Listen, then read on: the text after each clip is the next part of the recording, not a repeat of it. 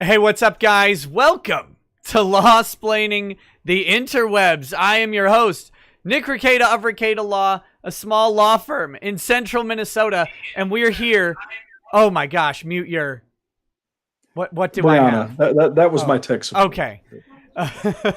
We have with me Mr. Ty Beard on the horn. How are you, sir? Doing good. How are you? I am doing terrible, but terrific at the same time. This is going to be a rolling disaster. I've been trying all day to get things ready, and I realize that it is not going to be ready. But we will have more people joining this show as we go. Oh, you're talking about the show. I thought you were talking about the election in general. No, the election is fine. Everything's okay. Aside from the fact that there's evidence already of various nonsense going on, and specifically BitChute has been at least for now shut down. Yeah, Drexel sent me something on that. What? Yeah. Okay, so BitChute what would they be doing that for? Because, Ty, it's the banks, and one day, oh God, please. One day, you're gonna learn that it's the banks, Ty. It's the banks, damn it. It's the bank. It's the banks. I can already tell I'm going to be needing this pretty early in the a handle of Tito's. I love it. Yeah, I love it. Read my text. Oh, BitChute is back up. Is that what's going on? Who pulled the trigger early? Who pulled the trigger early on BitChute? They don't get shut down unless Biden wins, I think. Okay, so we have Ty Beard on the stream. We are doing an election extravaganza. Ladies and gentlemen, strap in for the duration. Strap in, strap on, strap up, and start thrusting. Let's move on. Look, I need to set the tone. This is a stream of levity and comedy, and we will be enjoying the election. There will be analysis. There will also be jokes, because we are still allowed to joke in this country and on the planet some places. So we're gonna have jokes. But anyway, strap in. We're gonna be here. I don't know how long. Are you in for the duration? Are you stuck on this train? Yeah.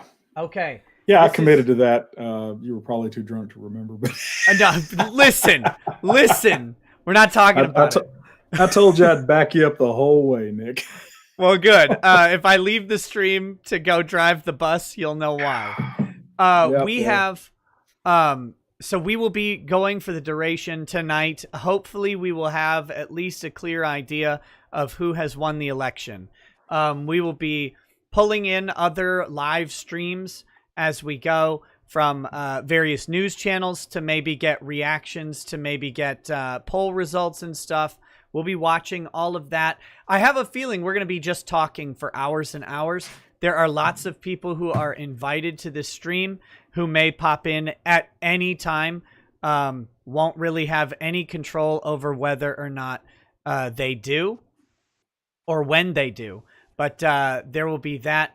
Other than that, just come and go as you like, guys. We're going to be covering this thing all night. It is election extravaganza. Harumph. I do have a couple guests here in my studio as well. I have Soder, although he will not be on mic or camera at any point. And I do have... Do you want me to go with... What? Okay. I do have Tim with me as well. He is a member of my Discord. He is also Canadian, and we don't hold that against him. But he will be here. I will add him to the camera at some point during the evening, and he will be offering some tidbits and updates on how things are going. Some Timbits. Timbits. Your mic's on, so you can talk, but you might want to move it a little closer to the mouth there. Timbits. Timbits. A Canadian delicacy. Yeah. How are you, Mr. Beard? I'm doing fantastic. You guys will be happy to know that Kentucky has already been called for the Donalds. So let me break out my old. Oh, are we doing this? I am. Wait, is it? Are we doing the one shot per state challenge? Oh, by the way, we have another call as well. I'm not doing drinking games on your show, Nick. And neither should you, by the way. I will do the one-shot challenge. It was a joke. The real joke, that would have only been an acceptable game during the Reagan-Mondale election, and only if you were doing shots for Mondale states. You would have been able to drive home and go to church or whatever immediately. But and Vermont has been called for Biden. That's a big. Vermont stealing has my already thunder been here, called Ty. for Biden, huh? Yeah, Okay. yeah. Well, that's Well, I mean it's bright blue on the Associated Press, so I'm assuming. Yeah, no, it has. Yeah, it has. There's Kentucky and Vermont. everyone is surprised by the result of Vermont going to Joe Biden. Yes, this is a major surprise for the Trump campaign. I don't know if they can survive this, actually. The weird thing is, I think there are people who are surprised by Trump winning Kentucky. And I blame that entirely on mainstream media coverage of that. I need to put like a little map. A little map in the... I'll put it up in the corner of the stream in just a second. Like I said, I'm still getting all of this stuff organized, but we'll have the Google map up of the election results. Google, you're pissing me off. Can I pop this I'm out? also seeing that Mark Warner has won re-election to the U.S. Senate in Virginia. Mark Warner. Okay. That's is he one of the Warner brothers? We are watching the Senate. That is a fast call. Let me see. I've got so one of the things that I do in these things is I look at the Secretary of State's sites, because they often are faster updating than the media. Although that does not seem to be the case right now. Let's see. No, they're not showing anything on the Virginia. Oh, Virginia, you suck. Yeah. There we go. Okay. All right. Yeah. So obviously, what I would suggest we don't do is do the obsessing. When there's 1%. Ooh, Biden's ahead on 1% or Trump's ahead on 1%. But, I agree totally. That's why we're looking at the stuff that's been called. But yeah, was Warner even? Did Warner even have a serious opponent? I wonder. My guess is no. Yeah, that's probably it. So they're basing it on exit polling. One of the theories is, and your mileage may vary. One of the theories is that the media will call blue states and candidates and so forth very fast, but won't call red. To build the thing. Now this is interesting. So Florida has 43% of their votes already in. No, that can't be right. Mail-in voting. Yeah, I'm seeing 31%. Okay. If we're having a look in at the early voting, Biden is ahead by less than 3%. Looks like 2.8. That is not per their expectations. Now Georgia is much more in line with what the Democrats were. Well, we got less than one there. Yeah. That's true. Yeah, you're right. That's only 3%. And that's not yet. Actually, Georgia's results are coming in right now. So the states that are reporting right now are Georgia, Indiana, Kentucky, South Carolina, Vermont, and Virginia. It should be all the states that are in the Eastern time zone. No, it's scattered out a little bit. 6:30, North Carolina, Ohio, and West Virginia. And remember, some states straddle time zones, like Florida and some others. Yeah. 7 o'clock will be Central Time, is when we'll have the first real big one, and that's going to be when Florida closes its polling. So early predictions. Nick, who's going to win? Oh, not America. Yeah, but you can't weasel out of that question that way. No, I think that Trump will pull it off. I do. Okay. That's not like a hopeful wish. I'm probably the person who is least concerned about how the election will go either way in this. I think your concern is that it be funny, right? I mean, yeah, that's the real goal here. I really want to see someone cry. I want the Young Turks or somebody to cry. We're going to be looking for that on the show. By the way, we will be. I'm getting that stuff organized where we'll have some streams we could pop over to watch.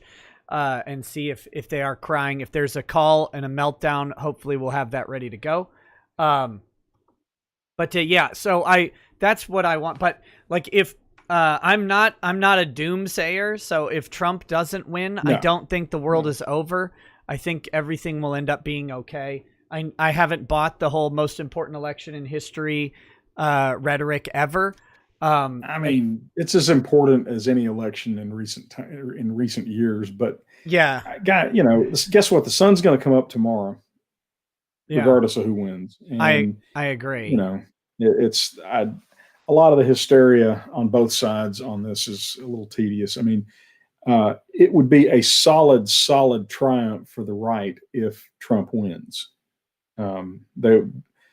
Because he'll be able to seal up the courts and all that kind of stuff, and probably take the administrative state apart. But at the end of the day, our founders were brilliant men, and they designed a system that that idiots really couldn't screw up.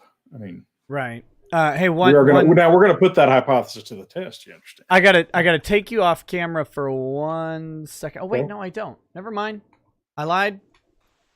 What? Deprive the audience of my visage? Oh, they ain't missing much. No, I thought I had to grab the link to the Hangout that we're in, and I didn't want that to pop up on stream. That would be bad. Suddenly, a bunch of people hopping in. I'm still. So Tim, what are you predicting? What do you think?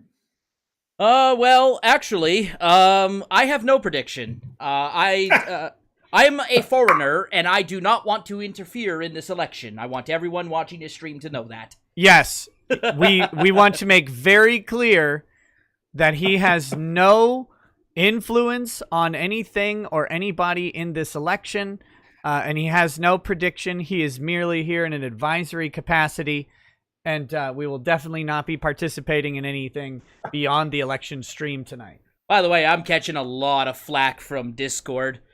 You guys remember, I still have mod powers. I can mute all of you.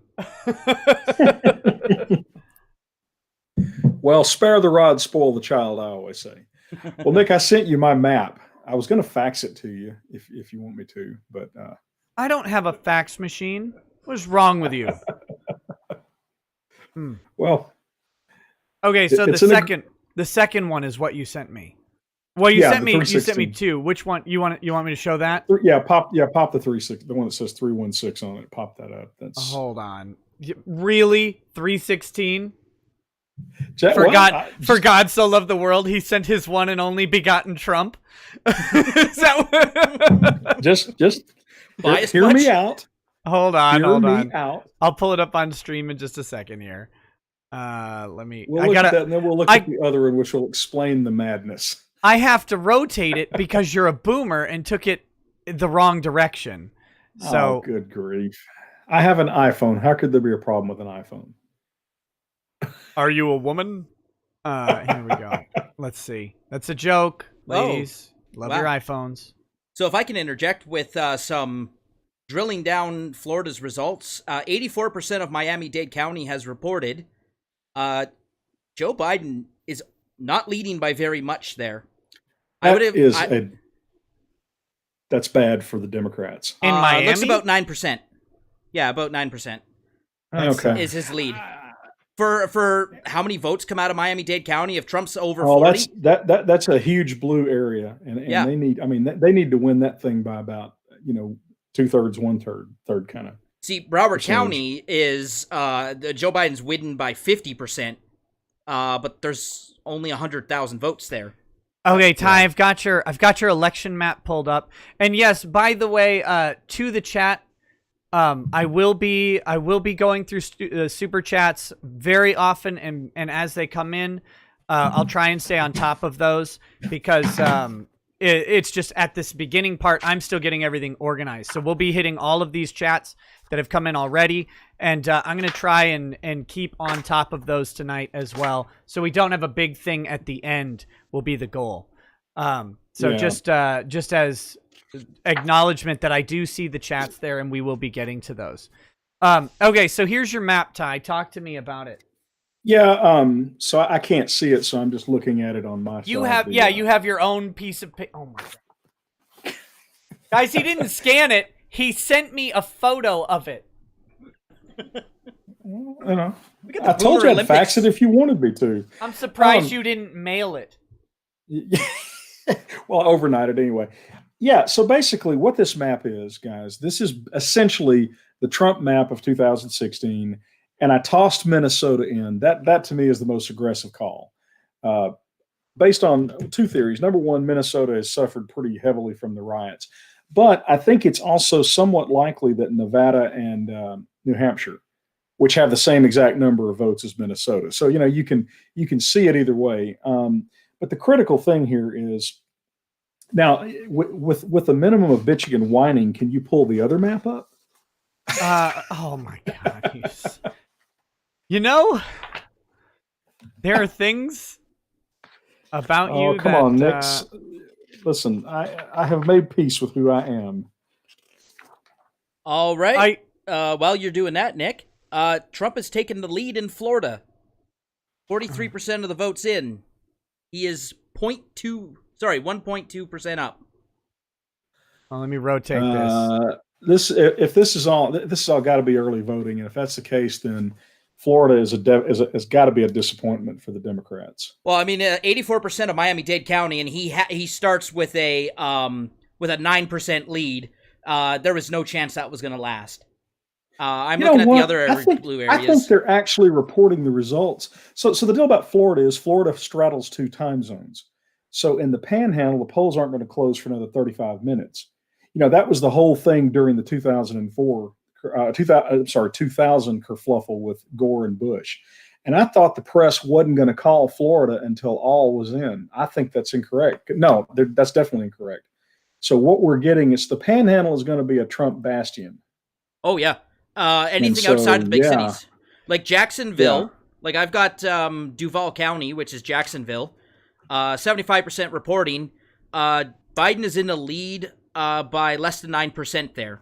And that's also a pretty heavy blue area. That's right up on the East Coast line. Oh, my God. We've got like actual analysis and updates happening. I didn't ever think this was possible. So actually, I'm glad Tim's on because he's that kind of stuff is great. Hey, do you have my map up yet? No. I do have your map up yet. Your 260 the one that says map. 260. Okay. Yes. All right. So here's the deal. This map gives basically Biden and Trump every state they ought to carry. Okay. Okay. And the states in green are not on the map, and I didn't bother to tally up Biden because I don't care about Biden. I can't believe you don't have Trump taking California or DC. You heathen. Well, yeah, I'm a pessimist that way. So this is when I predict when I called the election accurately on election day in 2016. This is basically what I was looking at, and the point I was making was. If Trump takes Florida and if he takes the other red states he ought to take, then he needs one of those states in green, not Nevada, New Hampshire. He'd need both of them.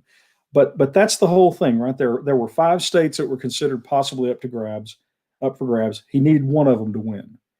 And of course, some of my liberal lawyers questioned my logic. What chance does he have to win? And I said, well, there's a thing called a binomial distribution. If you give him a 1 in 3 chance of winning each of those states, which he had a much greater chance, actually, he's got something like an 82, 83% chance of winning at least one of them. So that's where, that to me, everybody keeps talking about Pennsylvania. I disagree vehemently. It's Florida. It's always Florida. For the last 13 elections, in 12 of the last 13 elections, the party that won Florida won the presidency. And the one election where that didn't happen was the 92 Clinton election that had Perot in it, which was a complete, aberration. So bottom line is, as Florida goes, I think so does the rest of the country. So if Trump is doing handily well in Florida, I disagree with Nate Silver, who really ought to be called Nate Bronze or Nate Participation Trophy. Oh, dang. Not even second place for Nate. Very, very sad.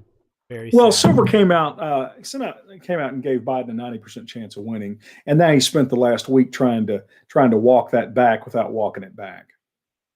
He sniffed it. Well, if he takes Georgia and he takes Florida and he takes North Carolina, Trump will have a 50-50 chance. That's bullshit. He takes if he takes that mathematically, his chances of winning approach something like 90%.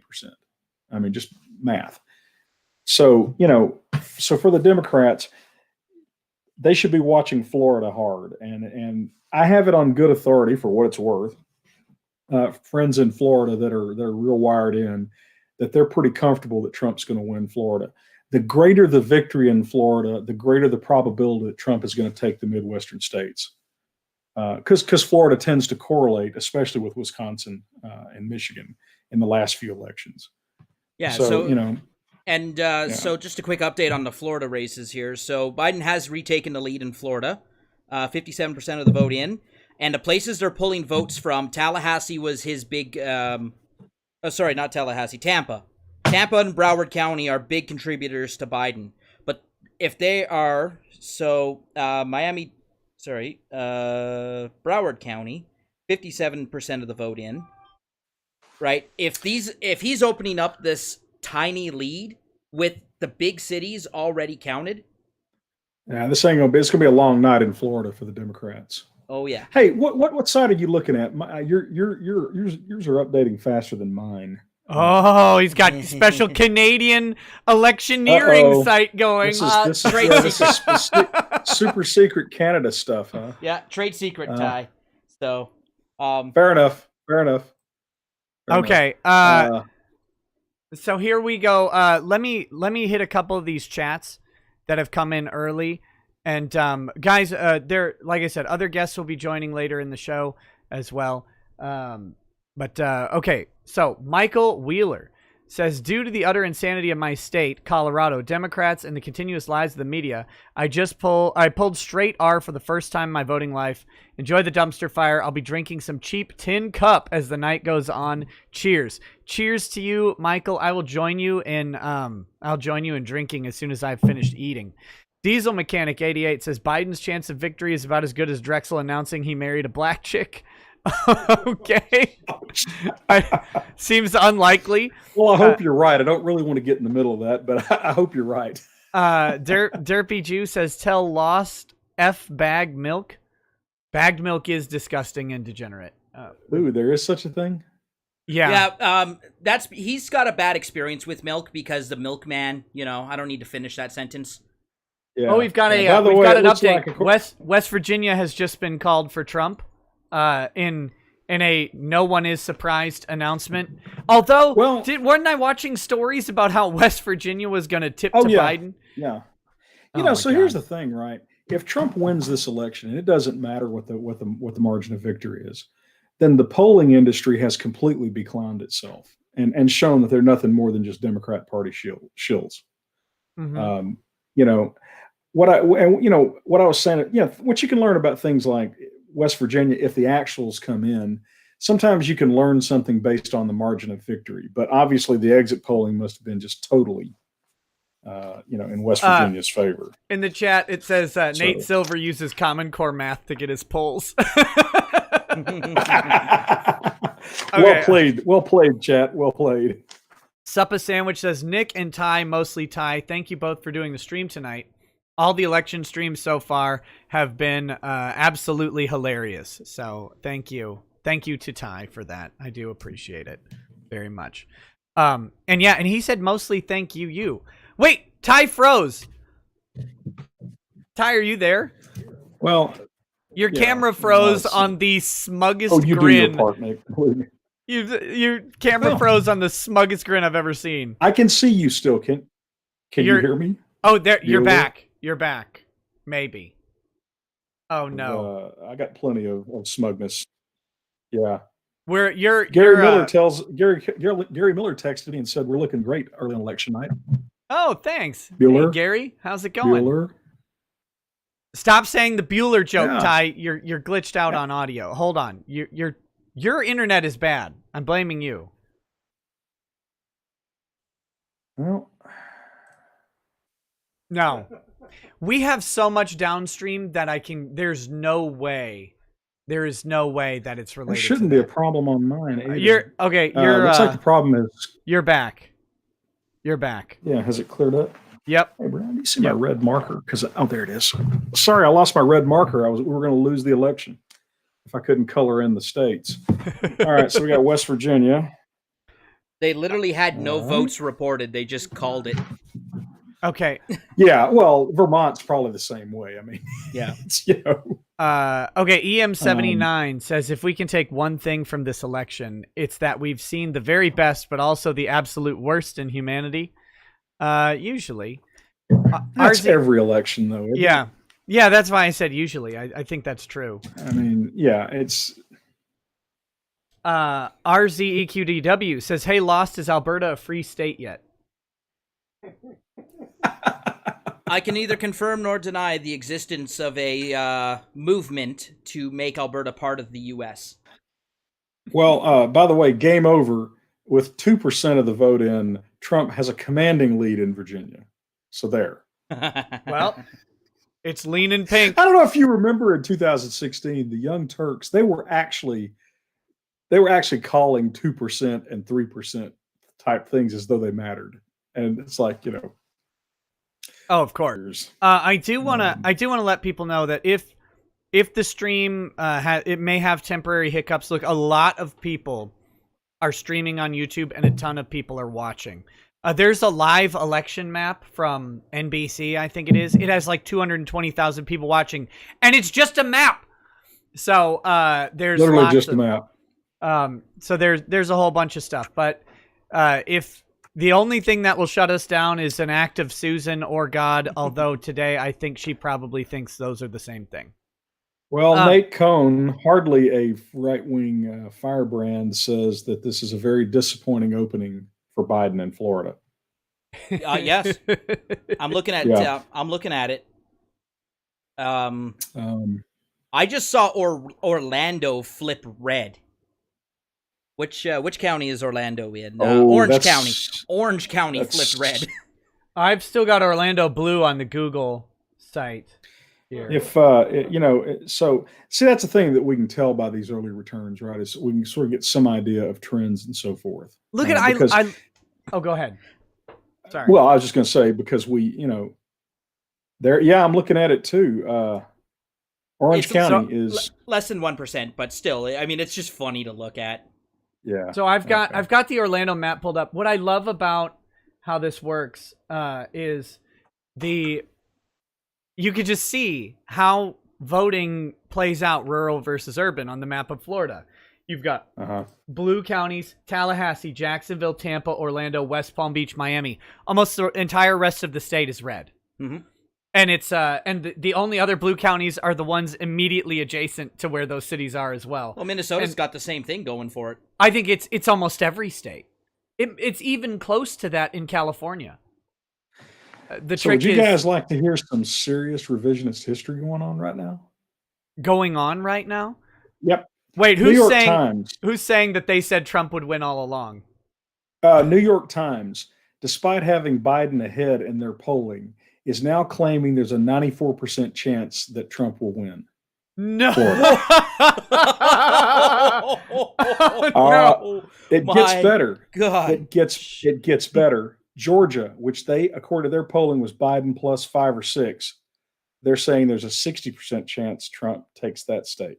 Yes, and they're seeing in the exit polls, Ty, they're seeing the same thing that I'm looking at right now. The big cities are the areas that have the worst turnout problems, where only 70% of the people come out and vote, and that's a really good turnout for a city. Yeah.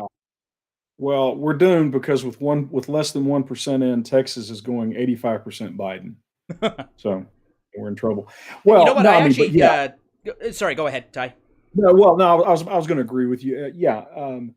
It was very clear from the tone of the reporting last week, and and of course the Democrats' sudden switch to, y'all need to get out and vote. Just go to the polls. Don't bother mailing it in. That they weren't seeing the results they were expecting to see. Yeah, Virginia has been called for Biden now, according to we'll see about Google. that. According to Google. It won't surprise me, but right now, interestingly enough, with the reporting that's in, Trump is ahead. Not with Virginia being called. Well, no, I'm just saying with 8% of the votes in, Trump's actually ahead right now at this moment, right? Oh, right, yeah. So they're obviously basing that off of exit polling. The real quick that's probably safe for them to do. To the stream person who asked if I can center the map, it's how Google has the map pulled up. I might pull up. Maybe I'll see. Let me hide it, and By I'll the way, get Nick, that's a better not source. That's not Google data. It's that's Associated Press. Yeah, AP. Yeah. I just saw. How dare you pull AP into this sanctimonious? Look, I just picked the one that's on Google because it's easy to go to, but I'm going to go to their actual one in just a second here and see if I can get that to be centered. By the way, if I can do a quick shout out too. No, you can't. Because I am watching house races as well, and I just want to shout out to Sakaki Onsai for sending me, because I'll admit I am a political nerd, but I'm not that big of a political nerd, so just want to shout out to him. Thank you for putting together a house race list that I can keep an eye on. Hey, Sakaki, shout out too, by the way. Yeah, no early returns yet. I'm keeping an eye on Florida 21, 26, and 27. No returns for them yet, so obviously house races will update a little slower because no one cares about the house. The house exists? I honestly don't. I'm really interested to see how Nancy Pelosi's crash desk dummy class does. That's those freshman House members that were in either red or swing districts that came in as conservative Democrats, and then of course voted as liberal Democrats. It'll be interesting to see how many of them survive. Where did you see that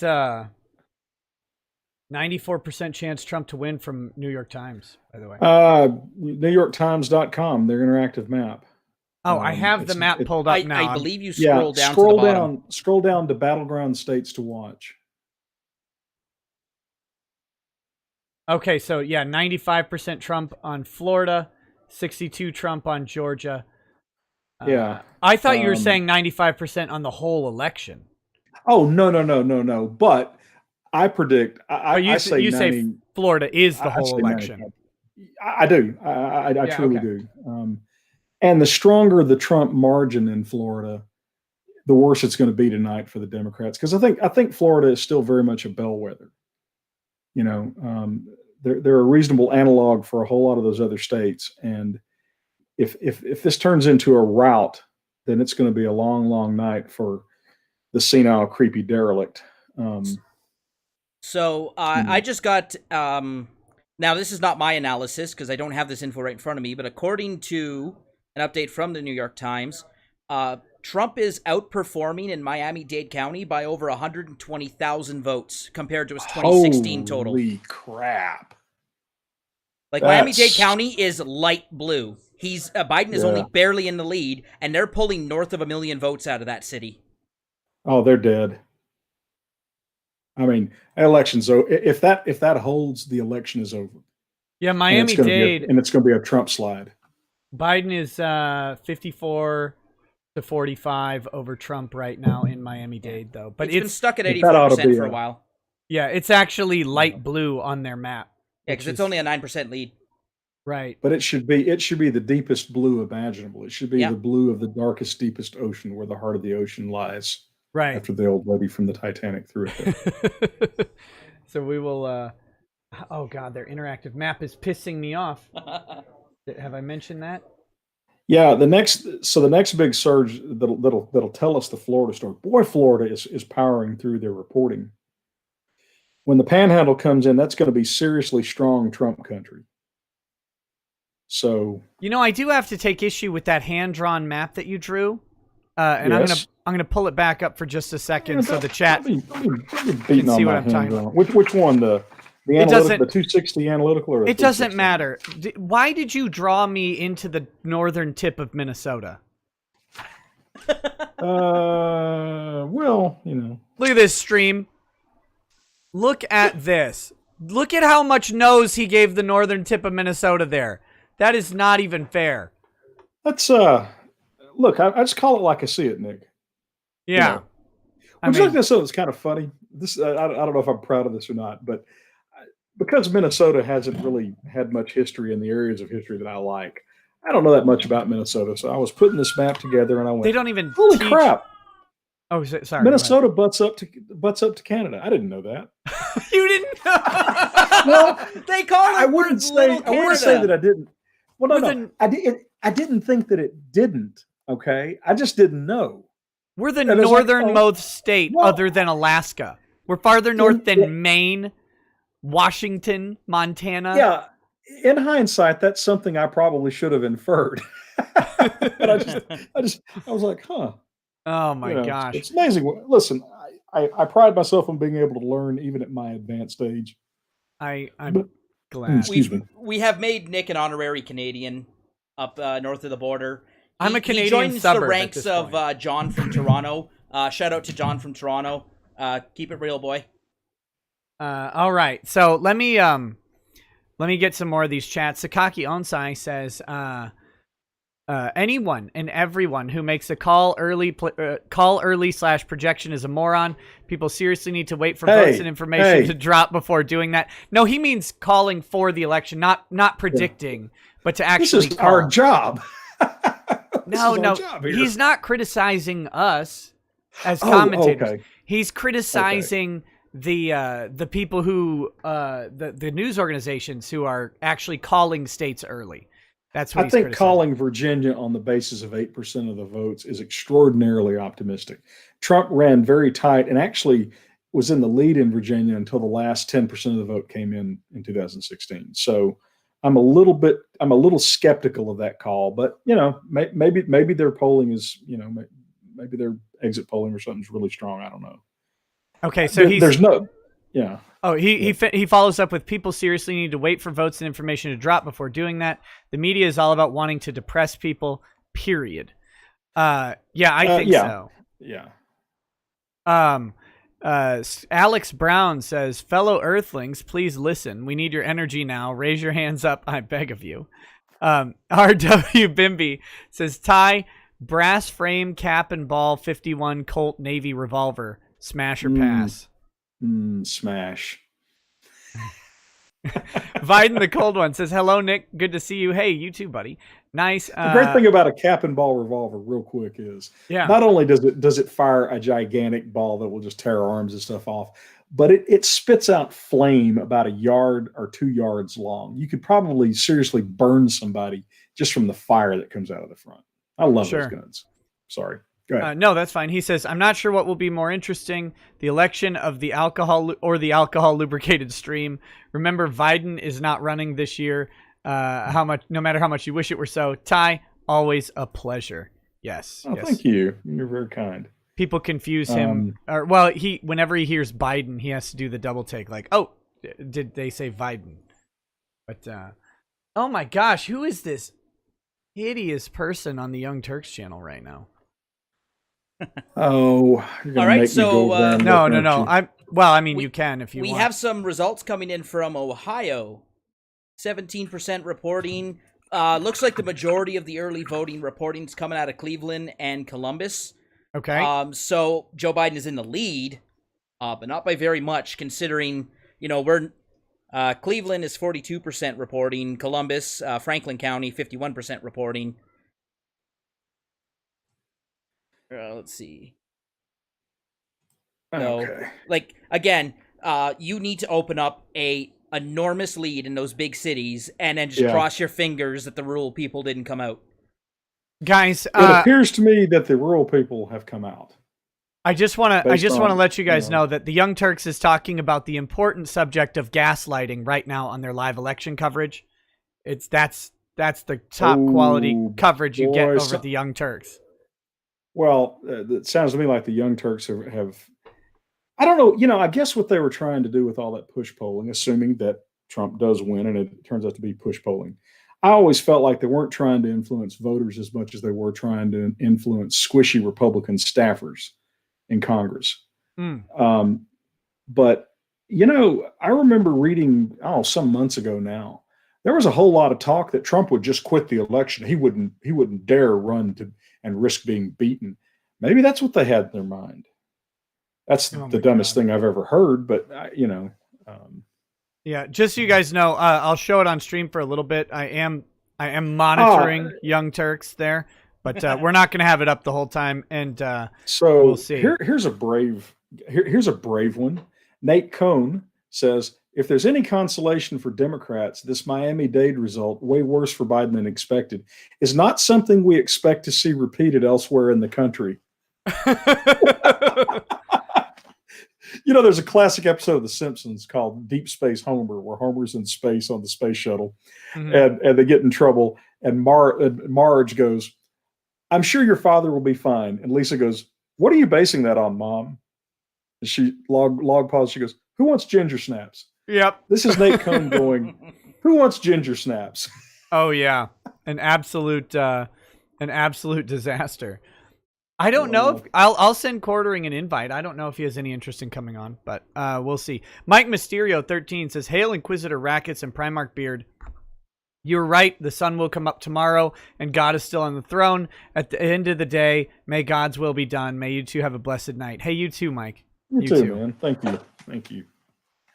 We've got Butch Lacolos says, I want Trump to win just for the memes and so that I can drink the tears of the SJWs. And they might as well capture all of the tears and throw it into barrels and age it. I mean, for all I care. So what happens? Let's say Trump, it is a Trump slide. What do the, what do the Democrats do? Embrace Kamala Harris. Go as far left as possible that they wrap around and become right again. Well, I don't know about the wraparound part, but I was talking today to a buddy of mine. I said, if they get hammered, especially if it's a hard hammering, Pelosi, Schumer, the old Democrats are finished. Yeah. Yeah, I would agree with that. And they're going to do exactly what I think you're implying. They're going to conclude we lost because we were insufficiently liberal. So Bernie and AOC, right? They will start taking over the party. That young generation, so to speak, of Democrats. By the way, Trump is now 0.3% down in Florida. There's still 20% of the votes to count, so a little less than 1 million votes left to count. Yeah, that's only about a 30%. I mean, a 30,000 vote difference or something. Not even that much, actually. Yeah, about a 30. A little less than 30,000. So, and the votes that are left to be counted are from the Panhandle, which are going to be. Actually, the polls haven't closed in the Panhandle yet. Mm-hmm. They're not closing for another 9 minutes. So, there we go. 80% now, 0.1 down. Oh my gosh! And like I said, he just took a massive boost. Yeah, once Joe Biden loses the lead, he ain't getting it back. They've counted the votes in the big cities already. Yep. Well, like I said, we've got 9 more minutes and the Panhandle comes in, and that's going to be insanely pro-Trump. So I think you can put a fork in Florida. All right. It's 49-6 to 49-5. We'll have to see what changes as we go. Not much to talk about Ohio yet. Not much movement there.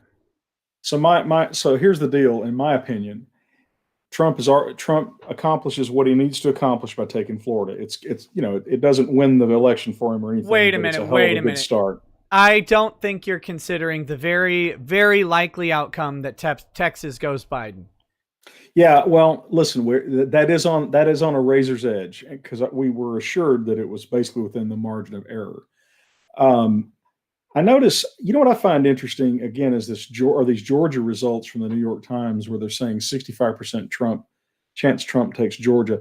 The Democrats and the pollsters have been harping that Georgia and Arizona were 2 of the states that they were harping constantly were going to go sideways and be flipped. Oh, Georgia was definitely going to flip. Didn't Biden do like 3 stops in Georgia recently which indicated it was definitely in play. And remember how everyone said Texas was purple now? Texas is a swing state. Yeah, we'll see about that. But by the way, it's too early to say anything out of Georgia, especially because they have not counted any votes in Fulton County, which is core Metro Atlanta. Mm-hmm. So, that's a lot of votes. Atlanta is a pretty big city. Right. Yeah, well, I mean, and all I was doing was, okay, so this forecasting is apparently updating constantly, so I'm not even sure how. It's all bullshit. Who cares? Yeah. Okay. So, So, Tim, can you help me out with Virginia right now? Why they're calling it Biden? Trump's up 55 to 42, basically. But is it the cities that? Yeah, so I believe that area around Alexandria. Now correct me if I'm wrong, because my geography is just a little off. But Alexandria, up in the northeast Virginia, is that around that Washington D.C. area? Yeah, Alexandria is near D.C. Okay, and then Richmond too is a pretty Democrat stronghold. You can see how deep blue it is. Pretty major, population area. Right. So, Arlington County has, to give you guys an idea, Arlington County is 73% of the votes have been counted there, and Biden is up 85 to 13 over Trump.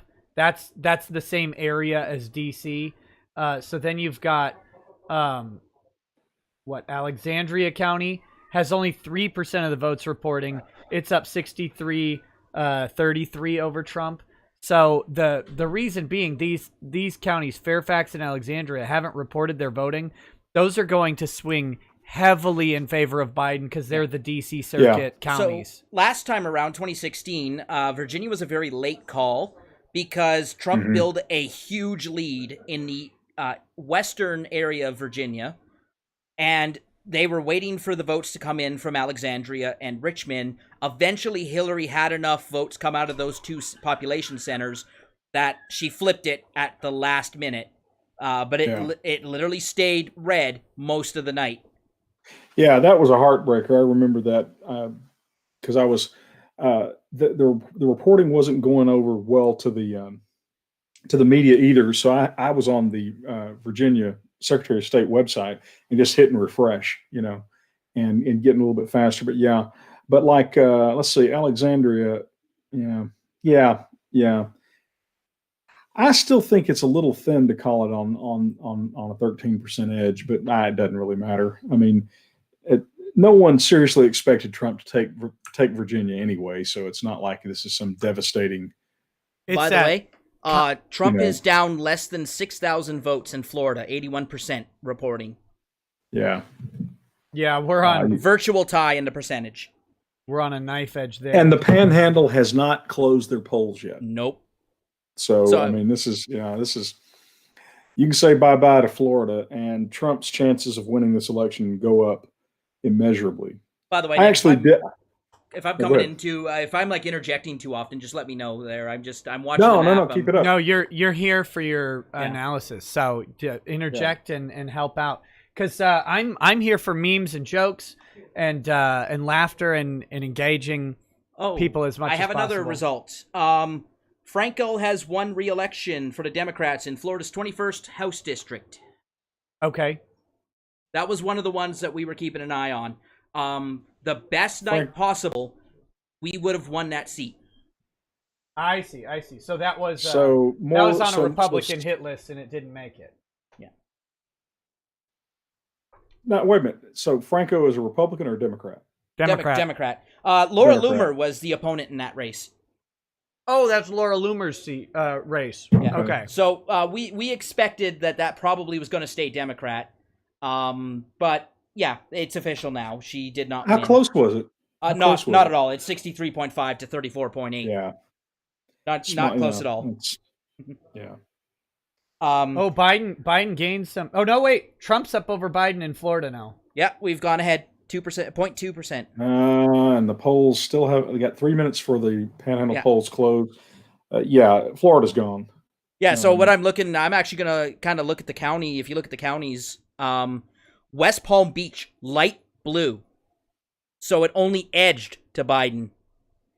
He's got a small lead in West Palm Beach. Miami's small lead. West Palm Beach is small lead. Jacksonville is small lead. Orlando's still heavy.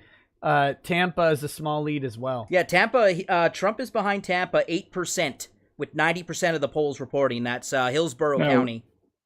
If you're the Democrats, you just can't spend enough resources to take Florida, because Trump basically couldn't win without taking Florida.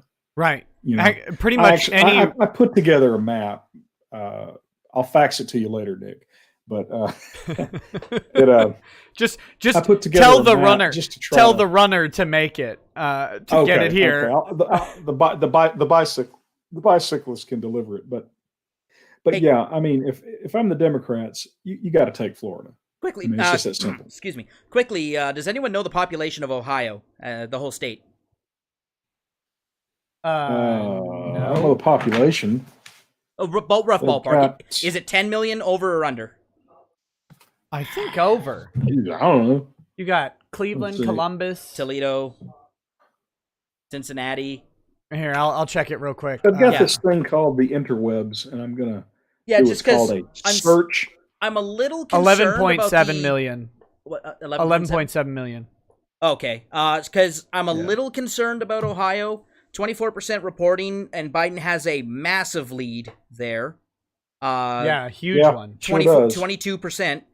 And 54% reporting out of Columbus. What do we got here? 42% reporting out of Cleveland. So they have a lot more votes to count there. But Yeah. also none of rural Ohio, virtually none of rural Ohio has been counted either. And certainly Yeah. none of the suburbs have been counted. I believe that Akron is a kind of southern burb of Cleveland. Or Yeah, not I too think sure what about you're that. seeing is you're seeing the blue counties coming in early, and Yes, but he because is. they're yeah. Yeah, the trick is to open up the really big lead and then cross your fingers that he doesn't catch you. Well, I'm seeing a really big lead right now. 400,000-ish votes in the lead. But, we've got 1.4 million votes counted, and if there's 11 million people in Ohio, we're very early in the night. Guys, I can't even start drinking until 1,000 likes. Oh, Yeah. yeah. I'm kidding. I'm Well, joking. I'm mostly joking. While we're thinking Yeah. about it, let's get a whiskey review. Yeah, let's do this. Go ahead, Ty. I'm gonna pour some of this 20-year Alberta Premium. Well, I'm doing Tito's and orange juice. That's my beverage of drink.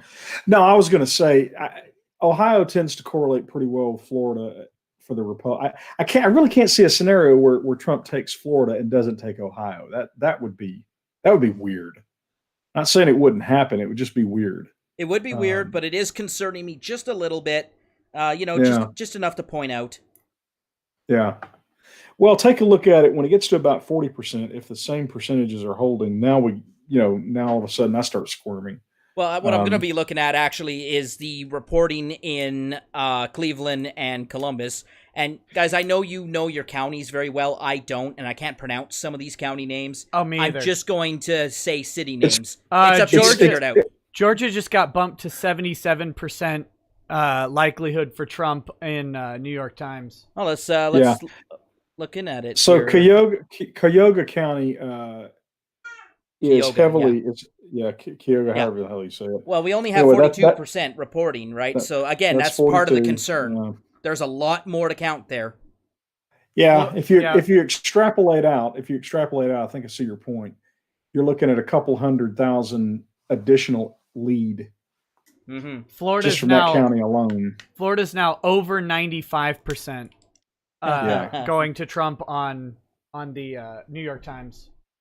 Well, make no They mistake, have Trump's to got to be- have Ohio. If he doesn't take Ohio, he's going to have to replace Ohio with one of the two bigger Rust Belt states. That would be a real gut punch to Trump. Mm-hmm.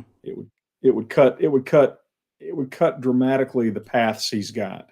Oklahoma called for Donald Trump, surprising nobody. Mississippi, Alabama, Tennessee, South Carolina, all called for Trump. They do say North Carolina is going Biden. Well, I mean, they haven't called it. I mean, that's their indication. I'm looking at some of the Senate races. Tennessee, Mississippi, Alabama, Kentucky all have been called for Trump. Oh, Kentucky was early. Yeah. But Tennessee, I don't know about Mississippi, y'all, but Alabama. I'm shocked by that result. I'm actually, Kentucky has Andy Beshear as the governor, right? Like, so I am mildly surprised. That's a Democrat governor, and he's been really heavy-handed on the. Wait, am I reading this correctly? The governor of New Hampshire, a Republican, has won re-election. Oh, I'm telling you, New Hampshire is one of those bellwether kind of places. They got Trump was actually polling pretty tight in that state as well. Cory Booker has won re-election to the U.S. Senate in New Jersey. Oh, glad to hear that. I'm sure we know who he is. Coons has re-won election. All right, I've got this. They're calling Rhode Island for Biden, surprising absolutely no one. Oh, devastation! A devastating blow to Trump's reelection. I'm seeing a lot of re-elections across, Senate and House races. Right, nothing's flipping. Yeah, that's pretty typical. Now the House races are a little disconcerting, but I'd be curious in Oklahoma because I know in Oklahoma was one of the states that elected one of those crash test dummies. How many likes do we got? Oh, we're at 1,600 likes for now. All right, well, 1,000 likes, right? Yep. So we're gonna drink. I'm not gonna do this as a shot. I will finish this, but this is a 20-year Alberta Premium brought in from Canada, Stan, by my guest here, Tim. So thank you so much for that. I'll give it a quick review here. I want to zoom in. Yeah, Texas is still only 10%, but I really am curious to see the breakdown inside Texas when the time comes. Very smooth. Very smooth. I like it. It's got a little bit of it's got a tang to it. Yeah, which is common for rye whiskeys. If you've had Canadian Club or Crown Royal, I believe, they'd have a very similar. Mm-hmm. It's good stuff, man. I like it. It hits the stomach with a bit of fire. Yeah. Very good. Okay, let's see. Big Red Bear says, "You promised me I'd be here, Nick, and here I am. Prepare for a great dumpster fire, folks. And better yet, no matter what happens tonight, somebody's going home crying. The excitement is real." Guys, I need to know what right-wing stream to monitor for the best chance of tears happening. Crowder, maybe? Oh, my goodness. Oh, look at Ohio. 31% reporting. Donald Trump closed that gap. He made up 12% of the gap. Yep. Yeah. By going up 6% of reporting. Maryland has been called. Delaware has been called. Connecticut. The Northeast is closing in on being called entirely for Biden, which is pretty expected. Well, I was going to say the kind of wave election you'd have to have for Trump to flip those states would have been. Cuyahoga. What is that? What is Cleveland County? Cuyahoga County. So again, concerning. They're not. They haven't moved one bit. Still 42% reporting, 51% reporting in Franklin County, which is Columbus. I'm sorry, stream, that I'm eating off camera, but I didn't get time to finish my dinner before this, and I don't want to die. At least not tonight. Don't worry, I'll carry him to bed. I'll still have. I could drink double what he drank in the same amount of time and still have my facilities about me. You're genetically predisposed to liquor. Well, Nick, you're being cucked by a Canadian on your own show. I don't know about that. It's not fair. Somewhere Drexel is just he's a native Canadian. It doesn't that's turning on the Konami cheat codes. Up, down, left, right. A-B start. That's not a contest at all. Illinois. Adrian Valladares says, question for Ty. I'm a male 22-year-old who was born and lives in California, and I voted for Trump. How rare am I? If the East Coast is an example, this isn't going to be a huge Donald Trump flips the deep blue areas. But there were some surprising shows of support for Trump coming out of California. Wait a second. We have Trump Bill Hagerty has won the U.S. Senate seat in Tennessee. Was that Democrat before, or was the incumbent not running? I don't know. Ty, do you know anything about the Tennessee? I do not. Senate seat? I do not know. No. Let me look him up. Bill Hagerty. He is. Who was the incumbent? Or who was the previous senator for Tennessee? Let's see. I'm trying to find out. North Carolina's polls. He was running against Marquita Bradshaw. I've never heard of her, so I imagine that was not an incumbent. Yeah, she's not the incumbent. So that was a Lamar Alexander. Okay, Was- so not running again. And he was a Republican. Okay, And, so well, we he was didn't a flip that one. nominal Republican. He was one of the rhinos. Also, Oh, Ty, just a minute. Finally, good. Okay, Ty, you broke up a lot there for a minute. You got, and you're back to it. I'll tell you when you're fully back. Let's just wait a second. Okay, In the meantime, I think you're clearing up now. we have a point. What is that? A 0.7% I was saying lead in Lamar Florida. Alexander is not a Republican. Gotcha. All right. Well, now we have a new person Yep. in there. Hopefully, they're a Republican.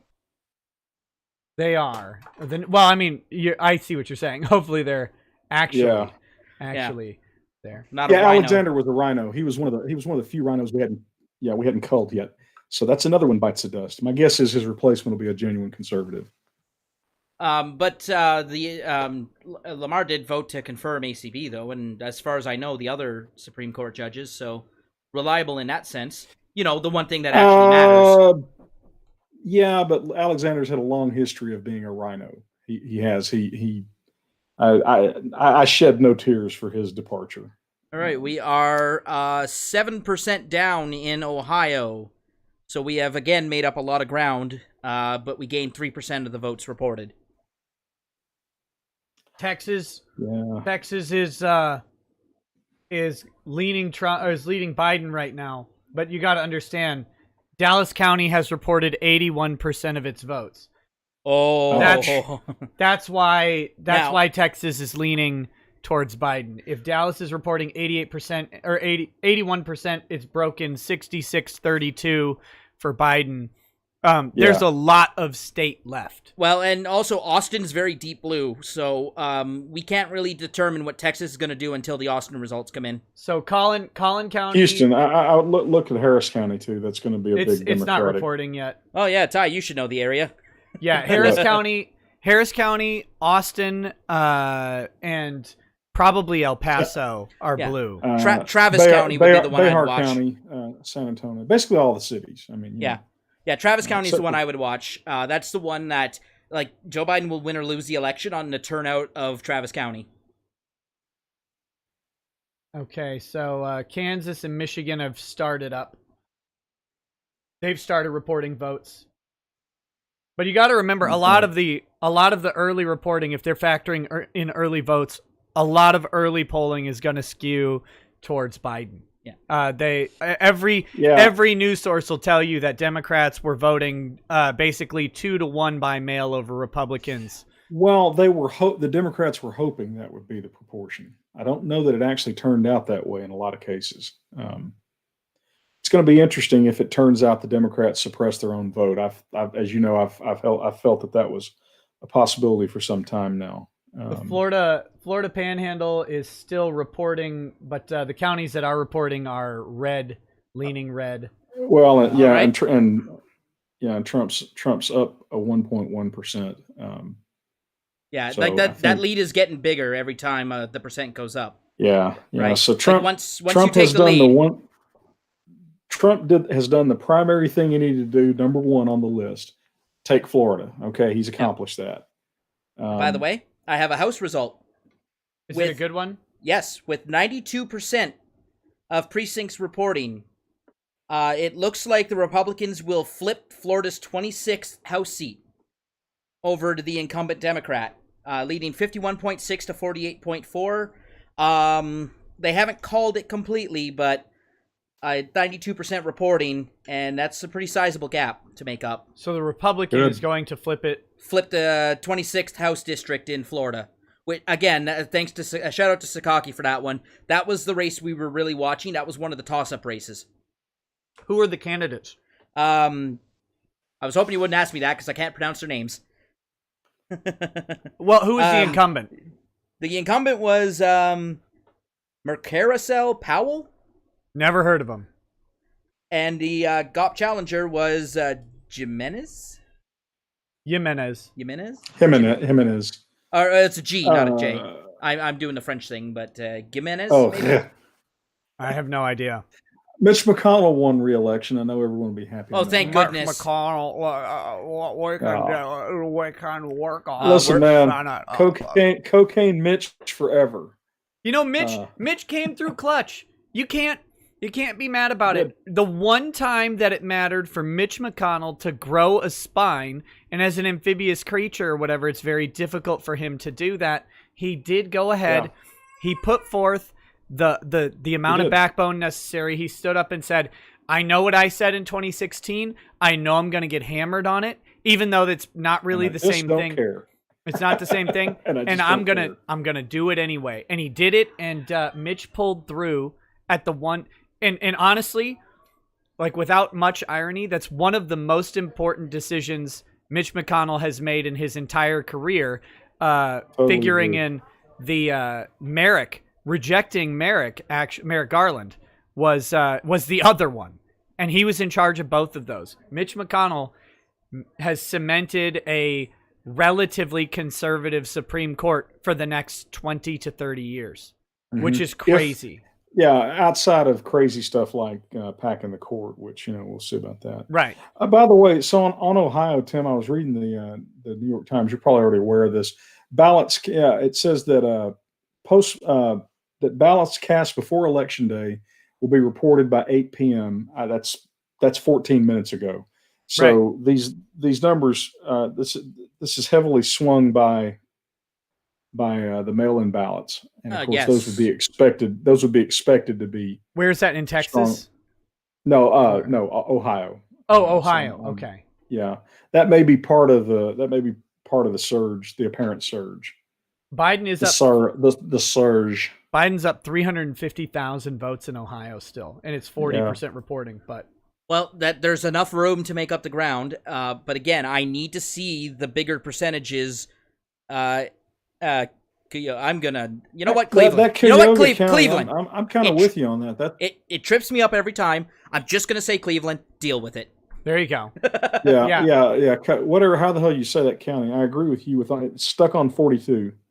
Yep. Yeah, and that's 42% there. Just Columbus extending it out, you could be looking at another $200,000 vote Biden jump.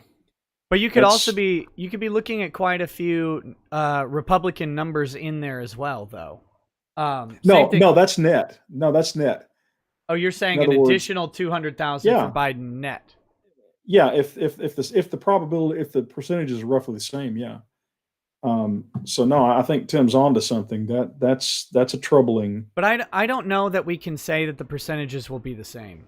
Well, no. I mean, obviously, that the assumption is I'm assuming that the remaining 58% statistically looks exactly like the first 42%, and it may not. But the point is, there's a big clot of votes there, and there's been no movement.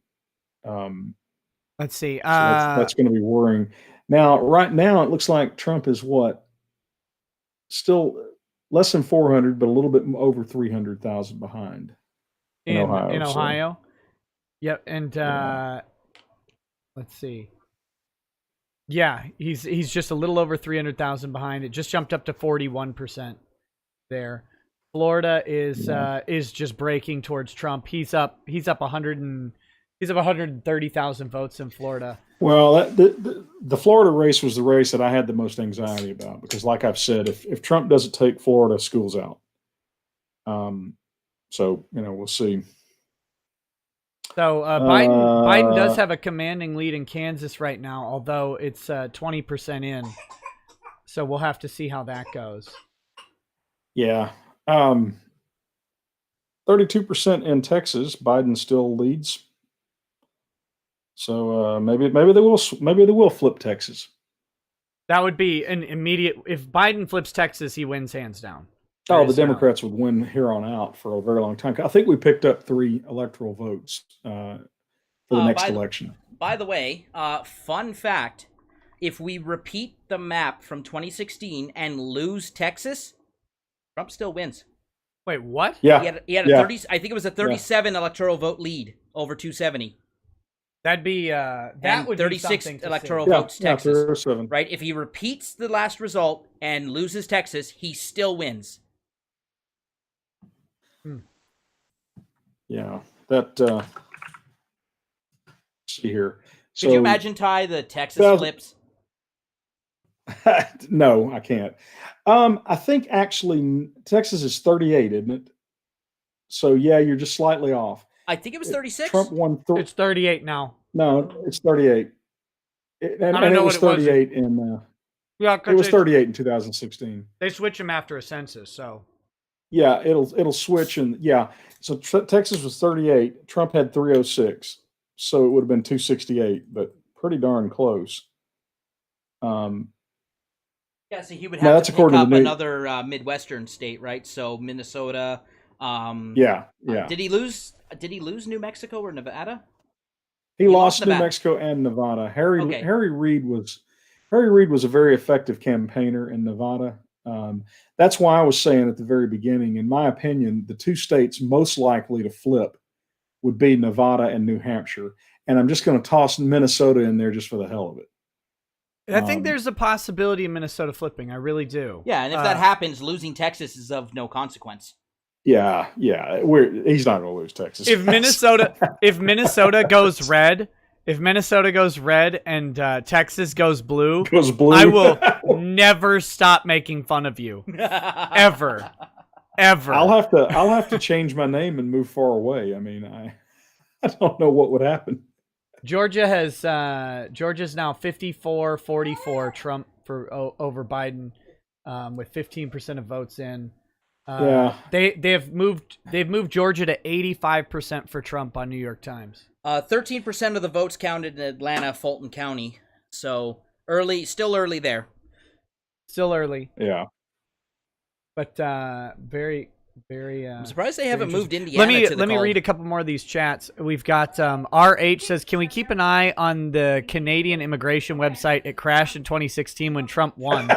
Will it crash again?" That was great. That was great. Meshikiari Roos says, "Good evening, Nick and Ty, sipping whiskey and enjoying the circus. Cheers, gentlemen." Howdy. Did you want want another hit of this? And I'm the one that slosh tonight, not you. Oh, I'm gonna get. Hey man, look, I'll be. Y'all aren't passing a bong around, are you? No. I did bring a lot of Coke. We don't normally say hit with whiskey. I hear. It's like blackjack. So I hear. Yeah, Ty, yeah. We're in a vault. I wouldn't actually know. So we're in a vault that barely has airflow. If we're doing bong rips in the vault, you'll know in about 10 seconds when you can't see us anyway. Okay. Goodness. Let's see.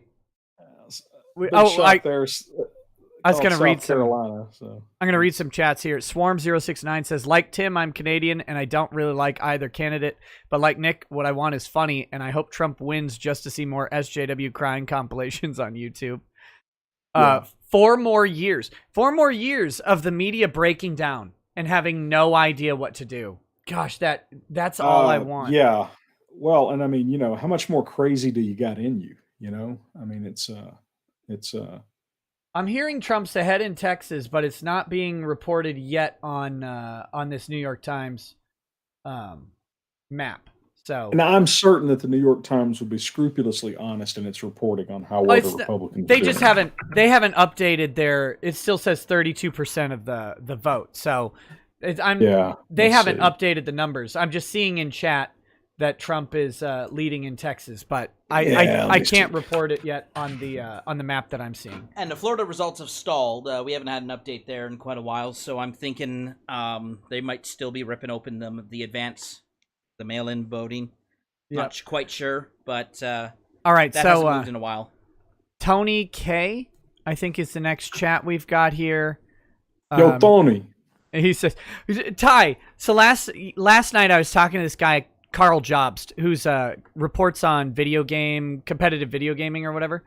And there's a guy in the competitive video gaming scene, an older guy around like the scoreboard or like the high score company or whatever. His name is Ricky Knuckles. That's his real name. Ricky Knuckles. Oh my God! If I were to ever write a mafia novel, yeah, Ricky Knuckles. That's it. Whoa, Ricky Knuckles, man. Dreyfon with a huge huge chat. I hope you intended that. Thank you. It says, wanted, Holy Lord Phoenix, 100,000 cats. Wanted for feeling from the true Holy Lord Beep. If any person is caught aiding this criminal, their limbs will be removed, skin will be flayed, they will be made into the finest of slippers for his lordship Beep. Sorry, Nick, had a bit to drink. You can a little bit, yeah. Oh, sorry, Richie. Hey, Richie Knuckles. Richard Knuckles. His name is Dick Knuckles, Ty. I said Ricky. It's Rich. It's Richie Knuckles. Oh my God. Yeah, I'd go with Ricky if I. Hey Tim, I just thought of something about Ohio. You know, John Kasich is a complete asshat. Who as I said, he was the only genuine Democrat who ran in the Republican primary in 2016, and he hates Trump with an undying passion. But apparently, he's reasonably popular in Ohio. So he, I don't know. Maybe that could be a problem. I'm stalled out on Senate races right now, but I'll come back to that in a second. Go Michigan is they've gone from 1% reporting to 2% reporting, and now they're for Trump. So I'm calling Michigan now. Trump, yeah. I'm joking. It's a joke. It's a joke about. Oh, I'm a data guy, all right? There are no jokes. Look, you have no. Went right past you. You have no results in Wayne County, Detroit, and you're making any assumption about Michigan. Please. Tony K says having some smoked whiskey bacon cheeseburgers. Oh, that sounds good. Later going to have filibuster whiskey, which is pretty decent. I like it. And Lagavulin 16, which is one of my favorites. Liver is going to hate me later. Yeah, attaboy. Good job, Tony.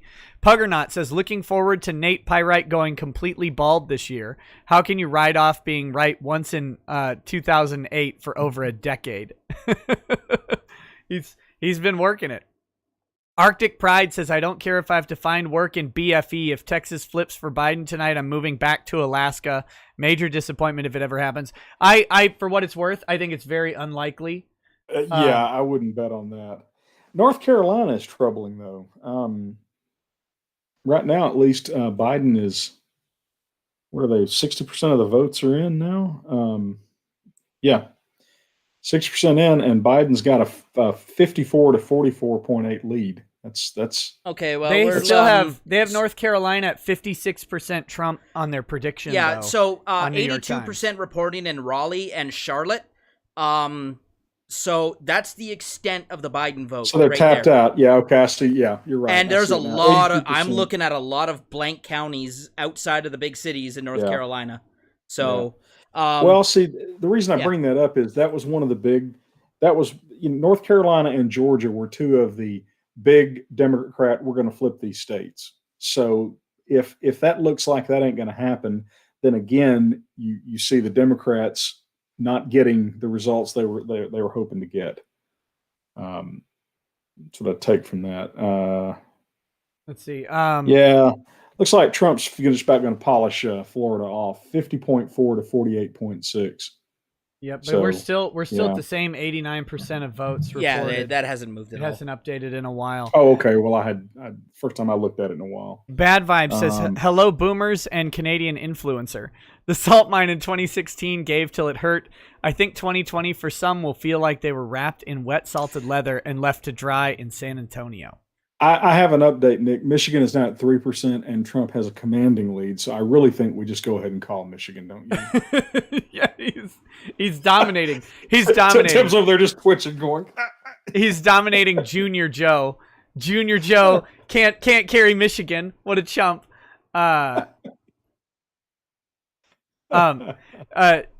Jeremy Rocks, the reason Virginia is blue but Biden has less votes, this map is predictive and it's based on the number of votes in each precinct and where those precincts are likely to fall. So Virginia has been called officially for Biden because they determined that based on the number of votes that will come in the major counties and population centers, basically, that are expected to swing blue, they're predicting that will carry the county for Joe Biden. So that's why you see a discrepancy. Here's a commentator about Ohio, by the way. Elena Plott, who I have no idea who it is. With the early vote in, Biden has a lead over Trump in Ohio's Delaware County, a GOP stronghold. Delaware County is heavily suburban, and no Democrat has won it since 1916. So let's see if we can find Delaware County. Florida has a minor update. An additional percentage has come in. Trump has expanded his lead a small amount. Ty, Delaware County is north of Columbus. Got north it. Of yeah, Franklin. I've got it. Right now it's 54, 44.7, and 73% of the estimated votes. And it's a heavily suburban county, and Trump struggles with suburban women theoretically. So we'll see. We've got breaking news Trump's from the chat. I'm seeing 10% black voters going for Trump in Georgia. Is some of the stuff I'm seeing on the chat wire here. Oh, that's going to be that's bad news for the Democrats because they really bad news. We've got a so let's go to a theory that Drexel expounded on a lot. Drexel is convinced that black men are going to swing hard for Trump. Swinging hard for Trump. Swinging hard for Trump amongst black. I kind of did walk into that one, didn't I? No, that's I wasn't even going to make the joke. Thank you.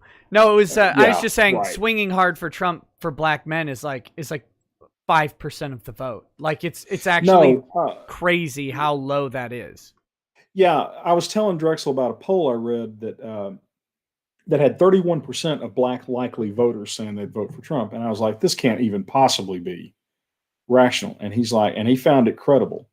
And he explained, he seems to think that minority men are starting to, I'm paraphrasing, I hope I'm not putting words in his mouth, but he seems to be thinking that minority men are starting to see this more as a gender thing than a race thing. If they aren't seeing it that way, they... Right. Look, this is going to sound weird, but I think minorities, by and large, know where they stand in America. Not that, like, for whatever that means. I'm not saying, they know where they stand based on their race.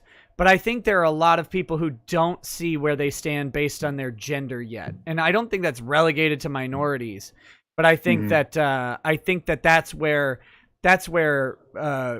sort of liberty-minded ideas will pick up voters, is amongst minority men. Is why I'm supporting Drexel's sort of hypothesis on that. I don't know if this election is the one that does it, in all honesty. Well, I'm sure it'll be an erosive process, but here's the thing. Remember, all those racists in the Midwest that voted for Donald Trump had voted for Barack Obama for the most. So, we'll see. It's going to be a long night if Ohio flips, and especially if North Carolina doesn't turn around. Yeah. What was I? Oh, yeah, by the way, get yourself some Alberta Premium 20-year aged whiskey. Oh, hey, we're not back, are we? Hey, we're back. Yeah, the stream says we're back. My God. Thank you.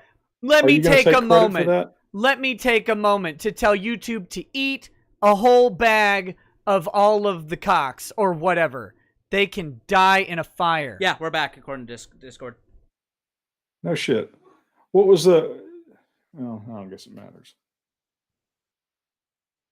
I don't know what the deal is. Apparently the stream heard me say, get yourself some Alberta Premium, Ty. But please do. Really, okay. Nick, what's the judgment on our, one of Canada's finest whiskeys? I'm sure it's good. I actually have a very high opinion of Canada. I'm a military history buff. And so you know about 1812, huh? Well, actually, I was thinking more about D-Day. One of the 3 British divisions that went ashore was the Canadian division. We took our beach long before Juno Beach. We took it a long time before you guys came through Omaha Beach. Yeah, Omaha was a little bit of a kind of a cluster there. We also raided Dieppe, which was the kind of practice run. Well, we had to test the defenses though. We had to know what we were up against. And, the Canadians, they put their hand up and they said, look, we'll do it. Well, no, that's the thing, right? The Canadians and the Australians are the shock troops of the British Empire. Yeah, we're still arguing. Okay, guys, the Australians are still arguing over who shot down the Red Baron. We are fully back now. YouTube cut the viewership in half. It is recovering. I'm livid. I'm absolutely livid because this is just how it goes. And I will be. Trump is 0.1% behind Biden in Texas with 55%. So I think. Oh yeah, now we're. Yeah. I'm starting to see. So 88% of Bexar County has reported. Yes, that's the number I needed to see. Yeah, Bayard. It's Bayard County, but yes. Oh, come on. Come on. So you got to respect the Hispanics, man. So is it pronounced Tejas? Oh, I'll bring the map back up. Sorry, guys. I'm just here being annoyed. Don't try to maneuver me into being politically correct. That's not right. That'll cause a rip in the space-time continuum. Yeah. But let's see here. Yeah, okay, that's Ohio. Wow. I'm having a lot of fun doing this. I don't know about you, Nick, and I don't know about you, Ty, but I'm having a lot of fun. I never have any fun. Yeah, I enjoyed the political stuff that the 2 debates that we did. 3, I guess, wasn't it, Nick? Yeah, 3. Yep, we did 3. Well, we should have been more like 2.5. 2.5. Yeah. Should have been 3.5 because except for Joe Biden passing out. Well, what I found it does, it makes me pay attention a lot more carefully to things, and that's actually pretty cool. So yeah. See, I still got nothing out of Travis County yet. Like, I really need Travis County to start reporting something. Yeah, that is, there it is right there. It just popped up. Okay. Oh God, 90%. And with it, Biden took a 51 to 47.6% lead. But I mean, that's it. He's not getting anything else out of that county. No. Right? 400,000 votes. 82%. I think we've seen the high tide of Biden in Texas. I still need to see some more stuff along the Rio Grande, right? Well, most of those areas are pretty blue. El Paso is but against that, you've got East Texas and you got Central Texas and all that. But I think El Paso is probably your biggest remaining. Yeah, okay, you've got 88% of San Antonio, 90% of Austin, 81% of Dallas, and 82% of Houston. Biden is not picking up much else in this. The border counties up against the river. They're going to get those. They're small counties. The population. They're large. They may be physically large, but they're not heavily populated. You're talking about you're talking about El Paso is the one. Look, I need to see something. El Paso, out of El Paso is the one. No, El Paso is the one that's important. Well, you'll be happy to know that little old Smith County, Texas, Trump won 71.7 to 26.9 with 3/4 of the vote in. Right. I'm actually I'm surprised that Smith County went hard for Trump. I'm very shocked. yeah, me too. I'm appalled even. So okay, Ty, I've got a head scratcher for you. 3% of the voting counted in Wayne County, Detroit, Michigan. 53.1% for Donald Trump. In Detroit? In early Detroit voting? Early Detroit voting. They must not have the mail-in stuff going on. Oh, by the way, no, I think Governor Phil Scott has won re-election in Vermont. Well, that's a load off.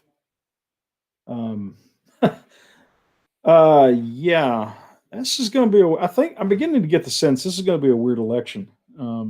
I really need to see something out of Ohio. Now we're still under 50% in Ohio. Yeah, just barely. But it's making me sweat a little bit. I don't think the Cleveland County. It's Cuyahoga. I was saying Cuyahoga, but I guess it's Cuyahoga. See, they're still at 42%, and I think you probably need to add about 150,000 to 200,000 net votes to Biden to account for that county when it finally comes in. We'll see. Okay, I need to catch up on some of these go for it. I'm going to look at the house races. Let's see. Metal Cat Gaming says, I would be drinking during all this, but I got work later tonight. And by the way, guys, like the stream. Like the stream, please, if you do. I have had 2 shots of whiskey for 2,000 likes, but, there's always potential for more. I'll do a shot for every 500 likes. Othamer says another I will year. not. Look, you are not allowed to vomit in my house. Only I am. Only I am. Don't worry about me. Othamer says another year Nate Silver's on suicide watch. Best Primarch is Alfarius, as proven by Miami-Dade Hispanics this year. I really want to see the ethnic breakdowns in some of these. Yes. Yes, because that's going to be. I saw some data. Trump is surging with Cuban Americans. Like it's blown everyone's expectation out of the water. Well, they tend to vote Republican anyway, but surging. Well, no. That's an interesting. Yeah. Like he's gone way ahead of where he was last time around. Like, it's the reason why he made Miami-Dade County so close. Was Cuban Americans. I just hope we didn't neglect Ohio. Trump is up. Trump is up 59-38 in Indiana with 44% of the state reporting. And they haven't called it yet. No, you're going to see that over and over again tonight, I think. And Michigan's up to 5% reporting. Trump still has a pretty dominant lead. I think we call Michigan and stop talking about it. I don't know about that. I think 5% solid, don't you? I'm not there yet. What am I looking at here in Kansas? Like I'm gonna zoom in into Kansas really quickly. Yeah, okay. Detroit's still red, but let's zoom into Kansas really quickly. Pulling up right now. 33% reporting. Biden's got a pretty sizable lead, but none of the big cities have finished their reporting yet. Right. So Topeka is Wichita. 63%. Wichita is 63% in and going for Trump. Like Johnson County is your big one for Kansas, I think. Oh, I just saw one update here. Yeah, Kansas just updated. Is leaning. It's currently leaning Biden. I need something from Shawnee County, but like Sedgwick County, we're ahead there. But why are we behind in the statewide? Like, there's things are not making sense here. Right. Well, here it is. So Topeka has got 63% of theirs in. Johnson County's got 81%, and those are blue. And those are both good-sized counties. Johnson County? Johnson, it's 150,000 for Biden and 105 for Trump. What? I don't see a Johnson County, Kansas. I don't see a Johnson County in Kansas. Hold on, let me. Shawnee County is Topeka. Topeka. Am I? I say it. Wichita. Well, how do I say? Is it Wichita? Wichita. Okay. So if you look at Topeka, Kansas, go about 2 counties over, and there's Johnson County. It's the Kansas side of Kansas City, I think. Guys, a big shocker update. North Dakota is currently leaning Trump. Jefferson County is what I see, not Johnson County. Oh, there it is. I see it. Johnson County. Right on the that's border. 81. Yeah, and that's that and right across the border is Kansas City. So Missouri, right? Yeah. So So that's the deal there. There it is. Jackson County, Missouri. And that's going to be, that's 45,000. That's basically Biden's edge right there. Yeah. St. Louis too, right? St. Louis is going to go pretty heavy. Well, no, what I mean is Biden's up by about 45,000 votes, and those 45,000 votes can be found right there in Johnson County. I see. The other counties are small. I mean, they're just not very large. Guys, I'm going to go to briefly. I'm going to pull up Young Turks reporting. Hey, Nick, do you have any more super chats that you want to get through? I do, but Chunk Yogurt Trump has a 13-point lead. Talking. Ty, you won't be able to hear New York Times this. says he has an 84% chance of winning that. I want to hear it. But now let's go to the good news. Anna, tell us about Pennsylvania. I cannot. So, don't worry about it. What the New York Times is reporting, Biden has a massive lead in Pennsylvania so far. Keep in mind that 10% reporting and Young Turks is in full coat mode. 31-point lead. So that's pretty massive. So they that's think definitely a good sign. That so we'll see how it goes. So David, so let's go to Pennsylvania now. We touched on it earlier, but we haven't really dove into it too much in Pennsylvania. Well, I can't really arguably check the most on important this. state What is in this election, because Trump's got to have it to win. Can you hear Young Turks now? So it's only 10% reporting. Don't worry about it. But how encouraged are you by a 31-point lead? Okay, well, that's early vote. Hold on one second. We got to listen to this guy. Pennsylvania has been a pretty secure 4 to 5 point lead. There would have to be a polling error of around that for Pennsylvania to go to Trump. I know there was a lot of activity, a lot of organizing. You saw are in a Biden little bit of a panic. crisscross the state. Biden and Harris on Monday. They've spent a tremendous amount of time. It's not early I know to be they've done a panicking lot if you're the Young Turks. Organizing. Okay. We had a great piece over the weekend from one of our writers, Brown, about a Facebook group called Pencil. All right, that I'm not aware of. I was hoping Young Turks would get more into it, but what they were doing was they were talking about Trump is likely to win Florida, North Carolina, and Georgia, and the look on Cenk's face was just it was utter defeat already. And he's like, let's cut to some good news. Right now they're reporting that Biden has a commanding lead in Pennsylvania. Please talk about why he's going to win Pennsylvania. And then they went to some pencil-haired idiot. So I don't know who this guy is. I don't care. Remember that Trump can lose Pennsylvania if he keeps one of Wisconsin and Michigan. He still wins. If he gets the one out of Maine, and if he, and of course, if he takes Texas and Ohio. Yeah, Texas and Ohio. But Texas is 63%. Remember, you remember 2016, right? Guys, Wayne County. Yeah. Oh no, wait, never mind. I was looking at something else. Sorry, my. Then what was your question? You said something about 16. I missed it. Yeah, and in 2016, we needed one blue wall state to fall. Right. Wisconsin, Michigan, Pennsylvania. One of them had to fall. He dropped all three. Yeah. He didn't need all three. Yeah. To expand it out, I included Minnesota and Virginia in those assessments. So I had one of 5 possibilities that he had. But yeah, I agree. And yeah, so. Oh, and I did not have Virginia he hangs flipping. On to Ohio. Well, I did because actually, like I said, if you recall, he didn't win Virginia, but he made a very close run of it. Oh, by the way, we have it's only 35%, but Trump has a huge lead in Virginia.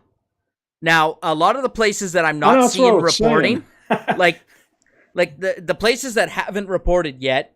So Prince William County. Prince William County is the suburb of Alexandria, if I'm looking at the map correctly here. You will find the winner of the race there. Currently, Trump has a 0.4% lead. I mean, but Richmond's only 24% of the votes. Richmond's only reporting 10% votes right now. Exactly. That's a huge amount of votes. And Fairfax is 12%. That's why they've called it. They think that Alexandria and Richmond are just going to control the state, much like the Twin Cities in Minnesota, right? And actually, if I could take a moment, so you do that. I'm going to run to the bathroom. I'll be right back.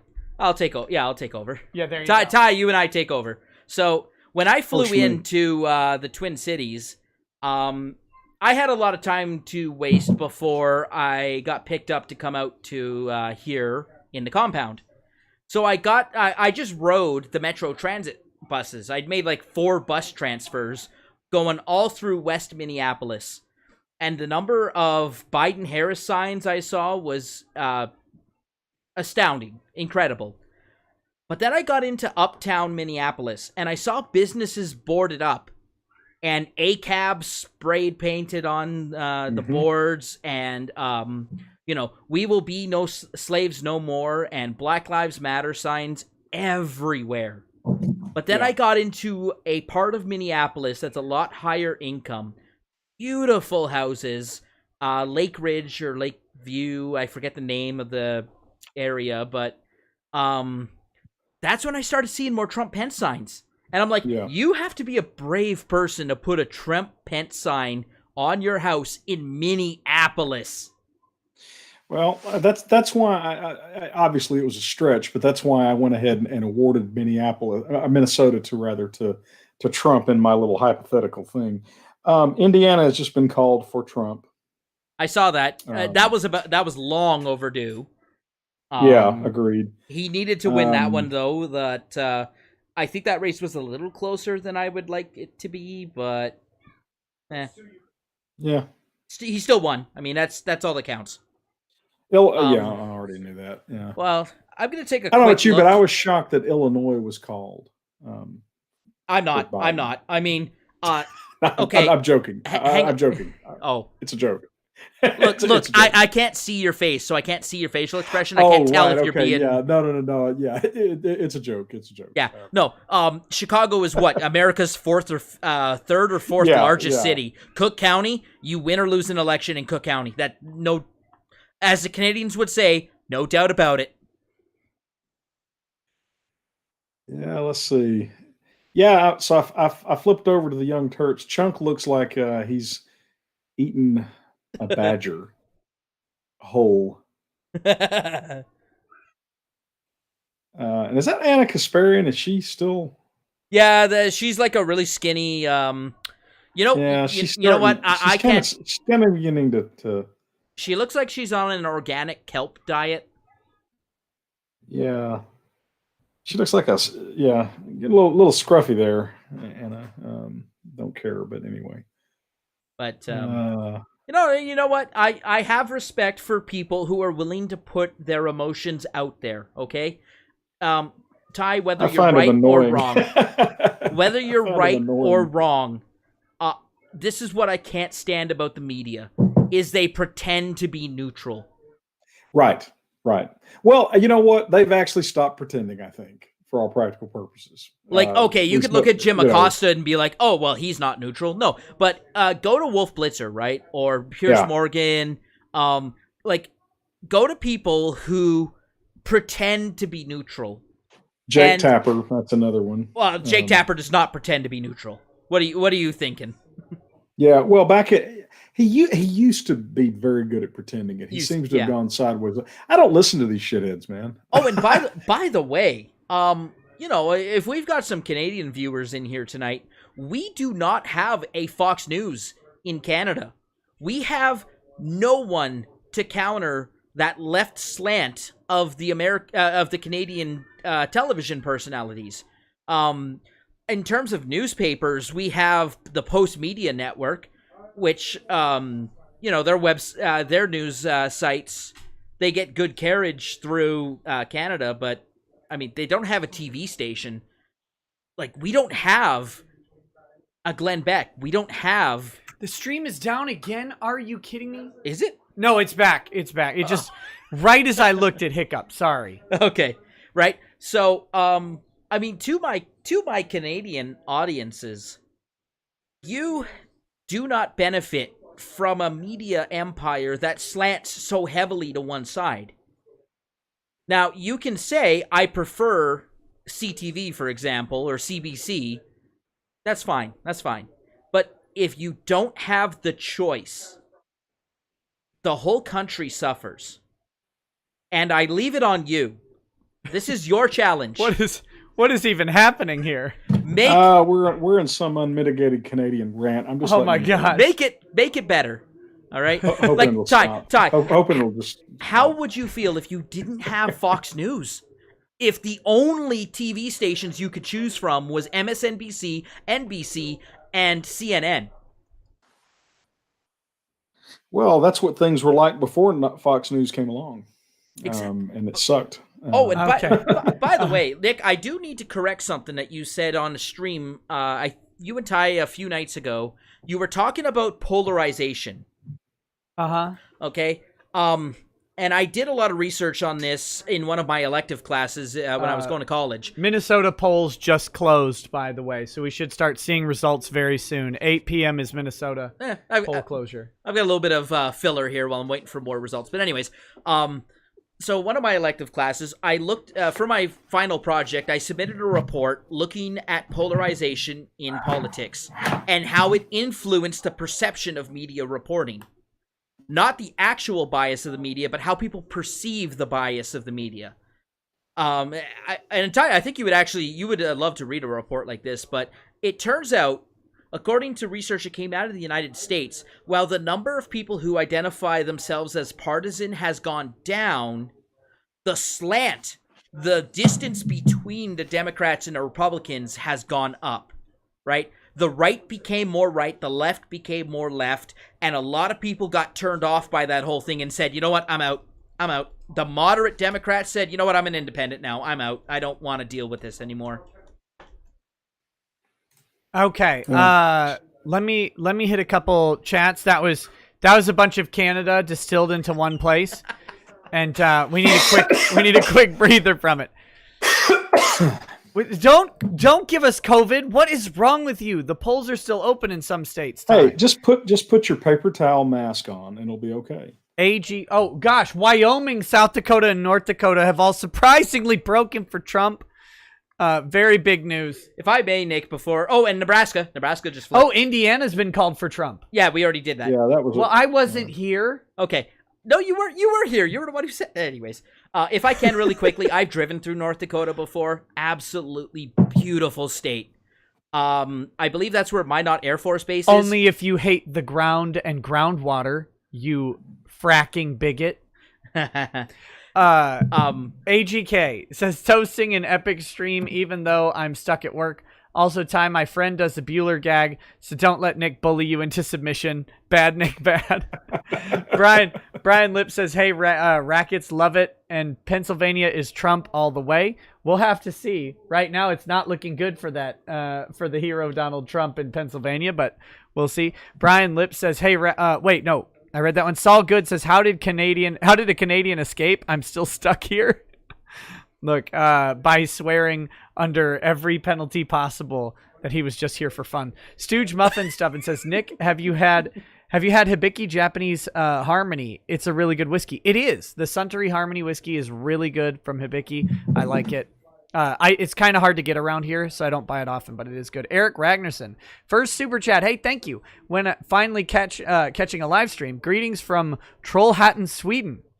I'm sure I mispronounced Trollhättan, Sweden, but I like it. Thank you. Welcome to our American electoral system. It's a mess, but we like it. It's better than a popular vote. Cesario JPN says, Mr. Beard, humor me. On Count Dankula's video on Gary Plouche, who killed his son's abuser and got away with it. Plouche, sorry. Someone commented that it was once legal to murder someone if you had a reasonable cause in Texas. Is this true or bull? I don't think it's true, but boy, I wish it were true. I think it's legal. It's legal by jury nullification, basically. I was going to say it may be de facto. You know, I'd always said that that ought to be a defense, or at least a justification for murder. Is he needed killing? He needed killing, and you should be able to plead he needed killing. Right, and many people do. By the way, Texas is 48.9 for Trump right now, 49.6 for Biden. I think that's about where it was, but I wanted to give people an idea of just how much Trump has closed that initial gap in Texas as some of the smaller rural counties come in. Biden has most of his votes already cast, except for El Paso, which we'll see. Okay, but, there's something I want to catch up on, but Nick, please continue with the super chats. But I want to check in on the Senate seat in Wyoming. Sure. So it looks like the Republican has won. I think it was a Republican incumbent who is not running again, but I just want to quickly double check that. But if you want to keep going with the super chat. Yep, I'm just trying. I'm waiting for an update in Wayne County. We're not going to get one for a while. New York, by the way, has gone for Biden. I don't know if anyone knew that. New Mexico has been. That's a heartbreaker. Well, it's because Trump voted in Palm Beach, right? That's why it flipped. Right. New Mexico is literally no votes reported, and they just called it. So. Yeah. No votes, but they called it. The exit polls must have showed them something that they wanted to see. Is Biden expected to carry New Mexico, though? I mean, that's not strange in any way. Yeah. No. New Mexico and Colorado both would be expected. To me, Nevada is going to be the interesting one. I want to see how they do. What was that? How's New Hampshire, by the way? Louisiana has been called for Republican. Shocking, absolutely everyone. That's a devastating blow. Well, New Hampshire, that's only 14% though, so never mind. Yep, New Hampshire is a question. Maine will be an interesting state as one of the states that splits its electoral votes. You can and also what's her name? The other Wonder Twin. Murkowski. Collins. Right? Susan Collins. Collins, yeah. See how Susan Collins does. I think she's probably going to eke it out, but we'll see. What if it all came down to Alaska? That would be the greatest election of all time. That would be glorious. Or Hawaii, either one. Well, Hawaii is just going to always go a certain way. Yeah, Hawaii's going blue. South Carolina. Lindsey Graham. How is Lindsey Graham doing in South Carolina? Because that was one they were making a bunch of noise about. Lindsey Graham. I'll look into that one. Gramnesty International. Yeah, I'll look into that one. Hang on, I'm just. Quickly, I have neglected some justice chats here. There's a very important one from a Devin Stone Esquire. He says, "Hey there, legal eagles. It's your civic duty to vote for Trump. My boy Nicky is always right, and I upvoted the stream where he yells at me. I like it when Nick yells at me. Call me Nick XOXO." Thank you, Devin of Legal Eagle. Here you heard it here, ladies and gentlemen. Devin from Legal Eagle has gone ahead and endorsed my stream of yelling at him. Sinrius Akari says, "I don't care where you are. We should all celebrate if Maxine Waters gets removed." Yes. I think she's going to die. I think she's going to die in office. I don't think she's going anywhere. Let's see. 99 Kresnik says, "Hey, Nick, did you see the poll of who people were voting for based on the top 10 popular first names? Trump won 60 plus of the Richard vote, while Biden got the same for Karens." I don't know about you, but I'm shocked. Dicks out for Donald. Dicks out for Donald. By the way, Lindsey Graham is kind of running away with it. He's got a 10% lead on his Democrat challenger. Yeah. I thought, a record amount of money flowed into that race, but I didn't think it was going to go anywhere. Hitting out a multi-term entrenched incumbent senator is a really, really monumental task. One smart enough to understand that the base had changed, and so he embraced Trump. It'll be interesting to see if he reverts back to Lindsey Graham, the rhino, now that he's won re-election. Right, because he's got 6 years of security. 5 years. Okay, because he was an abject piece of shit. Objection, basically. Your Honor. What? Picking on Lindsey Graham, okay, but that speech that he gave in the Kavanaugh confirmation. Whatever. Yeah. Come on. Lindsey Graham has got 30 years of being a complete shithead for a senator. He's a war hawk Republican. All right, he's a Bush Republican, but he will still vote conservative. She is when we're not going to. We are not going to have this Bush conversation because you're not going to change my mind on this. Lindsey Graham is a piece of shit. He got better, and I hope he stays better. Okay. The only Butch wearing more flannel than tie is Lindsey Graham. Soon by the way, 3% lead. That's painful. A 3% lead in Florida, 92% reporting. That's Trump's gonna carry Florida basically guaranteed at this point. Okay, we've got Gerard Garvin says, Still "Come on, guys." About Ohio though. Mm-hmm. Gerard Garvin says, "Come on, guys. Once we get it to 2K upvotes, Nick will sniff glue, take a bong rip, and drink a bottle of rubbing alcohol. We're long past that, and none of those things are happening. I do have some glue I could sniff, but I don't have a bong rip to take. Let me test that glue for you. Make sure it's not poisonous." No, it's up there. It's just modeling glue. I've sniffed it before. Now, Nick, after this one, could I please? Do you have some Lagavulin here? Yes. May I please have some Lagavulin after this? As the stream noted, 92% reporting in Florida, Trump with a commanding lead, and we still haven't called Florida. Oh, by the way, stream, I can't see the stream, so if you're shouting me out, just hit me up in Discord. You know what? Send Karuno your feet pics. Oh, you know what? I don't have Lagavulin, but I have Amrut, the Indian replacement, the Indian from India replacement. Yeah, the other India. This is high octane, and it is very good. All right, I'd love to try. Hey, lady, what do you want?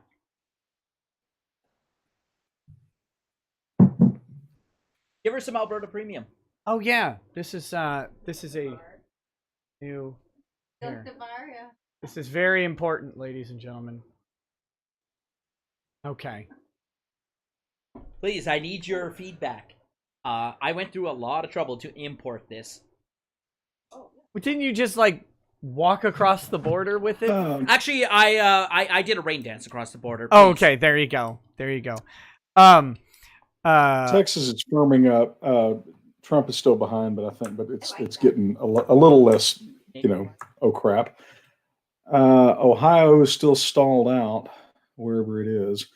The Young Turks seem to be in an awful somber mood, so I guess they think they're going to lose. I flipped over to MSNBC, and I'm trying right now. Some guy's pointing at Allegheny County in Pennsylvania, yada yada yada. But I'm trying to check body language. 0.6 behind in Texas, 65% reporting. Yep, that's kind of holding steady. I'm pretty sure at this point Trump is going to carry Texas. I am too. I'm not calling it or anything, but that's my guess. Florida has bumped to 93. It's hard to imagine Trump winning Florida and losing. I've got nothing out of El Paso. Trump is at a solid. El Paso. You mentioned that, but in any event, I think way too early to call Texas. North Carolina has been bumped to 85% for Trump on New York Times. North Carolina was hovering around because I guess they're seeing something in the polling because it's still. Well, it's like I said, right? They counted the big cities really early. I'm still seeing a lot of blank counties with no results. Yeah, and they're probably expecting the vast majority of those to go Trump. Yeah, they're the rural counties, right? There's a suburb outside of Raleigh, just south of Raleigh. What county is that? Johnston County. I think they're seeing something there that's going to... I'm guessing there's a lot of votes in Johnston County. Guys, I pulled up the Young Turks. I'm not going to turn the audio on. I just wanted to note that Skeletor is on the show. So very, very impressive that they were able to bring Skeletor on. Who is that? That's Julie Oliver. Someone get her a sandwich. She's not looking healthy. We need a sandwich to the Young Turks stat. I wish I could call Jimmy John's wherever they are and deliver. Look, someone says you need this. So there you go. She has worse white balance on her camera than I do, which is terrible. Nick, with 17%, I really think it's time to call Michigan, don't you? Oh man, it's still 3% Wayne County. Yeah, Wayne County is not really cranking out their results. Yeah. What if Wayne County goes Trump? Like, what do you even do if Detroit goes Trump? I have no idea how to reconcile that in my mind. Like, we know Wayne County has a very large number of African Americans. We're seeing the trend that some African Americans have moved over to Trump. We're looking at maybe a +3, +4% versus 2016, but that's enough to flip a couple of counties that you really like. Biden needs these counties to go 80% for him to have a good day. We'll see. We'll see how it goes. I have, it's now 0.2% difference between Trump and Biden in Texas. So yeah. Arukane says, wait, did Ty call Governor Stitt for Oklahoma a crash test dummy? I'd like to know. Not governor. Not a governor. These were representatives. There was one representative in Oklahoma who voted to impeach Trump, despite having a town hall where her constituents said, don't do this. Right. Although I got to tell you something right now, at least in Oklahoma. So the great thing about Oklahoma is, Oklahoma is a place. Real quick, in the chat, Kaz says, I did. Black female voted for Trump. So there you go. We were talking about minority vote changing heavily towards Trump. And heavily is less than 95% would be. Yeah. If Democrats aren't carrying 90% of the black vote, they're in real trouble in an election. It carried 92% in 16, so that's your number. Now, what I was going to say about Oklahoma, and the stream has heard me say this before, Oklahoma is a place where they look down upon all those liberals down in East Texas, okay? I mean, not a single county went for Obama or Clinton,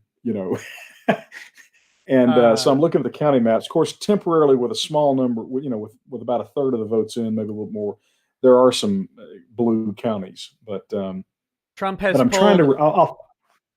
pulled ahead in Texas just by a minor amount. Yes. Yeah, come on, El Paso. Come on, El Paso. Yeah, we've got to see Wisconsin. Ohio. What's Ohio doing? Wisconsin looks like they're opening some early Ohio is closing up. Of course, the percentage is inking up too. Biden's 173,000 ahead. Yeah, we're still only 40% out of Cleveland. 47%.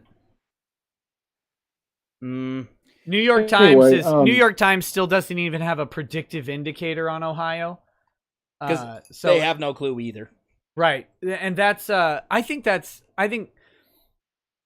putting an indicator in, of course, they're going to have a lot of resources that we probably don't have going as well. They'll have access to exit polls and stuff like that. So that's going to be a big deal.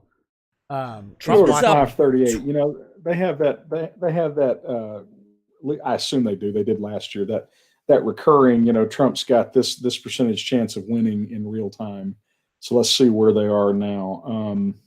All right. So of the states that Trump was expected to win easily, only Idaho is left on the board, and well, Idaho. Obviously, they haven't closed their polls yet, so they haven't declared it. He's winning the states that were, you know, Trump wins narrowly. He's winning the toss-ups by the looks of it, and he's also ahead in states where Biden was expected to win. So, looking at the overall race, we know who's got the. We're looking at who's got the advantage right now. It's still too early to call the presidential race itself, but. If these hold true, 538 is linking to the ABC News map, which hasn't called North Dakota, Nebraska, hasn't called New Mexico, hasn't called Virginia. So who knows what they're even doing. They're typically a lot more cautious with the calls. Right. I'm trying to find the 538 forecast. 2.5% behind in North Carolina, 78% reporting. Let's see. I'm going to check in on some, let's see here.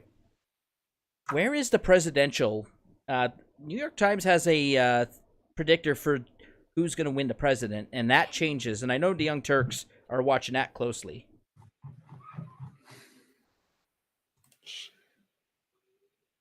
Where is? I guess 538 isn't doing their overall chance of winning and losing thing again. They probably don't. They tried to program it to go, and it was like, no, you've picked too far on Biden that I can't even, by programming, go back to Trump. So they had to scrap it. By the way, Nick, yeah, probably so. Soder is asking for some of the Captain Morgan. Oh, I'm sorry, guys. You got to see. I went to the NewYorkTimes.com. Florida, Georgia, and North Carolina remain too close to call. I shit you not. That is the headline on the New York Times front page. Florida, Georgia, and North Carolina too close to call. I mean, they've got him over 80% winning all three of those states. I understand that. I'm just telling you that's what they. That's right there on their front page. No media bias there, you understand. Let's see. You know, it'd be interesting if Trump flipped Michigan but lost Pennsylvania. Well, that's possible because, you know, Trump won all three of those states fairly thinly. So, I mean, you know, you could see if resources were expended one or the other, you know, I mean, right. I'm the only state I've got any kind of serious anxiety is Ohio. But you know, it's way early in the night, obviously still, but 58% in, yeah. You know, it's 140. Yeah. I don't know. We'll see. Let's see. We've got, I've got to finish the super chat from Arukane. In response to Governor Stitt for the crash test dummy, he says, I'd like to know why he said that. I went back in the stream because I tuned in late. And you clarified you were talking about the representatives, not the governor. Yeah. Not the governor. It was a representative. I can't remember her name, but she was one. She had a town hall, and her constituents were adamant, do not vote to impeach. That's not what we sent you up there for. And, you know, and she had that sour face school marm look on her face, hands crossed, listening to him, going, "Oh yeah, she's going to vote to impeach." And I was just kind of curious as to how she did. What is the general? I mean, we've been focused so much on the presidential stuff. What is the overall state of the congressional? I mean, the Democrats are expected to keep the House. I don't know. That isn't borne out by elections. It's just predictive at this point, but I think it's reasonable to assume that they'll keep the House. I think the question is, will they increase their presence in the House decrease their presence in the House or maintain, within a 3 seat. So if I could jump in on this one, I've been watching the House races. It looks like we flipped at least 2 seats so far. So it's not going to go the way the Democrats want in the early returns, but also the reporting is a lot slower for the House results than President or Senate. So I've been keeping an eye on Florida and Georgia House races in particular. They're still, I think last time I checked, it was 47% reporting. So we're still a long way from that. So right now they've called 40 Democrat Senate, 38 Republican Senate. They've called, which is essentially nothing, and they've called very few House races right at the moment. They being AP. That's what I'm looking at. AP has called 39 Democrat House races and 57 Republican. So, that gets you nowhere. Let's see. We've got Dreyfus. I think these representatives that I'm talking about, real quick, Nick. The representative I'm talking about would be the one, the district that includes Oklahoma City. I think that's who I was talking about. Texas got another percentage of reporting, and Trump has expanded his lead in Texas. He's now 49. He's now 0.6 up over Biden. Still no El Paso, but El Paso it's close to Mountain Time. Are they in Mountain Time in El Paso? No, the polls are closed in El Paso. Okay, but, so they just haven't gotten to counting yet. Ohio's up to 59%. Trump doesn't appear to have closed the gap or anything, so that's. What surprises me on Texas here? Harris County is only 56-42 for Biden. That is surprising given all of the politicking that was being done and the assurances that Harris County was going to break hard. But now, as I understand, Houston is like the oil capital of the United States. It is, so his anti-fracking, anti-energy message will not resonate with the voters there. Yeah, but Harris County is like a lot of urban areas, though. It's an urban blue. But these are blue. These are blue collar workers, though, Ty. Like these are like when you go out and say, "I'm going to shut down your job." But I don't think that. I think that is not going to be the reason why Houston didn't go that way. I mean, Houston is a blue city. I mean, very blue. It's a solid, very blue city. It's surprising that Biden's edge again. Now we're back to the speculation about Trump doing well with minorities, Hispanics, and blacks. I think that would probably be a much more logical explanation than fracking. Houston's a city where whites are actually they're a majority compared to individual minorities still, I think. But no, Harris County's almost plurality, 60%, but not a straight majority. But I think it's almost at some point Harris County's projected to be something like 60% Hispanic or something like that. It's a very, very diverse and very urbanized city. By the way, El Paso County reporting in 74%. Oh, yep. And Biden takes back his lead in Texas with El Paso reporting. 0.4% lead. But that's what I needed to see. I needed to see the number in El Paso before I could say, okay. But something else reported, and Biden is now dead even with Trump in Texas. So that 0.4% went away right away. Immediately. Yeah, 70% report. Yeah, that's what I needed to see. I needed to see El Paso come up on the map. So we've got Dreyfus says, Ty, never say Obama again. Words to live by. HH says, welcome back. No one important. Not nervous. Sorry, I was responding to the stream. No, of course. HH says, welcome back. Rob Van Pelt says, here's to hoping for a national AWOO day in the Discord on January 20th, 2021. Okay, Nick, may I? So, as a moderator of the Discord, most of you know me as Lost in the Discord if you haven't figured that out yet. I said, if Trump wins re-election, we will make AWOO a mod for a day. AWOO is a very special character. I don't know if you've ever talked about AWOO before. No, we don't need to bring AWOO's autism onto the mainstream. By the way, he's begging me to shill stuff for him. No, thank you. If anything, I'm shilling myself, not you. The check better be in the mail, otherwise. Okay, so we've got Wisconsin. Trump has taken the lead in Wisconsin at 3%, still way far off. I'm calling Wisconsin for Trump. Let's see. Texas is still Colorado is reporting Biden's got a commanding lead. Denver. I think Biden's expected to win Colorado, right? Yeah, of course. But interesting enough, so Denver County and Arapahoe are both 85 and 70 respectively. Colorado Springs is 65. So there's, of course, it's. I'm sorry. That's Teller County, not Colorado Springs. New York Times. Fascinating flip. New York Times has updated their North Carolina prediction to 92% for Trump. As the numbers keep coming in, Georgia is up 85 for Trump. They've got. If those numbers are solid, that is a devastating ball breaker for the Democrats because they put a ton of resources into those two states. Yeah. That's assuming if Ohio straightens out for us, then this is going to turn into a rout for Biden. And of course, assuming that Trump takes Texas. Let's see. Someone's asking me to pull up Politico's map, which I am working on right now. I don't have their map yet. Where's their freaking map?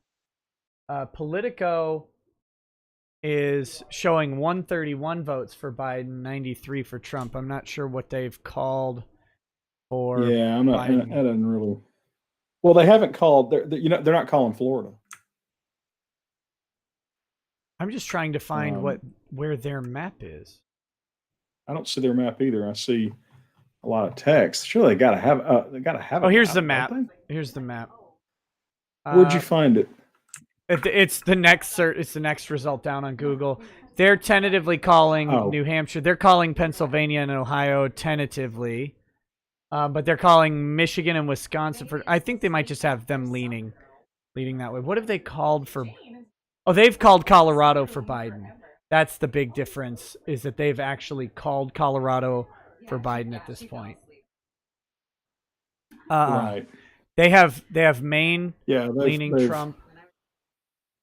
We'll see. We'll see. Yeah, I think yeah. Well. But okay, let me catch up some more here. Boner Jams 2K3 says Young Turk's chat is full MAGA. Oh, that's hilarious. I bet it is. We should drop in really quick. Let's see. Trump 2020, baby. 4 more years. Trump. Here, let me look. I'm not even gonna pull up their show at all. I'm just gonna pull up their live chat on the stream here, so you guys can see. Oh, I see it. Yeah, everybody, they're carpet bombing their stream. With MAGA. Oh man. Oh, that's tough. Yeah, that is harsh. So look, I cannot endorse this action. I think it's pretty funny, but Okay, so it looks like Biden wins DC. Oh, they finally called DC for Biden. Well, that's a heartbreaker. Yeah, that was the nail-biter of the year. Right, that's a heartbreaker. Okay, so I'm still keeping an eye on these Florida House races, particularly the 26, 27 districts. The Republicans are in the lead in both of them with over 90% reporting, but it's still close. They're within 3% of each other. Hey guys, I'm gonna Ty, I'm gonna take you off the stream for just a second, or take you off the screen for just a second, and we're gonna bring in Uncivil Law as well. You met him the other day on the whatchamacallit, on the Big Brain panel. Yeah. So I am sending him a message to pop on in, and I'll bring Ty back on the stream when once he's on the show. It's a function of I just don't want to have names pop up without me being able to control that through the Google Meet stuff. So now, do I need to stay around? What am I doing? You're still here. I'm just Because when he pops on, I'm just a disembodied voice. Right. I'm just some voice in the interwebs ether. There we go. I'm okay with that. Okay, Trump is 0.1% ahead in Texas. I can start relaxing there. 73%. Ohio. Hey, welcome. Ohio. Welcome to the show, Trump, Kurt. How's it going? Hey, Kurt. How the hell are you? It's nice to see you again. I'm doing fine. Thank you for asking. I'm doing a lot better than I was a couple hours ago. I'll tell you that.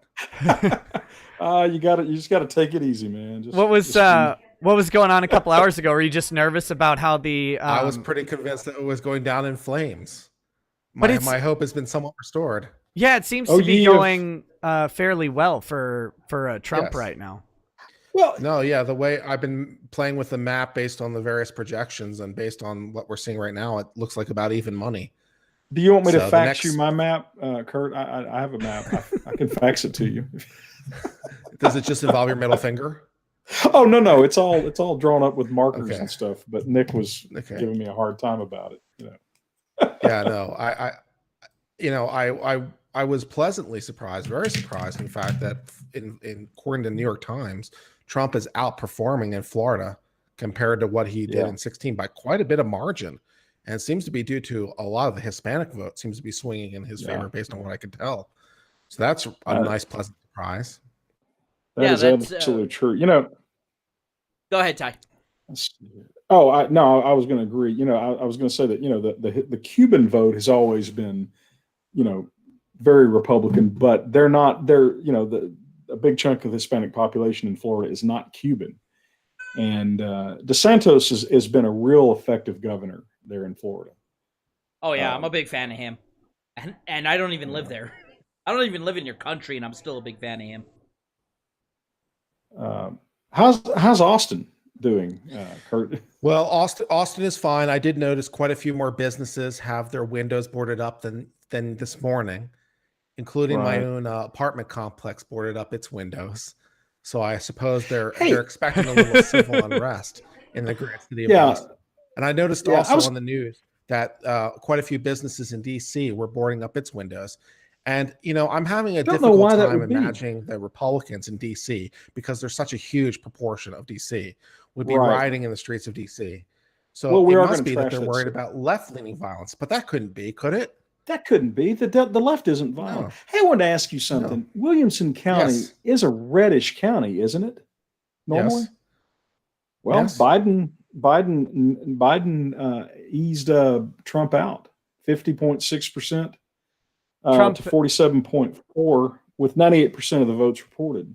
Trump is back up in Texas, by the way. I'm curious about these Virginia numbers because according to Real Clear Politics, with 89% of the vote, they got Donald Trump with 58%, but they're still calling it for Biden. So I'm like, okay, where is this remaining vote coming from exactly? Let me New York Times still has their Virginia numbers listed at 42%. If 89% are in, New York Times is holding off on. They're holding off. Clear Politics says is 88.39 to be precise. Oh yeah, Kurt, did you happen to be watching a little while ago? Whenever I went to the New York Times, the front page of their webpage, and it said Florida is too close to call. Yeah, the New York Times little dial, the little needle disagrees with them. Yeah, and the range is, and they calling it North Carolina. So I guess the next state we're looking for is Ohio. So Trump needs Ohio to stay in the game. If he wins Ohio, then his odds has tipped in his favor, and maybe it is just a repeat of 4 years ago, which would make me very pleasantly surprised, since I was quite pessimistic on my stream with Viva Fry earlier today. Yeah. Oh yeah, I saw you were doing a wildly optimistic person like I am. I saw you were doing the stream with Viva earlier. How'd that go? Oh, I mean, it was fine. Viva and I do streams fairly often, and we had a nice little election stream, and he said he thought Trump would win. I'm like, I'm looking at the data, I'm looking at the charts, looking at the metrics here, and I just am not seeing it. So I was very, very pessimistic this morning. And now the numbers are coming in, and I'm like, welp. Okay, I don't know what to think right now because it just looks so positive for Trump. So Kurt, in terms of the number of precincts reporting, it's actually, they have, I'm doing the math here because I'm at the Virginia Secretary of State website. Yeah, 90% are in, and Trump has a. Good grief! Am I reading that right? Trump. Let me just do the math real quick on Mr. Excel. 794. 330,000 vote lead. If Trump flips 330,000 maybe like votes. Last time. Yeah. Well, the big it's got to be those big counties though, the big high population counties, I would guess. But talk about embarrassing for the Democrats. Well, I mean, Fairfax has got 85% of its vote in. That would be. And like, where are these other votes coming from? Where's Richmond? I mean, I think the problem that they called Virginia with 13% of the vote. They called Virginia with 0% of the vote on Fox. I think the problem that they have with Virginia is polling had Biden. Okay. The last poll in Virginia has Biden up 11, so they have to rescind that. I mean, I heard Fox and CNN rescinded their call. I was reading an article today about how Virginia. Yeah, Virginia. Oh my God, guys! We flip Virginia. Now we're turning into a slide. Yeah. Oh my goodness! You talk about a bunch of crazy hysterical lefties. We have a gloat session like later this week if this happens. Oh yeah. Oh, I'm going to be laughing about this for a while, but yeah, I just want to point out. I was reading an article today, and it was a comparison of where the 2016 polls were, on election day, and how they were likely to swing in battleground states. And they were basically showing that Biden was guaranteed to win because even if the polls were off by the same amount in the battleground states, that Biden would carry all of them. But if you've got an over 11-point swing in Virginia, they're in real trouble. The polling is. If the polling this year is that bad, it ends up being worse than 2016. Chunk. It ends up being quite a bit worse than 2016. Guys, Chunk looks like he's just eating a shit. No, it ends up being quite a bit worse than 2016. All right. 538 was projecting 99%. Oh man, I didn't Biden even dare Virginia. Flip Virginia. 99%. I have a big update for everyone. Delaware County. We looked at that. That's north of Ohio. It's north of Columbus. Delaware County. Biden was leading big there. It just flipped back to Trump. Shout out to I don't know who sent me that, but shout out to the guy in Discord who sent me that. Look, we're with 1.9% behind in Ohio. Obviously, one. But yeah, flipping Delaware County back to Republican. That's what we needed. Anymore, so. We needed Delaware County. Well, to and go that was back scary. To Trump. Okay. Let's see. I'm looking. New York Times is delaying results, so they're no longer reliable. They're no longer a reliable place. Let's see. I'm at the Ohio Secretary of State. Nah, that's the prime. Oh, come on, Ohio. Really? You're not going to. Excuse me. Well, Ohio sucks. I mean, come on, guys. Now, for the big brains who are present here, and I unfortunately am not one of them. You guys were talking about all of the states that had court decisions that either separated late votes or discarded late votes. I think that we're starting to see some of that come into play now, right? Now, did Ohio rule in any way on this? No, I think it was Pennsylvania, Wisconsin, North Carolina. Wisconsin says no late votes. Pennsylvania has late votes. Kurt, do you remember whether North Carolina, the Supreme Court ruled on North Carolina extended the date to receive by 6 states, but it still has to be postmarked by Election Day. Sure. So it depends on if they're close. Go ahead, Ty. Unofficial results from the Ohio Secretary of State. Trump and Pence, 2.040 million. Biden and Harris, 2.022. So according to the Ohio Secretary of State, they have a lead in Ohio, although it's thin, but they do have it. Yep, and let's see. What I'm not seeing is the percentage of. I'm going to bring the Politico map up next, and we'll switch between it and the New York Times vote, because the Politico map has the numbers that you just said from Ohio. They're current on those. I am going to relax about Ohio for a little while, and I'm going to start predicting now a Trump slide, maybe. It's because Ohio is tied up at 45% of the vote in, so it's dead even at 45%. Ohio's at 70% of the vote in now. There's a delay in if you check Politico vote counts that are coming in. Okay, so what does the Secretary of State say at 70%? We just took the lead in Ohio. Yeah, that's what we're saying right now. Awesome. Good. You get the lead. We're not going to lose it. According to the Ohio Secretary of State, we're slightly ahead.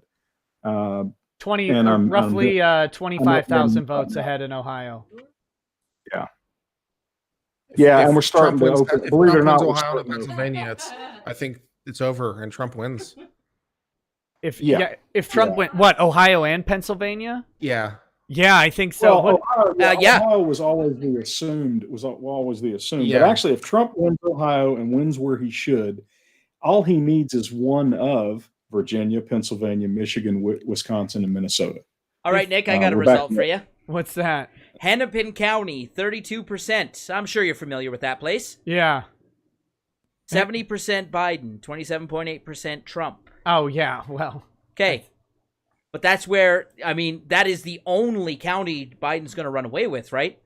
He could run away with Ramsey County, and he's going to have some big support up in the Northeast. All right, well, Anoka County, 6% reporting. Trump in the lead by 3.9%. Dakota County, only 1% reporting. Trump in the lead there.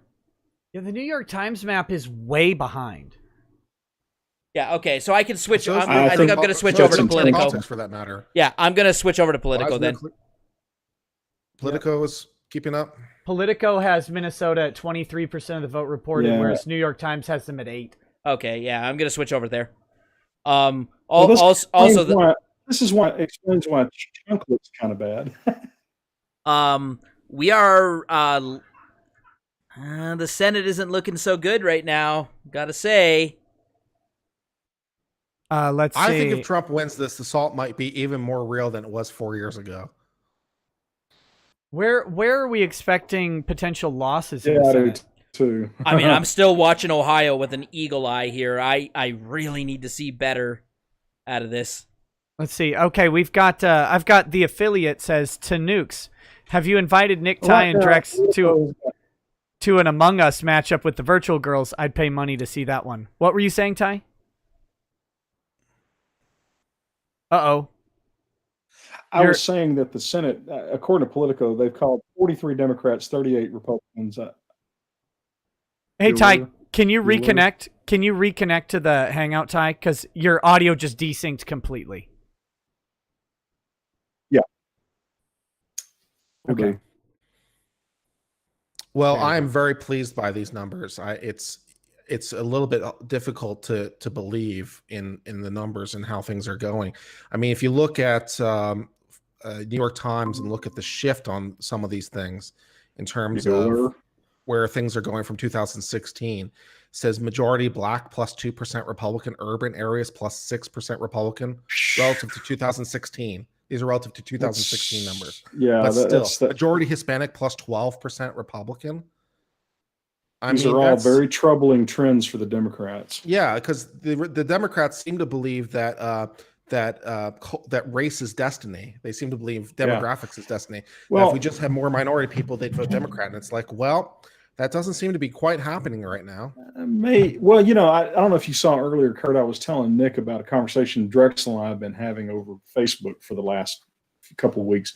Drexel is basically arguing that you're starting to see minority males shift away from the Democrats because they're now starting to see it as a gender issue and not a race issue, right? That their interests lie with men and not with their particular color. And if that happens, that's going to be devastating for the Democrats. They're not configured to win with that kind of an environment. And I don't think the party of affluent neurotic white liberals is really going to resonate with minorities long term. That's a fair point. Hang on a second. You're seeing that, and I read this, and so it must be true, that DC is actually no longer a majority black city, that liberal whites have been flooding in and gentrifying. I believe it. And there's a big political problem with the entrenched black political leadership of the city, not really getting along with those crazy ass white liberals, which I don't blame them. I think white liberals are the worst people on the face of the earth. I mean, at one point I was like, haven't blacks suffered enough? Now they've got to put up with white liberals begging for absolution at every moment. I mean, good grief. I, for one, am bitterly disappointed we didn't flip Colorado. But Ty, have you ever heard of an Ethernet cable? Unfortunately, my router is in the other room, and I don't have a 40-foot long Ethernet. Guys, I don't think it's my wireless. I mean, I've got pretty high caliber wireless here. I've got repeaters all throughout my house. Well, even if you do, it might just be. It could literally be because of the table it's on. You never know. I'm just making fun of you. That's all. Because like for the majority of the stream, you're fine. Just right now, you're really fuzzy and choppy, but your audio's coming through okay, which is good. Yeah. So anyway, yeah. At Zuma99 says you could buy an extender and plug the Ethernet into that. That might be a little bit better still. Maybe. Dedicated. I had my IT guy come out and my house is set up. I don't know why we're having these problems. Not much I can do about it tonight. No, I'm just razzing you. It's not a big deal. At Zuma99 says, "Get off me, man." Hey Nick, late to the stream. How's the election going? So far, better than expected. So we'll see how it keeps going. I think we're doing. There's just no way we could actually flip Virginia, guys. Is there? I'm sorry. I don't mean to be obsessive about this, but this is crazy. Okay. It seems hard to believe that you could get Virginia. Virginia was a toss-up state until the very recent past. I lived in Virginia. It was, even money last election or 2 elections ago, and now they're saying it's solidly blue. Oh, so I don't know what that's all about. Nick, I have some devastating news for you, everyone. Ilhan Omar has won re-election. I know. Ilhan Omar is back in the house, everyone. You can stop writing your letters now. Yeah, that's no good. Oh, yeah. Guys, 92% of Virginia is in, and Trump still has better than a 300,000 vote lead. It seems like a lot. Seems like a lot with only 8% of the precincts left. Now, are the precincts roughly the same size? Wait a second. Politico's only showing 49% of the vote in on Virginia. Yeah, I know, but I'm at the Virginia Department of Elections website. Okay, yeah, that. Okay, I abandoned Politico on this. All right, so Ty, Trump is. Can you help me out here then? What is the percent reporting in Fairfax County, and then what is the result? They don't have it easily. There's no map or anything. I'd have to know which district is it. CD what? Because they've got it broken out by district number, not by anything. 8th, 10th, and 11th for Fairfax County. 8th. What'd you say again? 8, 10, 11. Okay, so 8. Wow. Okay, in 8, it's 166 precincts of 171 reporting. Okay, that's substantial. 10th, it's 193 of 213. And what was the other one? That's pretty close. 8, 10, 11. Yeah, 8, 10, 11.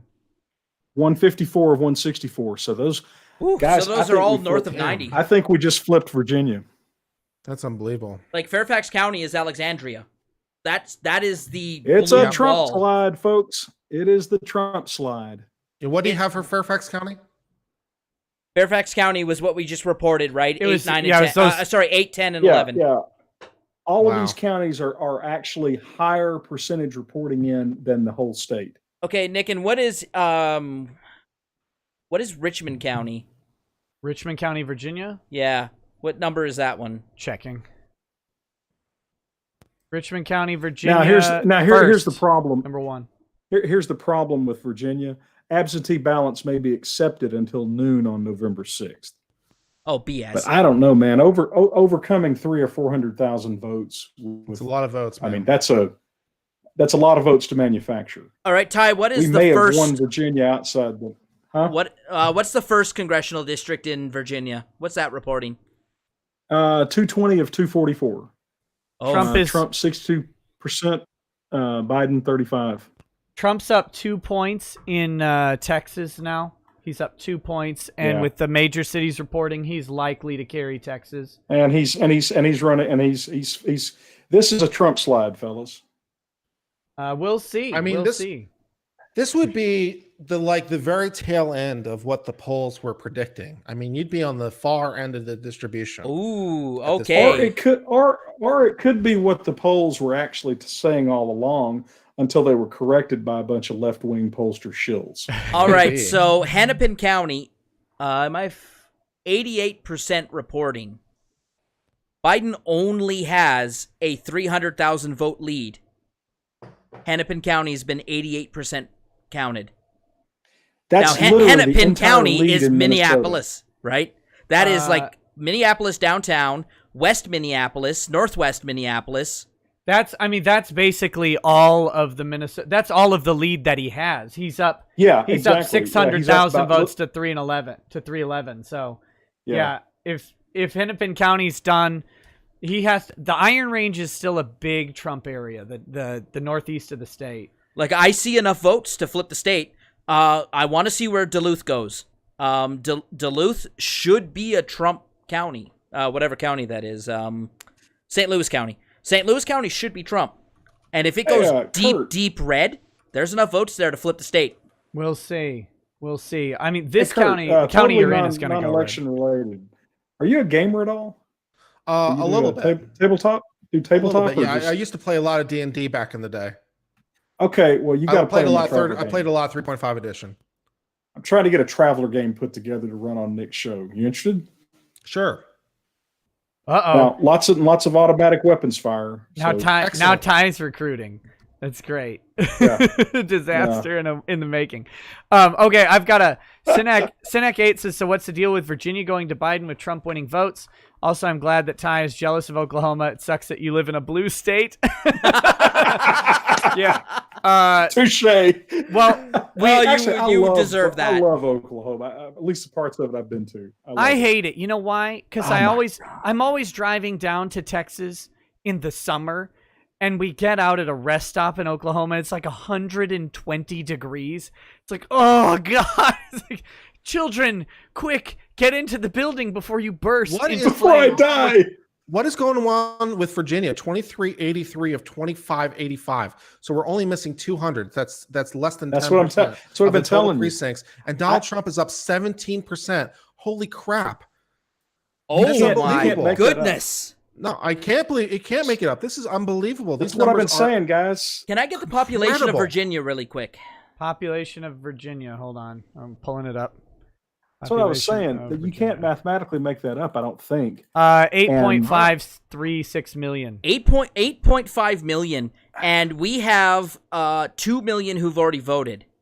All right, assuming it's somewhere in the neighborhood of a 70% turnout, guys, he needs to run the table like over 75%. Fairfax County's in. They're only missing one precinct, and Biden's only up 14,000 votes in Fairfax County. Holy God! Oh my goodness! Oh my God! This is. Where's Alexandria City? Here. Alexandria City got 5,000 votes out of Alexandria City. Man, guys, how about this factoid for the Senate? Remember, Warner was called as the winner immediately. Right now, Gade, his opponent, is 53.9%. Warner is 46.1%. Now, 48% of the expected vote is in, according to Politico.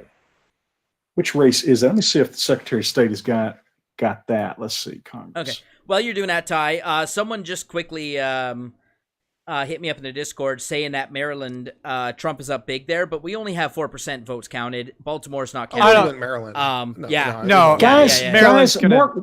Mark Warner is about to lose the Senate race. Really? Remember, they called him. They called him right when the polls closed. Yeah, okay? I saw that. 2,400. Basically, right. So basically 2430 of 2585 reporting of the precincts, right?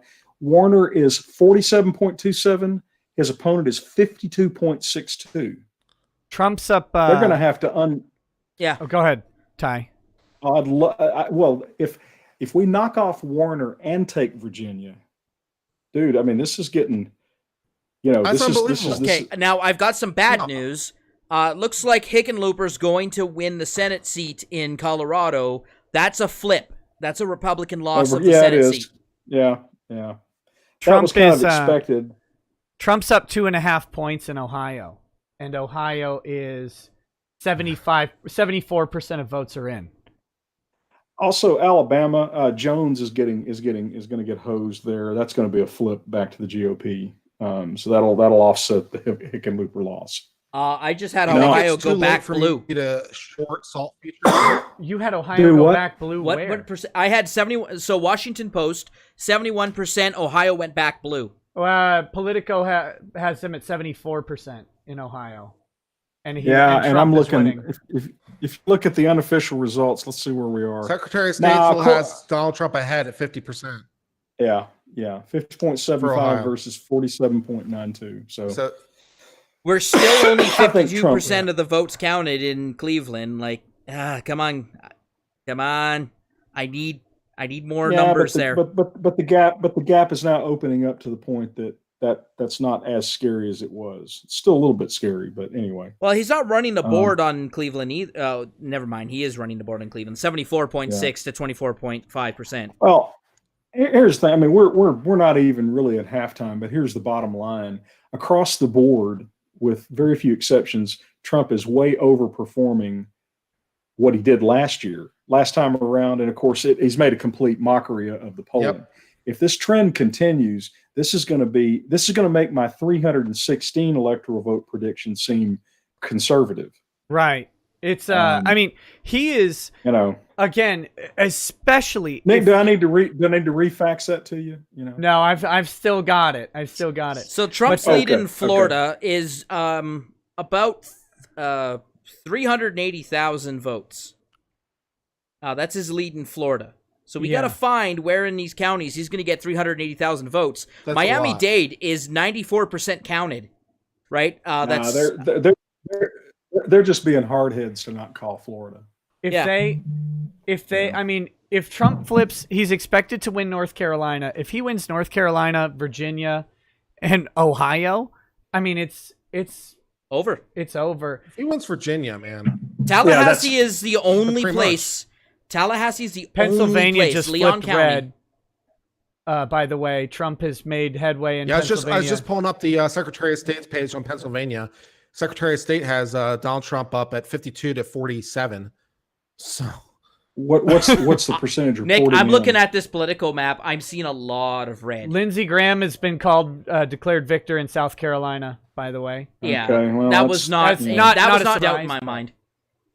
Yeah, but here's the thing: there was a record amount. He was tentative there for a while, and they poured an ungodly amount of money. Yeah, wasn't that the one where they poured $100 million in the Mitch McConnell campaign? Yeah, so Lindsey Graham was one of the seats they had to flip to get the majority, right? That was the one that they said, we're flipping this one, we're going to get the Senate majority. If I'm not mistaken, was it Lindsey Graham or Mitch McConnell's seat where it was like the most money raised in a Senate campaign? Lindsey Graham, I think it was Graham. I'm 99%. And it was the Democrat candidate who raised it.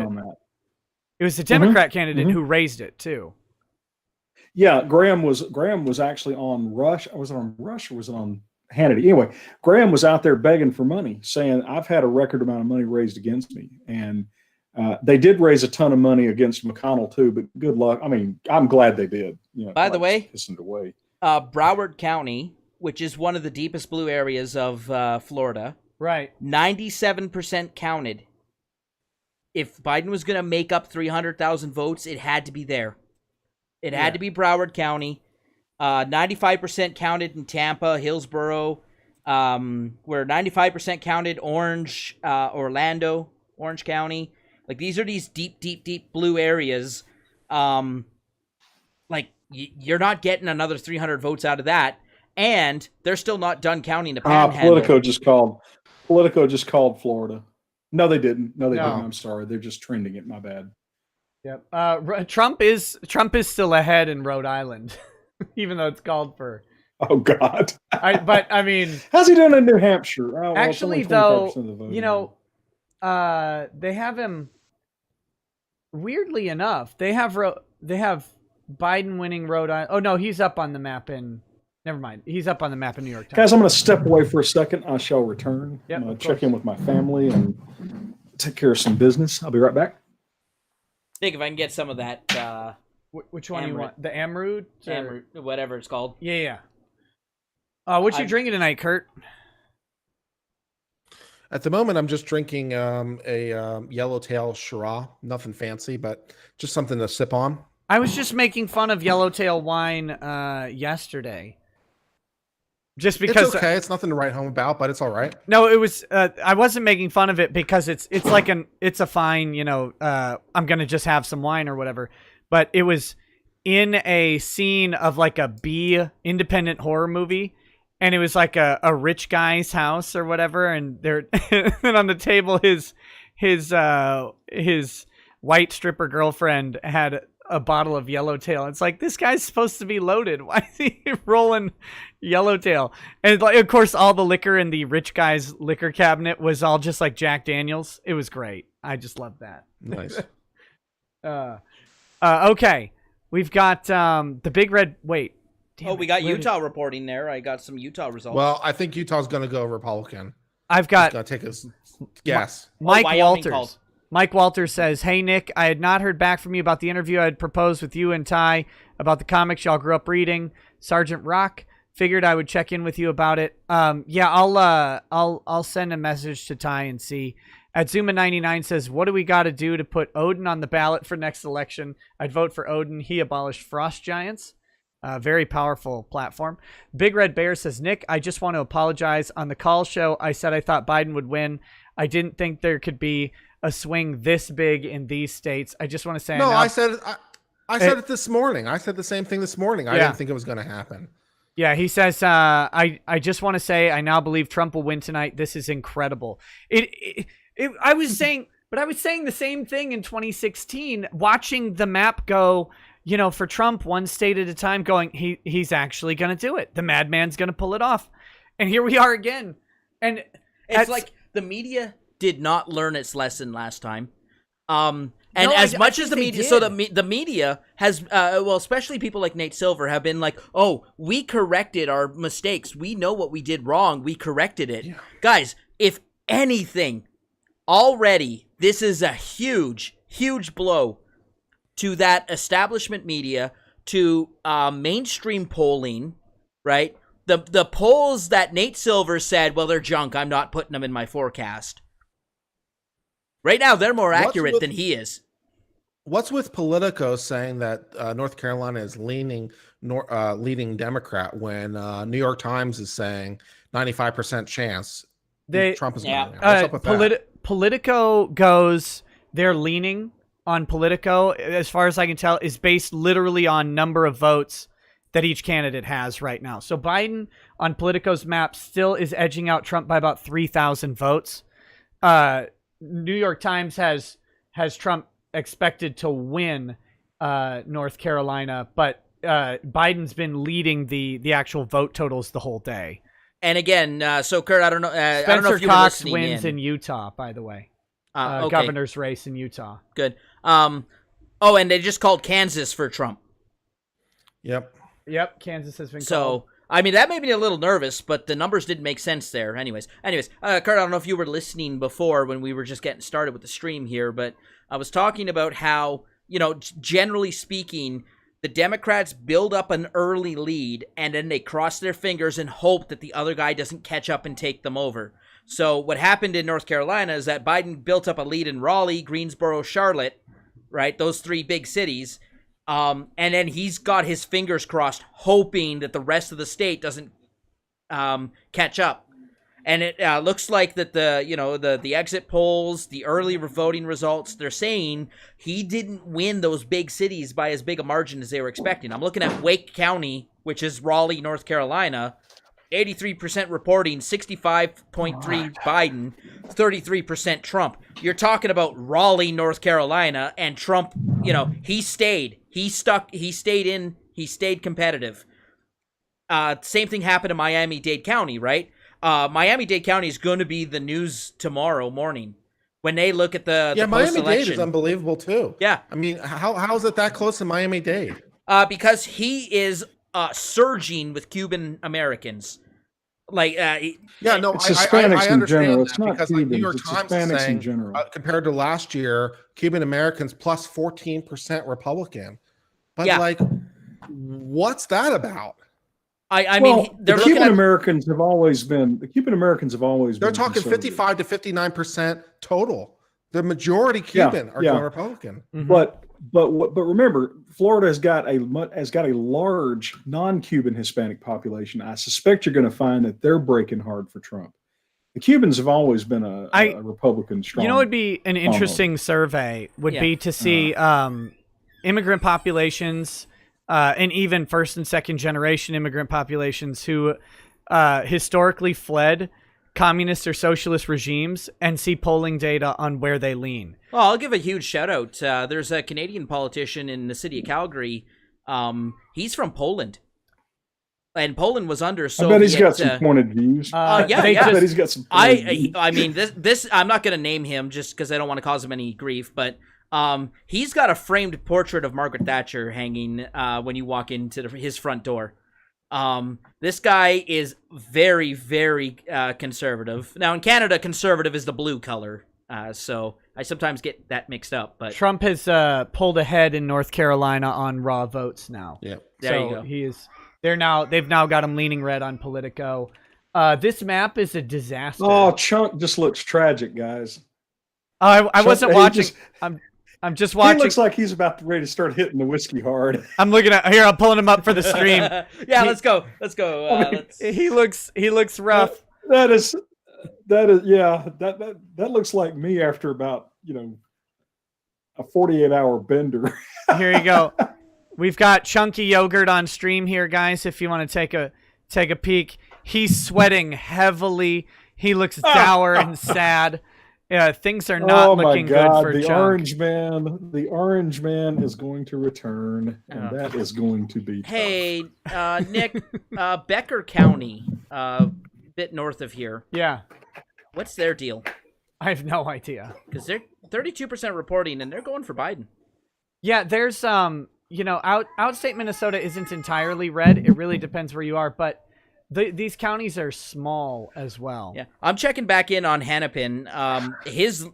He picked up another 100,000 votes, but he also gave Donald Trump another 70,000 in Hennepin. I'm sorry to interrupt, but MSNBC is leading with the story. Trump leads Biden in battleground Florida, but still too close to call. 94% reporting. Who do we got here? I have a we've got 3.4%. Viva Frey is popping in here, guys. Oh, awesome. Viva, are you? Well, okay. Am I in? You're in. Welcome, buddy. Thanks for coming on. I see a guy pointing his shotgun at me, and I don't know who that is. Hey, Viva. I've never met you before. I'm Ty.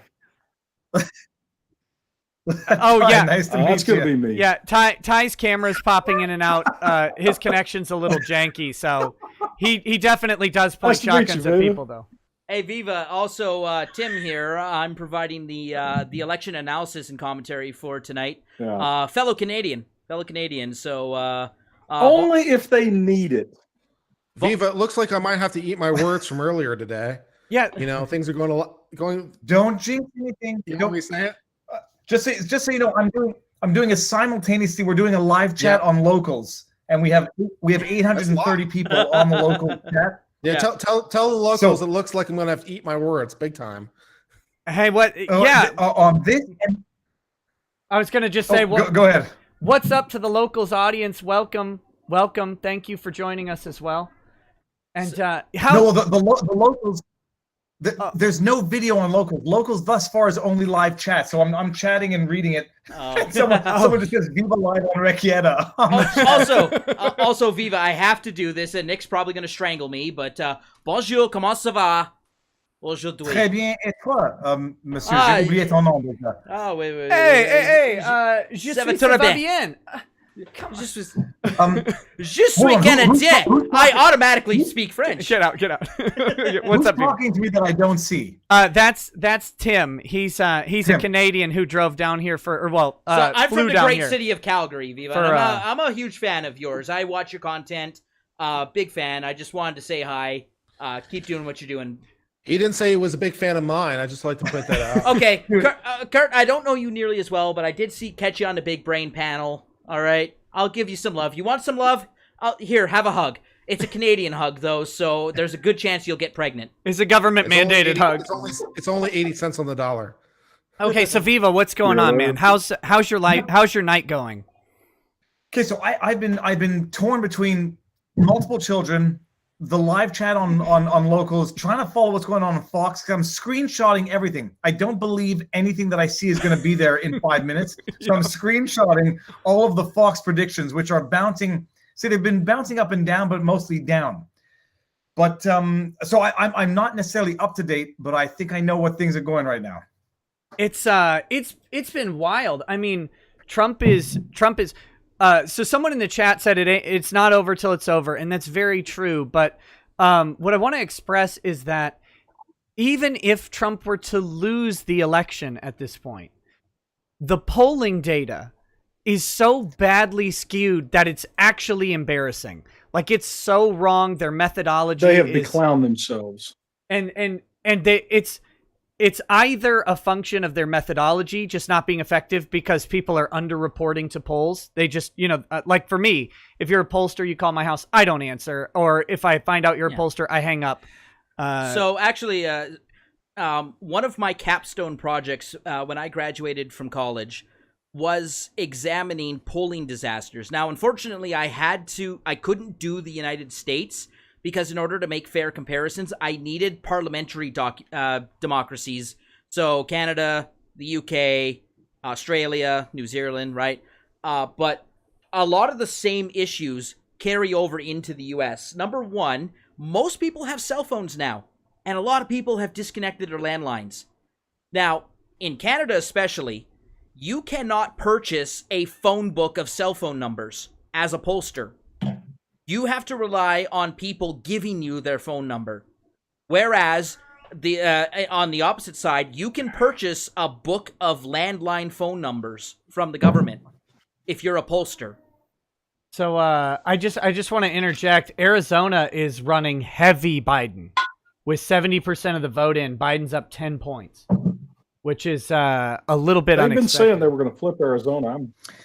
I'm skeptical, but they claim they would. So hold on. Before I get too comfortable picking my nose, what is the layout of the screen in real time on YouTube? Am I? When you talk, you're right below my face. When Ty or Kurt talks, they kind of replace you. So okay, cool. So I'll keep my fingers out of my nose. The polling data. Look, if Trump doesn't win, the pollsters are going to be able to say, well, we were, they'll be able to claim a moral victory, even though it's a factual loss. So which is why if it's going to be a full discrediting of the pollsters, it's going to have to be a Trump victory, however narrow or however vast. Because if Trump loses, pollsters, sure, we overestimated, we underestimated, whatever. But they're going to say, well, we got it right in essence. So Trump has to win in order to discredit the pollsters. As far as I'm concerned, the pollsters should be discredited by and large through and through because they're reading tea leaves, except even tea leaves fold a certain way when you put them in water. Okay, I got a result. Number one, AOC has won re-election. Okay. Number right. two. What were you saying? Number two, Tommy Tuberville has won the U.S. Senate seat in Alabama, ousting Jones. That's a flip. Yeah, Viva, would you continue? I wanted to hear the rest of his thing. Those aren't very important races. Go ahead. What were you saying about that? My theory is that the samples that these pollsters are actually doing the majority of or even a meaningful part of their polls are with insignificant samples of highly, in my humble, ignorant opinion, highly unreliable, or at the very least, it's either unreliable or totally predictable sources to begin with. So they'll poll 1,000, 2,000 people, and they're going to qualify them as independent, likely voters, whatever. Whereas in the real world, Nick, Kurt, we know this. We're on the interwebs. We're dealing with tens, hundreds of thousands of people of all walks of life who are not reluctant to share their opinions, and we have a more accurate sampling, in my humble opinion, of what the playing field actually is compared to these antiquated pollsters who call people up and rely on them picking up the phone, which already, gets to a certain demographic, telling the truth, which already gets to a certain demographic, and relies on them telling the truth. And I think it's been dead for 5 years. And if nothing's changed since 2016, except for the fact that people are willing to get duped twice. Well said. Yeah. Hey, okay. I have another House result. Does it matter? Go ahead. Does it matter that they're relying on? No, that was about the House result. But what were you saying? Go ahead, Viva. No, I was going to say, my impression is they're relying on a tiny sample of highly affected respondents, and it means nothing. And it's not that I can predict things better. It's just I think we all have better samples, and I'll take the DraftKings 350,000 sample field over 1,100 likely voters who are probably all lying in any event. Yeah. So do you think the pollsters are incompetent? I mean, mostly, or do you think that they're putting their fingers on the scale and just faking the polls? I don't use the word grifter, and I don't think the grifter might be an. No, that's Nick. Term. Yeah, that's me. Nick. You can only use grifter when talking about me. I won the championship this year, so. Yeah. No, I don't like grifter is a judgmental term and not an objective term. But I do believe, like I said on Twitter, I believe pollsters are to polls what the media is to reporting the news. They are not trying to reflect; they are trying to craft, and for whatever the reason. But that's my humble opinion. Yeah, and if I can just add a little bit more to that conversation too, there has always been a hidden conservative vote in every country that I've studied. The UK has this problem too. They consistently underestimate the conservative turnout. That's how they blew the Brexit result. They just thought that the conservatives weren't there when in fact they were. A lot of this comes back to, hey, if you're at work, if you have a job, you're not picking up the phone from a pollster because no pollster calls at 11 o'clock at night. At least not where I'm from. No. If they do, I shoot them. Yeah. I do want to point out one thing. Ty, you had said that the results weren't important, and I agree with you on the AOC one, but the other one was a Senate flip seat. Yeah. But everybody knew that. What I wanted to hear Viva's thing. Well, yeah. And no, I did too. Knew that was coming. I mean, no hard feelings. I mean, there's a lot of people, a lot of parts. I get it. Okay, I have to say, I have to give a special shout out to Celeste Ricada. Thank you for the donation. Celeste. So I really appreciate it. Hope you guys are doing well tonight. Jonathan Dolph says South Carolina, the Democrat candidate here, was still sending ads against people who had dropped out weeks before. Lots of mail against Lindsey Graham in the last month. That was in reference to them dumping a ton of money into South Carolina against Lindsey Graham and losing now in rather embarrassing fashion. Guys, that, don't you? I'm telling you, I've been tracking Fox trying to catch a falling knife since 89%, 88, 87. They bounced back up to 89. Now they're at 79% for Trump.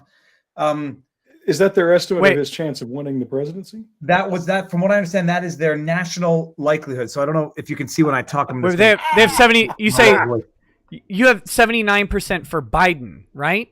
Yes, 79 for Biden. But I've been following this since it was 89% for Biden, and I'm screenshotting every step of the way because I'm going to make my own month. Oh, they're back up to 80 now. Whatever you can see, but that Biden's got an 80% chance of winning the election. According to Fox. God, I'd like to know what they're smoking. Okay. So can I get to the House result? Delusional. Because this is actually a big deal. So again, from Sakaki's list, I was watching the 26th congressional district in Florida. They called it for the Republican. That is a House flip for the Republicans. This is the House seat we needed to win to have a good night, right? If we're winning these toss-up House seats, we're looking good. And yes, they've called it. So Carlos Gimenez, congratulations to you, good sir. You have flipped a House seat in Florida. Was that a freshman Democrat, by the way? Do we know if that was one of the crash test dummies? I'm not entirely sure. Like I said, I'm getting this data from Sakaki. Big shout out to him because the House races. There's just let us know? Too many House races. Are you getting that from Onse Sakaki? Yes, Sakaki Onse. Yeah, that's. I mean, we see him on our channel. I think Kurt, you see him. It's good. Okay, Onse, how you doing? Yeah, he's good stuff. Anse, thank you for the data. And now I'm going to go back to the chat on the locals community. Viva Barnes Law Locals. That's not what that was a joke. But I'm trying, because Barnes now is live chatting in real time on the locals with his insight, which is much more meaningful than mine, because 99% of my insight comes from Barnes. So it's amazing. It's amazing to watch. We're going to watch the same evolution as we watched the last time. It seems to be about an hour delayed from 2016, but it looks to be the same exact type of progression. Okay, I have a question for the panel, and this is Celeste Ricada had sent a super chat, but YouTube didn't take her message, so she sent it to me elsewise. So the question was, what about all the uncounted mail-in ballots? Can't that change some of these results? I heard that Trump would likely be winning on election night, but once all those ballots get counted, things may change for Biden. I'm not sure. I believe that many of the mail-in ballots that are submitted by today are already included in these results. Yeah. But I didn't know if you guys had any different information. That was battle space prep. That was battle space prep by the Democrats when they started really confronting the possibility they were going to lose this election. Because and you see it being backed up on MSNBC right now, saying that Florida is too close to call. Yeah, I think there are states where it's theoretically possible for mailed-in ballots to come in late. For example, we've talked about North Carolina and Pennsylvania are allowing mail-in ballots. I think North Carolina is 6th to the 6th, so another 3 days. I think Pennsylvania was an additional 6 days or something like that. And Nick, I mean, correct me if I'm wrong, and this is where I love the homework coming into play. These were for the ballots that arrive after the election day, but the ones that have arrived up to now are in fact tallied up in the day of. So my understanding is, correct. Sorry, go ahead. So I don't see how you can. Go ahead. I'm sorry. Oh no, I was going to say we're dealing with a small percentage of the potentially outstanding ballots. So it's not all mail-in ballots, but rather the ones that arrive late, then the ones that are post-dated after the election are not clearly post-dated versus the ones that are post-dated. So it's a minuscule fraction. Whereas unless it's within a certain 10,000, maybe 100,000, if it's generous, it shouldn't sway anything. So it should be relatively predictable. I think Trump is winning outside the margin of fraud right now. Yeah, I think that would be my, I was saying before that he has to, otherwise, like, for all the talk about the credibility of the Supreme Court, the credibility of blah, blah, blah, for the real credibility of the election and the election's integrity to be upheld, it's not about what Amy Coney Barrett does. It's really about if either candidate had a decisive enough victory to obviate a court challenge. I'm hoping that we do. Even I actually secretly hoped, even if Biden wins, that it's decisive enough that there isn't a court challenge over it that'll protract out and really cause a lot of doubt about election and Supreme Court integrity. Because I think the damage that does and that the media had planted as seeds for the past 6 months is bigger than any damage a candidate could do. Yeah, I'm going to go on a limb and say it's very unlikely that Biden's going to win at this point. No, I'm very inclined to agree with you, Nick, on that, because I think if it comes down to what I might call a technical win, where Trump wins because mail-in votes don't count because they weren't postmarked properly, or signatures didn't match, or the person failed to put them inside the secret envelope inside the mailed envelope, or other sort of technical deficiencies, or because they were, they arrived and they're unclear. If it comes down to this for technical reasons, and the court has to decide that, I think regardless of the legal rationale, it's very hard to see how that doesn't do damage to the court. Even worse than Bush versus Gore.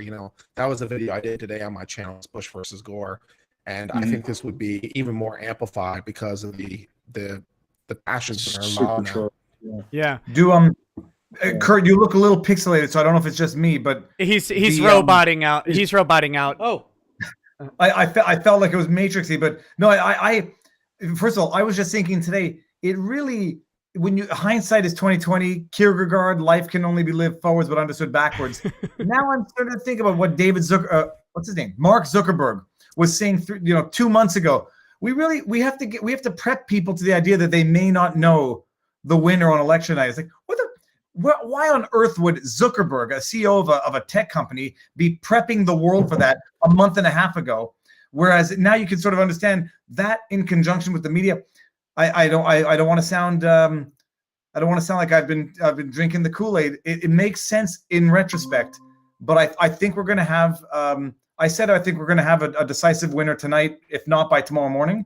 I did predict, and it's not a question of preference. It was just a question of observation, that it was going to be Trump in the order of 320, give or take. Hey, influenced by Barnes, but that's my bottom line assessment, and I think we're going to know it'll be decisive enough. The popular vote, maybe not, but the popular vote is so swayed by New York and California alone that the popular vote sort of has become meaningless, except if you want to invalidate the Electoral College. Yeah. But that ain't gonna happen. But if I may, someone just wanted me to point out from Discord, I think it was Ken Jennings, that the Chinese currency is crashing right now. Like, okay, so let's have a look at the bigger picture across the world right now. All of the polls, we've been fed this lie for constantly that Joe Biden was going to blow Donald Trump out of the water. It wasn't even going to be close. Guys, when the world markets wake up tomorrow morning, what is it going to look like? Well, the stock market in the United States, the stock market refigured it and figured Trump was going to win. That explains the run up in the last few days. Guys, if I may, catching a falling knife, Fox is now at 61% Trump. Nice. Oh. Very good. I swear to you, 62% now. Screenshot. Okay, leave it, I baby. feel like a crazy person, except I'm getting it right. I posted one thing on Facebook. It just says "woot." It's I don't want to come off as this is not a partisan point. I didn't tweet it because I didn't want to look too partisan. If Trump were to lose, it would be a validation of all of the media manipulation and dishonesty that we've been living through for 4 years. It's not a question of liking Trump or even wanting him to win. But if he loses, it is going to be the Brian Stetlers of the universe thinking they get to dictate reality to the hoi polloi, and we just have to suck it up. It's not just the media. It's the whole political class, the elites who are as unelite as they come. Well, This is the normal folks stepping up and saying, "No, we're not quite ready to let you call the shots just yet." Let me add to Viva Frey's point about Brian Stetlers of the world thinking they could dictate it. I would just add, and they'd be right. That's the worst part of it, is that they would be correct in that assumption because they've done it.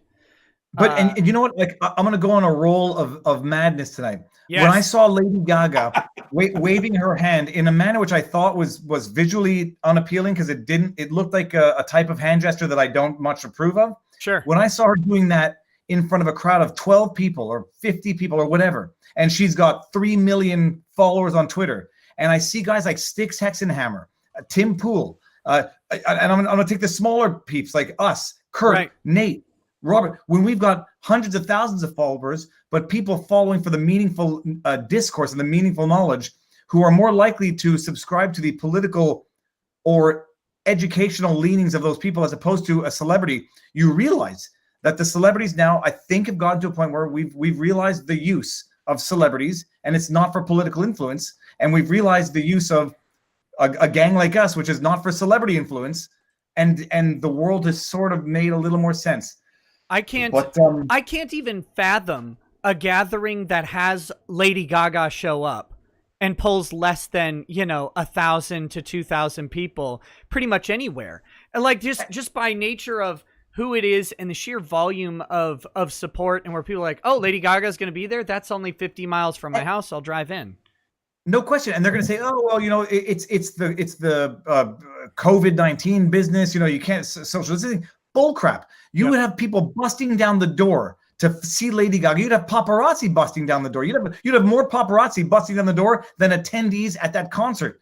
And if you try to have a Donald Trump thing where they say, sorry, we're limiting it to 100, you'd have 1,000 people busting down the door out of pure desire to see the person they want to see. And it's an amazing thing.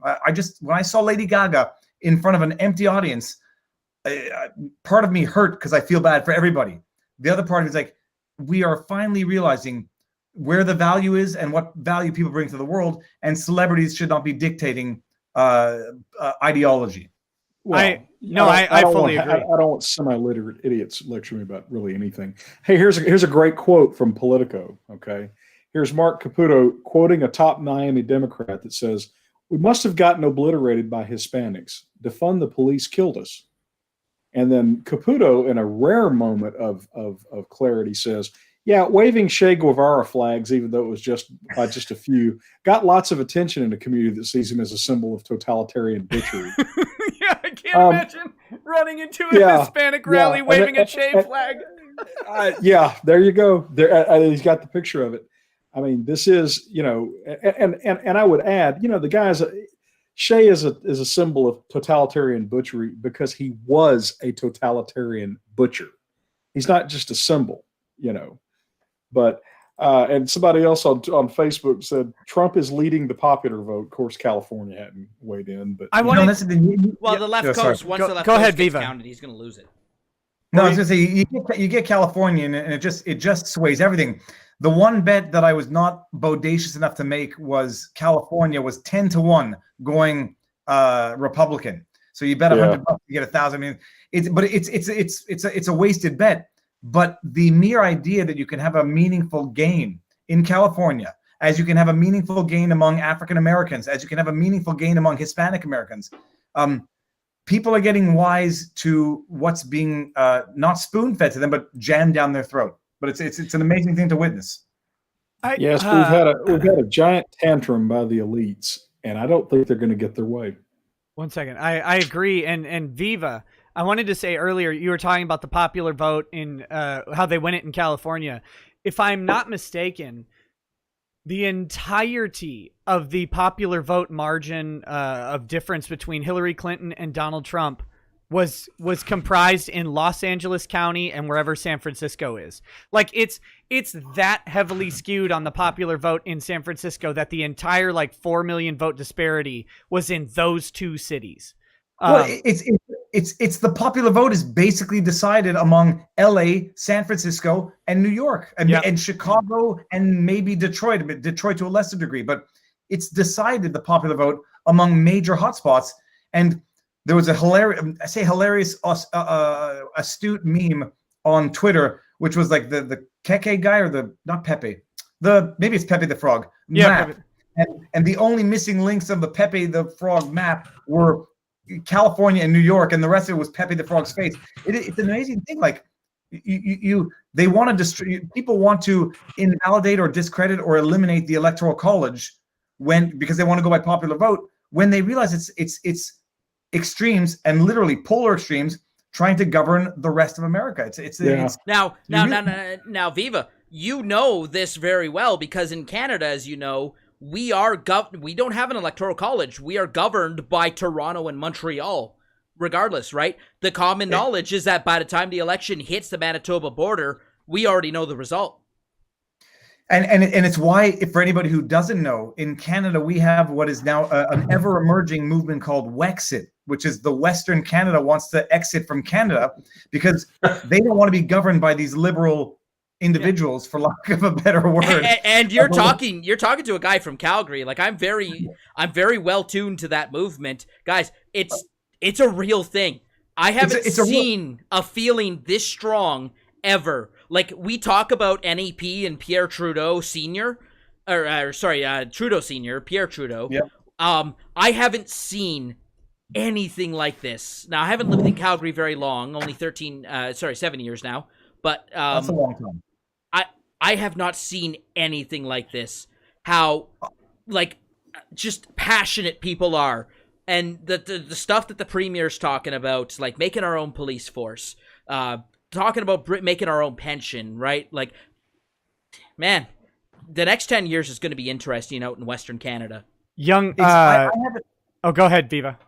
Oh, no, I was going to say, on the Canadian side, this is going to bore a lot of people, so we'll move on. I haven't seen a movement of separation this strong since Quebec wanted to separate in 95, 96, and I wasn't born in the previous one. But there's a meaningful movement that wants to separate the West from the East, because the East is, the East votes liberal. You end up with an arguably corrupt or an allegedly corrupt leader, and the West doesn't want to have anything to do with it. The West subsidizes the East, and they don't like it. But that's Canadian politics for another day. Yeah, of course. Back to the U.S.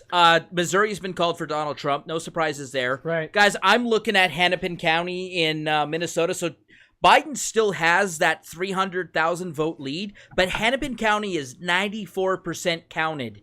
All right. If I go northwest of Hennepin County, which is, for those who don't know, that's Minneapolis, Minnesota. If I go to Wright County, only 5% reporting, but Trump has a big lead there. Duluth, only 17% recounting, St. Louis County. Biden has a okay lead there. But, again, Minneapolis is what dictates the rest of the state. And it looks like 70% Biden, 27% Trump. It looks like he pulled just enough votes out of there to make Minnesota interesting. Yeah, we'll have to see how that goes. I do have Chunky Yogurt up on the screen. The Young Turks. Yeah, doesn't he look tragic? He looks like he is on his. He is not doing well tonight. Hold on, I think Kurt has pointed out that I may have been mistaking Michigan for the national because they have seemed to have changed the layout. Oh my goodness, guys! Look at Wayne County right now. 28% reporting. 42% Donald Trump. That's the city of Detroit. Wayne County. That's 42% Donald Trump. 55%. Look at Trump. He's gonna lose Michigan. Just if everyone look at this is Michigan, so nobody calls me a propagandist. Michigan is the one that they put on the top now, not national. I don't know why they swapped propagandist. How dare you, Viva Frey, manipulating Fox News statistics? You let these Canadian agents in to influence our election. Sorry, let me. Okay, it changed to 79, so I don't know what the national is anymore. Little bastards at Fox News. They went from national 79, if you can see this, to swapping Michigan on top for some reason. Whatever. Okay. But I mean, if Trump, remember that Trump 6 wins out of 7 Michigan, Fox employees are Democrats, so it's not Fox is not exactly a conservative organization. Sorry, Nick, I interrupted you. Go ahead. I'm saying something very, very important. How dare you? No, I'm just saying. Trump winning Michigan again. It's these states that that Biden was expected to pull back from the brink of dangerous republicanism, like Michigan, Wisconsin, which are both trending red right now. Ohio, Pennsylvania's trending red still, which is amazing. If he wins these states, it's almost a foregone conclusion. Idaho's gonna go Trump. Okay, so what's the scoop on Nevada? Nevada was close. Okay, how close was it? Before we leave Wisconsin, though, I just want to quickly check in on Dane County, Madison. 64% reporting. So Biden's got the big lead there. But again, these are the big cities that Biden sets the lead in, and praise to God that Trump doesn't catch up. Man, he's 76-22. Again, 64% reporting. It looks like Trump got just enough vote out of that urban core. Again, Madison, Wisconsin. It's pretty Democrat. Milwaukee is 28% reporting, and it's 59-38. Again, big city, but Trump's hanging in there, so he can win it in a rural area. Go for it, Ty. Viva, I was going to point something out about Fox. This is from one of the conservative blogs I go to. Fox News with Chris Wallace and Donna Brazile doing election night news is the biggest screw. Right when you started talking, Ty, tried. Felicia. Tucker Carlson is the only reason I ever turn it on. Let me tell you something. And then, Ty, the internet gods are not kind to you. It was the second you started talking. I'm just screenshotting that so we can get Ty's face at this very moment. Okay, so what you were saying was the conservative blog Fox News with Chris Wallace and Donna Brazile doing election night. They're saying that it's shocking how much better CNN is tonight. Oh, for fuck's sake! My goodness! Can we appreciate the absolute insane irony or absurdity of Donna Brazile being on Fox News as any sort of authority for anything other than how to be a cheat at an election? Like, can we? At first, I said, like, why is she there? Fox is not a conservative channel. Well, but I don't even care about conservatives. Fox is not care about intellectually honest. Donna Brazile, at first I thought Fox was putting her on to expose her as the fraud that she is. Now I realize they're using her as an authority to actually diffuse and disseminate information, as though everyone forgets, because if anyone's forgotten, that she was the one underhandedly flipping questions to a candidate in an election to screw the other candidate. Crazy She's also stuff. As dumb as a bucket of minerally deficient dirt. Yeah, that there's that too. Hey, Ty, anyway, can you check what this thing is saying is? Yeah, I was just going to ask if you can. I didn't mean to cut you off, but can you check the Virginia Secretary of State website and see if there's some updates? Yeah, that's fine. On the numbers, because New York Times and Politico are still stuck at that like 50% reporting. I do have an update for North Carolina. Trump had just taken the lead in North Carolina, so exactly what we've been expecting all night. Biden built the huge lead in Charlotte and Raleigh, but Trump caught up with the rule vote. He just took the lead in North Carolina. Now I'd like to go see Trump's 180,000 ahead still over Biden, and 2493 of 2585 reporting. Yep. Kurt, you saying the same thing? That math doesn't work. Exactly right, man. That math doesn't work out. I think it's close enough that they're going to go into a recount, but that's a good scenario for Trump. What we weren't counting Virginia. The point is made, right? I mean, yeah. Trump's way ahead. Biden plus 11.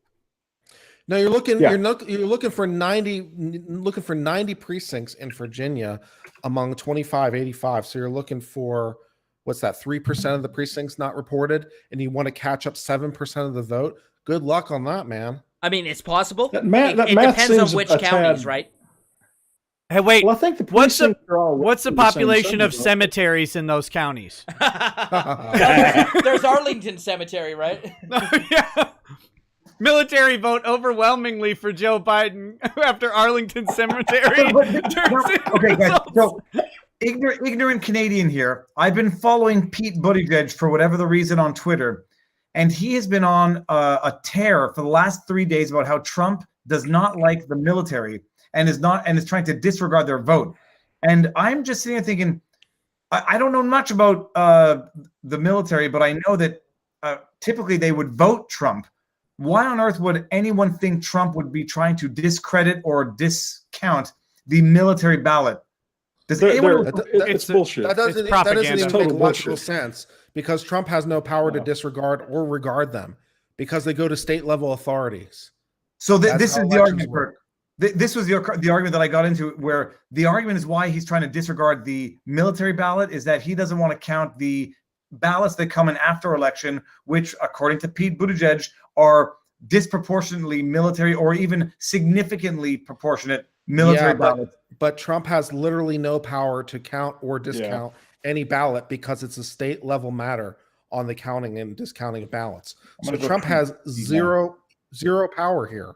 He can't do anything. Okay, it's pure propaganda. Ty, by the way, can we look at Texas for a second? 1 second. Sure. Real quick, the polling on Virginia this morning was an average of Biden by 15%. That doesn't seem like it's happening.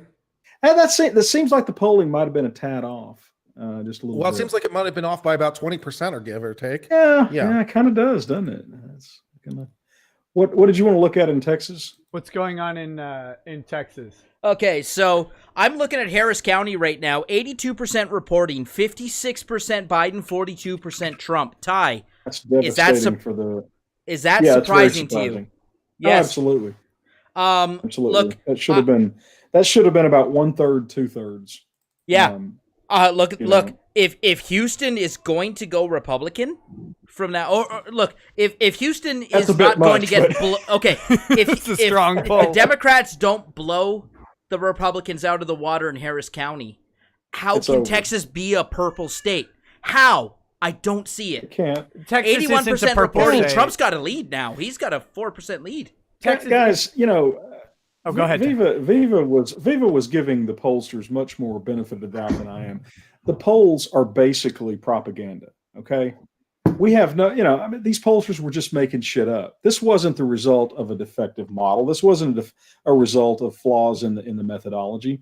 They are propagandists who were just making shit up. If Dr. Joseph Goebbels says the Germans are going to win, now who in their right mind goes, okay, well, that means they're going to win? And yet we've treated these idiot pollsters this way. Well, there's only one news source I believe in, that's Baghdad Bob. Whatever Baghdad Bob says must be true. Okay. You know what, Kurt? Honestly, I think Baghdad Bob's probably more reliable. Yeah. I do want us all. I said this when we were streaming a couple nights back.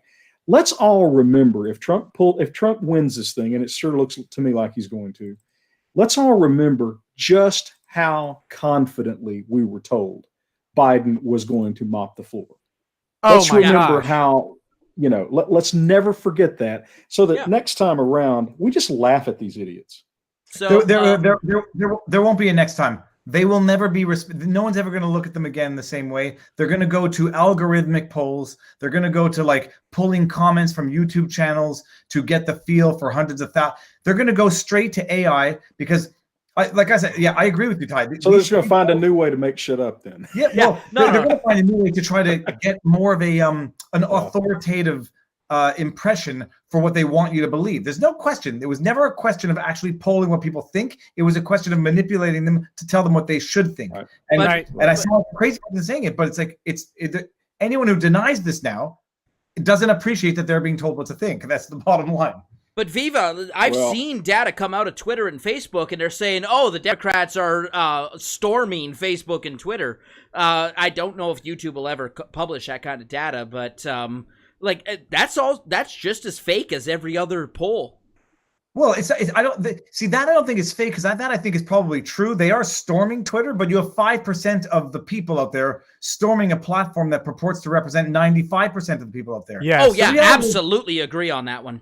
So I observe this, like people, there's a lot of people who are not on Twitter who have, I'd say even more, like on my own channel on YouTube, I think 90+% of the people are not on Twitter for whatever the reason.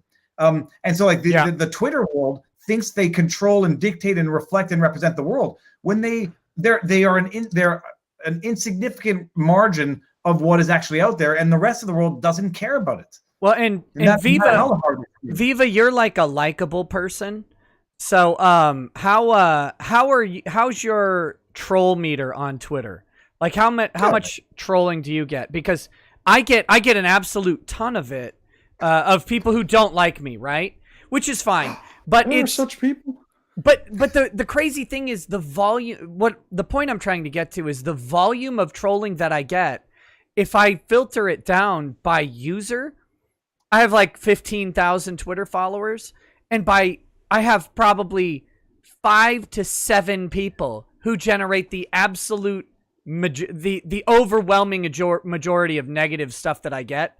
And I mean, we're talking. It's like every single tweet I make, these guys will come in and do it. The question is this: What do you mean by trolling? You have like you have your varying degrees. Okay, when I say trolling in this context, I mean people who genuinely like do not like what I do, what I say, whatever, and come on to say something specifically negative that is not a joke, right? Because some people say a negative thing, and I know who they are. It's a joke. It doesn't matter.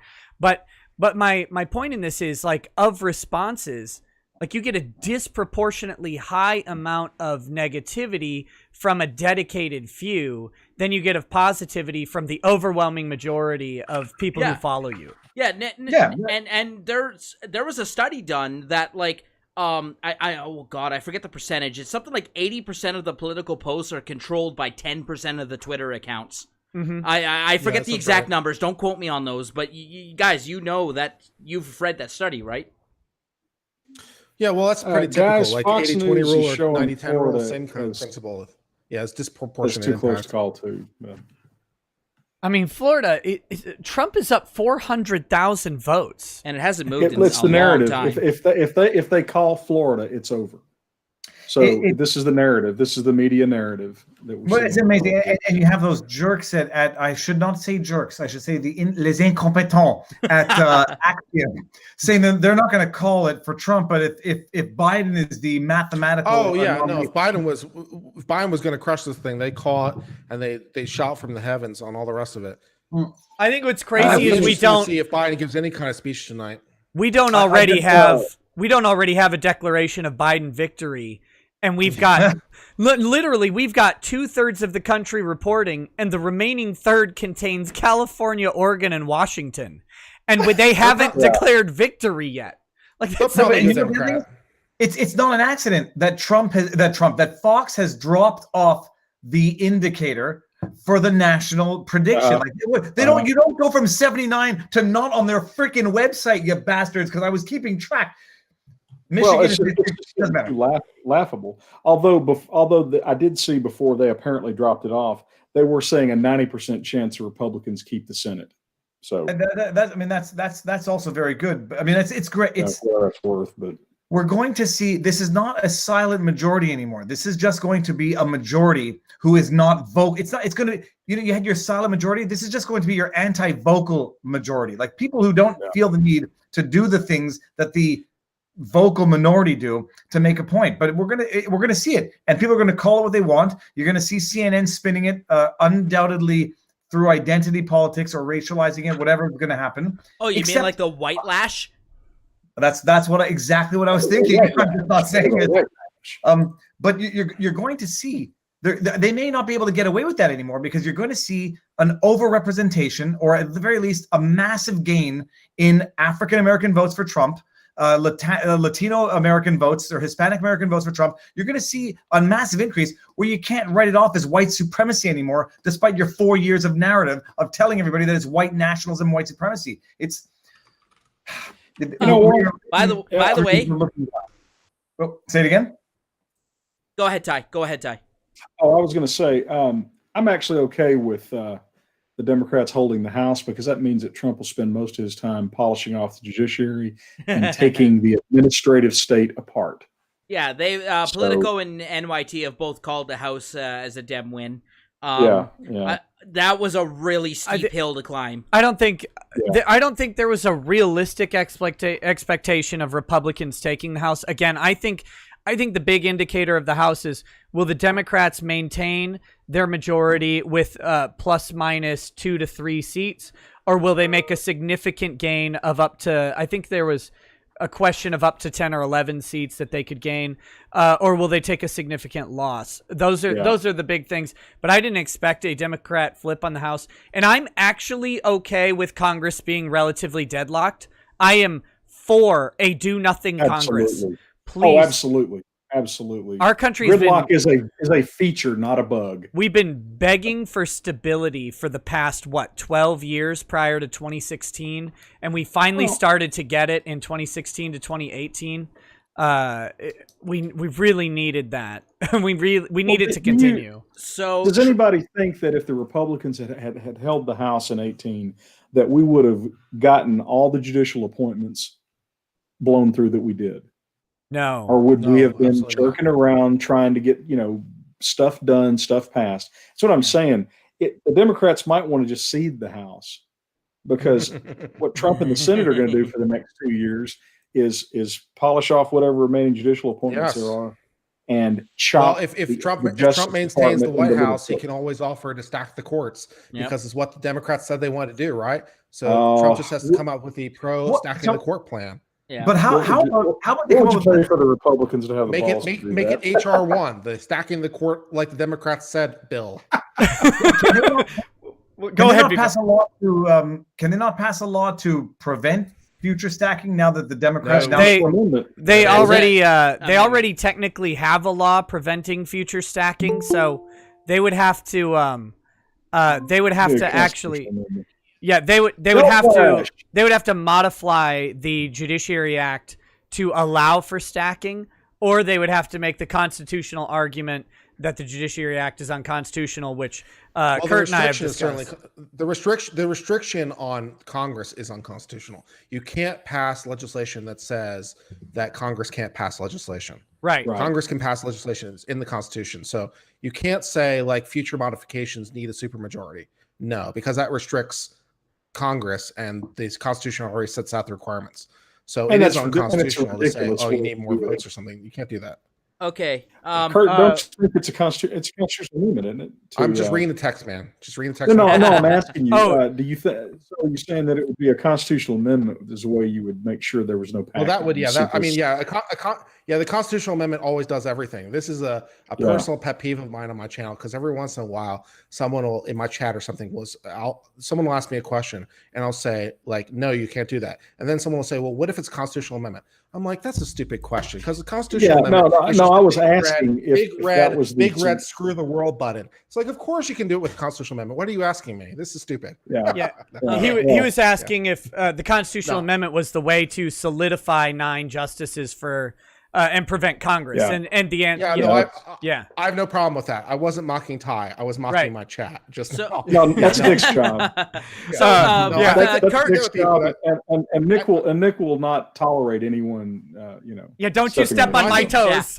Okay, I think constitutional amendments are probably a pretty good idea. You could do like, you say how many you want, and then you have terms that are stacked so that they expire every 2 years. So every odd presidential year, a seat comes up. So however many seats you want, 9 or 11 or 13, whatever the number is, you just make the times 2, and then you say every 2 years a seat comes open, and then that solves the problem. I'd put them up for election. If they're going to legislate, then we might as well just elect them. Okay, here we go. It works so well in Texas state courts, doesn't it? I want to elect me, Ty. I'm a good judge. Tim's got an update. Go ahead. I just wanted to ask Ty or Kurt, do you know anything about northeastern Arizona, Apache County? Nope. Like, what are we looking at for population there? Yeah. Okay, I think that's the helicopter county. I think we're going to lose Arizona then. Biden's built up a pretty good lead there. I just don't see, unless Apache County has some decent-sized city in 71,000 people. 71,000 people. We're over 100,000 behind in Arizona, and they're still counting in Phoenix and Tucson. I think we're going to lose Arizona. However, seems likely. I've been keeping an eye. We're going back into Minnesota. Now, we're still, Trump has closed that gap. We were 300,000 down. Now we're, 170,000 down. Hennepin County, 94% counted. And a lot of rural Minnesota, still blank, no results. Chunk Yogurt just said that sexism is worse than racism. So, good job, Chunk Yogurt. That's actually a little encouraging. That racism isn't the worst evil. That sounds actually good. Yeah. Sexism has always been more important. Wait. I think that makes Chunk a racist, doesn't it? Guys, we have another disembodied voice that I want to welcome to the stream. He popped in a second ago and has been waiting patiently. Welcome, Yellow Flash. Hey, what's up, man? Hey, Yellow Flash. Hey, we got a... What's up, gentlemen? How you doing? Very good, man. Why haven't they called Florida yet? Is it just salt? Is that why? Or, yes. I mean, it's like 98% in. Yes. Oh, I'm sorry. One more update I wanted to give everyone. Ohio. Looking at Ohio. We've opened up a big lead in Ohio. 84% reporting. 380,000 380,000 ahead. 7%. Right? Yeah, 7%. Wow. Roger Marshall just won the U.S. Senate seat in Kansas. I don't know if that's an important race. I think that was an incumbent who wasn't running again. 69% coming reporting in Cleveland. So Biden 68, Trump 30. Guys, Trump took 30% of the vote in Cleveland, Ohio. Looking at Columbus, 78% reported Franklin County, 66 to 31 Trump. Trump took almost 32% of the vote in Columbus, Ohio. Guys, the African Americans are going to Trump more now than any point in history. Black to Republican. I'm surprised. I guess they ain't black. I'm surprised they haven't called Ohio yet. Come on, Flash. Come on. I was nervous. Ty, you were here since the start of the stream. I was really nervous about Ohio. I got rattled. Yeah, I think we've got it now. I think we've got Ohio. I don't see enough votes coming out of Cleveland to tip that race. And thank God, guys, we have Utah now. Yeah. Oh yeah, Utah. Guys, but I just want to point out they are reporting 209 electoral votes for Biden, 119 for Trump. Biden is mopping the floor right now. Yeah, where are you looking? The polls literally just closed in Washington, Oregon, and California. That's on Politico. They're just, they're not reporting Texas, Florida, Georgia, North Carolina. Okay, Ohio. but okay, hang on. I want to jump into this because again, I've mentioned Sakaki a couple of times. He's provided me with house races. Sakaki was convinced that Oregon was in play for the Republicans. Well, there was a chance that Oregon could flip, and I said, I'll believe it when I see it. Washington, Oregon, and California have just been called for Biden in the biggest update of the night. The second the votes closed, of course they I called was going to say, literally at exactly 10 p.m. No, of course it did. Yeah. And that's fair. I mean, come on. He's going to win those cases. By the way, 51.6% for Texas, Trump to 47.1%, 83% reporting. We're not giving Texas up. No, I don't think done. Texas is done going. Like dinner. I'm calling it. No, but Iowa's interesting. They're just not going to call the red states. They're going to call all the blue states, and then they're going to try to make this. Well, Biden's still ahead, and whatever. Hey, we haven't talked about Georgia in a while. 54.3 to 44.5. Almost a 10% lead for Trump in Georgia. 62% reporting. Nice. I'm going to look at Atlanta.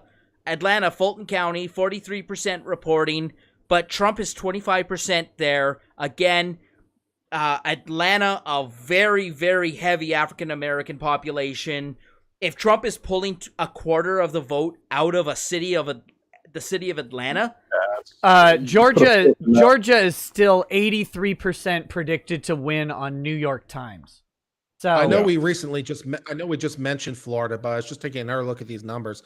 99% of votes counted, and Trump is up 5%. Where are they coming up with 5% of the vote, with 1% of votes left to be counted? If they start awarding Florida and Texas, Kurt, then Biden won't be ahead anymore. But that would be accurate. They got to keep those optics up as long as they can, I guess.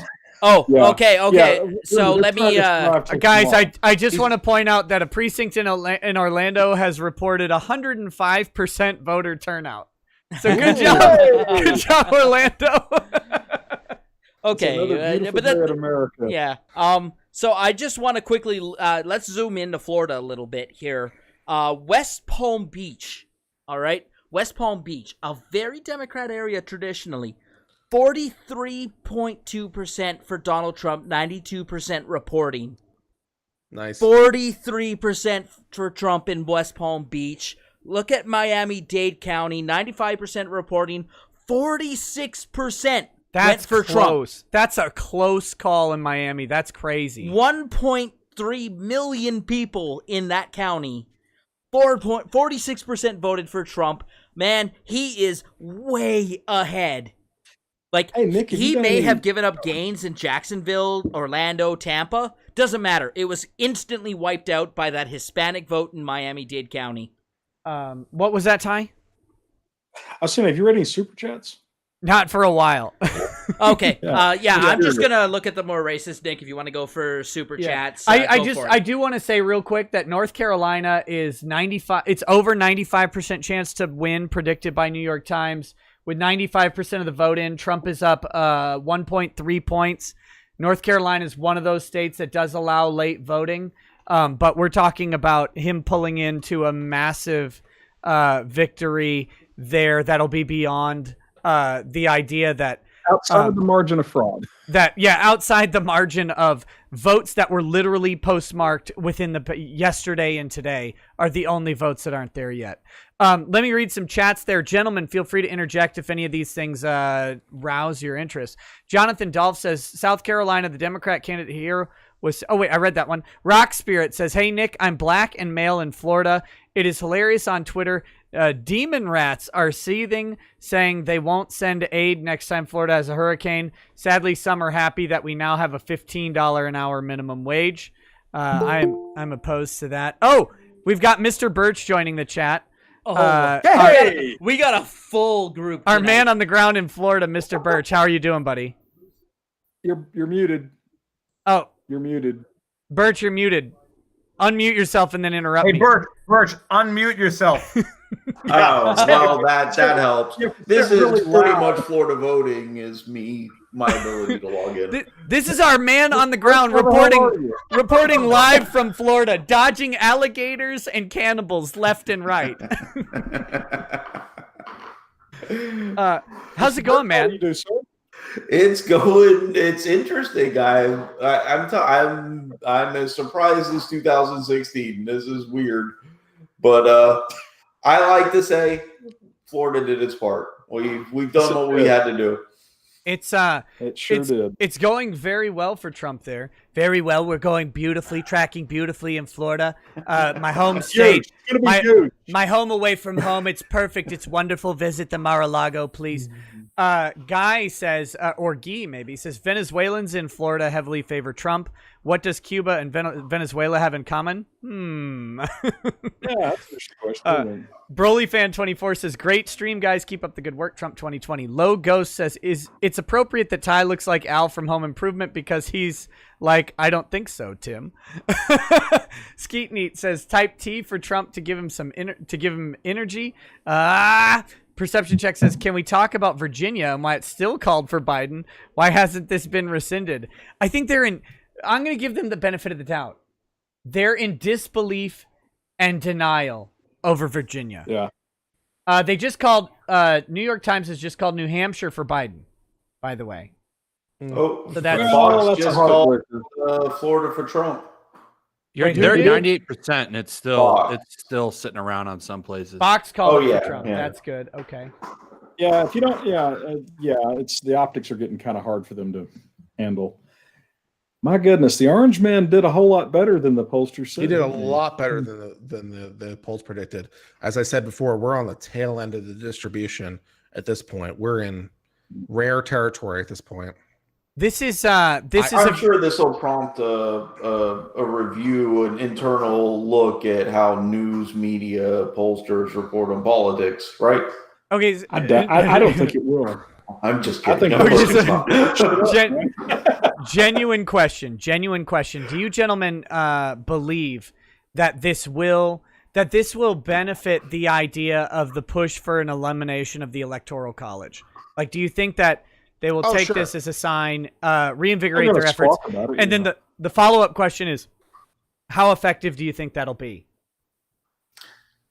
I think it will be 100% they're going to push for it. Because, I mean, it's going to not be their fault that they lost. I mean, it's not going to result in any introspection. But I think it's just going to fail like it did before. Why would North Dakota and South Dakota, you've got to take all these small states and say, we're going to cede our power to California and New York. Yeah, we want California and New York. Who would do that? I mean, I think this is just more proof that no, we don't want to be giving up our power to these, few states just because they're populous. Yeah, I agree. I think if they want to blow political capital and resources on trying to get that done, I want them to knock themselves out. I assumed we were still going for court packing after 2016, right? I think 2020, right? Now that we've set it up as a reasonable thing to do, we were discussing earlier that Trump should now do it. Trump should just go. I've been convinced we need at least one justice for every circuit. This was the Democrats' idea, Bill. That would be Democrats' idea act. So funny. And then suddenly we've got 13 justices on the court. And it's like that's right. It's a 10-3 split. And all the new judges are 30 or younger. There you go. This is a very important. You guys find it odd that you're not seeing the popular vote yet? Are we even seeing a popular vote being reported? Last time I looked at it, Trump had it, but it might have changed now that California's in. Probably. Well, yeah, I was about to say, you get to the West Coast, that's going to make a difference. California only has 500,000 total votes reporting right now. So it's, even once they really kick in.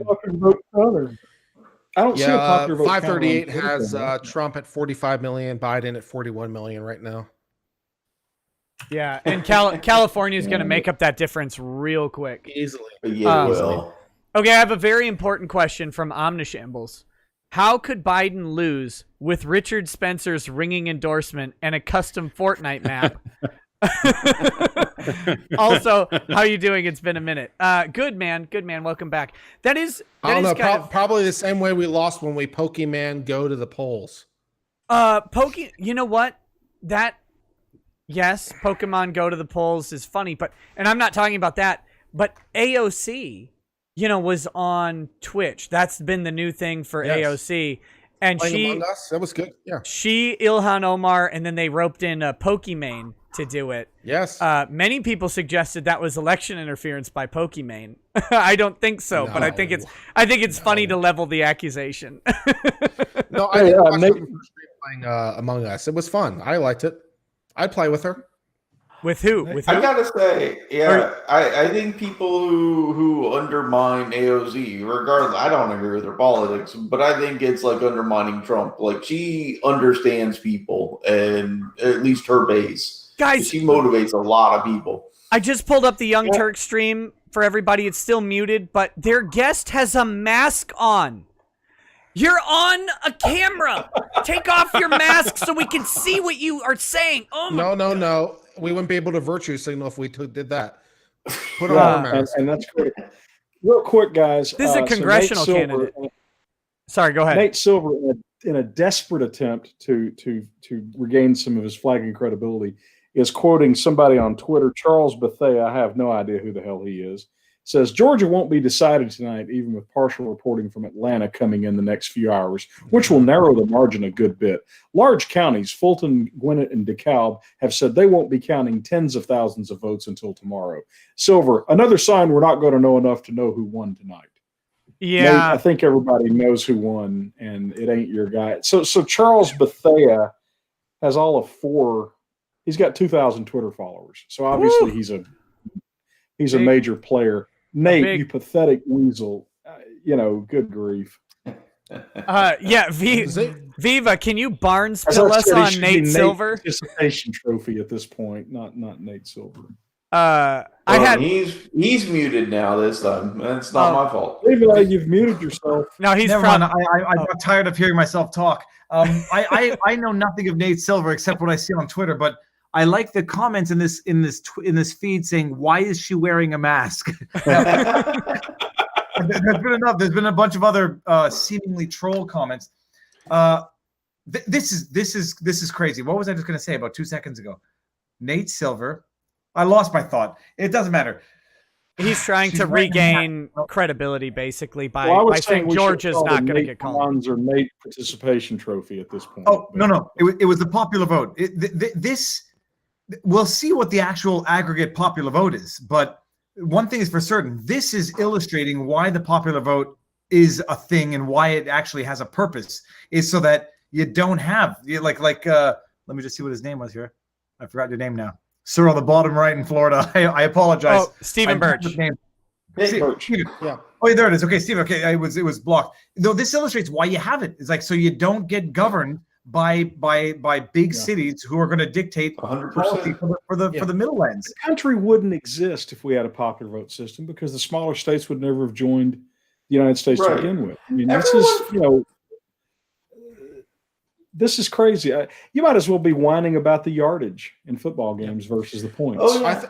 I think there is one point that's worthy of mention because a lot of Democrats will look at the numbers and say, well, here's the popular vote total. Here's the electoral college vote total. And if we had a popular vote, then the Democrat would have won. But I think that's a mistake because if we were running on a popular vote system, the campaigning would be different. The messaging would be different. The turnout would be different. So that's what Trump said in 2016, Kurt. Yeah, this is a classic Democrat mistake, it seems to me, in general. The Democrats or left-leaning people seem to think that, like, they look at the way things are and they say, well, if we made these adjustments, then it would yield these results. But they fail to see how that would change human behavior. They don't know the concept of the dependent variable. It's like chess pieces on a board, but they fail to figure out that the pieces can react and move and have free will. So it's like, well, the Democrat would have won. It's like, well, you don't know that because you don't know what would have happened in the counterfactual.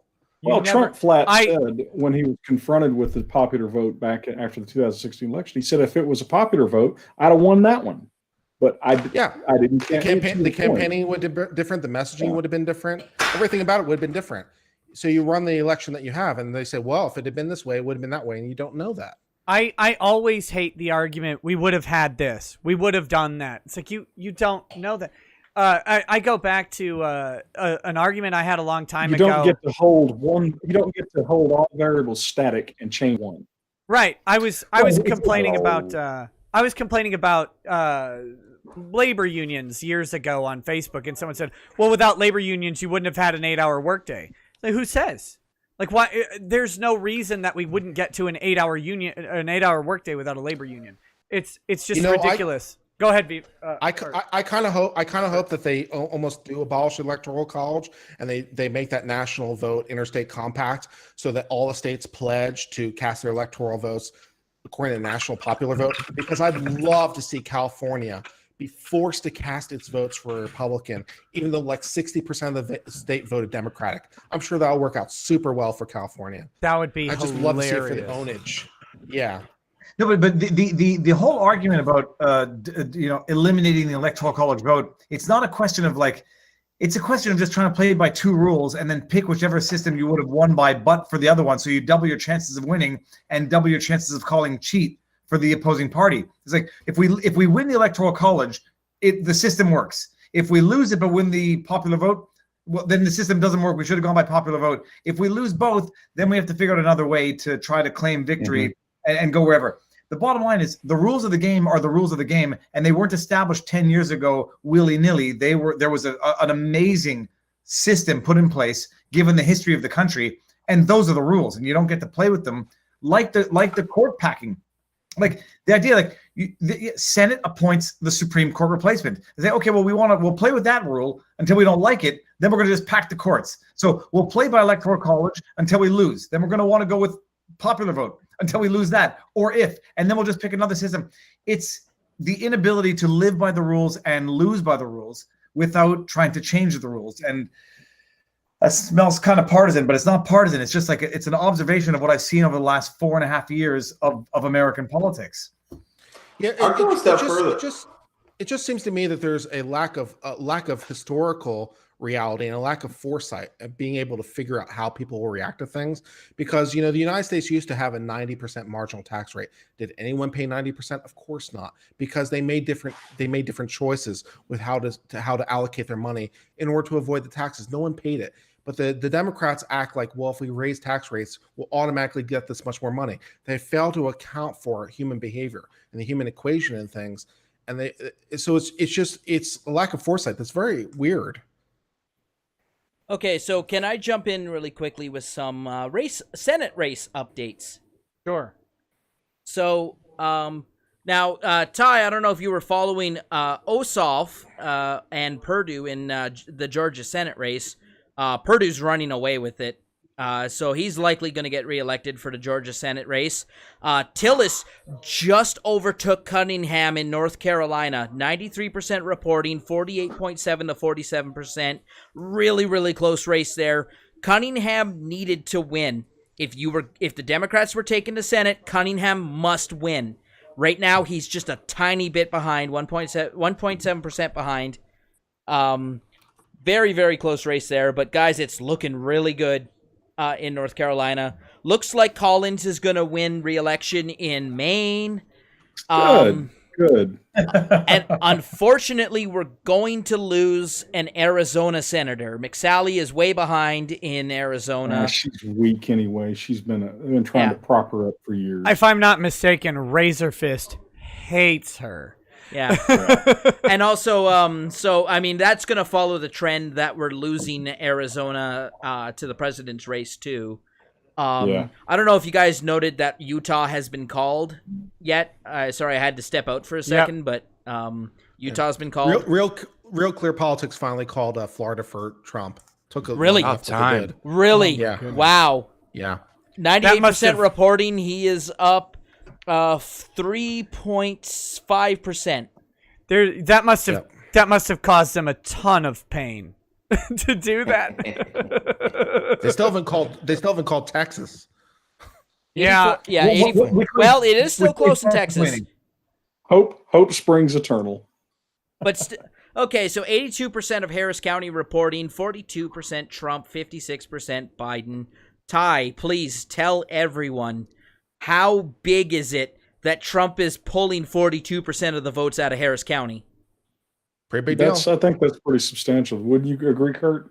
I would very much agree. That is very unexpected. And the Miami-Dade one is still blowing my mind. That's the one that it shouldn't. I'm telling you, I don't know why everyone thinks people they're Latino. They're not Latinx. They're people who came from Cuba, and the idea that they're the most pro-Trump people I know all speak Spanish as well.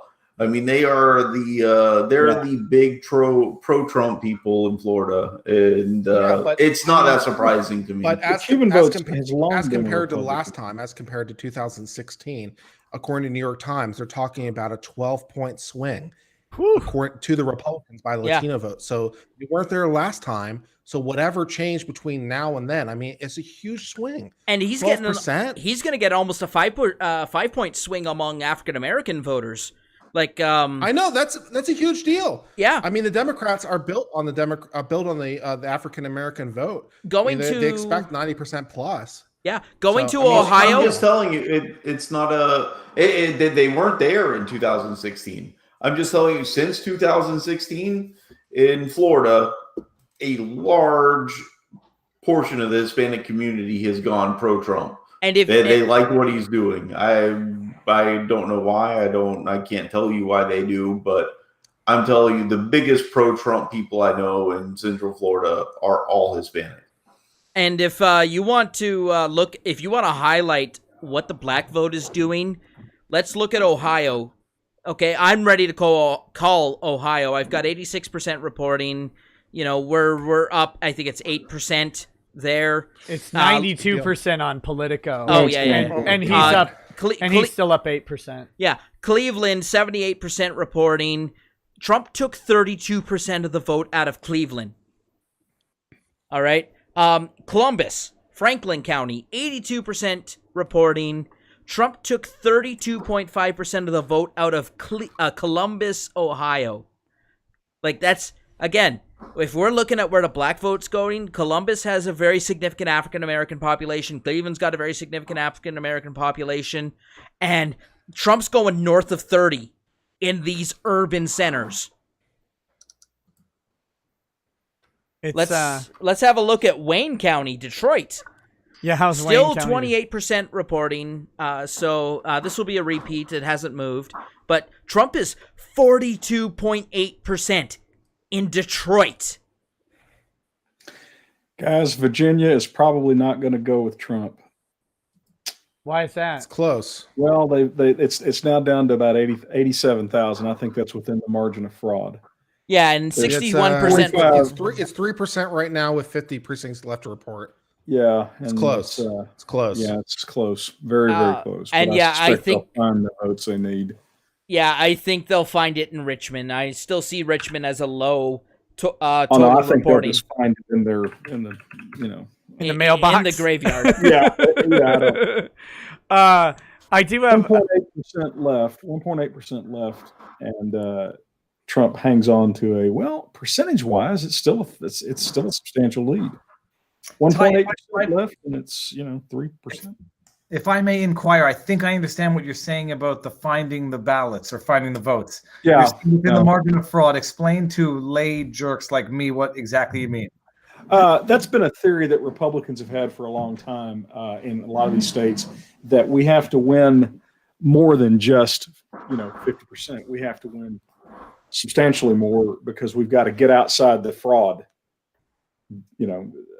The idea that, for example, if you look at Bush-Kerry in 2004 being decided by essentially 500 votes in one county in Florida, the Republicans have to be basically a percentage point ahead in states to be relatively secure in their ability to maintain a victory. If that makes some sense.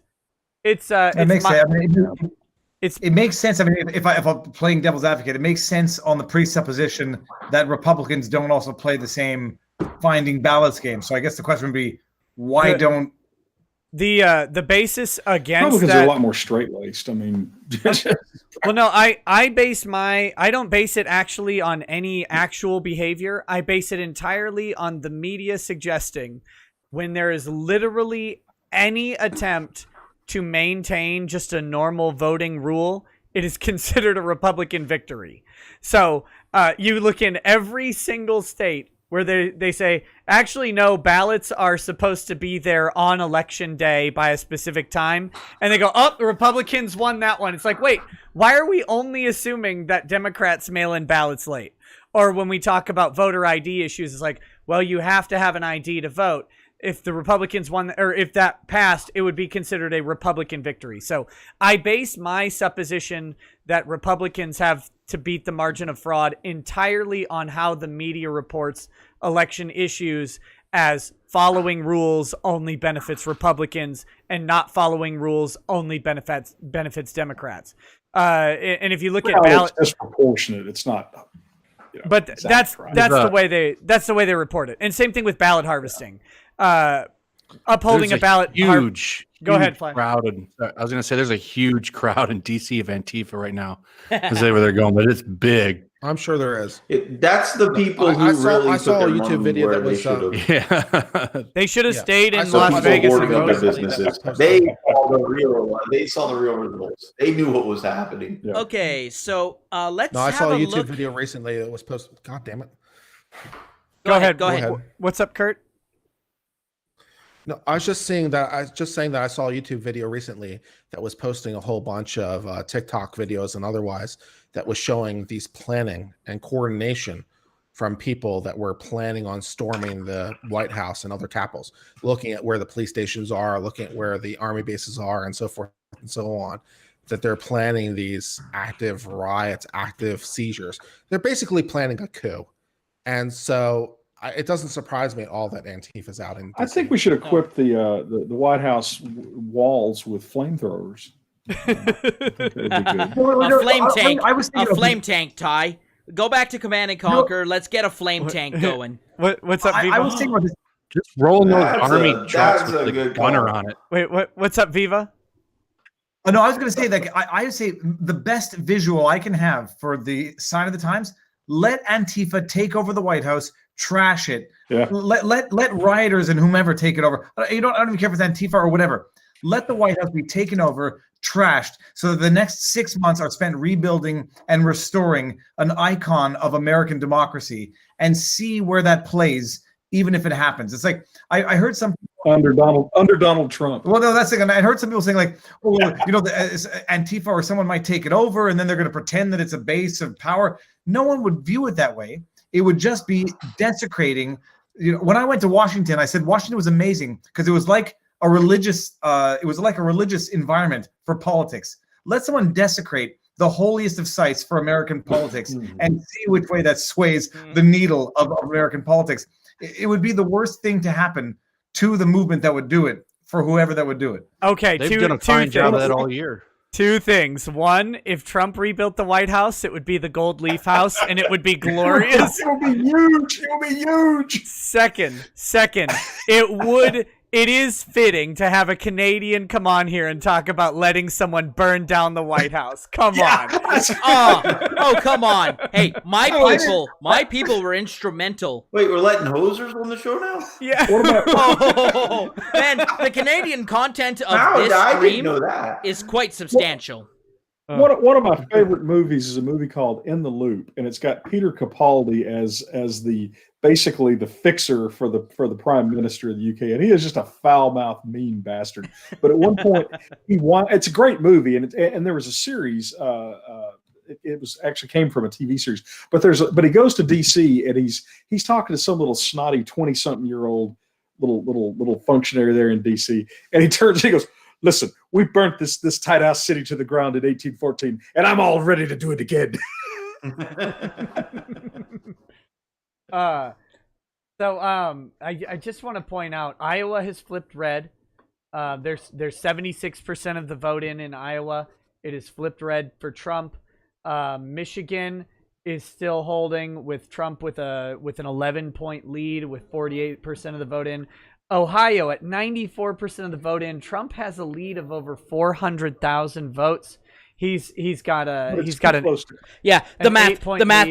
math ain't gonna work.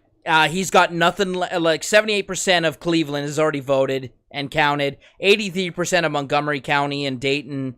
86% Franklin County, Columbus. There's just not enough votes left for Biden to make up that. I'm calling Ohio. It's Trump. Half of Pennsylvania's votes are in, and Trump has a 14-point lead.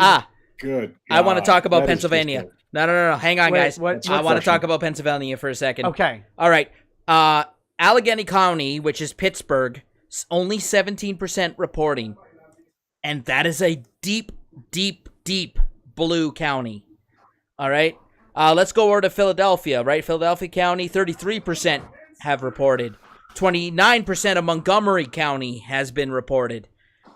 There's a lot of votes left to count for Biden. A lot.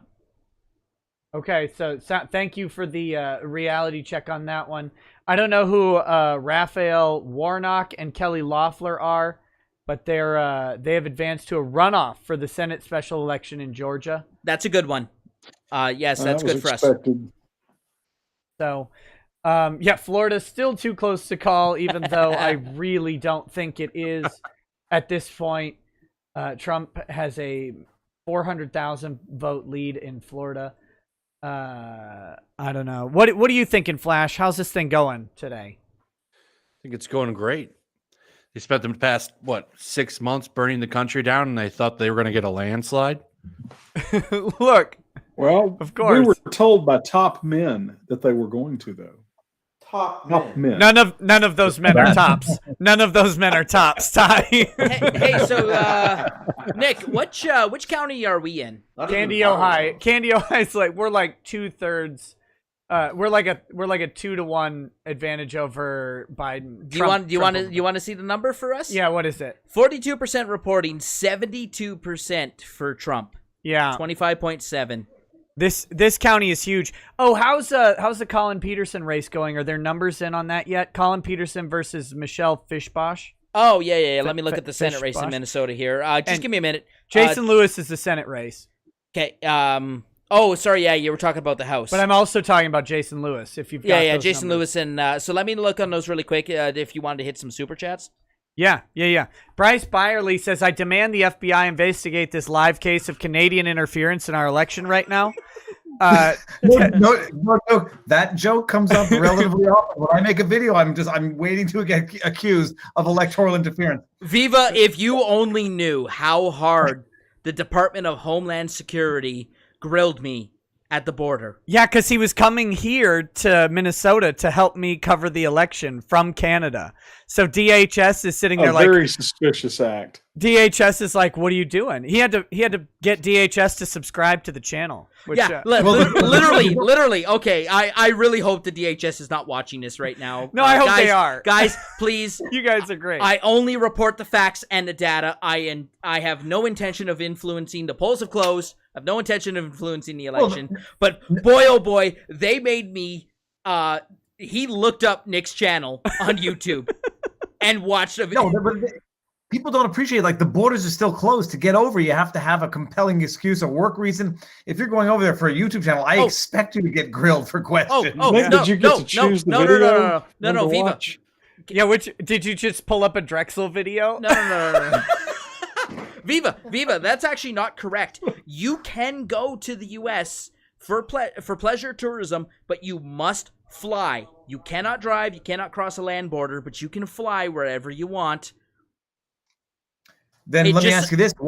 What happens when you come back to Canada? You got to quarantine for 2 weeks? Except because I live in Calgary, and we just did rapid testing, so I only have to quarantine for 48 hours and take a rapid test. No, it's actually not so bad. Yeah. C'est la vie, right? Yeah.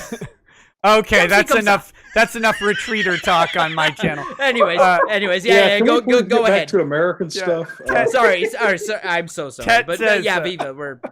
Tet says this is looking dang good for Trump. Got some Godiva chocolate liqueur, sweet to balance out the salt to follow. No idea WTF is going on in Rhode Island and Virginia. Trump won, but Biden got it. Smells screwy. Also, Ty, get a Wi-Fi repeater. I don't think there's any realistic possibility. I don't think there's. I have one. It's not that. I don't think there's any realistic possibility that Trump ends up pulling in Rhode Island. The big cities in Rhode Island hadn't reported at the time. Seems unlikely. Mark Levin, congratulations, Cindy McCain. You helped us. You helped cost us Arizona. Yeah, there's probably some truth to that. Oh, the McCain family legacy is garbage. Well, because McCain was garbage. I mean, that's just the way it is. Does Kurt know he's muted? He might. I don't know. I didn't mute Kurt. him. Hey, Kurt. Thank you. There you go. He's back. I did not. Thank you. Oh, I was asking why Real Clear Politics hasn't called North Carolina, because they say 100% of the vote in North Carolina is in, and Trump's leading by 2.5. So what are they waiting for? Oh, well, tomorrow. They're waiting. They're actually waiting tomorrow. They're waiting for everyone to go to sleep. They're waiting for everyone to go to sleep so that they don't have to deal with the TDS that will fall out in Twitter. Nick, did you have another super chat you wanted to get hit before I do the House update? Yeah, just a second. What were you going to say, Viva? I was going to ask. So North Carolina is leaning Trump, has not been declared. Arizona declared Biden, and Michigan declared Trump. Michigan. Wow. No. That was a question. Oh, Michigan hasn't been declared. No. Okay. I know we lost Arizona. Well, no, because it's the math isn't good. We lost Arizona. Trump. New York Times hasn't called Arizona yet. I'm calling it. We lost it. Fox called Arizona. And Michigan, although was favorable the last time I checked on Fox, has not been called yet. No, they will not call that until Wayne County's counted. Yeah. Right, Detroit. Okay. And Michigan only has 45% of votes counted, although Wayne County is 55.6 to 42.8 for Trump. Yeah, with 28% of the votes reported. And that has not moved for a couple of hours now. So that's good. That's good, correct? Oh, yes. Yeah, that's 42% Detroit. of Detroit. My God. But we'll see how that holds. We actually had a guy here who did poll watching training in Detroit, or poll judge or whatever training in Detroit, and they suggested that the votes won't be in many of the Detroit precincts till 2 to 3 in the morning their time. So it could be a significant delay before we have full results from Michigan. Hey, I got a report from somebody from Arizona. What'd they say? None of Arizona's election day votes have been counted yet. That's a shit call from Fox at this point. I mean, I'm showing Arizona's election day. I'm showing 73% of the vote in Arizona being reported so far. So I'm not 100% sure where they're getting that data. Yeah. Well, I'm asking for clarification because election day votes. If you're watching, what does election day votes mean? I mean, I think they mean votes. In-person voting is my guess. Right. But let's hear what they have. Is he saying none of their election day votes have been counted? That's what he's saying. But again, according to Politico, 73% of votes are in. So I don't know about that. I'll let you know what he says. He's texting me now. So. Tim, what do you see on Colin Peterson and Jason Lewis in Minnesota? Okay, so Lewis is ahead in the Senate race. Fishbach is ahead in the House district by 10.6%. How much is reporting? 44.9. 45%. That's a big lead. Let's look at the votes here. She's up 18,000 votes over Colin Peterson. Colin Peterson has been in Congress for 26 years, I think, and is the chair of the House Agricultural Committee. The Democrats losing that seat they lose a long-standing member, and it breaks a Democrat stronghold in the House race here that stood forever. Built entirely on farm money. Very interesting thing to see that turn out here. Because Colin Peterson won this county when it's been +3, +4 Republican for a long time. So, and I'm not ready to call Minnesota yet. The reason being, I've got my eye on Hennepin County It hasn't moved at all. It's still 94% reporting. Biden's got a 320,000 vote lead there. Overall in the state of Minnesota, his lead is, well, call it about 200,000 votes lead, but there's a lot of rural Minnesota that hasn't been filled in yet. His lead in Duluth is non-existent. It's not helping him at all. No, Duluth is up by the Iron Range. They're heavy Union and heavy Democrat. Rochester is 53-44 for Biden. Olmsted County. Nick, what's Rochester like? That's where Mayo Clinic is, and it's a little bit urban. Minnesota's big towns outside of the Twin Cities aren't big at all. 150,000 people. So I mean, he's keeping it close in the areas outside of the Twin Cities, and let's look at facts here. He pulled over a quarter of the vote out of Hennepin County. And I'm looking at the vote total now. 94% reporting 730,000 votes. Someone said Pennsylvania has stopped counting mail-in ballots. That they can still count. They have to segregate out the mail-in ballots that come in after what? I don't remember, 10 p.m. or something like that. So guys, regarding Arizona, we're getting a lot of chatter in the chat. It appears that the answer, and my guy just responded. Arizona has a large mail-in vote, which is what the current percentages are based upon. The votes from in-person voting today haven't been counted in multiple places in Arizona. Maybe as much as 1 million votes still left to count for Razor Fist. I'm not sure about that. I'm looking at Phoenix, Maricopa County. I'm just telling you what he said. Yeah, no, Ty, nothing. Okay, yeah, not against you specifically. I'm not trying to bash you down. Again, I just want to report the numbers. 77% reported in Maricopa County, Phoenix. Right, Biden 54-46 for Trump. But how do those numbers address what this guy is saying? I mean, 70% of what? I mean, okay, 77%, and the total of votes counted so far is 1.6 million. Maricopa County. Right, but now Arizona does have 7.3 million people in it. Yeah, and they're saying, which of course somebody's saying here that they have the mail-in that they've received 2.4 million mail-in ballots. Okay. Now, mail-in ballots generally favored the Democrats, right? Well, yes. Well, I know, but what I'm saying, the point I think they're making is there's a whole lot of uncounted votes. I stand by my previous statements. Yeah, well, so that's fine. What I'm saying is I don't see feel the data. No matter what happens, if this comes down to mail-in votes, people are just not going to accept it either way. Yeah. Razor Fist lives in Arizona and is very up on the political situation. Yeah, I definitely absolutely. I trust Razor Fist numbers. And Razor Fist is the one. This is where this is coming from. Yeah, and you know what? If I'm coming off as saying like Razor Fist is wrong, I'm not saying that at all. What I'm saying is that the math is starting to look really bad for Trump, and that's enough for me to say that we lost Arizona. I don't know if it's enough to say that, because the reason I say it is looking at the population of Arizona. You got 7.3 million people. 22% of that are under 18. By the way, some idiots in the stream are saying that Trump. Just take a look at the Virginia numbers. 2553 of 2585 are now reporting. Trump is leading by 1.5%. So we're coming down to the wire in Virginia. Yeah. So I don't know where 538 was saying 99%, because this may wind up being Biden in the end, but it's coming down to the wire. Yeah, I agree.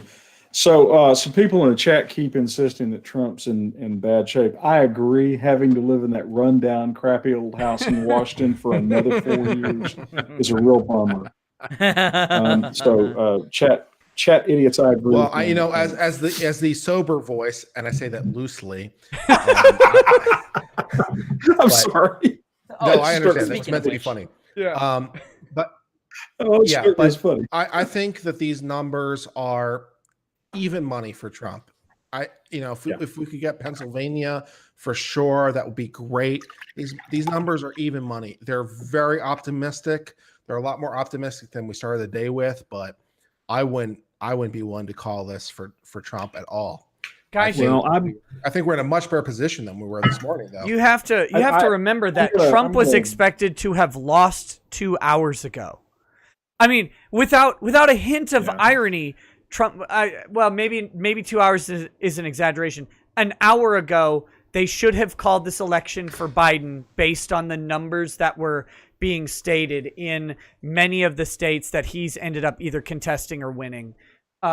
It's right now Trump is in a far better position than he was at 9 a.m. today. Oh, right now, guys, the only not even real close. hit Trump has taken. Yeah, the only real hit Trump has taken since 2016 is Arizona, if that holds.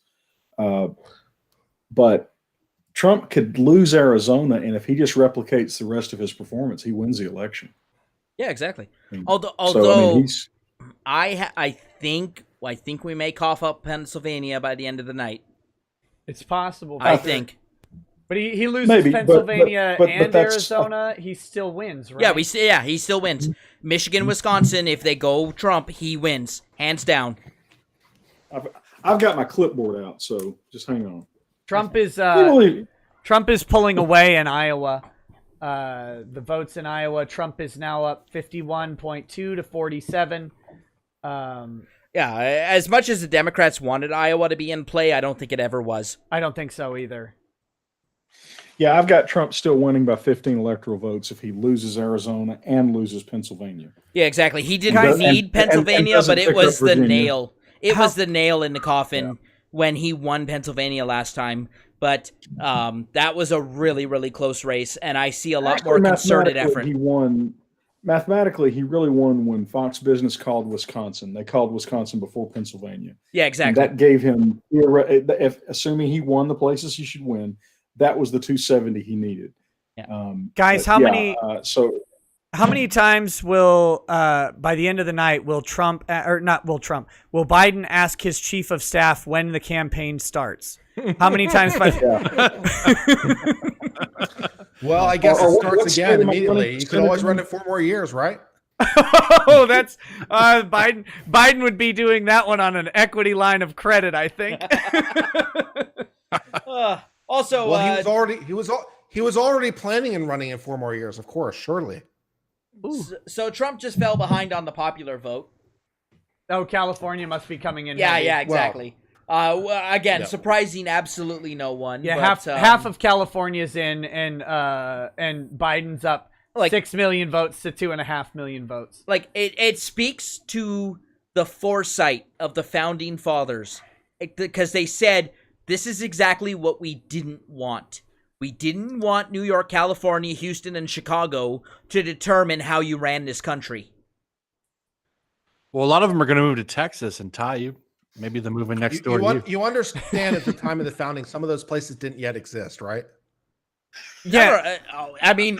Okay. So back when the founding fathers, it was Boston, Washington, Philadelphia, New York, right?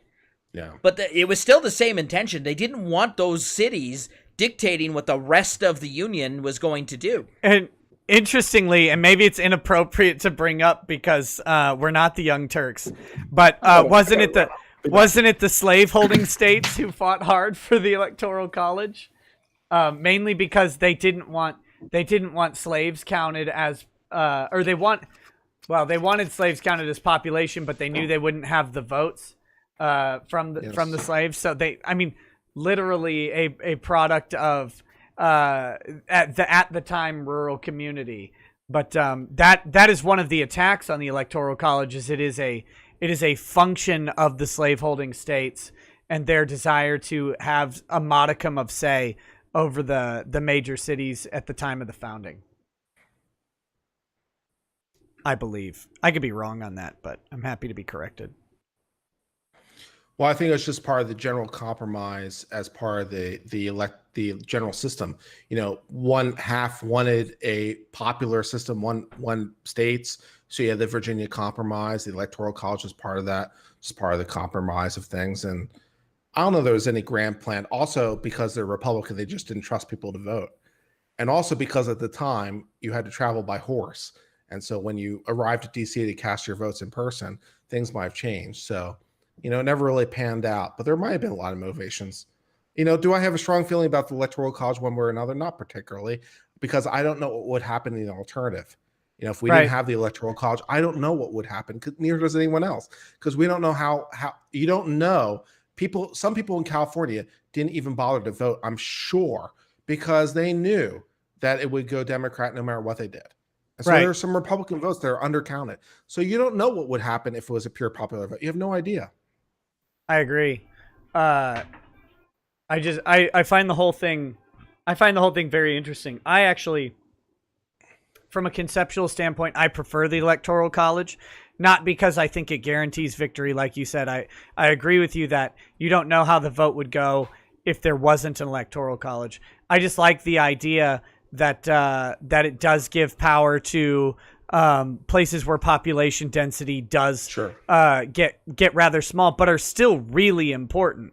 Like the idea that Montana and Nebraska, which do cattle ranching, which raise the vast majority of beef that goes out to feed the nation, that they shouldn't have a say in the election because they have a low population density because cows are eating the grass everywhere. That to me, I think needs to be considered, and I appreciate the foresight on it. Yeah, it's just you have to factor in how many people live in a metro area, because if you're thinking, well, I could just fly to New York, Chicago, LA, and like the major centers, and you factor in how many people are in those metro areas in total, you're still talking about a very low percentage of the population in total. Even huge cities like New York, you factor in all the metro areas, you're talking about like 8 million people, which is a lot in one sense, but they have 350 million people in the country. Right. So I don't think you could run an effective campaign just merely trying to run out of the major metro areas and trying to ignore the rest of the country. I don't think that would work. So I'm not as concerned about that factor. Okay. Yeah, Gentlemen, that's fair. Yes. All I have to say, I may have to be ducking out to bed because I'm looking at what Salia Mosen is saying. Wisconsin, there's no way they're going to be announcing the winner tonight. Michigan needs until Friday. Pennsylvania isn't coming out anytime soon. Friday. So I don't know. All that I know, I'm sure. Before I duck out and thank you all for the evening, I'm reiterating my prediction: 3:20 for Trump, and we're going to know by 3 or 4 o'clock in the morning. Viva. I hope you're right, Viva. I really do. Beds are made. Viva, thank you for coming on, buddy. I really appreciate it. I'm so glad you were able to make it. No, thank you very much. And I was multitasking it. We were chatting in locals. I was with Barnes. I don't know where Barnes has gone now, but I think he's on Twitter, and it's going to be. I'm going to fall. I'm going to fall asleep because if I don't have an answer by midnight, my attention span is going to go a little bit down. And then I'm going to have to wake up at 2 a.m, check my phone, which is what's going to happen anyhow. But this was beautiful, gentlemen. It was all nice to meet you, Stephen, Ty, Nick. Nice to meet you, David. We shall do this again, maybe a follow-up after the results are in and my predictions are proven right or wrong. I'm game. Well, if Trump wins, we got to have our gloat session. Yes. No, I don't gloat. I don't gloat. All I say is democracy has either worked or it hasn't. All right, buddy. Thank you so much for coming on. I've got the Young Turks in the corner of my screen. They're just a grim-looking bunch of people. They're not having a good time. Yeah. No, apparently, my brother tweeted me, said that apparently the Young Turks are already having a meltdown, but they might be premature. We'll see. Viva, if you have trouble sleeping later tonight, feel free to pop back on. All right, we'll do that. All right, later, buddy. Have a good night. Stream is saying Texas has been called. Yeah, Fox called it. Bonne nuit. Bonne nuit. Viva. Bonne nuit. Soirée, les gars. Okay. Chat and gentlemen, I'm going to step away for just a minute to go to the bathroom. So I leave it in the capable hands of everybody else here to go ahead and fill some time, and I'll be back in just a minute. You're sad little man. So, sorry. Yeah, go ahead. Go ahead. No, I was just saying I'm really pleased by these numbers. They're really encouraging. They're much better than I could really dream of. And I still think we're a long way from victory because we don't know where the mail-in ballots are going to be and a whole bunch of other things. But just looking at some of these numbers are so encouraging, especially the Florida numbers. When you're winning by 4% in Florida, I mean, it's unbelievable. I understand the Cuban issue and all the rest of it, but still, it's amazing. These Ohio numbers are promising. Even the Virginia numbers are promising. I understand in the end that we may not win Virginia, but it's going to be much closer than I thought anyone expected. It's just these numbers on the tail end of what could be reasonably projected. If you're looking at the entire distribution of what was possible, you would not project this. This is on the upper ends of it, and it's more than you could hope for. So I don't know what this is going to come down to be in the end. I have a sneaking suspicion / fear it's going to come down to mail-in ballots, and at that point, the courts get involved, and it's a whole new world of nightmare. And I don't know what happens next. Well, we'll see. Certainly Trump's done a hell of a lot better than anyone ever expected. I mean, well, outside of a few of us lunatics who were predicting. Yeah, but, regarding Florida, I have no shame in admitting it wasn't me. I was looking at the numbers and trying to be as objective as possible, and I was not calling this. So I just decided to believe my lying eyes over idiot pollsters. But apparently, regarding Florida, though, and Stephen, you're on mute. Mute. Oh, there you go. I was about to say that's the thing that makes me happy. I don't care which politician wins or loses. I like the idea that journalists are completely wrong right now. Like everything they've told us for so long, it's completely wrong. And maybe Biden pulls out a win, maybe Trump pulls out a win. Media, journalism, pollsters, they are wrong yet again, and they're going to have to reckon with that at some point. Yeah. That's the part. So, regarding Florida, in the last 13 elections, the person who won Florida won the presidency in 12 of them. Yep. And the one that they didn't was 92, when Ross Perot just completely, flipped the table and screwed it all up. Yeah, you can't really draw much from that. And so the point is that Florida has been basically a bellwether for the last 30 some odd years, 40 years, and I don't see that changing. And Trump didn't just win Florida; he dominated in Florida. If you paid attention to the news for the past 2 weeks even, and then you looked at the results we have now, that they don't make sense. We have been told one thing and reality is completely different. Yeah, in Florida, 3.5% lead for Trump, 96% reporting. I just want to circle back to Miami-Dade County for a second here. 95% reporting, 46% for Donald Trump. Miami-Dade County. Have you ever seen a Republican go into Miami and pull out north of a third of the vote? Not really. It's insane. But again, it's I think people misunderstand. I think Democrats overplay their hand in what they think minorities owe them. And I think minorities are like, wait a minute, we're not getting any return on investment on this. I mean, especially the Hispanic people, they're really seeing how this doesn't play out for them. It's really interesting trying to project what this might mean for the future or what might not. And it's way too early to tell. But some of these numbers are very promising and what it means for the Republicans. When we talk about the Hispanic vote, talk about the African-American vote, you talk about these numbers that at least the Democrats perceived as reliably in their corner. Whether that's true or not, they perceived it that way. And you're talking about a 5% shift for African-Americans, 13% shift for Hispanic Americans towards the Republicans. I mean, those are huge numbers. So what does that mean for the future? Who can say? But it's something, and it's got to be encouraging for the Republican Party that, because the Democrats have thought, demographics are destiny. And you look at these numbers like, well, maybe not so much. Maybe demographics are destiny. Mm-hmm. Well, it flips the table on the Democratic assumptions, right? Yeah, exactly. And I don't think also, I just like to take a point of noting that demographics are destiny is super racist. Mm-hmm. That's sure, because it presumes racist. It's like, black people. I mean, Joe Biden himself said it. If you don't vote for me, you ain't black. How racist is that? Unbelievable.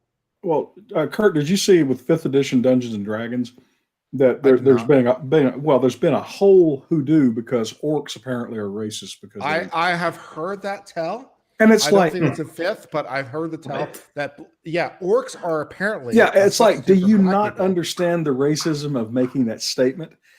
Yeah, it's a little bit racist. No, when they invented orcs, we meant black people. You've got to be kidding me. This is just racial. It's just another way of racial supremacy. It's just critical race theory from the left. Critical race theory. We got to stop letting crazy people call shots.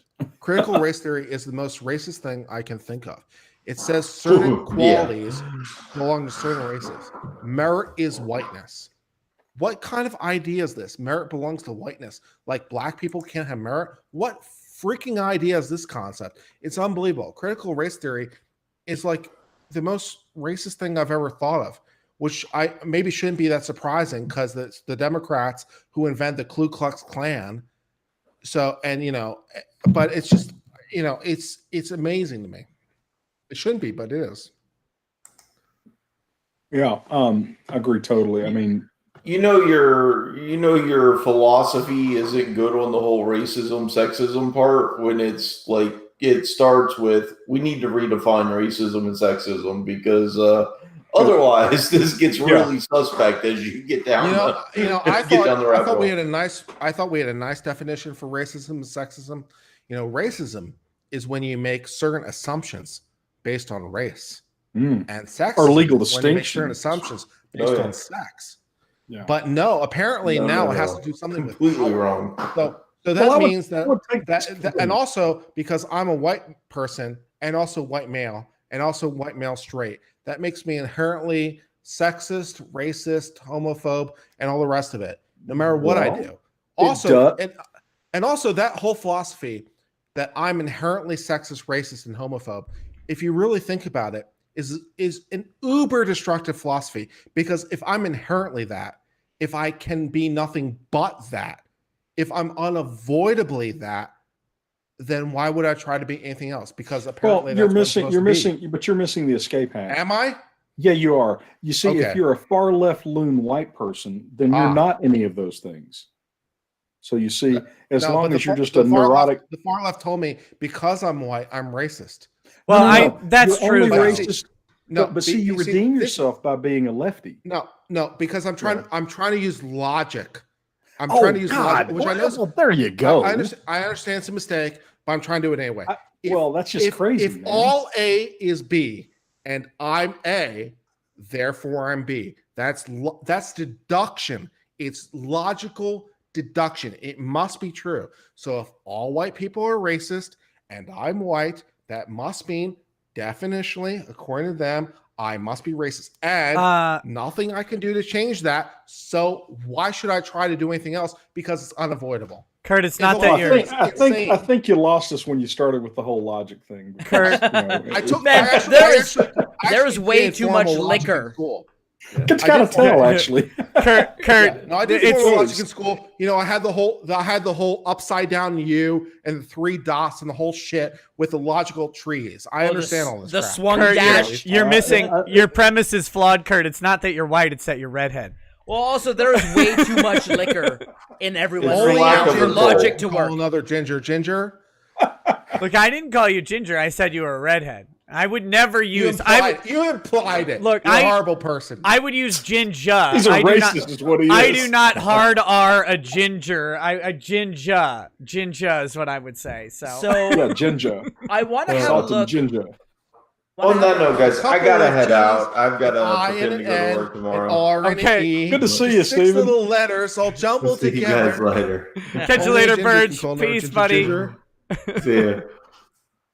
Yeah. So, oh my goodness. I really want to have a look at Kenosha County in Wisconsin right now. How's that doing? Is it like 90% Trump? Okay, so in 2016, Trump carried Kenosha with 47.2 to 46.5 for Clinton. All right, very, very close result. I'm looking at Kenosha County right now, 55% reporting, 60.8% Trump, 37% Biden. Woo! So they're a little bitter about that whole burn out our city thing, huh? They didn't like it very much. Not at all. Now, Wisconsin worries me because Milwaukee still only has 36% reporting.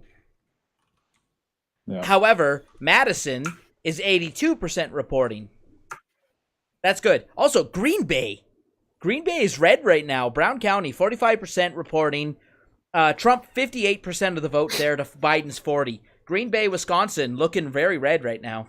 You remember Chris Rock's thing on this SNL skit where they were watching the election returns come in, and somebody said something about Wisconsin might pull out. Chris Rock goes, "Yeah, let's hope there's 100,000 of us in Green Bay. Brothers love it." Aaron Rodgers votes for Trump. Okay. I'm way behind on some chat, so I'm going to start catching up on those while we've got kind of a lull in data coming in. Listen. This is about the chats. Iron Snarkus says halfway through a bottle of Whistle Pig 20. The 20 is for Trump 2020. Plus, nice. Press R for California to go red. Also, thanks for the stream, Nick. Have 5 streams open right now, and you fellas are the most entertaining. Hey, thank you. That was an hour and a half ago. Here for lulz says calling Tyler County for Biden. Moronica was tipping the vote. I don't think Tyler County, Texas is going to go for Biden, but we'll take it. Seems unlikely. Mithrin Emrys says Chunk and the Young Turks are in pre-meltdown mode right now. He just finished a rant against Obama forcing Bernie out and not campaigning enough for Joe. They didn't. I don't think they wanted Obama campaigning for Joe. What does R mean in the? It was from the super chat. It said press R for Trump. Okay. Press R for California to go red. Mithrin Emrys says Chunk and the Young Turk. Wait, I just read that. Oh my God.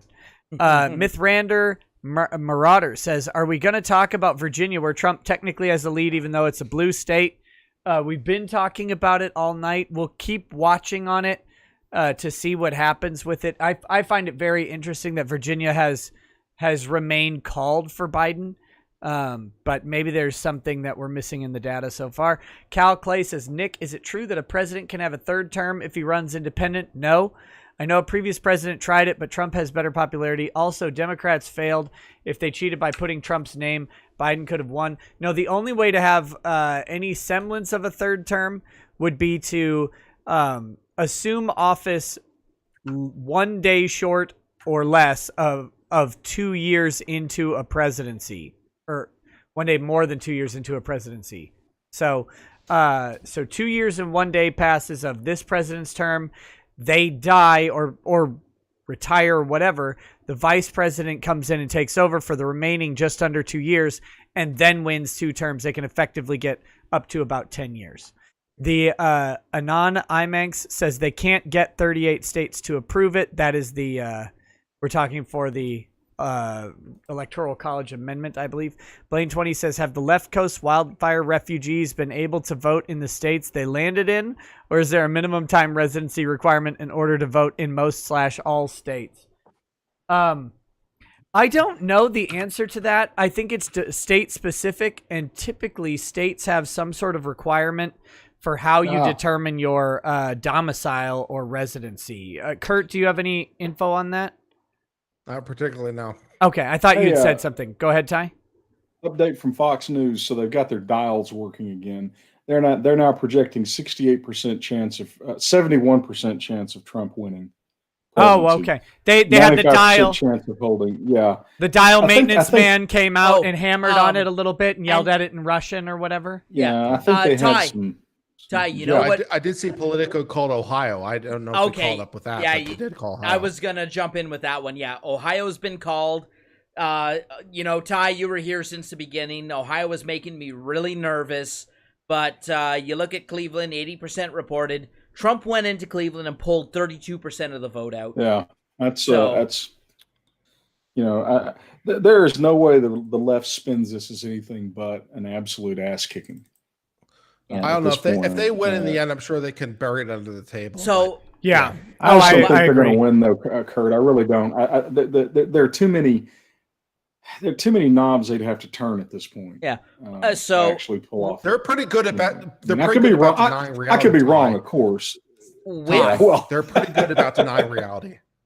With I understand, but I just, but remember, Trump's. This is not the GOP of 2012, right? This is Trump's GOP. I'm not talking about the GOP of 2012. I'm talking about the Democratic Party of 2012, and they're doing a great job at denying reality. Oh, sure. I'm sorry. I thought you were saying they were going to try to flip the election. My bad. No, I'm saying if they wind up winning by one freaking electoral vote, they're delusional. They'll claim it as their destiny beyond all hope. Yeah. Well, but we'll just point and laugh at them at that point. But I mean, the point is though, for all of the, for all the chattering classes who, remember, these people were telling us it was going to be essentially a landslide for Biden.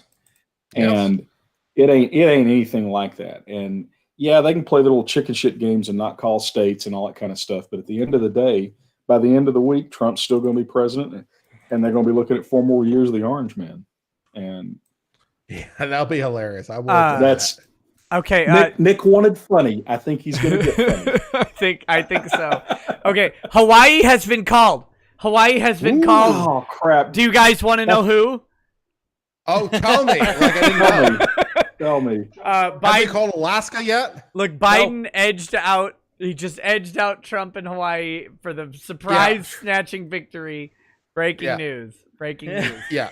That's a heartbreaker. I was so counting on Hawaii to push it over, Okay, so Tim had something he was So because they called Ohio and we're expecting him to win Florida, the Electoral College math is saying that, man, he's just got to grab one of the 3 states that he dropped from the blue wall. Wisconsin, Michigan, Pennsylvania. One of them. If one of them goes to him, this race is over. And the numbers out of Wisconsin look good. Like, I'm looking at Kenosha County. Kenosha County is way ahead of where we were in 2016. If that is replicated across the rest of Wisconsin, what are we even doing here? We know that Trump's the president.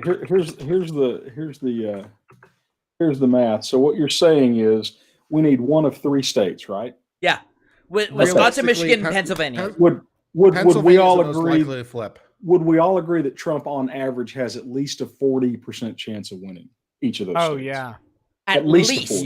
At least, yes.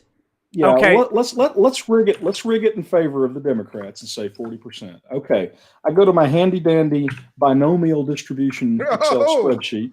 Fancy. And, and there you go. So here's the deal: if those probabilities are correct, there is a 78.4% chance he will win one of those states. If you increase his probability of victory to 45%, it's now 83. So it's not a coin toss anymore. I mean, the math, that's what I've been saying, a fair amount, is the math is trending towards Trump. And honestly, I think, if anything, we've understated those percentages, particularly with the data we have right now. Because I think at least Wisconsin, anyway, I think he's got better than a 50% chance. I think realistically, this is coming down to Pennsylvania. I really do. Well, but he doesn't actually have to have Pennsylvania to win. I mean, that's the thing. It's one of the 3. I'd like him to win Pennsylvania because what it'll do is it'll make the victory, more solid. I mean, that's the thing. Honestly, we don't just need Trump to win; we need him to win decisively. Yeah, and Pennsylvania has to be he's got to take Pennsylvania to pull that off. I'm really concerned about the vote in Pennsylvania, though, because I'm looking at Pittsburgh. It's still 17% reporting, and Pittsburgh is deep blue. Yeah. Same with Montgomery. What is the vote breakdown? Because I'm not getting my counties right now for. So in Pittsburgh right now, what are the numbers? 80% for Joe Biden, 18% for Trump. How many does that? 103,000 votes for Biden, 23,000 for Trump. So okay, I mean, and what percentage of Pittsburgh is reporting? 17%. Okay, well, Trump has a 280 plus. Yeah, I mean, Trump's got a. 600,000 plus lead. Yeah. So even if Pennsylvania comes in exactly on those lines, that may not be enough, and I'm sure there must be other districts that are out there that. Well, we're looking at maybe 1 million votes for Pittsburgh, right? What's the difference? What's County. The difference right now? So, hold on, you got 17%. What's the difference? What are the votes again? Give me those numbers again for Biden. We are. Trump is 6. Between 550,000 votes ahead in Pennsylvania. Guys, not in Pennsylvania, in Pittsburgh.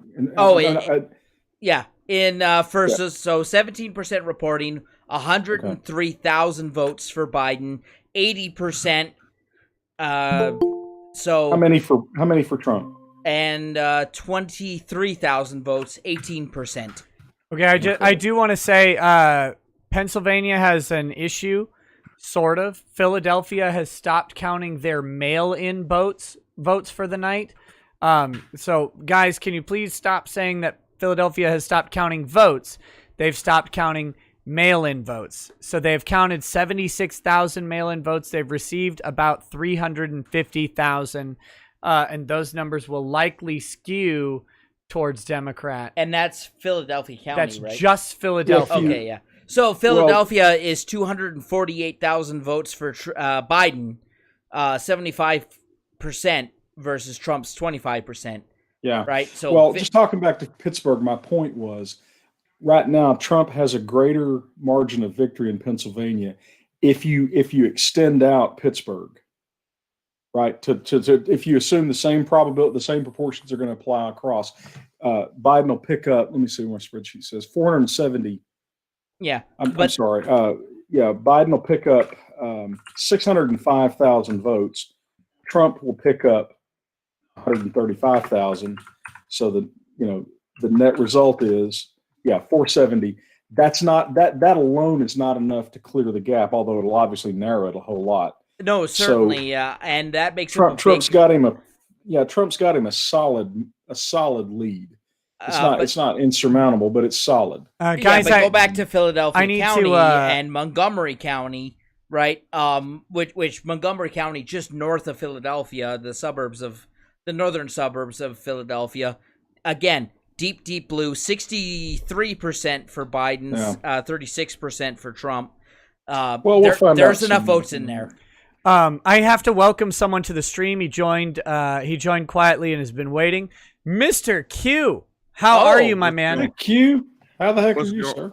Q, I'm hello, doing fantastic. Sir. I thought, Ty, I was going to have to give you what for when I got on here. We were fixing to have some Texas-sized problems. Oh, I was watching I like watching the results on MSNBC because I like to see Rachel Maddow's head explode when she has to pronounce that Trump's going to be the next guy. It is beautiful. And I saw Texas blue, and I got enraged. Yeah. It was like this grayish, bluish tinge. And I thought, oh my God, this can't happen. Not in my lifetime. All the talking is like wah wah wah wah wah Texas wah wah. And of course, it was 100% your fault, right? Ty, we not have been on, so I guess I was the sole Texas. We told you, Ty, vote early, vote often. I expect you to drive to every single county and vote a couple times. What are you doing? To grab it. Yeah, it was. I am pulling up the Young Turks stream right now so we can see sadness personified. Oh God, who is that pencil neck whiny little guy there? He's just I don't know who any of these people are. They just all look. All look sad. This guy's commenting right now about the demographic breakdown. They brought in a man to comment about the demographic breakdown of Cubans and Venezuelans. They're in shock as to why they're losing Florida, I think is what's really going on over there right now. It's despite the fact there was ample evidence on the ground that they weren't going to take Florida. Oh yeah, it's I mean, I didn't go through all of Florida, but when I was down there, somebody says Biden's going to speak at 12:30 on the stream. Oh, okay. On which stream? On ours, yeah. Biden's it's being repeated. I don't know if that matters. Biden? No. Oh, I thought you were saying Biden was going to speak on a stream at 12:30. Oh, yeah. Sorry. Yeah. Oh my God, what stream is that? Like, does he know? Oh, come on now. Like, come look, on, I'm Nick. here to sell Thin Mints for my merit badge. I think it's fair to take shots at Biden. Yeah, 12:30 tonight Eastern. That's 10 minutes actually. Yep. Oh, guys, as for Dame Pesos, I did send him an invite. He said he's not able to make it. I did want some laughter from him, but it is not likely. I guess I'm gonna have to pour myself another triple shot. No. You would. Hillary Clinton already forbade him. Oh, come on! The stream is going down again. You would be dumb to concede right now. Again, remember the mail-in ballots. You're trying to. Stream is back. Stream is back. By the way, Minnesota called for Biden. Yep, Minnesota has been called for Biden. Yeah. I mean, with respect, this could still go either way. The fact that Ohio is called for Trump is super positive. We can project North Carolina and Georgia for Trump. I think Pennsylvania is still key. I think Pennsylvania is where it comes down to, really. I think Minnesota being called for Biden isn't a surprise. No, it's not. But at the same time, I think it's a little It's a disappointment, though. It's a disappointment. It's a little early. He's 207,000 votes behind, but we're 67% reporting on 2.2 million votes. So St. Cloud isn't reporting yet. Scott County isn't reporting. Montana has been declared for Trump. Whew. Oh God, we did not lose Montana. Thank God. Fighter. Scott County, which contains Apple Valley. Just checking the Virginia results again. Trump is still leading by 2% with 20 precincts left to be counted. That's 1% of the precincts in Virginia. So it's mail-in ballots. So it could go either way. That's less than 1%. It's close. Yeah. It's on the wire. Yeah. Go ahead, Ty. Yeah, go ahead, Ty. But it's a moral victory. Regardless. I don't think that the Democrats will acknowledge it's a moral victory. Now I was going to ask the stream to check. If they get 270, they're not going to care. They're not going to care. They'll admit DC as a state. They'll admit Puerto Rico as a state. They'll stack the court, and we'll never see the day. They ain't going to get to 270, guys. I mean, Look, you roll a 10-sided die, and you got to make it. That's what I'm saying. Dungeons and Dragons rules. Roll D20, baby. Hope for the best. Yes. Well, I mean, but the point is, I think while it's stipulating anything can happen, the fact of the matter is, it's far more likely that Trump wins this than Biden at this point. I'm not willing to go that far. I mean, in my opinion, I'm pessimistic though. I was pessimistic when I started. Yeah. Iowa for Trump. Fair enough. I mean, okay, so I'm here to shit on that was long overdue. Long overdue. Yeah. Okay. So you wouldn't be the only one. The first one, or probably not the last one. Okay. So what happened? So Texas, for what it's worth, Fox has Trump at 72%. For the presidency. Okay, so if Trump takes Florida and Texas, that's 37 or 67 electoral votes. That puts his total from 145 up to 212. Let me see my 212. Then he's got. It looks like he's gonna take Wisconsin, Michigan. I don't know. North Carolina, taken away from you, North Carolina, Georgia. Go for him too. I mean, North Carolina. Okay, let's zoom in on North Carolina for a moment here. Charlotte has 95% reported, and Trump went in and took 31.6% out of Charlotte. Yeah. And so, I mean, 178,000 votes, 366,000 votes for Biden. There's not a lot left there for him. 5% left to count. He's best case scenario. He's going to pull only a couple thousand, tens of thousands of votes out of there. He needs Trump is ahead. 70,000. Trump is ahead 70,000 votes in North Carolina. New York Times. He won't find it in Charlotte. He's not going to find it 94% reporting in Raleigh. He's not going to find it in Raleigh and Charlotte. I just want to update the stream. New York Times has changed their Georgia prediction. They're now leaning Biden. They're now leaning Biden. Let's check in on Atlanta. I know Atlanta was not reporting for a long time. Georgia. Now that could be a... Ooh, okay, I see. Fulton County, 58% reporting. Okay, now it gets scary. Yeah. Now it gets scary. Yeah, 74%. If we lose Georgia... Trump. Or sorry, 74% Biden. 74% Biden. 25% Trump in Fulton County, 58% reporting. Biden has 238,000 votes out of Atlanta. So extrapolate that out. He's going to be hitting around high 300,000s. Election. What? We just lost the election. If that's very Georgia probable. Flips. Yeah, we've just lost the election. If Georgia flips, but Georgia hasn't flipped. No. I mean that's just math. Yeah. But if it does, so here, look, you saw it. If you look at that map I sent you, Nick, I had 316 votes for projected for Trump. Okay, take 11 away for Arizona, take 10 away from Minnesota, take 16 away from Georgia, and you're at 279. I mean 269. If I'm doing my math. Yeah. But no. I'm so doing the math wrong. Oh, thank God. Trump you're a lawyer. Of course you're doing the math wrong. Okay. So Ty. Trump is ahead 300,000 votes in Georgia. And I think out of Fulton County, which is the city of Atlanta, Biden's good for a very high 300,000 votes. So 378, 390,000. Trump's good for about maybe 100, 110. That's not enough votes to make up. That's not enough to flip the state. He's going to be short by just a couple thousand. I was saying if it did happen, no, I did the math wrong. Thank God. Biden, at that point, Trump would still have 279 votes.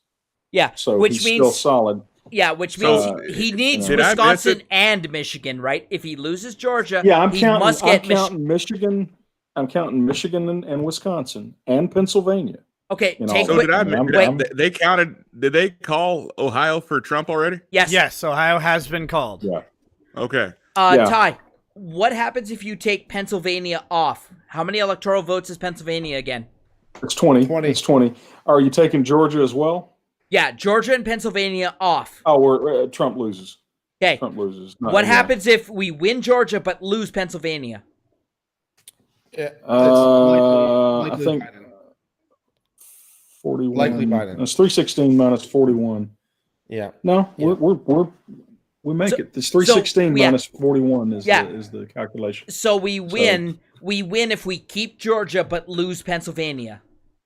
Assuming correct. Assuming all the other results. Assuming all the other stuff, and most of the other stuff is pretty solid. Hold on. So also Georgia's going to be the flip state.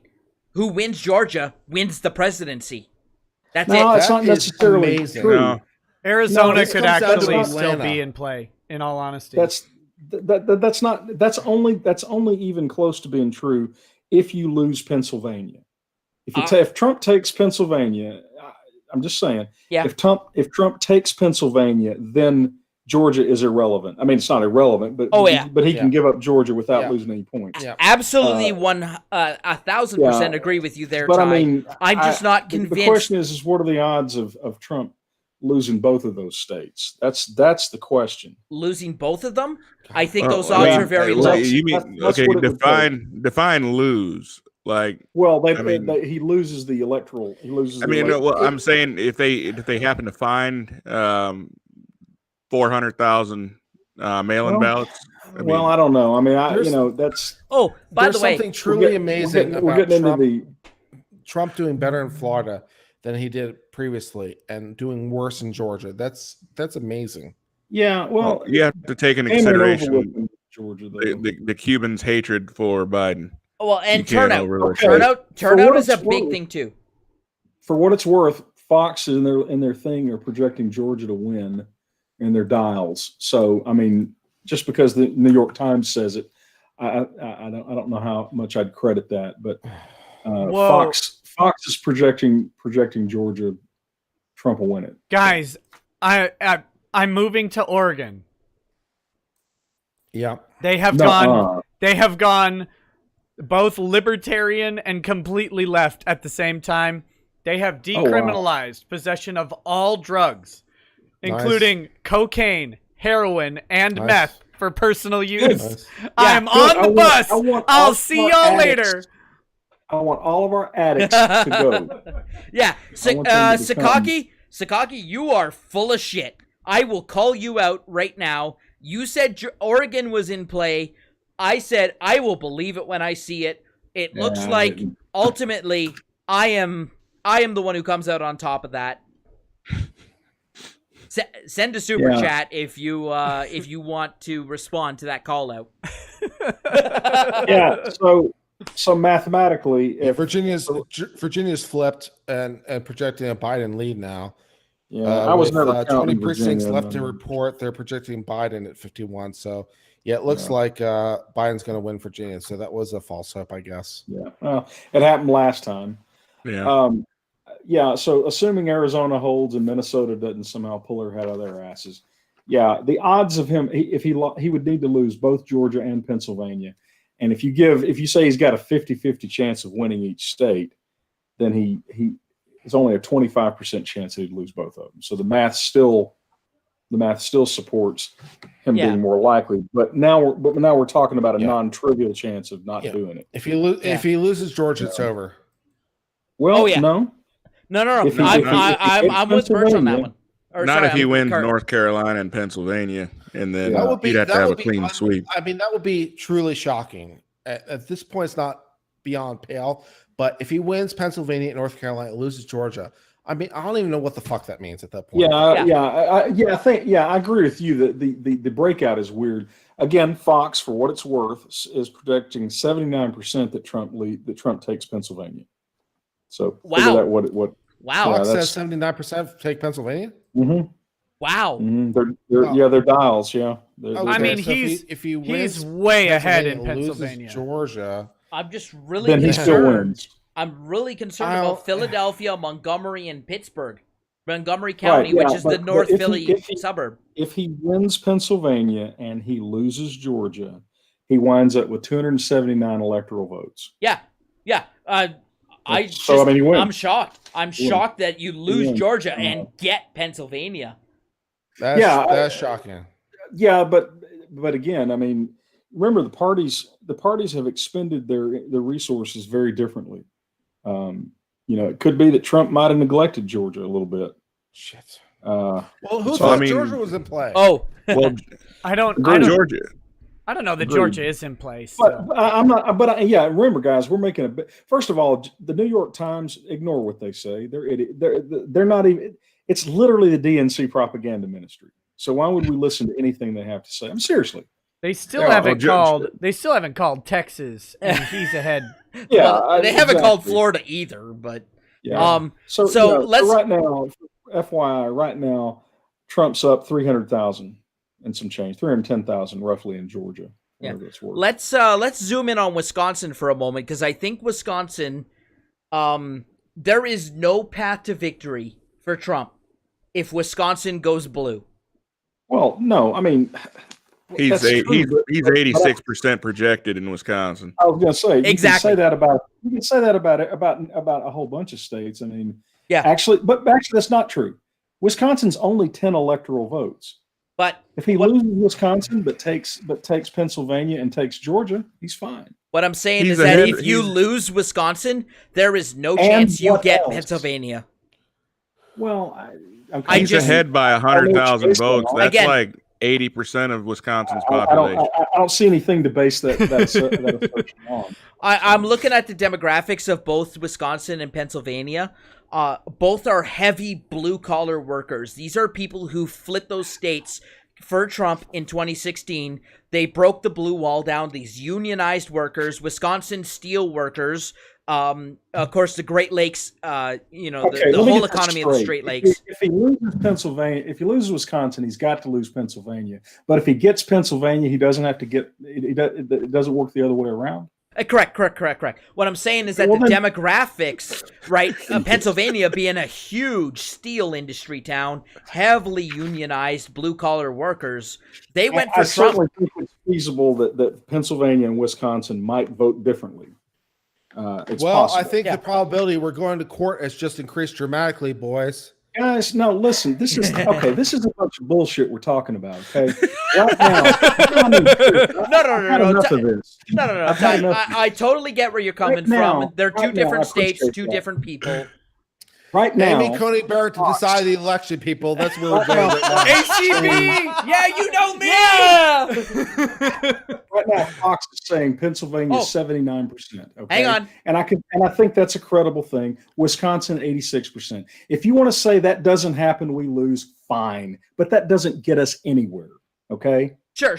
I'm looking at hypotheticals. It's a total waste of time to even talk about that. No, because I don't think so. About any two other states on the map as well. Of course. What I'm looking at is the demographic profile of both states. And right now, according to Fox, both states are going to go comfortably. Florida called for Trump. Yes, Florida has been called officially. Well, that's a load off. I'm glad they finally got to it.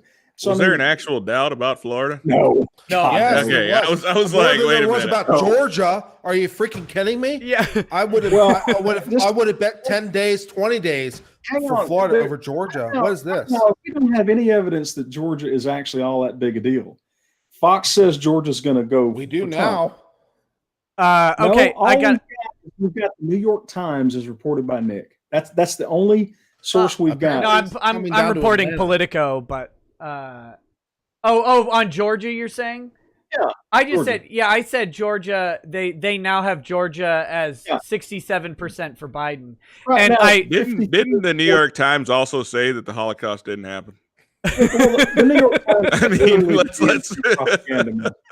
So the numbers right now are 45.6 for Biden, 53.1 for Trump. And that represents a difference of about 311,000 votes. So to say that Georgia is suddenly likely to flip over to Biden, I'm sorry, the numbers aren't there yet. I think anything's possible. But, I think part of the concern is someone mentioned that they're not counting as many votes in Atlanta right now due to some water main break or something. I don't know what's going on. Oh, sure. But the water main in Atlanta. Of course. I don't know. Yeah. I'm reporting what the chat says now. I'm meta reporting. I've got a couple chats here to read. Your name here says, Nick, I think your show is the future of entertainment and gives insight I've never gotten without giving a lawyer $5,000. Also, is there a countdown?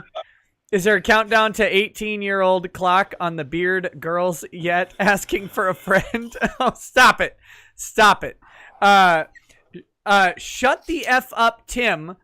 Says, Tim, get off the stream or let the real guest talk. Who said that? Shut the F up, Tim. I think it was me. It's the Streamlabs chat. Their name was Shut the F up, Tim. So guess what? I'm here to stay. And if you have a problem with that, you know where to find me. That's based and anti-Tim pilled. Blaine20 says, have the left coast... Wait, I read that one. Dax Terminax says, hey, Sleepy Joe and wannabe Black Fran Drescher. Oh, God. You were warned you were going to lose. Trump trains a-coming. Bezmanov would be proud that we stopped those jackwagons in their tracks. Well, it's still not victory time yet. Well, guys, here's the basic bottom line as it stands right now. Compared with 2016, all that's happened is we've lost Arizona. And that's a loss that could be borne if Arizona hasn't actually been called. Assuming, you're right. Assuming that holds. But I mean, that's right now. When you look at everything right now, that's the only downside to the campaign so far. We've come within a razor's edge of Virginia, and while Arizona will be nice, we don't have to have it if he simply replicates his performance in all the other states. And right now, I don't see any reason to presume that he's not going to. He's ahead in every one of those states, substantially so. Sure, we can create scenarios and say, well, you know, this could happen, that could happen. But remember, he won pretty big last time. He did it. That wasn't just a near run thing last time. So there's cushion here. There's no reason to get any kind of despondent or anything just yet. Joni Ernst is announced as winning her re-election to the U.S. Senate in Iowa. Nice. I think that. What is the Senate looking like in terms of 46-45 right now? Yeah, really. Oh, it's making me nervous.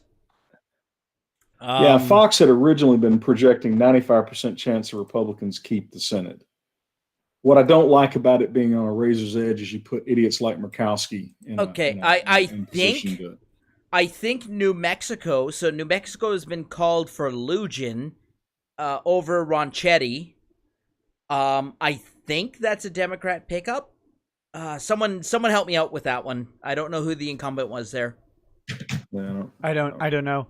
I'm going to read this chat. Alex Hessler says, Vox already put out propaganda against the Electoral College on YouTube.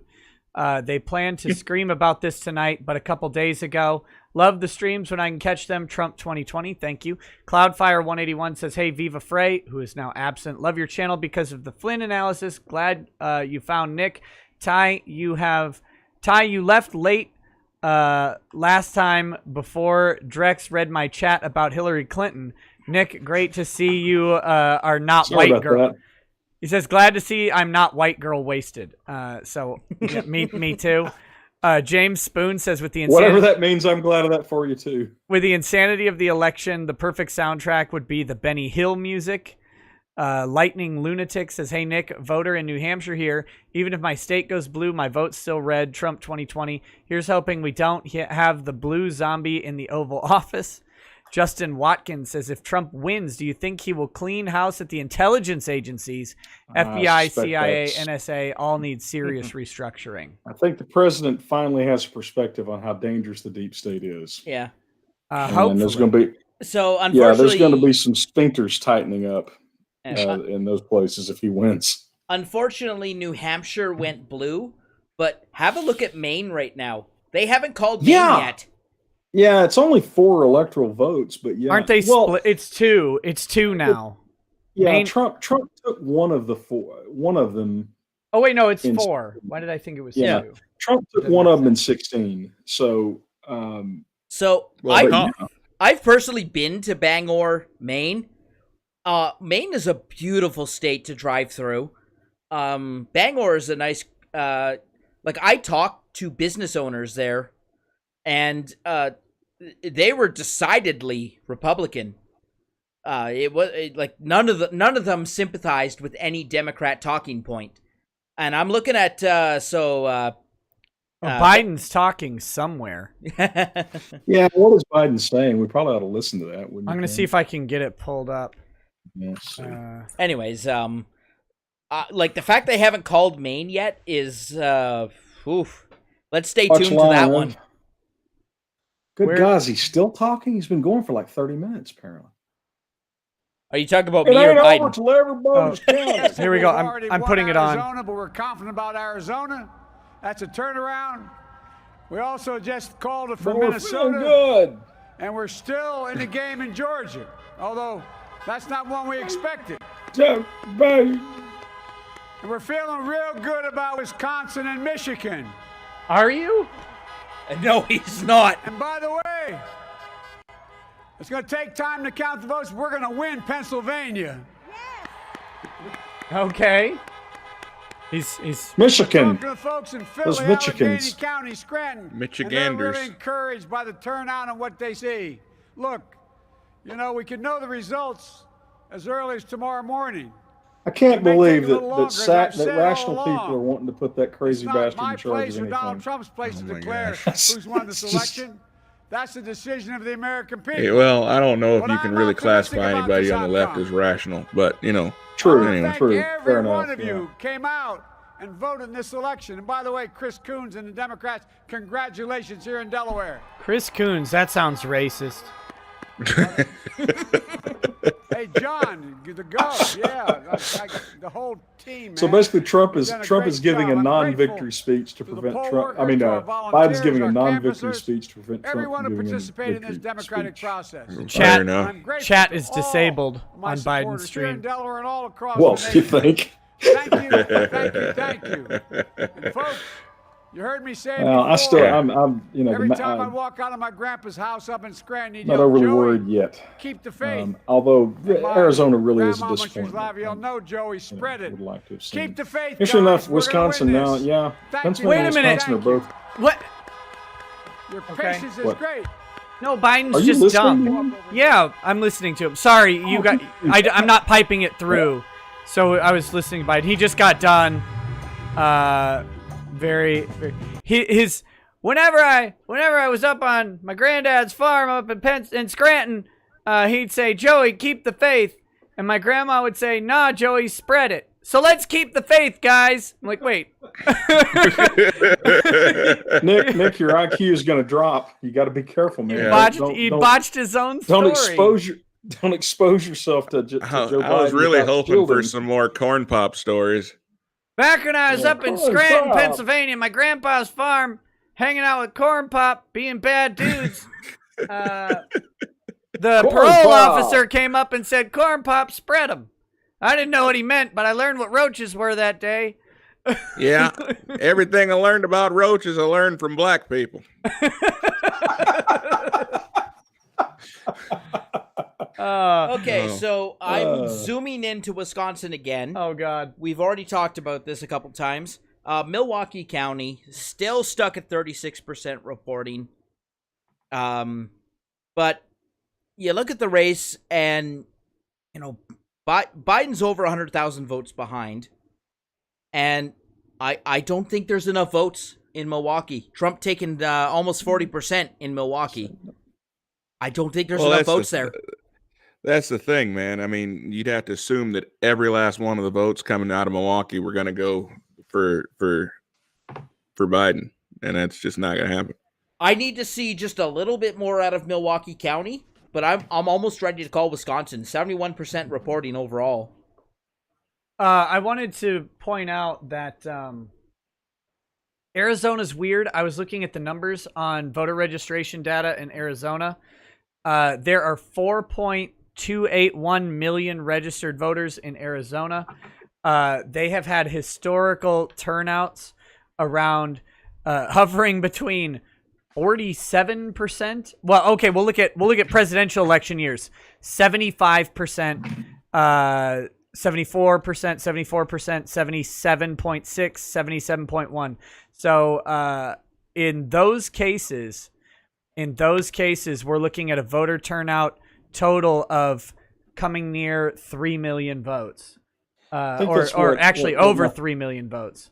That's what my friend was saying, is that they just haven't counted anywhere near all the votes yet. Also, Right. Ty, I think I owe you an apology. Oh, probably. I'm looking at Pennsylvania. Trump almost has a 1 million vote lead. Yeah, I think that's exactly what he said. I think Pennsylvania is pretty well done for, and Wisconsin. I don't know what the metrics are, but Fox is actually giving Wisconsin a 10% higher chance of going for Trump. I told you guys, 100,000 votes. That's 80% of Wisconsin's entire.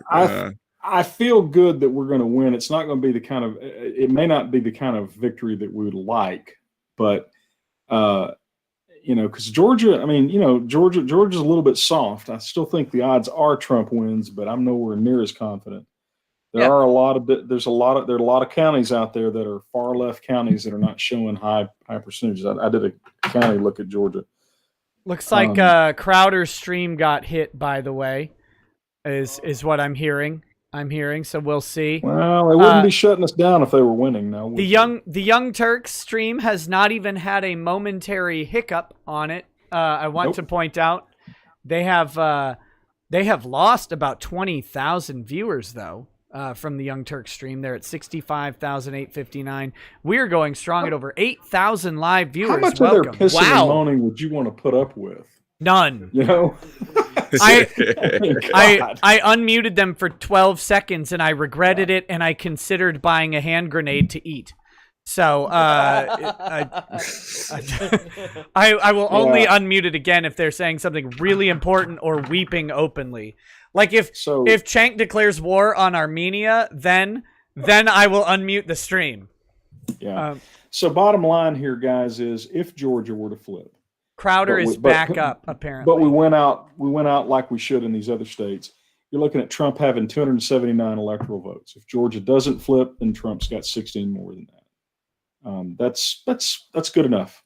I mean, that's a little weaker than he did in 16 because of the defection of Arizona. Does anyone in chat know, is Trump planned to give any remarks or set to give any remarks anywhere? Do we have anything about that? I'm gonna pull up the Trump lives or the Trump channel. And while you're waiting for that, so just to kind of consolidate the Senate races so far, only one seat has flipped from Republican to Democrat as a sum total. A couple of seats have gone back and forth, but one seat has flipped for the Senate. That's not enough to get the majority. They need 4 seats to flip. Guys, doesn't Trump have a YouTube channel? Oh, here it is. Yeah. He does. It doesn't. It's annoying to find in the search results. Okay. I was hoping he would have a planned live stream, but I haven't seen anything yet. Let me see. Hold on. The White House, live the White House. There are no streaming events. Well, I don't think I don't think he could do an election announcement from White House. No, I agree. Webpage. I agree. I checked the Trump YouTube channel does not have anything pulled up, but he's only got 2 million subscribers on the Trump YouTube channel. He'd probably do it on Twitter or something else like that. Yeah.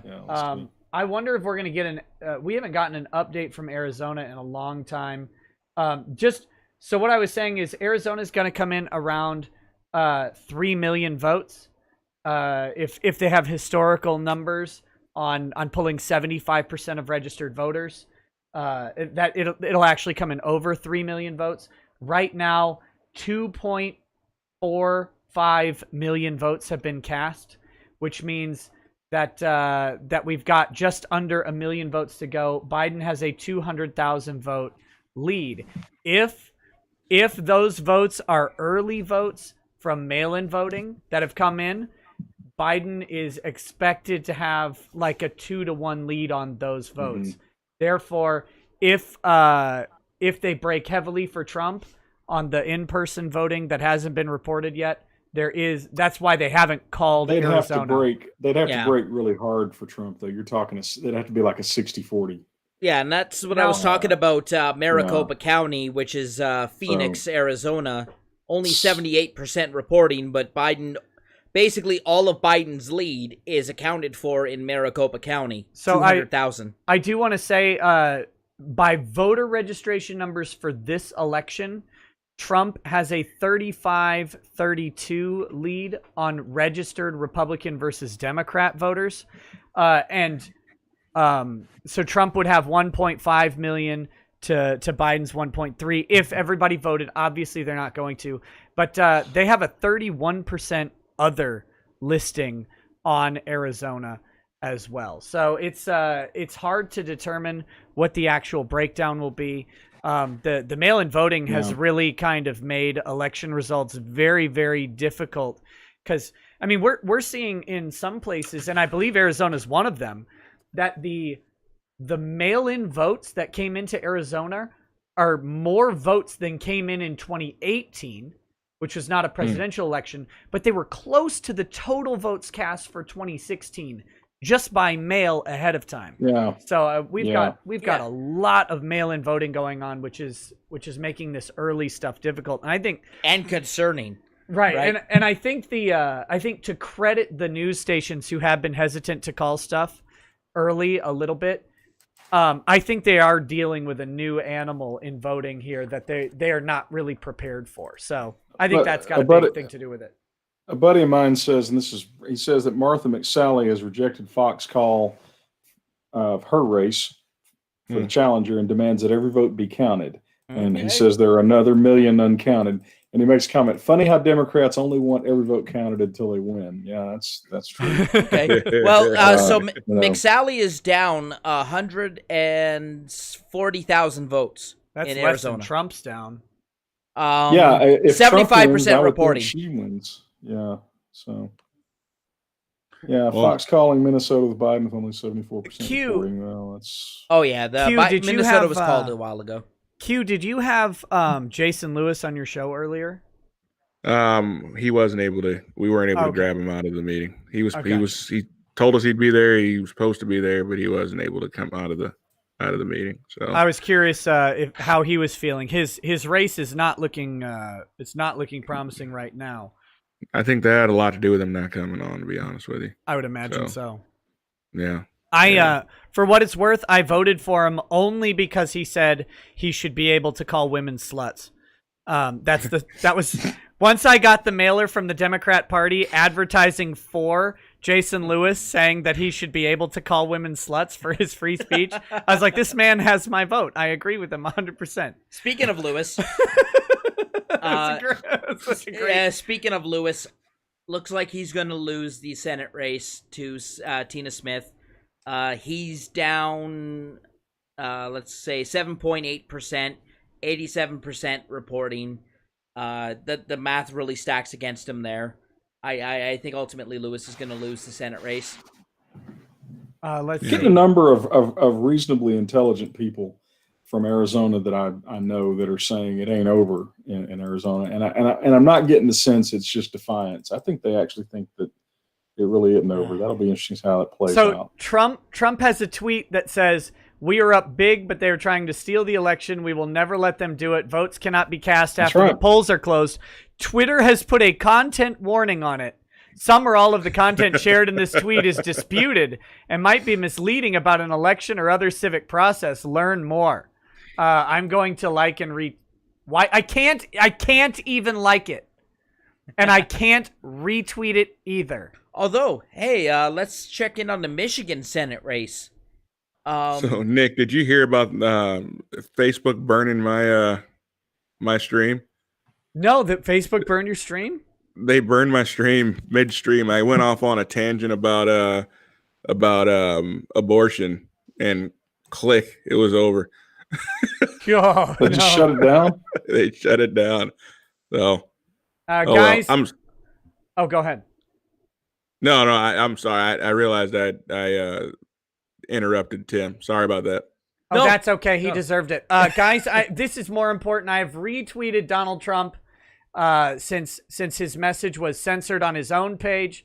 But when in the retweet, it shows up, and I tagged Jack and said to stop censoring political speech, you scumbag. Because Jack is a scumbag. Oh, edgy, real edgy. You drugged out nose ring wearing dipshit.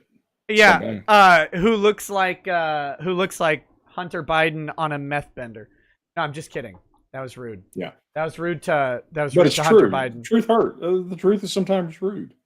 Yeah. So I think probably the odds are Arizona is gone. I mean, anything's possible, but I think Arizona's gone. The good news is we can stand the loss of Arizona without losing the election. Yeah, absolutely. We just can't stand too many of these hits. Exactly. Well, right now, Nevada is leaning Trump. So that would be hilarious. I don't think we have any votes coming in from Las Vegas yet. I just checked that a minute ago. Only 3% of Nevada votes in. I'm sure Las Vegas is really excited to vote for a guy who wants to shut down casinos again.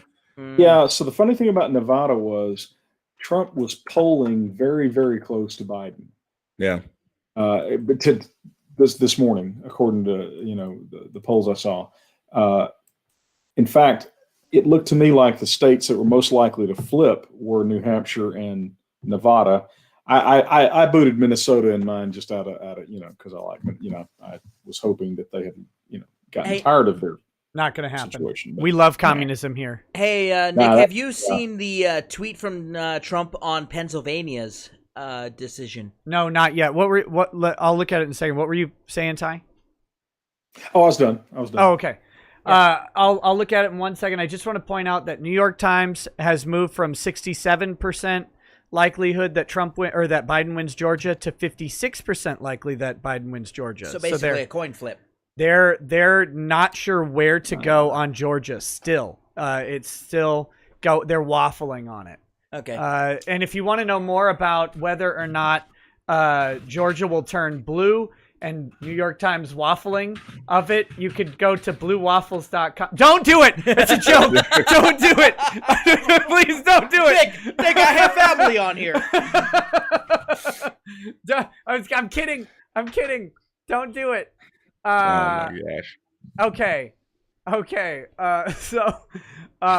Okay, what am I supposed to be looking at? Trump's tweet on Pennsylvania. Yeah. So he made a tweet about the Supreme Court decision on Pennsylvania. Let's see. Was that recent or was that a couple days ago? I'm not entirely sure. I just saw it come up in the Discord chat. No.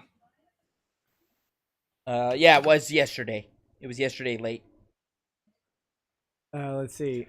I don't think people understand that. Here's the thing. So someone commented on my retweet of Trump and they said it's literally false information.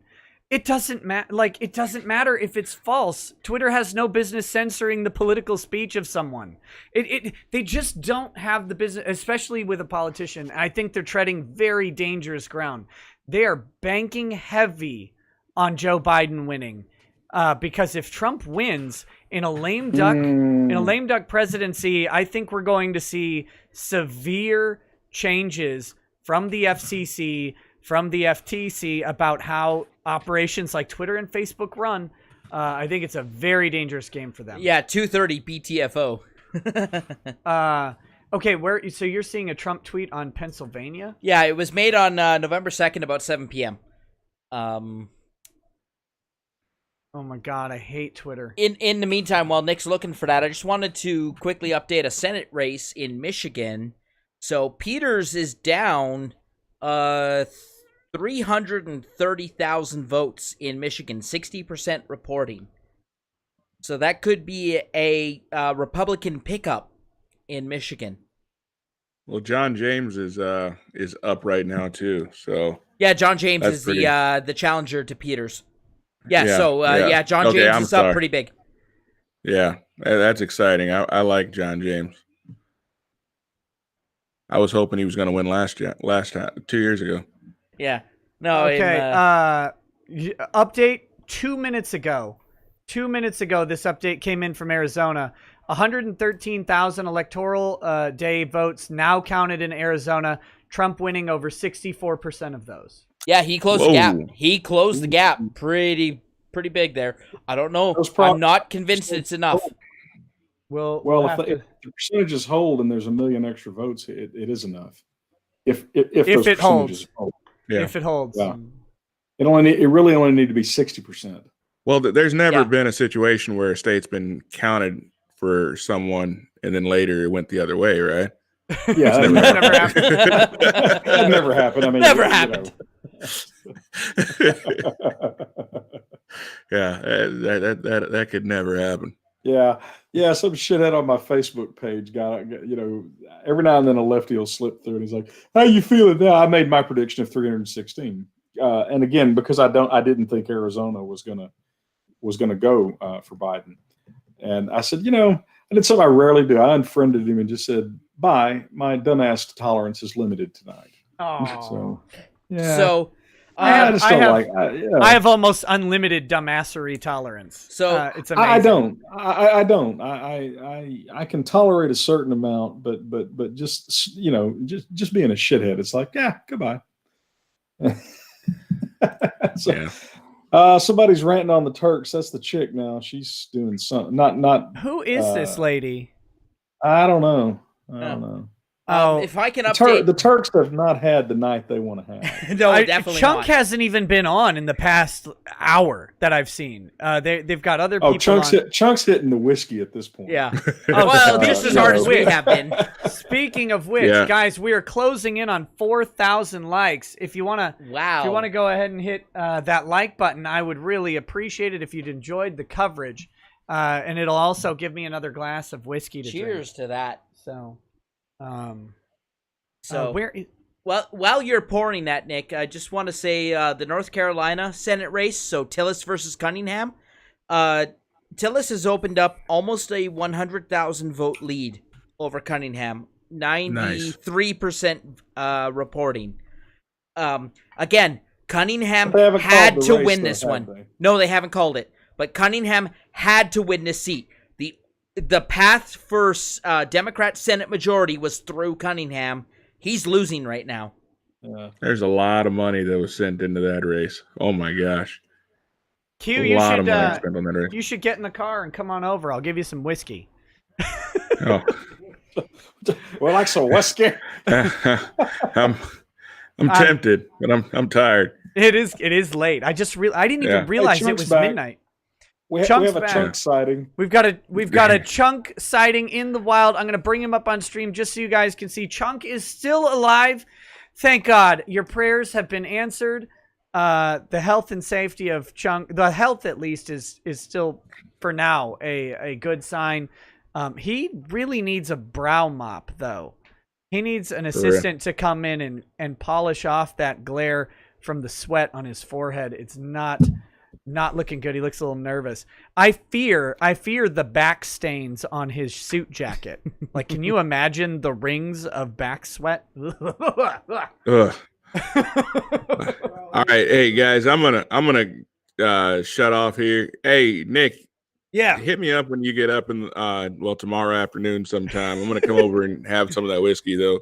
Sounds good, buddy. I will. I will do that. I got it finally. By the way. Yeah, I think we met in passing on the 24-hour stream on the there's a 24-hour stream, but it's been a while. So I've caught your show from time to time. I really like it. Man, I appreciate that, man. I really do. I appreciate it. So, but all right, y'all. Well, hey, have a great night and 4 more years, man. Hey, before you go, Texas has finally been called for Trump. It's about damn time. It is about time. Yeah. That also means the Electoral College vote 212 to 223. Yeah, Jake Tapper is now explaining that it was a complete pipe dream. That no one ever seriously thought there'd be a landslide for Biden. Except for all the pollsters. Yeah, except for you. Well, except for Jake about 4 hours ago. Okay, so wait a second. Before you go, Florida was called before Texas. Yeah. I want to comment on that one. Florida was more decisive than the state of Texas.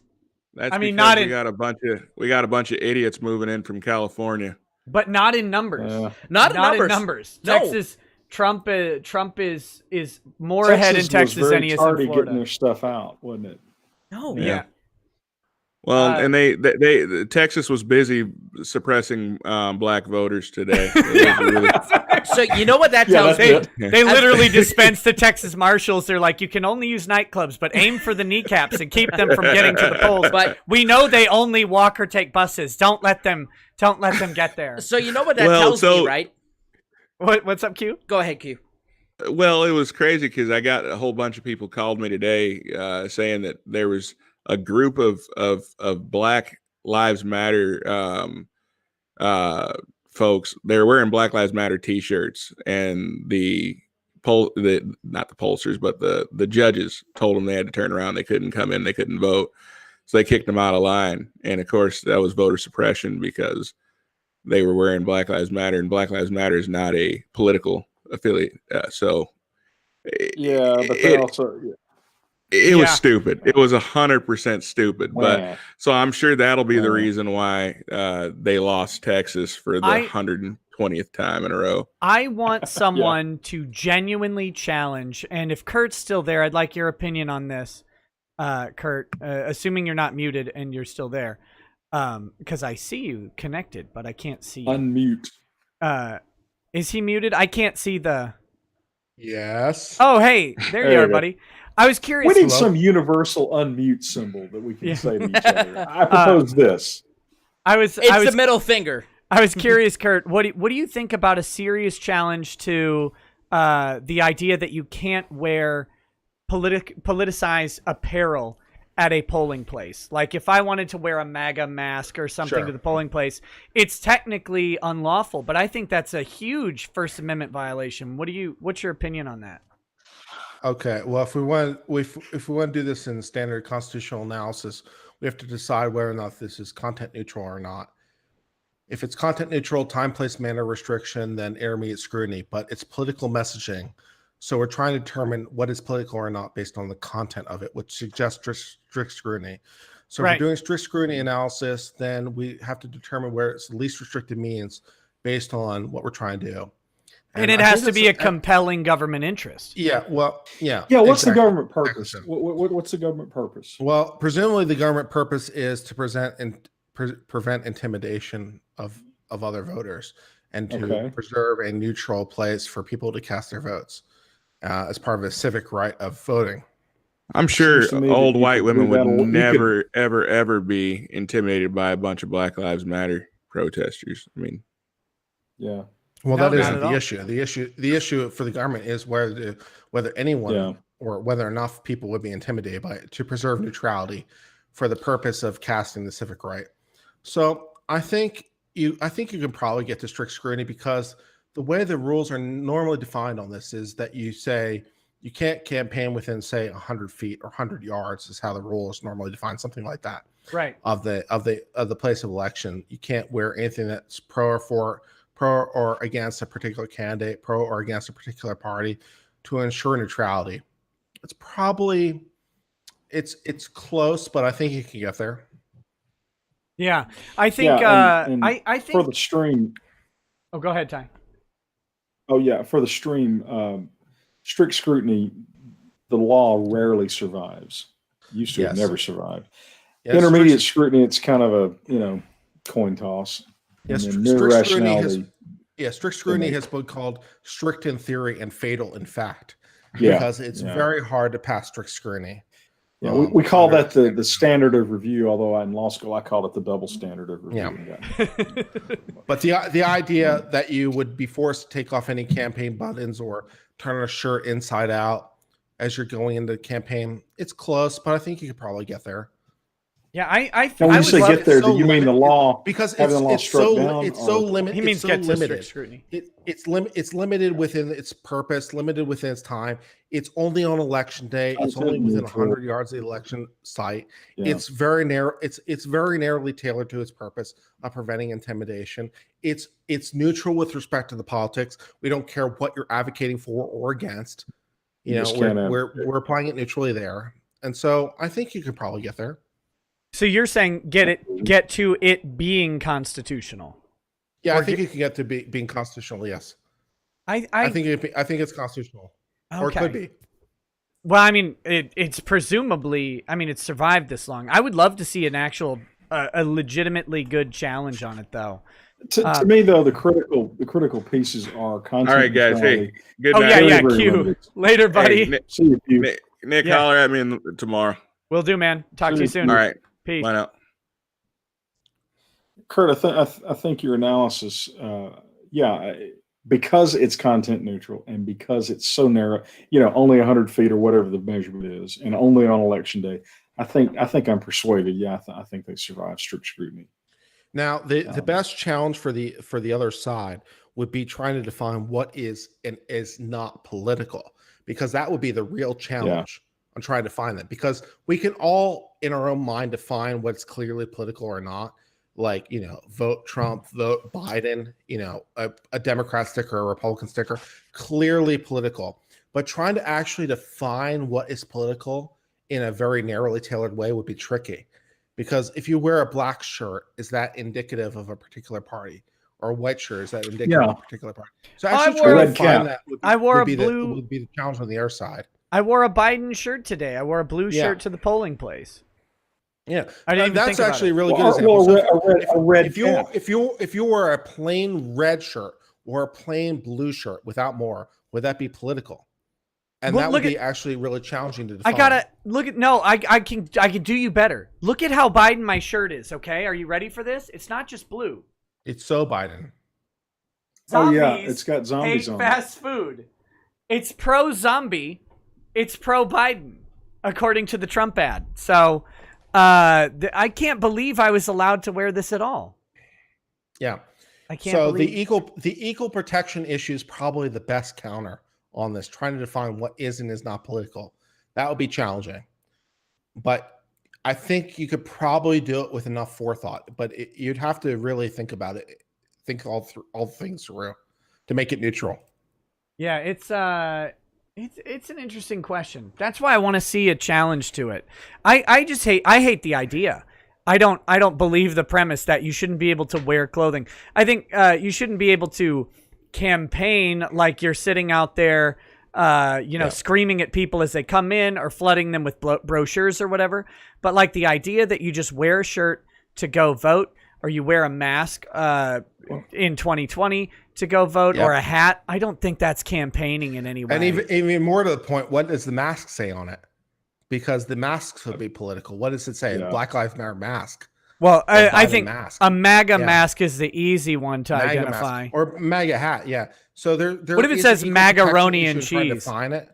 What is it that's not political would be the best counter to that issue. But it would be an interesting issue. Put me on either side of it. I'll try to fight, and I think I can win. What if you show up to the polls in full gear, but 100 feet away from them, you just strip completely naked and then go in and vote? I think that should be legal. I don't think anybody wants to see that. Look, that's got to be legal in San Francisco already.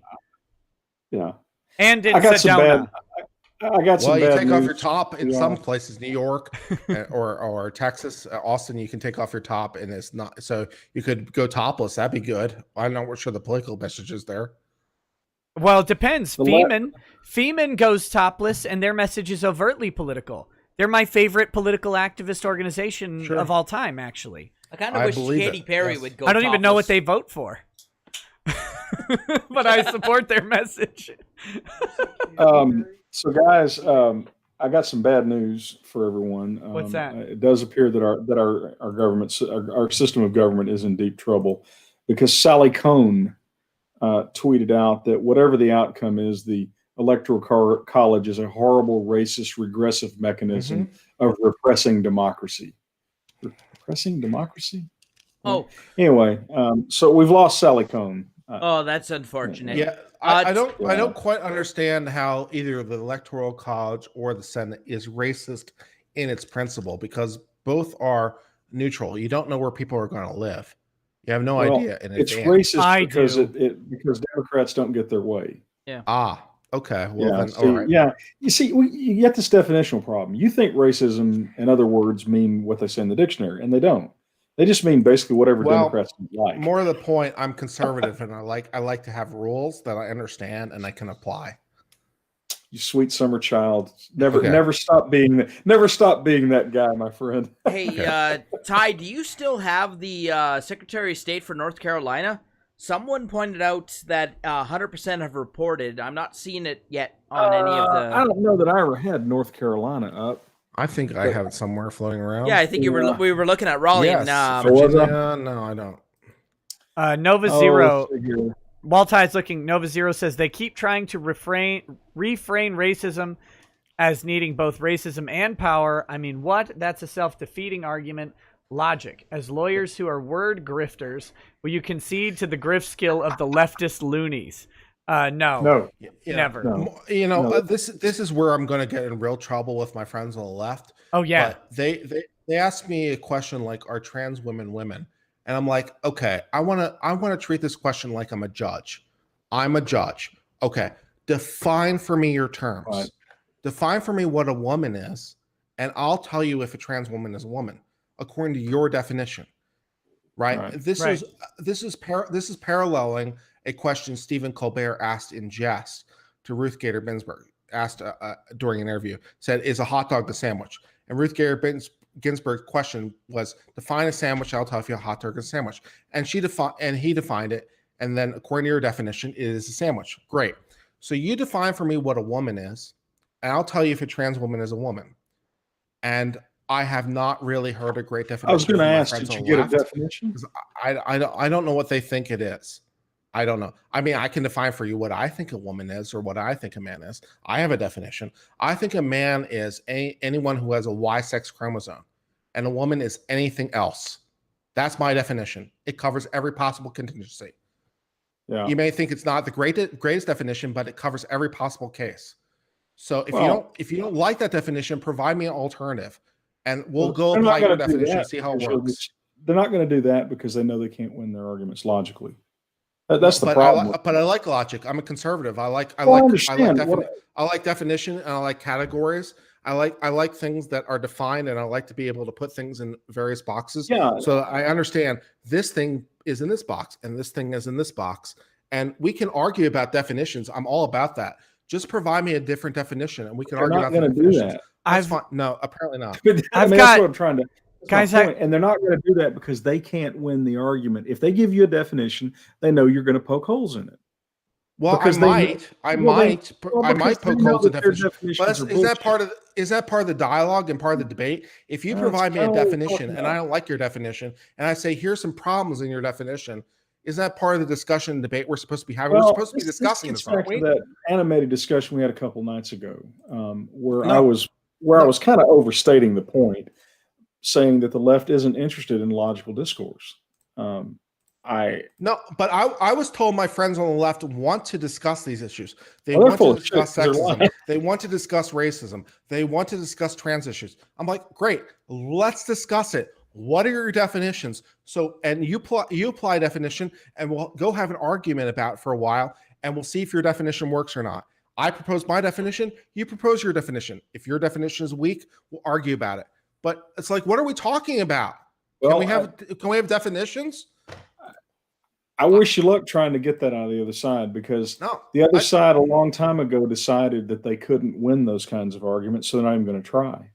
I mean, Nevada is now flipped to blue with 49% of the expected vote in. It just happened.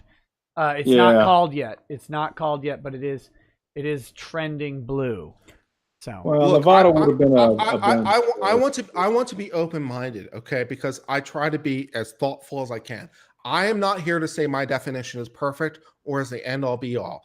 If they want to say my definition sucks, I'm all about considering their definition, and we can go consider it, and we can consider whether it's better, and maybe it's better, and we can go do that. But it's like, what are the rules? What are your rules from your perspective so that I can go apply this and understand what you're talking about? And I can't make it work. Yeah, good luck trying to get that out of them. Well, okay. Yeah, I mean, because they're not going to participate, and that's the whole frustrating thing.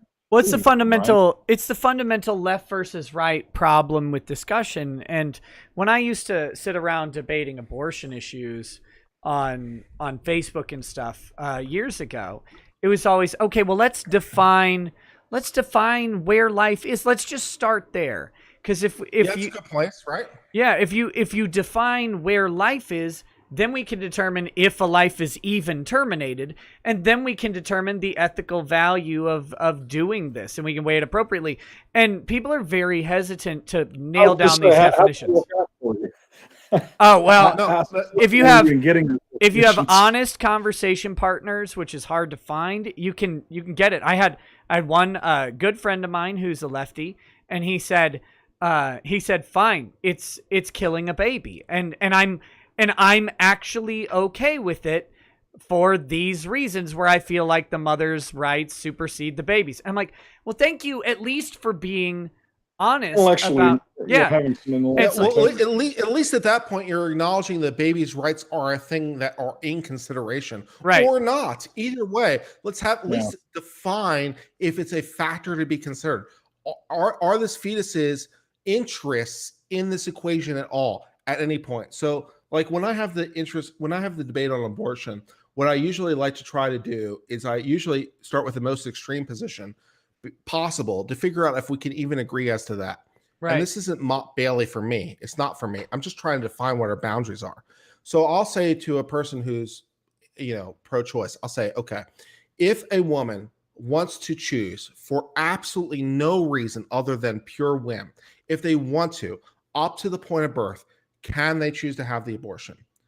And I'll very rarely get an answer to that question because they don't want to have that discussion. They're like, well, no one would. I'm like, okay, great. If no one would, can we have a rule against it? Because no one would do it anyway, so there's no reason to have a rule against it. And I just can't get anywhere because I can't define our terms. It's very, very frustrating.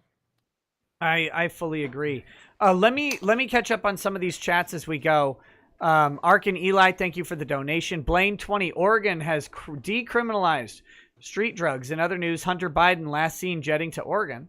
Lane K 1978 says, why is Politico saying Dick Durbin won in Illinois, flipping a seat for the Democrats? He's had that Senate seat since he won election of 1996. They're wanting to make things sound like they're gaining seats. RZEQDW says, spent all evening running an election party and have been too busy to follow the news. Am I getting fired for being too smug tomorrow or no? So far, it's hard to see. It's hard to know if we'll even have results by tomorrow or by tonight, I should say. JCF Data says, talking about the beard girls is a good way to watch a proud Texan practice his Second Amendment rights on your butt in Minecraft. CE says, you're lucky. CE says, don't worry, Trump can run in 4 years as his wrestler persona, the Donald. Jonathan Dolph says, best sound clip from Biden's speech. Mom said Joey spread it. Yeah, Joey spread the virus and other things. Ring Wraither says, hey, Nick, thanks for the entertaining stream. I'm tuning out in for the night. I think he means out. Everyone on has been great, and I've very much enjoyed having Tim on. I hope he comes on for more streams. Biden kind of sus. You can hear it in his voice. Thank you for that. And I think we're caught up on the big chats. There's a lot of little chats to go through, but maybe we can set aside some time for that once some of the races clear up. I wanted to give an update on Pennsylvania. Yeah. Where are we? So Pittsburgh, Allegheny or whatever, however you say it, Allegheny County, 45% in, up from 17% counted. Donald Trump has 39.3% of the vote in Pittsburgh. Ooh, he's doing well. Donald is, according to here at Politico, with 64% of the vote in Pennsylvania, Donald Trump is still up just under 700,000 votes. Yeah. He has quite a strong showing going there. If I move over to Montgomery County, 64% reporting, 37.8 to 61.3 for Biden, but that's not enough votes. You can't close that gap in Montgomery County. Let's go down to Philadelphia really quickly. Philadelphia, Biden is blowing Trump out of the water, 73.8 to 26.2, 46% counted. But if you look at the hard vote total, Biden's got 276,000 votes out of Philadelphia County right now. So if we're almost halfway through that, it's not enough votes. There's not enough votes in Philadelphia and Pittsburgh. I think you put a fork in Pennsylvania. It's certainly trending. It looks like the net effect could very well be that we've spent gazillions of dollars to flip Arizona. It is. It would be within about 3,000 or 4,000. If those numbers hold true, Trump would win Pennsylvania with 3,000 or 4,000 votes. So there's no way we can call that right now. Do we have an Arizona Secretary of State? Nick, I think I'm gonna be done. I'm getting kind of tired. Yeah, I think I'll be talking to you later. But what if I get really drunk and pass out and need you to take over? Okay. No, I got this. I got this. Energy. I'll be here. I'll be the new Ty. Sounds good. Are you sure you want to take that on? I might need you to sign a waiver. I'm 13 shots into the night tonight, but I'm still going strong. I could take over. I'm a bottle and a half into wine. It's fine. Nice. Well, nice. Kurt, as always, I only met you once before, but it was a pleasure. Mr. Arcata, you have a good one, and we will see y'all later. Catch you later, Ty. I appreciate it. Thank you. Oh, he's out. He's out. All right. It's down to us. I've sent a message to Yellow Flash in case he wants to come back. He kind of pieced out because we had like 5 lawyers on stream. We were all nerding it up, and so he said he may come back later when it kind of thins out a bit. So I've invited Yellow Flash back on. I will be here. Look, I'm planning on hanging around for a while. So we're gonna keep things going, even if it's just a little me. bit more left in me, yeah. Yeah, maybe Nick. Is this a good chance to get through some of the super chats, the smaller ones? It certainly is, but in case Kurt had anything, it sounded like you were about to say something, so I didn't want to cut you off. Super chats is great. Let's do that. Perfect. Okay, so this is going back to the beginning of the stream. There's going to be some stuff that might be a little bit weird in here, but the Emperor says, "May the All-Father help us all." 82 says, "We've tested Drex's sexuality to the utmost limits to save Nick and his family from certain death many times. Now I must pose the question. Would Nick smash an undead Kermit-voiced RBG to save Drex?" Well, I'd smash her with a hammer. Skyhime says, "Double shots for every 1,000 likes." No, if you want, I will do a double shot at 5,000 likes. We're at 4,500. I don't know if you can make it. Oh, I'll do one too. You know what? I will do a quadruple shot at 5,000 likes.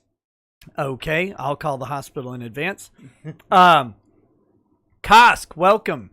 Welcome to the channel at the lawyer level. Thank you. Derek Bamenek says, "Just came in. What states are called? If no one minds doing a recap." Well, that was a long time ago. So at the time that you came in, Kentucky, I think, was the answer. Diablo Samurai. 1985 says, "Don't blame me. I voted for Kodos." Oho Yamato Terashihiko Kuniyoshi Hito no Mikoto. I don't. Okay, there's a lot of Japanese in there. Thank you for the donation. KS Wheel says, no one who has seen Justified should be surprised that Trump won Kentucky. NGE Fan 76 says, "Surprised anything in Virginia got called early. Turnout is down in North Virginia. And up in real Virginia." Virginia does look like Virginia's gone. We lost it. Yeah, Virginia is Biden is pulling ahead very decisively in Virginia. New York Times has him up by 0.3%, which is cute. Politico has him up by 6% almost, 5.5%. Yeah. So Virginia is likely going to Biden. Tickleson says, "Trump has to win. We need that Young Turks meltdown by video by Dame Pesos." I agree. We do. It would be great. He's fantastic. Madim Reviews says, "Hey guys, hope Trump wins. In the meantime, please go to change.org and look up help free another black U.S. veteran wrongfully sentenced to death in Kuwait. To help out a friend would mean a lot." So yeah, guys, go check that out on change.org. Help free another black U.S. veteran wrongfully sentenced to death in Kuwait. I don't know what that's about, but go check it out there for the info on it. Steel Comedy says, "Is it possible that a party takes the presidency, but not the Senate nor the House? What happens then?" And that is a question from Europe. So yes, if you're still around, we do all of our elections separately. We don't base our head of state on the parliamentary or legislative elections like they do in some other democracies and republics. We have all of those elections are independently done. So here the president can win his seat independent of how either the House or the Senate are determined. So I hope that helps out. Great question. Lancelot 652 says, "I did my part for the Trump Florida vote." James Beniak says, "Rip Boogie, RRU in the chat." Yes, RRU to Boogie. Paul Godin says, "How will states that agreed to give electoral votes to the candidates that win the popular vote factor into the election?" They haven't actually finalized that. It's technically an interstate compact, and it may in fact if it is an interstate compact, it constitutionally requires the approval of Congress to function. But no states have actually declared that they will do that. And they kind of could. They just haven't done so yet. Legend of Blue says, "Hey, Nick Ty, another guess. I voted Trump to spite the Dems." Is Haleson. says, "Gentlemen, shall I open my Grey Goose or this Tito's? I haven't had Tito's before. I'm a Tito's fan. What do you like Tito's? I think Tito's is probably the best value for money vodka. I think so too. Really it's quite smooth, especially at the price point." Yes. Matt Reviews says, "I've got $100 Australian on Trump to win, $2.45 for every dollar. Good luck to you, good sir." Did you place a bet on this, Ken? Or Kurt? Not. Ken. I did not. If I had, I would have bet for Biden. Yeah, so you would potentially be betting against what your hopeful outcome. Yeah, well, it's one of the things I try to do on my own channel is try to be as honest to broker as to what I think will happen, regardless of what I want to happen. And so I try to make predictions not based on my own biases. So like I would like the Republicans to win and like Trump to win, but I look at the numbers and I'm like, well, I think Biden is the best. And to go to a discussion we've had before, about the Vic Mignogna thing, my biases would be to be against Me Too culture and to be against the things. And I just try to look at the evidence as best I can. I'm like, well, I think this is what's going to occur. So just try to be as honest as I can. Yeah, and that's one thing I very much appreciate about your channel and your commentary is that it's a hard thing to try and remove bias. I don't think any of us can ever be perfect at it, but yeah, you do a very good job of trying to present. This is the situation. Here's the pros and cons. So it's very good. I just try to be very honest about my biases, honest about my perspective. Just I don't try to hide the ball because I think it's ultimately pointless. And if I get things wrong, like if I get this thing wrong about Biden winning, which is where I thought things were going to be, if I get it wrong, so be it. But at least I was honest about my perspective, and I'll learn something. That'll be great. Yeah, exactly. Let's see. We've got a Woo says, "I can't shill lost help." Richard Freeman says, "I'm prepared for Russiagate 2 electric boogaloo if Trump wins." Yeah, that will be an interesting question. I think they may have learned that foreign interference is not going to play very well with the American people if Trump does win. I think instead this time they will focus in on Trump's personal interference or misdeeds or whatever. That will be the narrative dominating the news stream if he wins. How he suppressed the vote in various places, stuff like that. What, Kurt, do you have any opinion on that? I as I stated before, I really hope it doesn't come down to these sort of technical issues where we're trying to decide whether or not particular mail-in ballots count or not because of when they were sent, when they were received, whether signatures matched, whether they were put in the proper envelopes, and so forth and so on. If it comes down to these really technical issues and courts have to be involved, then I feel like no matter what the legal result is, it can't be positive because people will not be able to divorce themselves from the proper legal result from the political result. This was coming to my mind recently when the federal courts were being asked to decide whether these drive-in voting in Houston was valid. So a bunch of people did voting by driving in their car, and someone challenged it in Houston. And apparently, at least according to Reddit, it was assigned to this uber conservative, uber right-wing judge. So the tea leaves were there, but the judge said, no problem.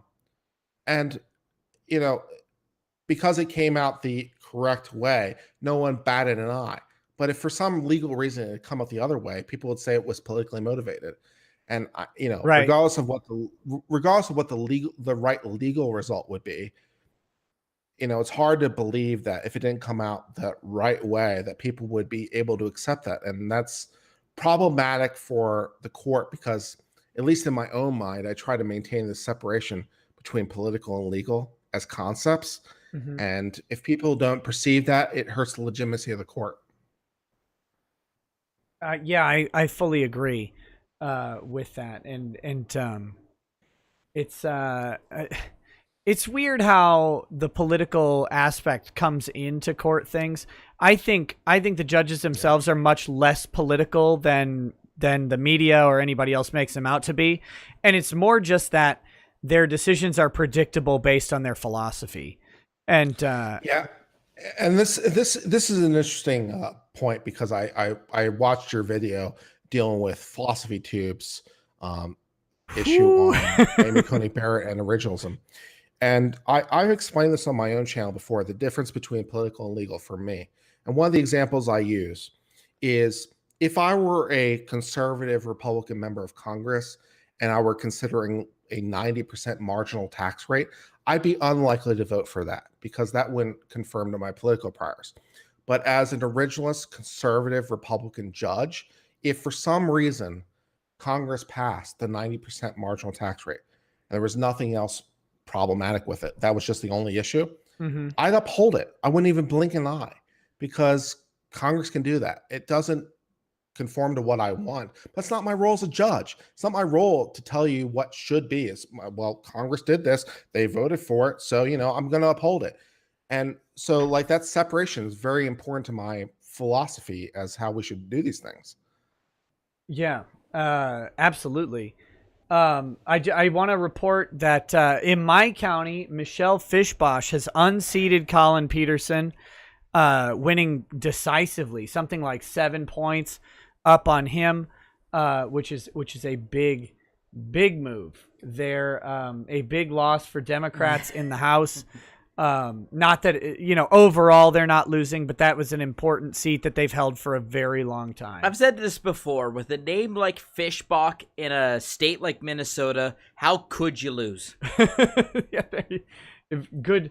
It's a good question. So I know you've been, do you still have any more super chats you want to get through before I do some updates? There's plenty, but we can take a pause, do some updates. What's going on? Sure. So, it looks like North Carolina. Now, a couple people in Discord have been sending me that North Carolina is fully counted, and Trump is still in the lead in North Carolina after the 100% counting. 94% in North Carolina on Politico, and I show 95% on New York Times. So take it with a grain of salt, but let's do some math here. So Trump is up, let's call it 80,000 votes.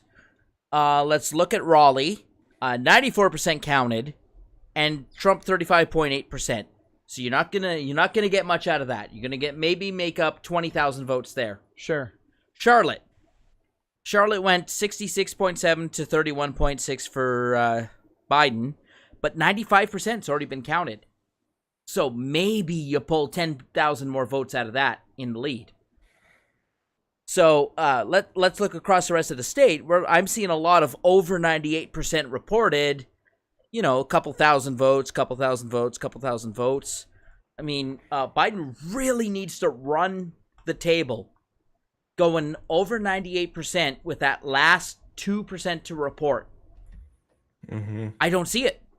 I do not see the math working in his favor. I'm ready to call North Carolina. North Carolina went Donald Trump. I think the hesitation I think you're right too. I think the hesitation for news stories is they're saying, well, what if 50,000 people mailed their ballot today and it comes in the next 2 days? Now, here's the thing. When they say that 74% have reported, they do count the mail-in votes in that number. Right. Yep. Right? Because they can only count the mail-in ballots they've received. Right. Exactly. But then for many states, the ballots that they receive after 3 or 4 hours ago, they don't count. Well, in North Carolina, though, the Supreme Court has ruled that they do have, their state courts have ruled that they have an extra 3 days, or until the 6th. 6 days, 6 days or the 6th of November? No, they gave them additional 6 days. It was 3 and they extended to 9. Okay, so 9th of November that they have for those ballots to come in. Now, the bulk of those ballots will come in tomorrow and the next day. Even if they were mailed today, it's unlikely to see a 9-day delivery within a state or a 6-day delivery within a state. But you're looking at 96% of that state has already voted. Right. And Biden would have to theoretically beat Trump on the mail-in ballots by 40,000 votes. And only 4%. Only 4% of the population of North Carolina. Yeah. Oh. Right? That math is really bad. It's really bad for Biden. I'm just explaining why I think that the news publications are hesitant to actually call Georgia's more interesting. Georgia's closer. Oh, yeah. Georgia had a huge spike, and it got really close. I'll look at that next. It's so weird. Georgia's closer than North Carolina. I just find that so weird. Arizona has closed to 150,000 votes between the two. We're down. That means Trump has made up 50,000 votes in the past couple percentage of reporting. So it's pretty. tight. Yeah.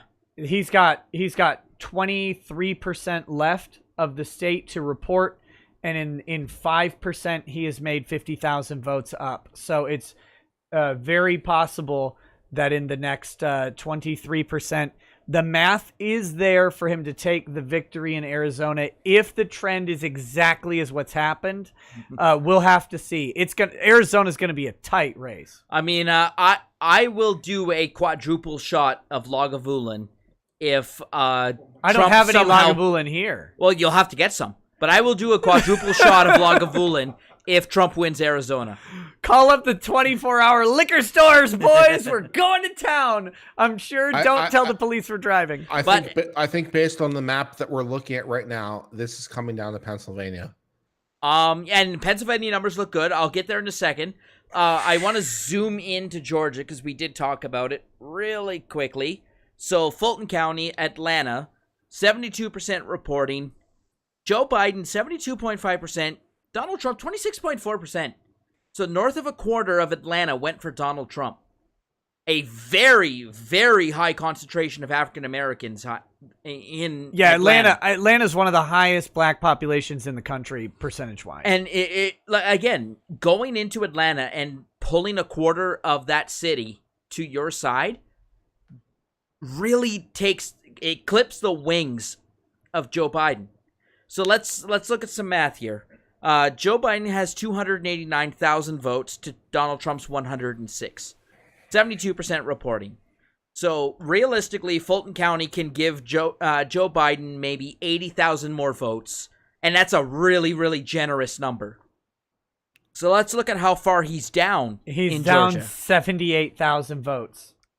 Right? So it's really tight. Again, that's assuming that Fulton County has counted, and literally no other county in Georgia adds votes to Donald Trump, which is, again, not there. It's not there. I'm going to go with, I want to use, we need a new index for Election Day. It's called the Cenk Index.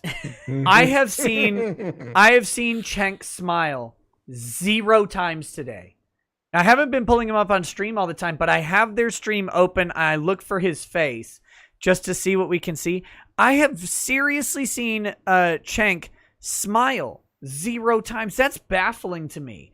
Like, this is Election Day. It's almost what a political channel like Young Turks lives for.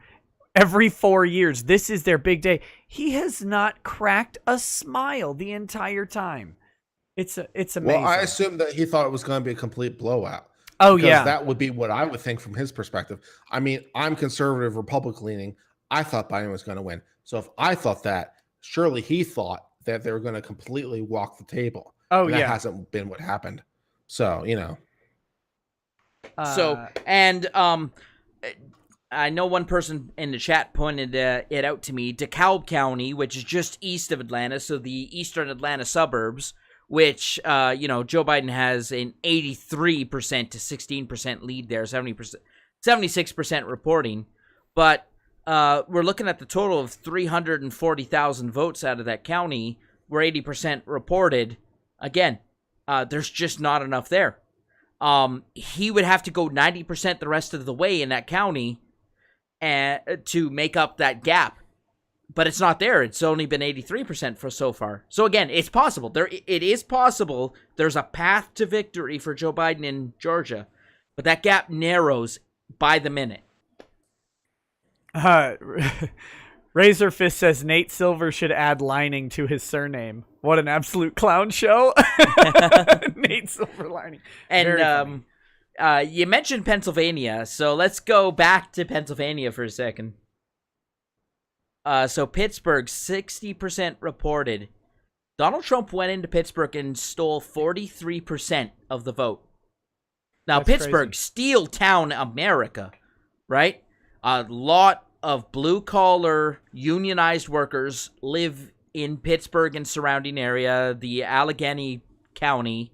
I think Trump resonates really heavily with blue-collar workers. Exactly. Which it always has baffled me, but he does. Those steel tariffs, now I know a lot of Canadians complain about the steel tariffs he put on Canada or the steel tariffs he put on China, but if you look at the on-the-ground results, the steel tariffs revived Steel Town, USA. We saw these factories who were on the verge of closing. They started hiring workers. Nick, the steel factories in Pennsylvania have not hired workers in a long time. They've been laying off. They've been downsizing. Perhaps they've done mergers. But they're expanding. They're expanding in this revival of American industrial manufacturing. I'm looking to see. Someone said invite Razorfist, but I thought he was streaming. Did he stop? Is he?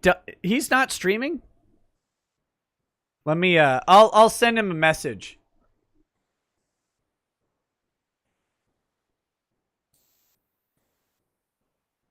So currently, Donald Trump is down or ahead 700,000 votes in Pennsylvania. I'm looking at Philadelphia. Almost half have reported.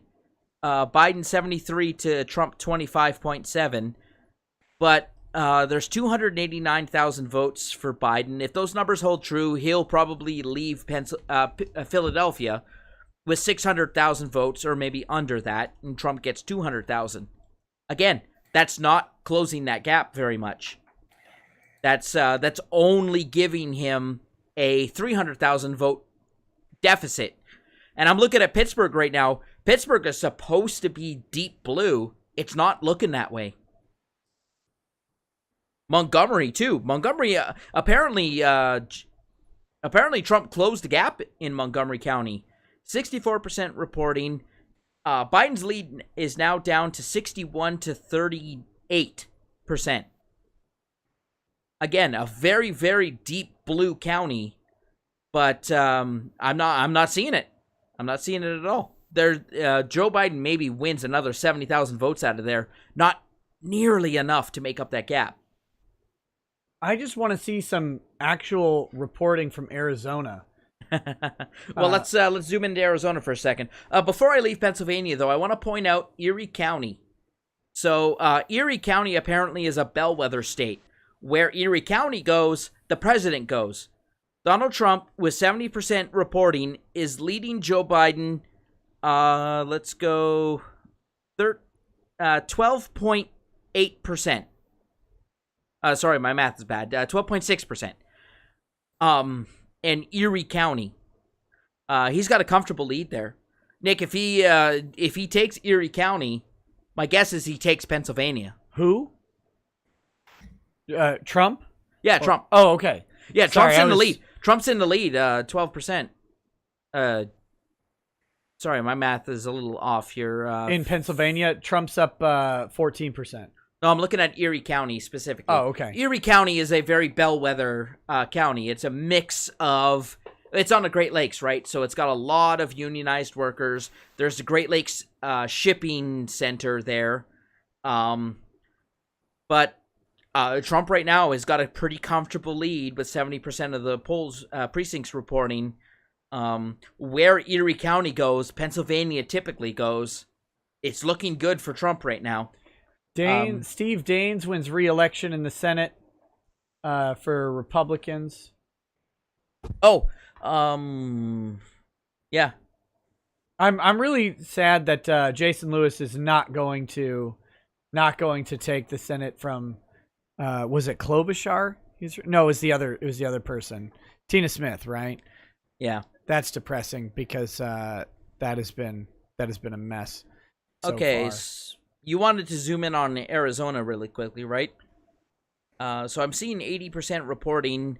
But I'm not seeing the numbers actually change on that. That's the thing that's annoying me about Arizona, is I'm not seeing a numerical difference as the okay, so look, hear me out.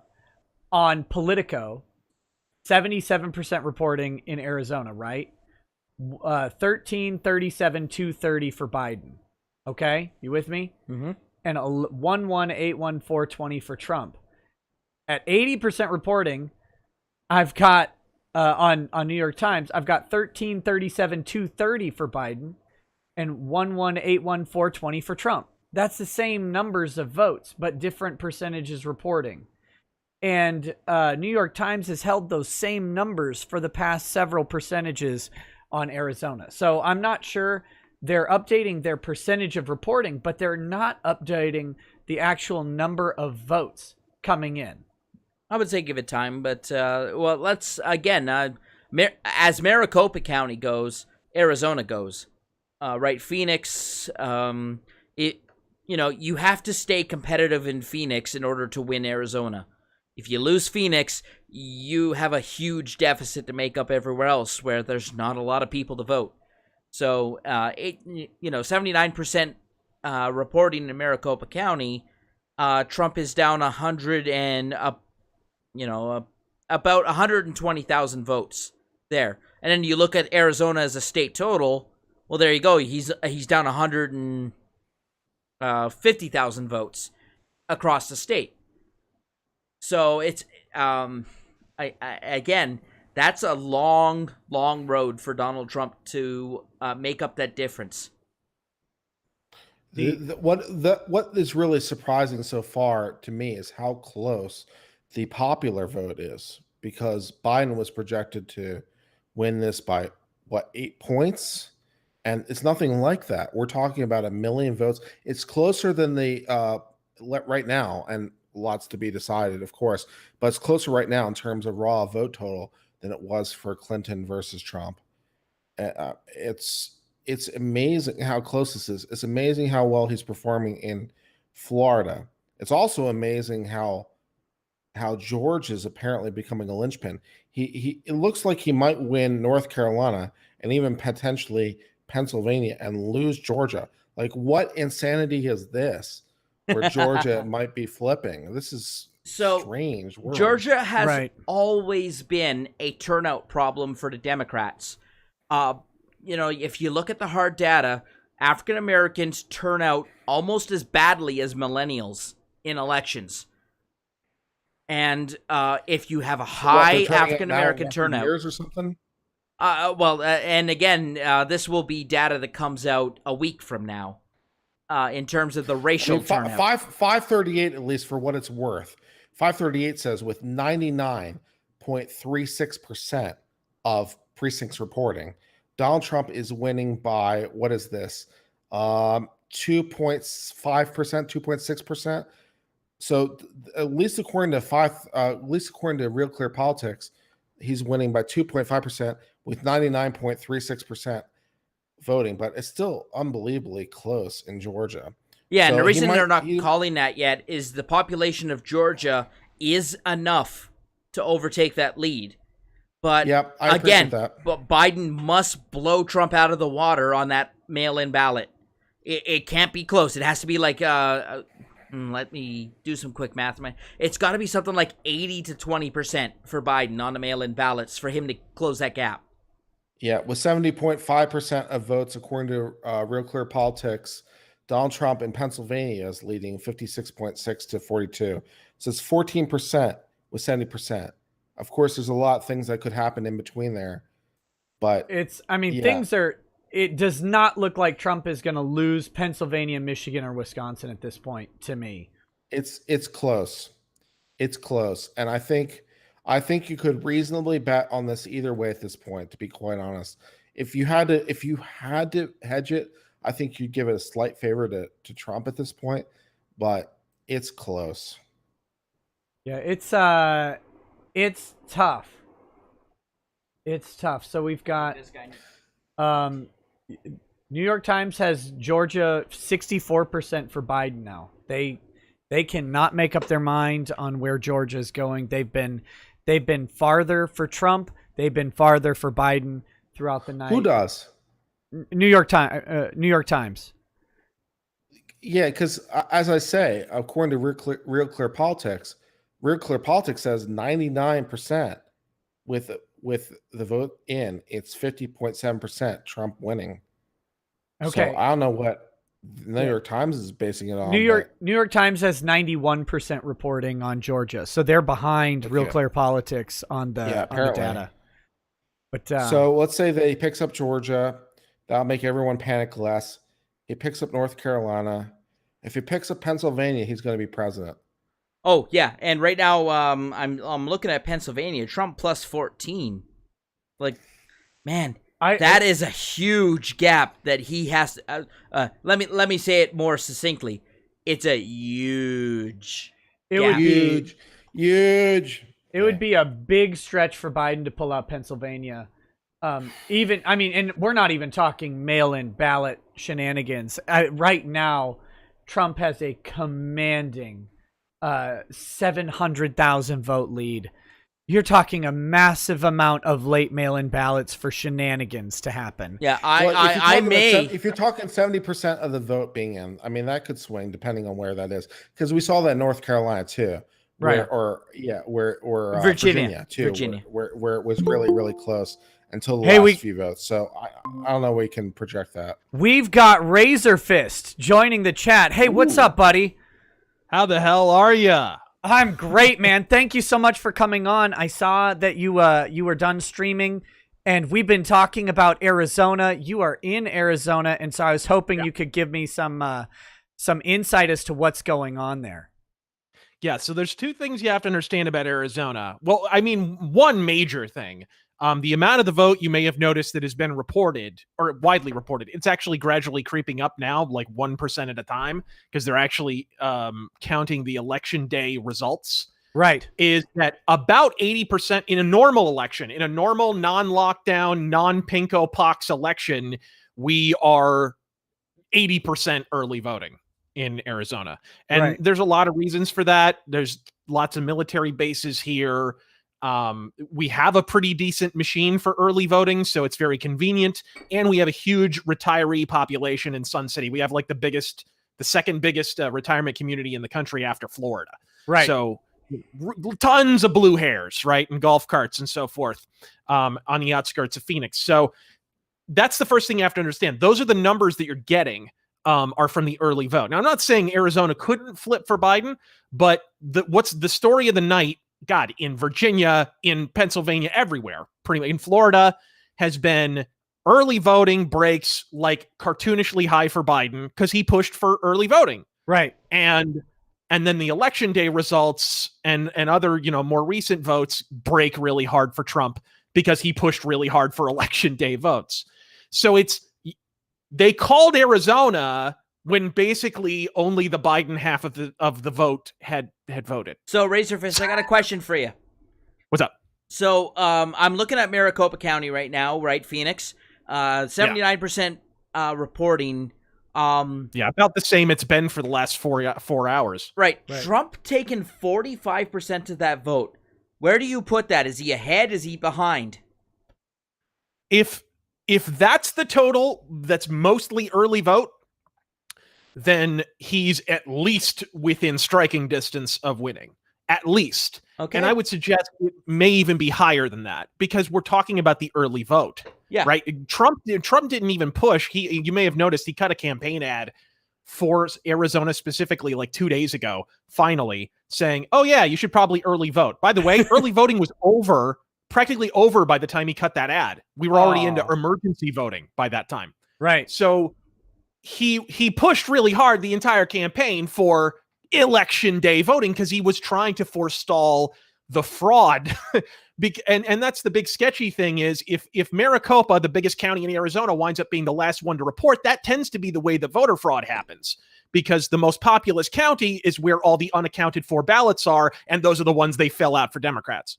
Right. Yeah, so that's how they do it in Vegas. That's how they do it in Chicago. You name it, any voter fraud capital. This is generally how it's done. But here's the really good news. There's been about 2% more counted. Some of those you're looking at may not even account for those. And Trump has already narrowed the lead by 100 something K votes or more. It's as 1% creeps up, he keeps narrowing. And I guess the bad news for Biden and good news for Trump is that is in Maricopa. It turns out they are actually counting election day ballots. So if that's in Maricopa, about half of those outstanding ballots, and there's almost 1 million of them, are in Maricopa, which everyone expected to break really hard for Biden, and it doesn't really look that way.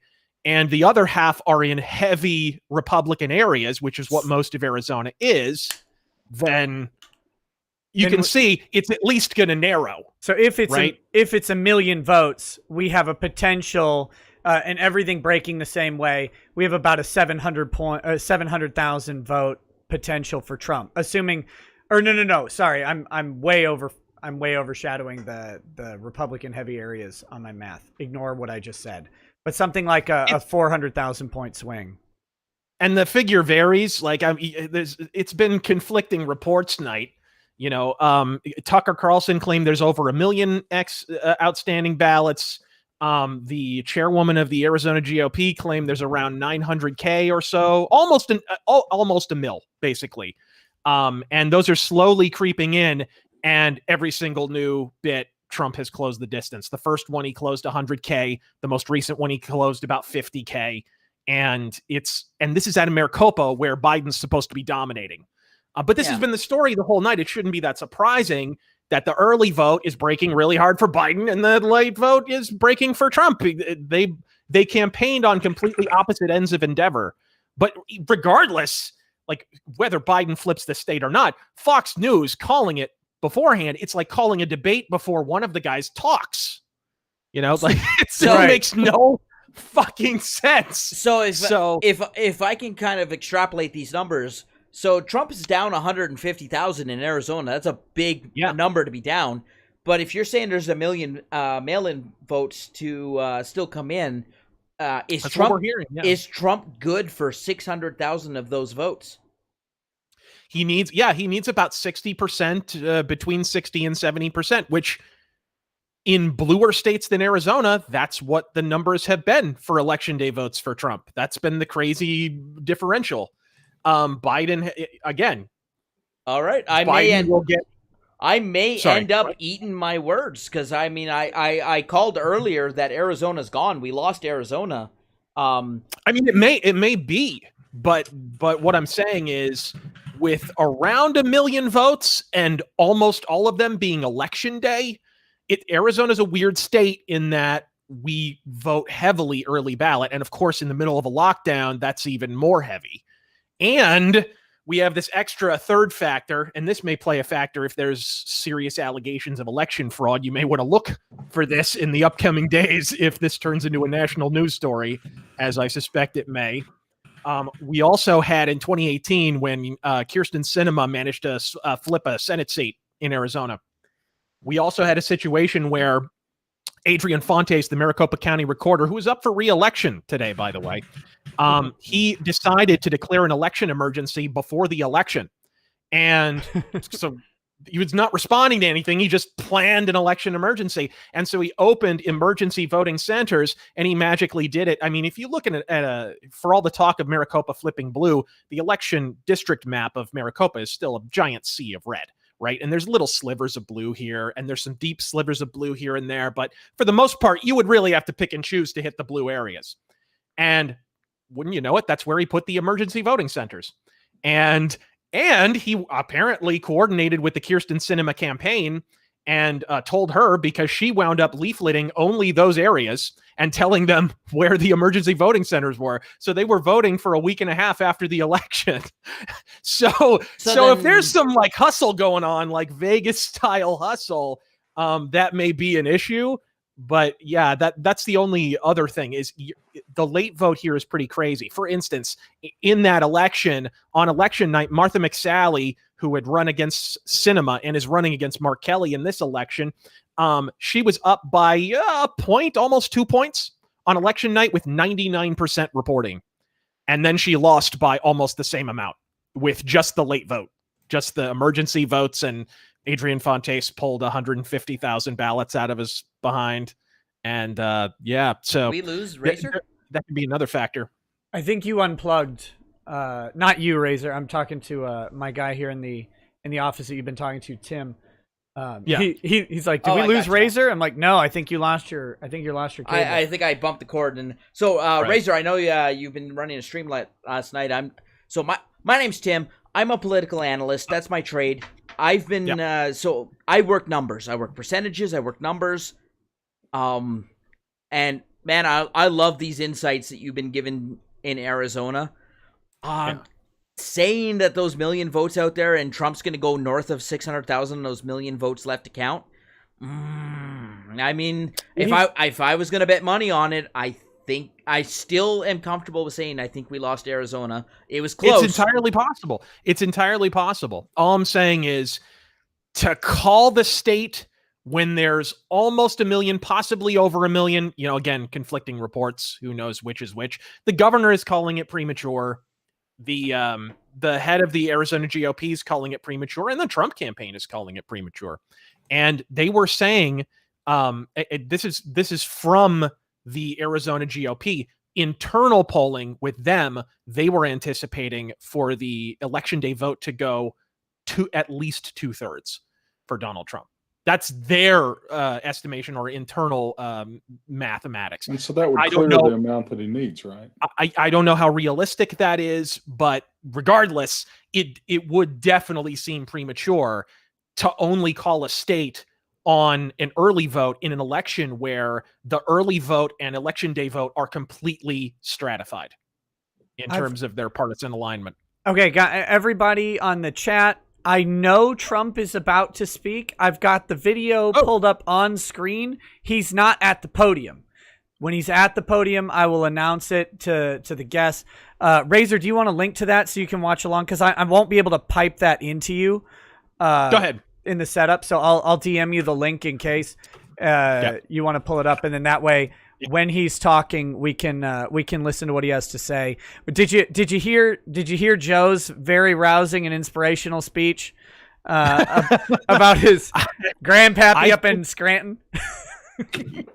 I do not understand. All right. Okay. Here we go. Here's the stream. I love that he killed his own story. He says, when I was up in Grandpapa's farm up in Scranton, he said, keep the faith, Joe. And then my grandma, she'd say, nah, spread it. Spread the faith. So I'm going to ask you tonight to keep the faith. And I was like, what? Joe, what are you doing? Shouldn't you have been asking for spreading? Can you tell it's close in Pennsylvania with that verbiage? It's very close. I love how he lapses into folksy Scranton, Pennsylvania mode when this dude holds fucking citizenship in more states. I mean, my God, if it was close in Arizona, he'd be like, golly gee, partner. Well, but Texas. Back when I was down at my Arizona ranch that my grandpa's uncle used to own, we would be out there, hustling around with Cracker Jack. By the way, with all this math, it must be said, even with Arizona, Biden doesn't win unless he takes 3 other states or something. Arizona's only 11 electoral. Trump votes. can lose Arizona and still win. Yeah. By the way, Razor Fist, I'm a fan. That's why I'm back. Actually, Nick, I saw I was like, okay, I'll come back in now. I get Razor on ties like, oh, I'm less tired now. Oh my God. Yeah, well, I had a little coffee in me, and I'm better. So, Razor, I would love to get your thoughts on what's going on down in Georgia and North Carolina. What are you thinking about those 2 states right now? All over the place. When I was live streaming, it started out blue and flipped Trump, and I was only live for an hour. Right. So it's been a yo-yo. And this is kind of something that more people should have suspected when the differential between one side pushing early votes and the other side pushing the exact opposite were so severe. You were literally going to wind up with crazy percentages on election day vote and crazy percentages on early vote. The moment that happened, when the 2 campaigns started devoting themselves to only one discipline of voting. That was inevitable. So yeah, I think that kind of explains the wide sweeps in both these states and in pretty much every other state that is suddenly. We've seen this over and over again the whole night. It's like, oh, Biden, he's got it with 12%. Oh, with 40%, Trump's got it.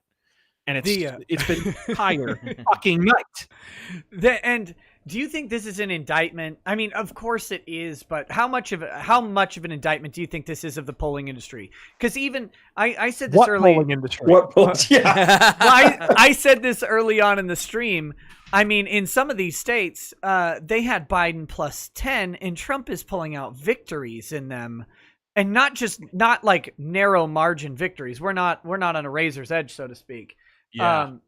What is unfortunately, here's the thing with the way the media is gaslighting everyone and controlling information right now. If Biden manages to win, even if he doesn't win the way they claimed he would, the pollsters will take that as a victory and use it to preserve their careers. Right. So they totally will. Guys, I don't think the pollsters are going anywhere because there will always be people willing to pay you money to tell them what they want to hear. Which is really what it's about. Yeah. It's like people think it's a big psyop. It's trying to depress the voting turnout. It's like, wait a minute. Why erect a grand conspiracy when simple human avarice and stupidity will suffice?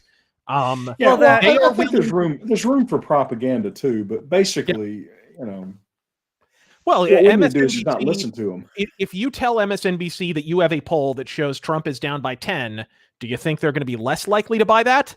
And if you tell them that you have a poll where he's up by 4, are they going to be more likely to buy that? My gosh, I think that might matter. It might matter now that you mention it.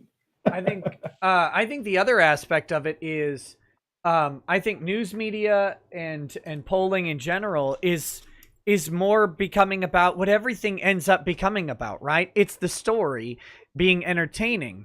That sells it. If you predict a blowout in an expected, like if they had predicted a blowout for Trump, even if if everything showed a blowout for Trump, which I don't think was in the cards necessarily, but they wouldn't report a blowout for Trump. They predicted a blowout for Biden because it's unseating an incumbent. It's not even left versus right in that case, but it's unseating an incumbent. It's coming in a landslide mandated victory, and that is a compelling story. If they would have thought the story, if this was like 2024, and we've got a fresh Republican versus fresh Democrat, I have a feeling we're going to see a much tighter race being shown in the polls unless we get a Trump-esque type character from one party, like if The Rock runs or something, because it's a better narrative. If there's a clash between the two, it sells ads, frankly, on all the news stations. Hey, Razorfist, I wanted real quick, what if I heard you correctly, the uncounted votes are the votes that were actually cast today? Yes. Okay, that was and it should be said, this is probably the most ridiculous part. Why are they not? Well, and a ridiculous part is Maricopa County. I don't know what the extent of this is because we are getting figures from Maricopa County. I don't know what votes these are. These may not even be election day votes. I'm not even sure, but we are getting Maricopa County votes. The word is that Adrian Fontes, the county recorder, ordered everyone to stop counting at 9:00. And the ridiculous, that's ridiculous is there were still people standing in line at 9:00. I don't know if you saw some of the lines at polling places. There are literally people casting ballots when he ordered them to stop. Is he a Democrat or a Republican? He is a Democrat, yeah. There was a gigantic 5-alarm shit show a few years ago with the Republican county recorder who, in the 2016 primaries, really fucked the goat on. She decided to pare down the number of polling stations and allow anyone to go to any polling station they want. And the result was lines wrapped around the block, and people were pissed, and they called it voter suppression, and she got voted out. And so this asshole got in and is fairly entrenched now because now he's the name everyone recognizes. So do we think he was just trying to basically stretch this out? My best trying to figure out what the play here is. Yeah. Well, I mean, the way you generally work is if you're pushing for an early lead, then what you're really pushing for is a cushion, because you know that election day turnout has been trending toward Trump. Mm-hmm. So Biden is trying to bank as many, early votes so that he can withstand that onslaught. But if you have an ace in the hole, which is a bunch of emergency votes, a bunch of absentee ballots or whatever that you can hold sort of on the side that may or may not be legitimate, then after Trump's side has weighed in, then you can drop the extra votes on him, which is exactly what they did to Martha McSally. I mean, it's textbook voter fraud, really. It was pretty. Yeah. Trump's not going to stand by, though, and just. That is the good thing, and the other good thing is the Republican leadership in Arizona at the time was basically a McCain surrogate. Oh God, yeah. So he had purged the party of basically all Tea Partiers, Trump supporters, whatever. You can look this story up. It was all non-cucks and nonsense. Yeah, and he's not in power anymore. So McSally's campaign, the race for McSally's already been called, isn't that right? I don't know. She hasn't conceded, though. She has not conceded. Yeah, she hasn't conceded. And look, when she's depending so much on getting a boost from Trump, I don't see why she would either. You would want to wait to see she's closer to her opponent than Trump is numerically, right? I mean, she's not down quite as much as Trump is. I don't know. I actually haven't been looking at that because the presidential race has been such a shit show. Yeah. So that's what a buddy of mine said. So McSally is down 200,000 votes, 77% reporting. And what's Trump down? 170, I think I said. What did I say? Yeah, so she's down a little bit. Yeah, that would surprise me if she was ahead, because she was consistently tracking just a couple of points behind Trump, which is consistent with pretty much how she's been the entire election cycle. But that's actually a better differential than before, because she was it looks like she's closed that a little bit. Yeah, just a tiny bit. Looks like some Trumps have entered the building on the Trump stream. So that is, I see Trump Jr., I see Ivanka. Trump is probably about to speak. We're still waiting for him to show up on there. So also, Ty, so since you have left the math in Pennsylvania, I don't know. I think I'm gonna be eating my words pretty soon. Okay, here we go. I think you are too. Trump is on, so I've got Trump on right now. So let's listen. Thank you very much. Please sit. Thank you. This is without question the latest news conference I've ever had. Thank you. I love you too, Trump. I appreciate it very much. And I want to thank the American people for their tremendous support. Millions and millions of people voted for us tonight. And a very sad group of people is trying to disenfranchise that group of people. And we won't stand for it. We will not stand for it. Oh, my. This is going to be trench warfare, gang. Lady, my entire family, and Vice President Pence, Mrs. Pence, for being with us all through this. And we were getting ready for a big celebration. We were winning everything, and all of a sudden it was just called off. The results tonight have been phenomenal, and we are getting ready. I mean, literally, we were just all set to get outside and just celebrate something that was so beautiful, so good. Such a vote, such a success. The citizens of this country have come out in record numbers. This is a record. There's never been anything like it. To support our incredible movement, we won states that we weren't expected to win. Florida, we didn't win it. We won it by a lot. And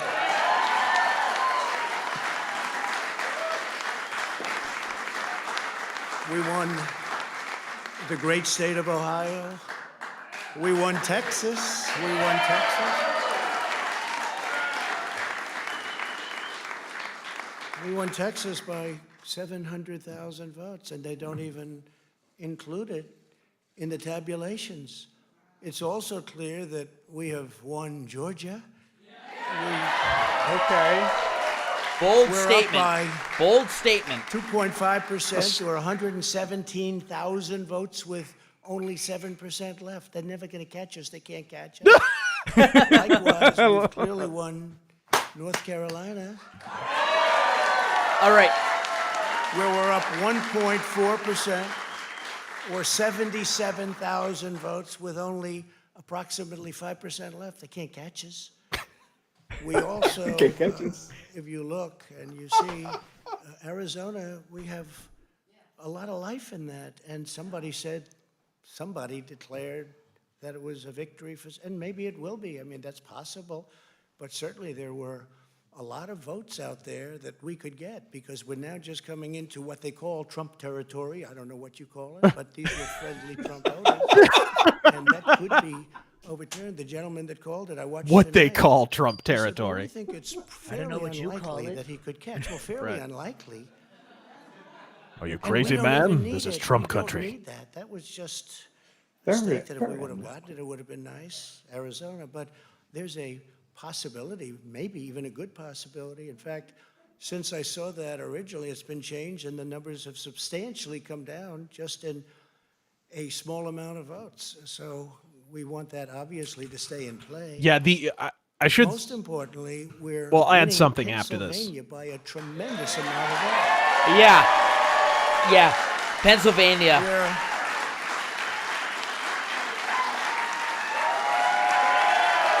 I don't see him winning Pennsylvania, Ohio, and Florida and losing the election. That'd be crazy. No, it seems. No, he wins if Pennsylvania goes red. It's done. He wins. We're up 600. Think of this. We're up 690,000 votes in Pennsylvania. 690,000. Damn. These aren't even close. It's not like, oh. Hey, Matt, just a second. With 64% of the vote in, it's going to be almost impossible to catch. And we're coming into good Pennsylvania areas. You're having a long night, aren't you? Like your president. I mean, it's like we're listening to Trump talk right now, Matt. Just a minute. We'll probably expand that.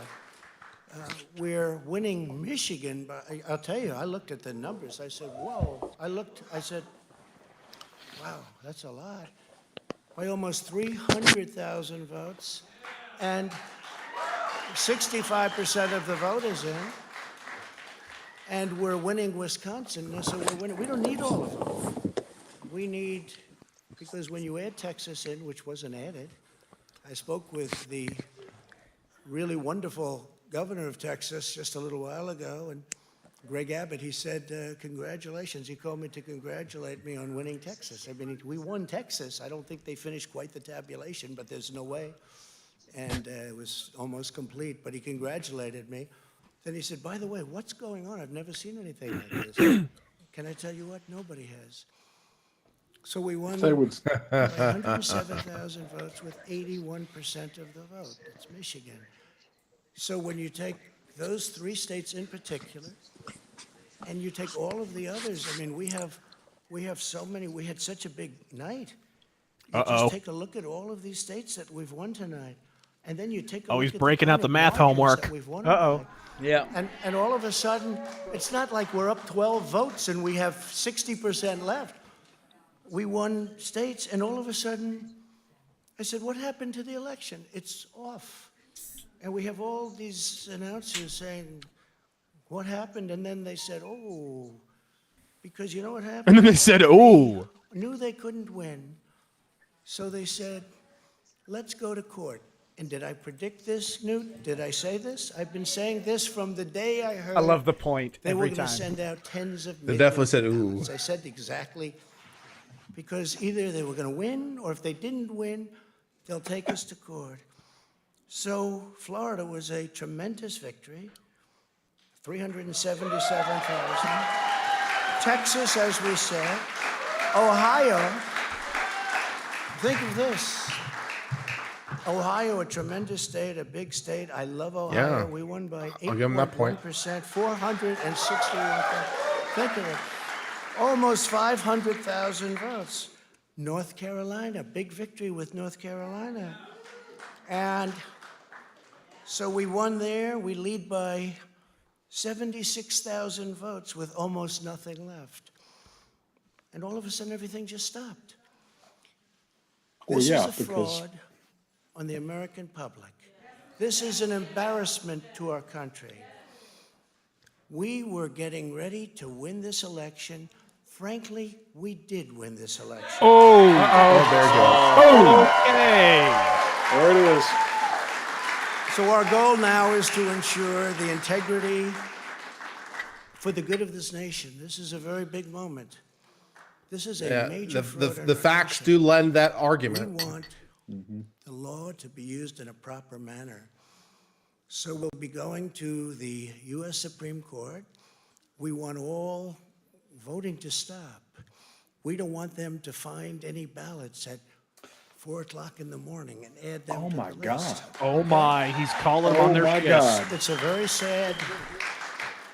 sad moment. To me, this is a very sad moment. And guys, I think Kanye can still win this thing. So I just want to thank you. And President Trump just declared war. Our support. Yep. I want to thank all of the people that worked with us. Get ready for 2000 on crack, folks. Yeah. Jeb Bush. Jeb Bush can still Electric win this. Pence is on the scene. It's Race Bannon. It's Race The Bannon. God of Thunder. Please clap.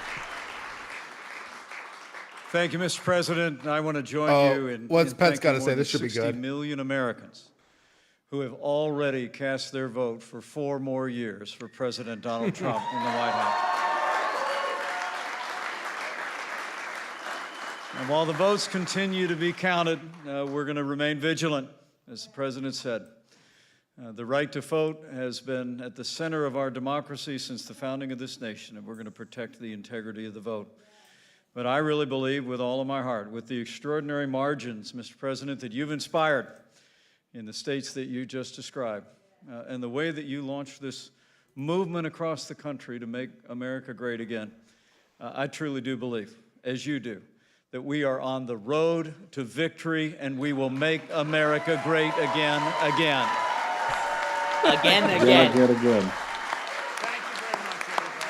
I want to say, though, I had my doubts when Mike Pence was selected as the VP.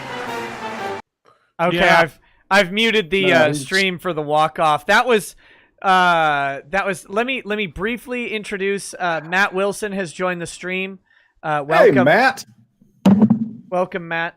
How are you doing, sir? Unmute. Unmute. So it is war then. Yes, Yeah. Trump war. has declared war. Beautifully, we're going to the wonderful Supreme Court, a fantastic court. We're gonna have them. Beautiful court, a huge court. We're gonna ask them to stop the votes, to stop the counting of the votes. We don't want them to find votes. You know how these guys are. They find votes everywhere. You find them in your couch. You find them in your car. We can't have them finding votes. I love the way he talks. It's so funny. Oh my god. Okay, so panel. Let's do one by one, just a minute or so. What do you think of? Making me seasick. He's moving. Make him stop, Nick. I'm getting dizzy. Okay, so panel, one at a time, just a minute or two each. Give me thoughts on Trump's speech. Ty, you're on screen. You want to start first? I don't exactly know what the hell Trump said, and I'm not sure that he and Pence are saying the same thing. But I think the essence is he's going to fight. If the Democrats think they're going to steal this and Trump passively sit by like Republicans have in the past, ain't going to happen. And that's the messaging I received. Yeah. Okay, Razor, you wanna add to that? Oh, I think Trump has been paying attention to what happened in Arizona in 2018. I've been warning about that. I made a video about it. I referenced it earlier, the election theft that occurred here. I said this is a dress rehearsal for 2020, guys. This is absolutely what they're going to try and do. Because if they can flip a deep red state like Arizona without, frankly, the shifting demographics that people are pointing to for a flip of the state, because it's a couple thousand will come in from California, and studies are showing that most of them are conservative. You know what I mean? The Hispanic population hasn't swollen to the degree that would explain a partisan shift like that. There's a lot of reasons why that smells fishy, but I think he looked at that. And the thing is, you mentioned the Republicans rolling over, and I mentioned that the guy, the chairman of the GOP in Arizona at the time, was a guy who was basically a McCain surrogate. So he was a pussy. McCain at that time, yes, a giant pair of pussy lips. Labia, please. Labia, please. McCain, wizard sleeve. McCain at that time was... McCain was running for re-election at that time, and he was running against a woman named Kelly Ward, and Kelly Ward is now the chairwoman of the Arizona GOP. So it's not only not a McCain person; it's a woman who literally ran against John McCain. So I think if there's any duplicity going on, she will fight. Trump will fight. She probably kept him abreast of the situation, and that's probably what is spurring a lot of this. Okay, it'll be. Oh, go real quick, Ty, and then I want to get Kurt's opinion. Yeah, I didn't mean to talk out of line, but it'll be interesting to see the outrage of the Democrats that the Republicans aren't willing to concede the election. I see Mark Kelly over there ranting and raving that McSally hasn't conceded. So okay, it'll be interesting to see the hypocrisy there. Kurt, do you want to drop some words on that speech? Yeah, no, I think the facts that currently exist allow him to maintain this posture. Just on real clear politics right now, with 99% of the vote, Georgia is Trump plus 2.6% in favor of Trump. With 100% of the vote, North Carolina is 1.4% plus in favor of Trump. With 74% of the vote, on Pennsylvania, Trump is plus 14%. And so the facts currently allow him to maintain this posture. And this is exactly where I think we all thought this was probably likely to be, these sort of technical aspects. And there are the legal issues that are abounding on these absentee mail-in ballots, signature matching, postmark issues, receive dates, the operative state law, and past that, the perception. So I think it allows them to maintain this posture.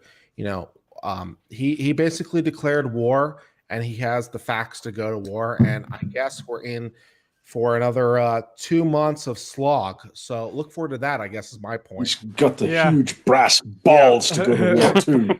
a dark winter, as Biden would say. Yes. Go see my channel for a discussion of Bush versus Gore, which is suddenly relevant again. Okay, let's go to Matt Wilson, who joined the stream late because I meant to send you a link earlier, Matt. I'm so sorry that it came so late. But welcome. You are a lawyer as well. Please give us some thoughts on Trump's speech. Well, before I get into the thoughts about Trump's speech, I'll tell you this. I think if 2000 and 2016 could get married and have a baby, they had 2020. I mean, you basically have the 2016 election. There's some question about whether Arizona goes our way or not, but putting that aside, the map is almost exactly like it was 4 years ago. Mm-hmm. Yeah. The only difference is that we may have hanging chads or smudged postmarks or crazy crap like that in places like Pennsylvania or wherever with all the mail-in ballots. And I think we're going to have a very litigious fight ahead of us. Fortunately, Trump has made and appointed every opening on the courts of appeals with the exception of one, and that's the one he just created the vacancy for when he put Amy Barrett on the Supreme Court. I want to update on Arizona's numbers. They're now up to 80% reporting, and Trump has moved within 120,000 votes. So in the past couple percentage points, he has made a 20 to 30,000 vote deficiency or increase on his position, which is very promising for the idea. If things keep going as is, he is within. Because that's keep in mind that's Maricopa. That's the bluer area. That's the part Biden's supposed to dominate. Keep that in mind. That's not counting. Only about half of these ballots they're counting right now are from Maricopa. The other half are from everywhere else in Arizona, which is mostly red. Right. So that's encouraging. If we're talking about this, it's 3 percentage points being 20,000 votes. If you carry that through, he's got 6 times that to make up, a little over 6 times that. That's just over the 120,000 point difference that's still there. So if things go literally exactly as they're going and no different, Trump is within a 1/10 to 2/10 of a percentage point either way on winning or losing Arizona. It's very, very close. And if I'm understanding Razorfist correctly, the theory is it's not going to be proportional. It's going to be more Trump later on, or a higher proportion later on. So it depends on when and where they count the votes. That's the question. And how many times? Yeah, exactly. And how? I mean, oh, by the way, I should probably tell you. I was mentioning the early voting earlier. Or the emergency voting centers or whatever. Right. So they pulled that shit this time too. And I had to emergency vote this year. Yes. Because I went to an early vote on Saturday and learned that they had cut off the early voting on Friday. So the early voting center had turned into an emergency voting center here in Phoenix. And I walk in and I'm like, oh, sorry, early voting has ended. Emergency voting just started. I'm like, the election hasn't even happened. What fucking emergency? So I'm like, all right, it's kind of inconvenient for me to vote on Tuesday because I'm going to be streaming and shit. So how about I cast a vote here? They literally accepted that as an emergency. Look, I've got a live stream to do. So that was the distinction. You had to articulate a reason. They barely even asked. In fact, they kind of avoided asking. They were like, "Well, if that's your emergency, I guess." I was like, "What?" But I mean, I mean, the crack staff that are manning the polls. There's some serious chicanery going on. Well, and realistically, like from Surge in Beverly Hills Cop. I don't know. But from like a lemon twist. From democracy is in good hands. From a rights perspective, how are you going to deny someone who's at an open poll to vote a right to vote? Like, how are you going to justify? Well, his emergency wasn't good enough. I think the idea of an emergency vote in general is relatively lunatic, especially prior to an election. But once you've got an emergency vote, you've got a polling place open, someone shows up. Yep. It's like, how are we going to say, no, you can't, sorry. The truth is they should have just kept the damn early voting places open. And why would you transfer to emergency voting? It doesn't, no sense at all. Matt, you were going to say something? Well, I was just wondering, the way I see it, if Trump wins Georgia, and I believe Kurt was just talking about how 99% of the vote is in, and by my math, Trump only has to win Pennsylvania or 2 of Pennsylvania, Michigan, or Wisconsin, if my math is right. And that's assuming Arizona is conceded. If Arizona is not conceded, then we only have to win 1 of those. Yeah, we don't. Trump doesn't have to have Arizona, Matt. No. Yeah, it's only 11 electoral votes. Yeah. But the way I'm looking at Wisconsin and Michigan, it seems to me like Trump is leading in that state by whatever difference Biden would get from the new votes in Detroit and Milwaukee, respectively. So it's like, the Upper Peninsula of Michigan, and you're going to have northern Wisconsin. All the farmers that came to vote today are probably going to be the ones who put him over the top. Wisconsin's at 91% of the expected vote is in, and he's up 120,000 votes. Trump is up farther in Wisconsin by the numbers, by the percentage in, than Biden is up in Arizona, and significantly so. And it's a tough. I think that's what Trump was complaining about, was that those states should have been called. Right, but to be fair, on the poll that I'm looking at, Arizona hasn't actually been called in any of the things that I've seen. I know someone is called. Only Arizona. Fox News called, and they've been, good God, 1% of the vote will be called for Biden. Fuck. Right. Well, someone voted. Someone voted for Biden, though. A long time. I have I follow another reporter from the Washington Times, and earlier tonight she said, if you listen to Fox News, it sounds like Trump is losing, but if you listen to MSNBC or CNN, it sounds like Biden is losing. Yeah. I mean, it's like the media is so scared of having another 2016 screw up that they're just trying to play it as close to the sidewalk as they can, even to the point of being absurd. Yep. Do any of you know anything about what's going on in Nevada? Chad is spamming check Nevada. Every time I look, Biden is up 2.5 points in Nevada. That hasn't changed in a while. Nevada's at. I think 60. they put a cap on counting the votes, just like Arizona. I think. So we're not going to get much update from Nevada or Arizona. I think they might have. Yeah, I'm not sure. Don't quote me on that, but I thought I had heard that they had stopped counting. That's one of the things Trump was complaining about in his speech. He was like, then we just suddenly stopped counting votes. What the hell? Yeah, well, and rightly so. Wonderfully, we're winning. We're winning the election, and then what happens? Winning the election. They say stop counting the votes. You know why man's killing me. They still haven't counted 2 counties in Nevada. Like Lincoln County has no reporting yet, neither does Lander County. I don't know what towns are in those counties, but I mean, the fact that we have literally no votes counted in those counties. It's 32,000 vote difference. I thought the reason why. Actually, slightly one of them just came in. Lincoln County just came in, breaking 84-13 for Trump, with 87% of the estimated voters reporting. But guys, only 2,000 votes. It's 2,000 votes. So yeah. That's not a huge deal. I don't know how big Lander County is. That'll be a question. So I wanted to go back to Michigan. We haven't been to Michigan in a while.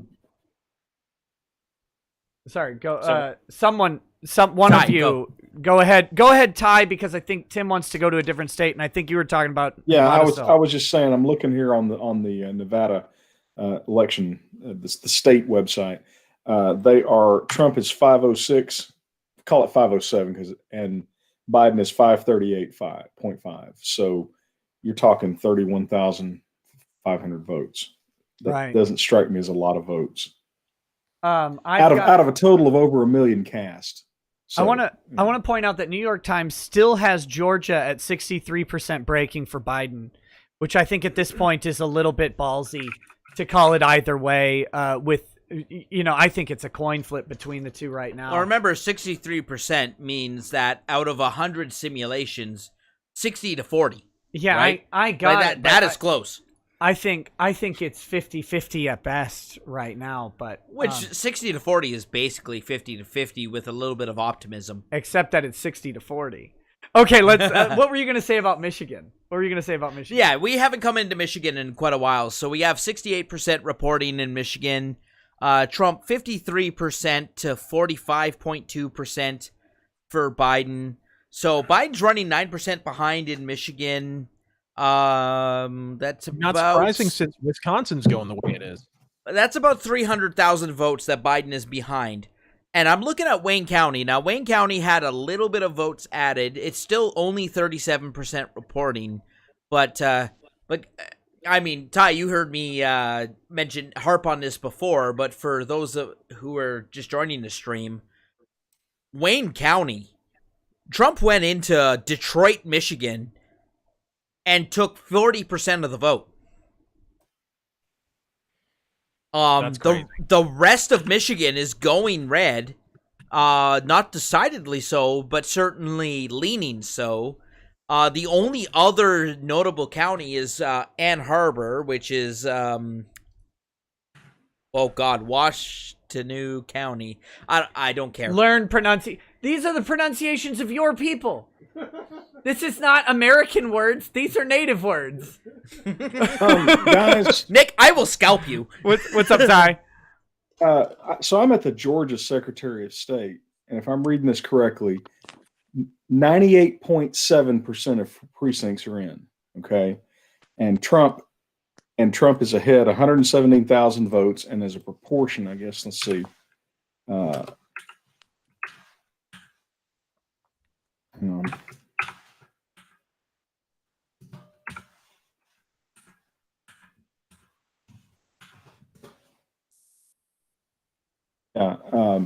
Trump is up.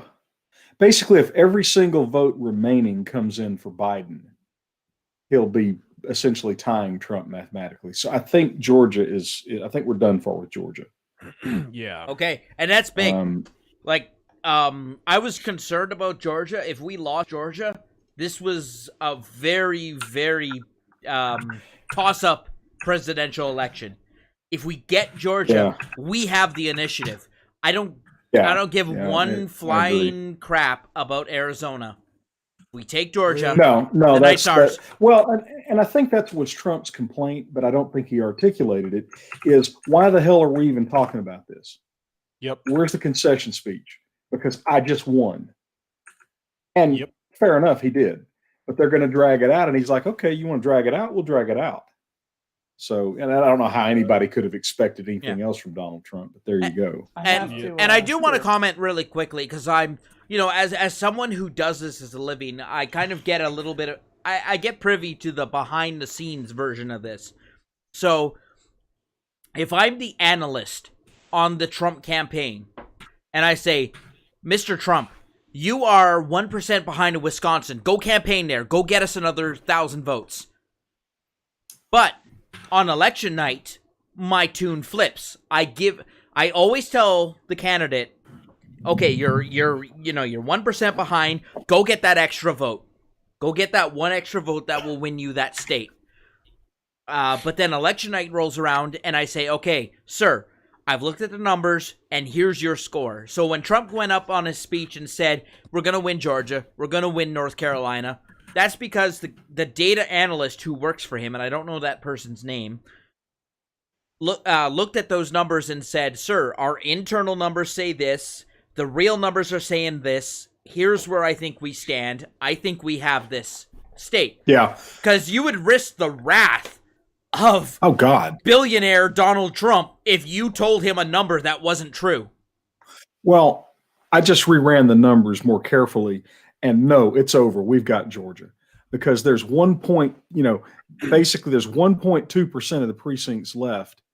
That's only 58,000 total votes, and Trump is 117,000 ahead. Did they bury Ginsburg in Georgia? So school's out on Georgia. We've got Trump's won this election. And for all intents and purposes, we have North Carolina too, which Tyler, going back to your map, right? The only 3 states left in play are Wisconsin, Michigan, Pennsylvania. And how many does he need to win the election beyond all doubt? One of them. Any one. Actually, any one of them. Yeah. Any one of them. And he's ahead big in Wisconsin. He's got the advantage in Michigan. And man, like I said, I might eat my words on Pennsylvania. Yeah, I think he's pretty close. I think you're going to, and I don't mean that ugly. I'm just saying, I think it's over. I think at the end of the day, the likeliest outcome here is not unlike what happened in 2012. 2012 was it $2 or $3 billion was spent to flip precisely one state, and that's what's going to happen here if Arizona flips. If Arizona doesn't flip, we've just replayed 2016. Which I think. That would make sense. If there's any blunder that was made here, I just mentioned that Trump just finally cut an early voting ad in Arizona. I mentioned Arizona votes about 80% of the electorate vote early. So if Trump didn't stress the early vote, that alone, without any referendum on Trump or conservatism or anything, could have cost Trump the state of Arizona if he didn't emphasize it enough. So it could literally be that. But honestly, if he's more competitive with the election day vote in Maricopa, and that's where the lion's share of the votes are, that's what needs to be counted still, then Biden could be in trouble. Getting back to this thing too, it's like, okay, once again, Trump takes all these other states and has no problem, but this weird ass outlier, Arizona is just going to blow up on him. It's possible. We do But it. in any event, that's the thing about this state. We went for Clinton randomly in the 90s. Yeah, we're red as hell, but it's we went for Truman in the 30s, and then in the 90s we went for Bill Clinton out of nowhere. Politico and then has, it's red every other time. Oh, sorry. They said they've called Arizona for Biden. Politico has called Arizona for Biden. Politico, who cares? I think it's premature. Of course it is. He's 100. Just like it's delayed. I mean, they should be calling these other states for Trump. Biden did pick up some votes. He's about 130,000 ahead of Trump now. So assuming my math was correct and he was 120,000 ahead earlier, Biden picked up some votes. That doesn't mean that he's still, I believe, within the margin of picking it up, but they have called it. So we'll see. If it breaks the way it's been breaking. If these other states' votes play out, Arizona becomes irrelevant. Right. Yeah. It doesn't really matter. And decisively so. Because if all we do is lose Arizona, Trump's still looking at a 305 electoral votes. That's pretty damn good. You know, I stand vindicated. Oh no, I'm sorry. I stand vindicated that I called early in the night that we lost Arizona. So right now I'm feeling very vindicated. Listen, commie. I don't think you communist. I don't think you can knock me off this high horse right now. You don't have a horse. You're not in the mounted police, you Canadian pile of trash. You and your boots. Yeah. Right. Yeah, get out of here. Get out of here, man. oh yeah, no way, buddy. I'm sorry. Question for you. Okay. What was that, Matt? Yeah. What do you got? Well, now we've been talking about the fact that they have not called this, that, or the other. But I wonder if there's not, and I don't want to sound conspiratorial here, but I wonder if Trump is also concerned about how this is affecting the futures market, in the sense of from a financial standpoint, not for him personally, but from the standpoint of, when they called Arizona for Biden, then all of a sudden you start seeing the betting market change, and of course that's bound to affect the futures market and things along those lines. And I'm wondering if Trump is wanting to make sure that the economy and the market tomorrow, when it opens up, is a lot more stable, because we've reached the decision, or at least that we're being consistent in how the media is calling these particular races versus something else. What do you think of that? I think it's plausible. Trump's very sensitive to the economy. But remember, too, that traditionally the campaigns will agree that when the calls are made and you win, we will concede. There's usually an arrangement, right? There was one in 2016. That's why Trump is pissed off that the media isn't calling states that ought to be called, because if they did, Biden should be giving his concession speech. You know what's interesting? I don't think by artificially.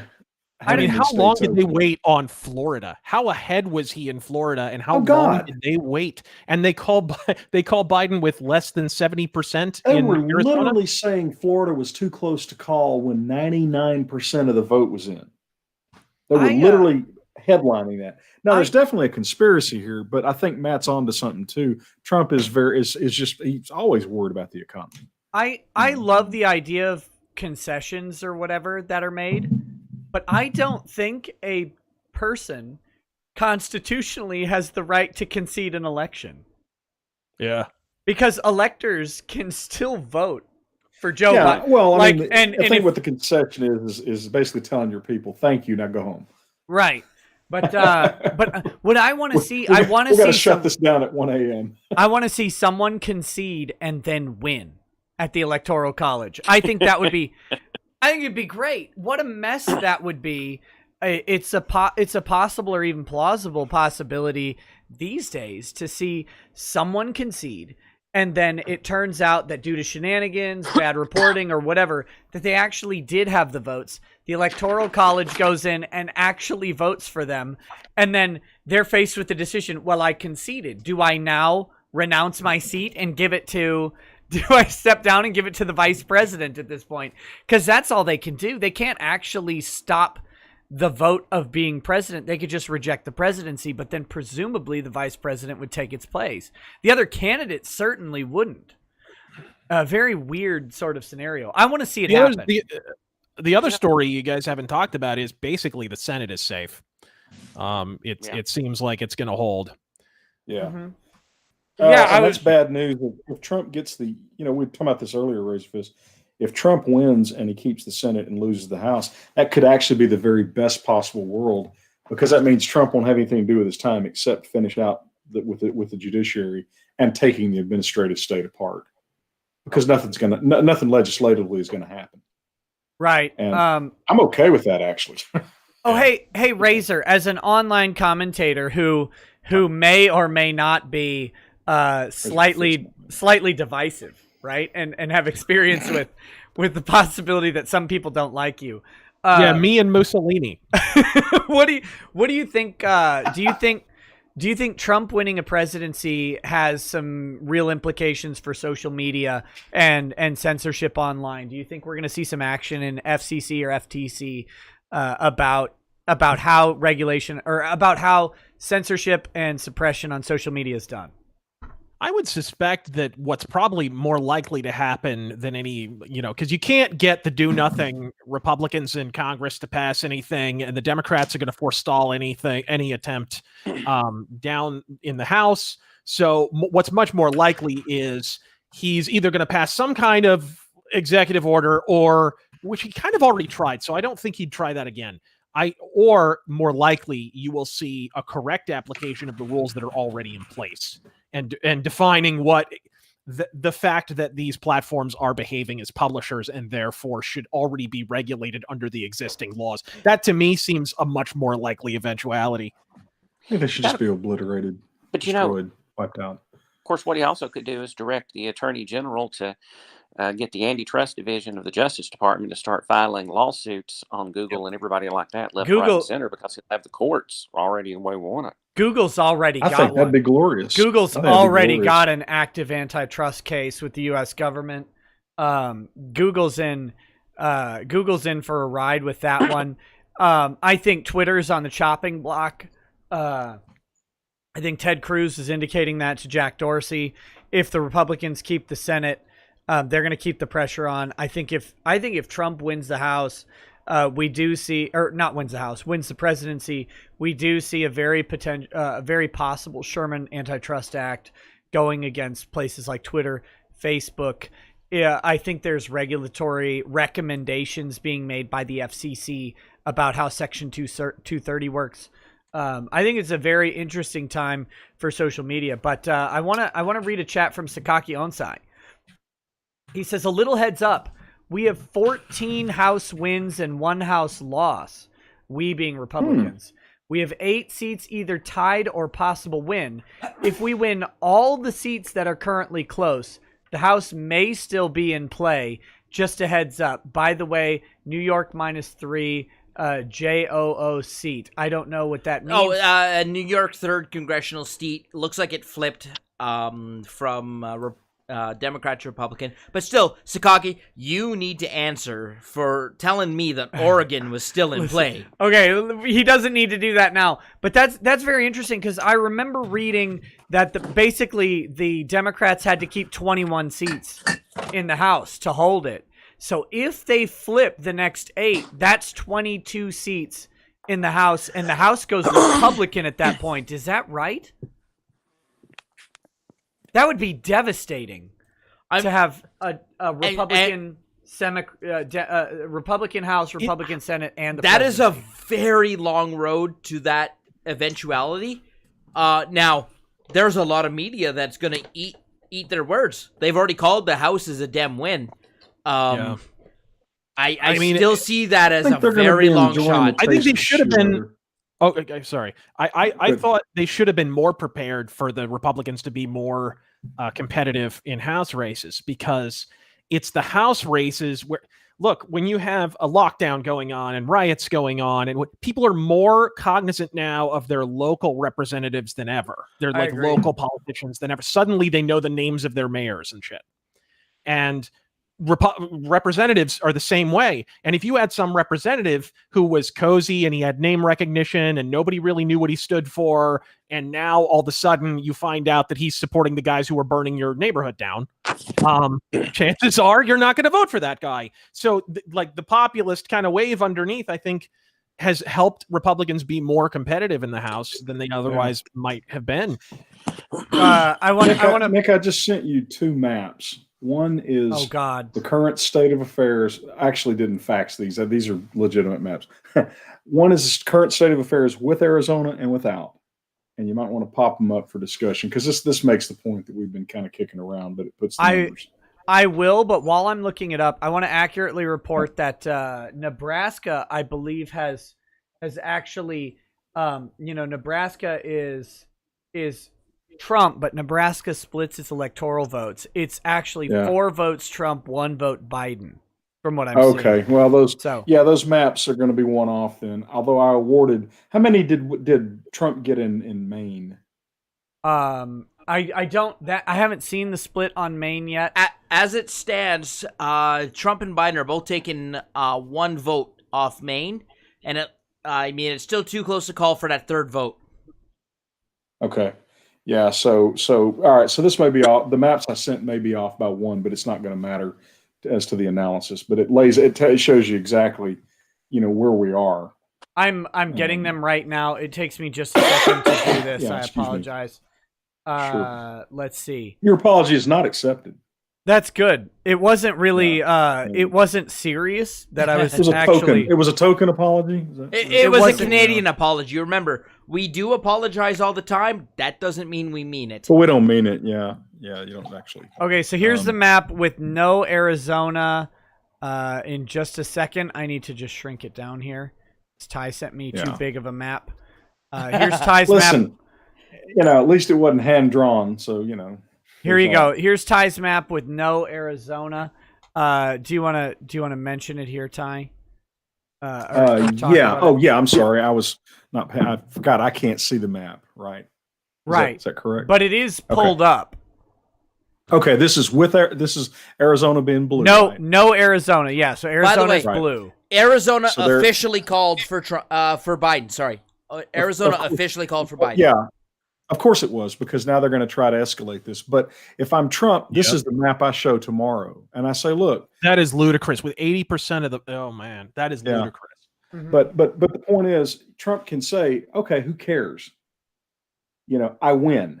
There it is right I mean, there. he doesn't need it. That's the most ridiculous part about it. As petty as they're being about this, it's pocket change. I don't think they can do math. Now, remember, I am 1 point. Trump is 1 point overstated because I didn't give Biden 1 in Nebraska, and I did give Trump 1 in Maine, which he has so far. So, and I'm assuming the rest of Maine will be Biden. Yeah. But the point is, with or without Arizona, Donald Trump is still the president of the United States. All right, so Ty, can we do some quick theoretical math here? So Nevada, yeah, sure. How many electoral votes is Nevada? It's 6. Okay. Biden currently, with all that's been called, is 238. So let's go ahead and throw Nevada in and say 6 for the sake of argument. So he's at 240, 246. Sorry, 244. Math is hard. 244. Where's he picking up that extra 26 votes? Electoral college votes. Look, the only states in play are Wisconsin, Michigan, Pennsylvania, North Carolina, Georgia. Where's he getting 26 votes from? And Trump has commanding leads in all those states. I can't believe you guys. He's going to pick up Alaska. He's going to pick up Georgia, North Carolina, Guam, and Pennsylvania. Okay, so if he's 26 down, and by some miracle he pulls out Pennsylvania, Biden still needs one of Michigan, Wisconsin, North Carolina, or Georgia. North Carolina is 15, Wisconsin 10, Michigan 16. Yeah, so any one of those states, Biden is the president. His only shot right now, his only logistical shot that I can see is Georgia, which is really, really minimal. Yeah. And I'm not sure that, and I don't think that gets it for him. Well, I'll tell you something else. No, it doesn't. It absolutely does not. No, it doesn't. He could actually concede Georgia and Arizona, and he's still president of the United States. This deal's over, guys. Wayne County's got 43% of the vote reporting now, by the way, and it's still 48 40. Y'all Donald are Trump. y'all are looking at way obsolete information from Georgia. What I was telling you early is, according to the Secretary of State of Georgia, there's only 58,000 or so votes left, and Trump has 117,000 vote lead. When I said that Georgia was the best avenue that he had for winning a state, it was comparative to the other states. I wasn't making a value judgment that he actually has a chance. I don't think he does. But Wisconsin or Michigan, I want to say Trump is pulling 40% of Detroit, which is a testament to his ability to interact and engage with blue collar workers on a real level. And it's something that Republicans need to pay attention to, because if they can't emulate that, they're going to have troubles in Michigan in the future. Yeah, and let's expand on Michigan just a tiny bit. North of Detroit, so Oakland County, which again, a very large population, 85% reporting. Trump went into the northern Detroit suburbs and stole 43.2% of the vote. Biden 55.3%. He basically 50-50 split the North Detroit suburbs. Let's go to Flint, Genesee County, whatever. Flint, Michigan, right? The line where he said you used to be able to drink the water in Flint, and they made cars in Michigan, and you couldn't drink the water in Mexico. Now you can't drink the water in Flint, and they make cars in Mexico, right? That was the line that I thought literally won him Michigan. My in Ford 2016. was made in Mexico. So go to Flint, 79% reporting, and Trump is winning Flint narrowly. But he's going into Flint, and he's winning it 49.4 to 48.9%. You know, there's what's up, Matt? There's one other thought to think about. When Biden started talking about destroying the oil industry, now I understand you don't have a really big, you don't have a really big oil industry necessarily in Michigan, but that's what fuels cars. So if you're going to destroy the oil industry, it's going to have an adverse effect on your ability to manufacture cars and demand for your vehicles, which in turn, if you're making $50, $60, $70 an hour as a union worker up there, and I mean, maybe they don't get paid that much, but I've heard that sometimes they do. I mean, if you don't have the fuel for your cars, you're not going to be able to sell cars to, manufacture.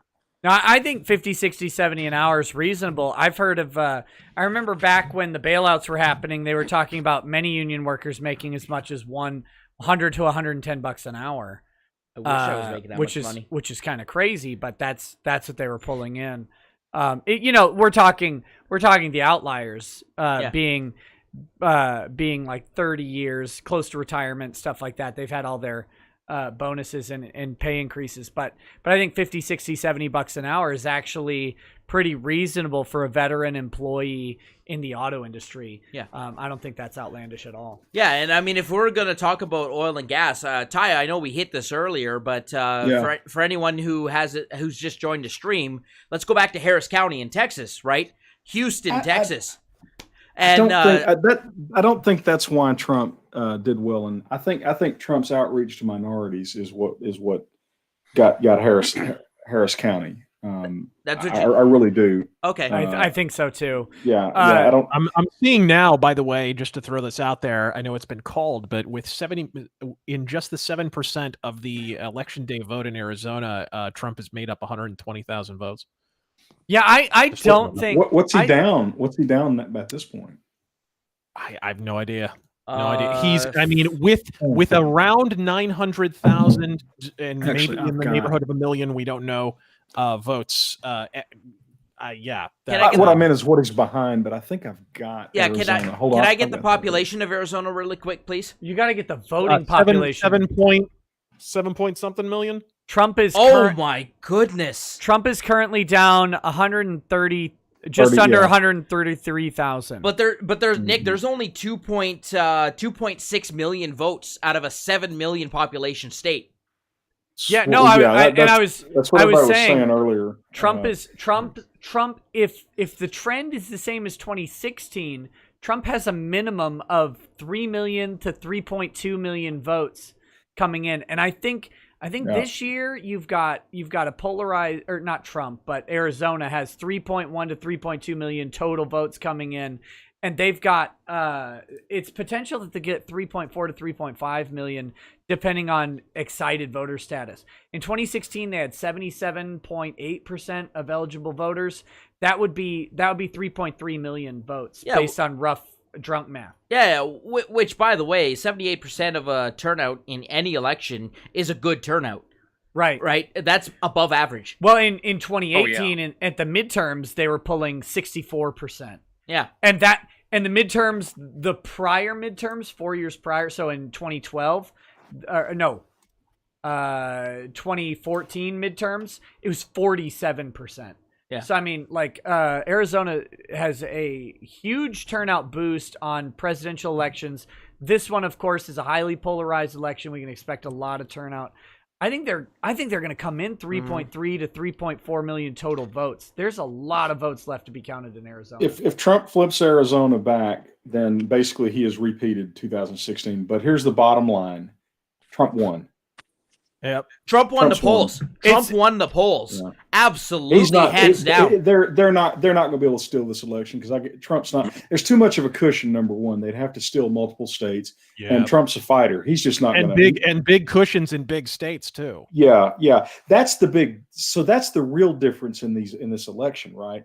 Is Trump won these states by much larger margins than he did in 2016. Right. He didn't win any more states, but he won Florida far more convincingly, and those three Midwestern states that were razor thin, they're not very razor thin now. Yeah, this isn't so Bush Donald Gore. Trump's president of the United States for the next 4 years. This isn't I've Bush put it Gore on Facebook, so it must be so. So let's do some Bush math. Gore. I think I'm gonna quick. refriend the shithead that I unfriended a little while back. I think I'm gonna refriend him now. Only if he accepts. I go, yeah. I actually am pretty happy. Is his name Zuckerberg? Oh, careful! Don't mention his name here. It was Zuck Markerberg. Right. Yeah. I just want to point out this isn't Bush Gore 2,500 votes in Florida. What we're basically witnessing, and tell me if I'm wrong here, this is my sense. I thought in 2016 that Hillary was going to challenge. This is kind of what we're witnessing is 2016, Hillary's but belated instead of challenge. accepting the L, Hillary challenges. Well, kind of what I'm getting. And the interesting thing is, in this case, it's not that Hillary's challenging. It's that Trump is trying to shut down the challenge, or he's fired the first salvo. It's almost like he wants them to have. I mean, Trump loves a fight. It'll be interesting. It might be geared towards Biden conceding. He might be aggressively putting forward a front of fight for the purpose of settlement, right? Like this is a legal or negotiative strategy that could be very, very effective. If that he puts forward, we're going to fight using the full force of the state, then and you've lost, so it might be time to. Right. It's not like we're fighting from a losing position. We're fighting from a winning position. Yeah. Just back off. And that would be an interesting track for Trump to take, in my opinion. So, Matt, Nick, if you put that, do you still have that map? That since I can't see, do you still have that map? I'll pull it up. Here we go. Yeah. No Arizona on the map. No Arizona. Now, like I said, remember it's 1 point. It's overstates Trump, but that's it. Game over. Right. Yeah. Trump just won because he's not going to flip. And he needs what? He needs 279. So 270. 270. So he where's needs the to lose 4 points of states up there that's going to flip back. Right. So he would need to lose 2 of Wisconsin, Michigan, North Carolina, and Georgia. He'd have to lose 2 of those states.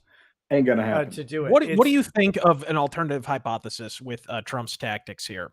I know some people read way too much into his strategic acumen and intellect and whatever. I think mostly he's a checkers player. He just kind of sees a fool and jumps him. He's not really a chess guy. Yeah. I think he's a very highly intuitive chess player. Yeah. I don't know if you've ever played against someone like that. I'm actually that way. No real strategy, but on a move by move basis, really good. Yeah, he called you. He said you're a checkers player. We got it.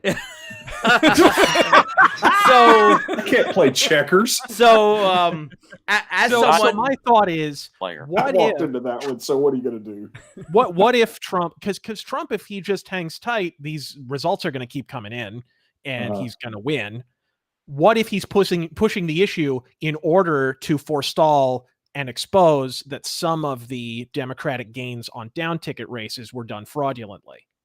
Could be, sure. I mean, okay, yeah. So in other words, in order to launch a formal investigation, which kind of sounds where he's heading, he's at least indicating a court case, which that's a good point, because I'm sitting there going, well, it doesn't matter. It does matter. It matters a whole lot outside of the presidential part, right? Yeah. No, I think you're right. Well, Trump plays for all the marbles. Yeah. But plus, I think what do y'all think? I mean, I think he's trying to steal, if you will, the theft argument from Biden before Biden can have a chance to do it. Yep, take the initiative. Yeah, I mean, it's over. I mean, I say it's over. Trump has won, and now all he's got to do is stand tight and not. Are you about to talk about Fulton County, Georgia? Okay, what do you have, Tim? I'm ready to officially call Wisconsin victory Donald Trump. 93% reporting. He's got 51.1 to 47.4%. About 3.7% lead, but 93% of the vote counted. Total vote count is 2.9 million votes have been counted. I'm ready to call it. I'm ready to call Wisconsin. He won Wisconsin. I am the media. The media is not calling these things because they do not want Biden. Oh my God, Mark Kelly is still talking. Some people are saying that's kind of a problem for him, actually, because he's basically one of the reasons he's so competitive in this state. He's really pulled the Biden thing. He's hidden himself. The less you see of him, the less you realize who he is, because he's not from Arizona. Yeah, he's a heavy gun control guy. It's a very pro-gun state. Y'all were the last state to make machine guns illegal. So states to make machine guns illegal. Some people are saying that Fulton County, Georgia's reporting is down to 0% reporting. That would be very odd. I'm not seeing it on any of my maps, so I don't know what that's about. And again, I've been looking at the Georgia Secretary of State thing. When political in those places, they're either intentionally or unintentionally delaying the information. Go to the Georgia the Georgia Elections Board and look on the site. There's nothing left. I mean, there just simply aren't any precincts left. Like, I'm looking at Fulton County right now, 80% reporting. Trump actually increased his percentage to 27.0%. Again, downtown Atlanta is Fulton County. And he walked in and stole north of a quarter of that vote.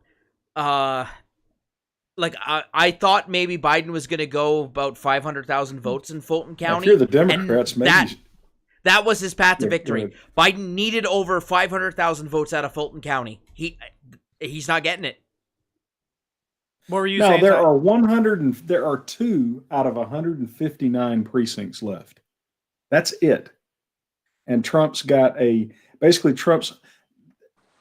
that percentage leaves 57,000-ish votes, and Trump's 117,000 ahead. It's over in Georgia. Let me ask you this: on the states where you can mail the thing today and it can get there 3 or 4 days later, obviously the ballots have already been sent out and they know a number of those.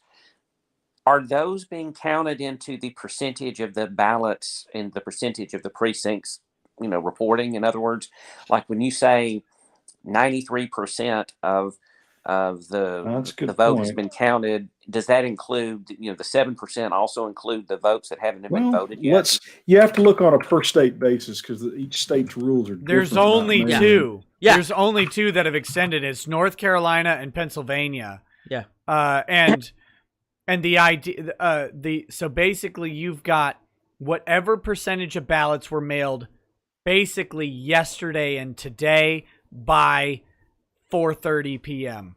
Everything else for the late ballot counts are there. There are no other states doing late ballot counts that I'm aware of. Those are the only two the Supreme Court has ruled on, which makes me think those are the only two that are doing it. And the percentage of actual ballots that'll be mailed in today and yesterday have to be abysmally small. They're saying, I mean, what I'm reading is they're estimating, a few tens of thousands. Well, that's not going to get where they're, when I say it's over, I'm saying 98% confidence level. What's up, Tim? Yeah. So, to answer the question, they do not count the ballot in terms of percentage who have voted until it is in their hands. Not counted, literally, when USPS drops it off and they see that ID code, they scan the barcode that says this is the person we sent that ballot to. They scan it in. That's when it's counted. Then they open the envelope. They tally the vote. So there is a small disconnect between counting the ballot and counting the turnout. But generally, if the ballot is not in their hands right now, they have not counted it, but that also means the vote won't count. It had to be received at 8 p.m. If I'm hearing you correctly, then it's accounted for in what I just said. It's part of that. These ballots will be part of that 1.5%. And I think 1% of votes. I mean, imagine in Georgia where we've got you've got 4 million votes. A percent of votes means 400,000 votes. 450,000 votes. You were suggesting that 450,000 votes waited till yesterday or today to mail in their votes. A percent is a large amount. I don't think we're anywhere. Maybe I'm crazy, but I don't think we're anywhere actually near that in this election. And when you're having to cover 117,000 vote deficit, right? Those votes, if they come in any kind of rational proportions, even if, they'd have to be incredibly numerous. Yeah, they have to be 4-1 for Biden. Yeah. I think we've won these states outside the margin of fraud. I really do. I think that, I think it's over. I think, I ain't heard no fat lady sing yet, but I think it's over. Yeah. All Trump's got to do now is protect his victory, and that is one of the things I'm absolutely not worried about. Oh, damn it. I completely screwed the math on that. It's not 450,000. It's 45,000. 45,000. It's abysmally lower than my bad we drunken. Didn't want to hurt your feelings by. You didn't know, Mister. You're trying to jump pieces with a knight, buddy. Yeah. I had an abacus over here to the side. I was going. Right. Which again is 1/3 the gap between. So even if those remaining mail-in ballots went 100% Biden, he still lost. Yeah, it's over. This looks very much like Yellow Fist is Razor Fist. Excuse me, sorry, man. Razor Fist. I think you're right. I think this is as much about the down ballots as anything else, and to set up. Because here's the thing: we need to put a stop to this shit, and people need to go to jail. Oh, if there is fraud going on, the best way to silence that will be to start putting people in prison. Race update in Pennsylvania. Oh, you said Reza. I thought you were talking about Reza Aslan. I was like, oh Christ, no one needs to hear from the. I thought he was talking about race, the concept that human beings can be divided into.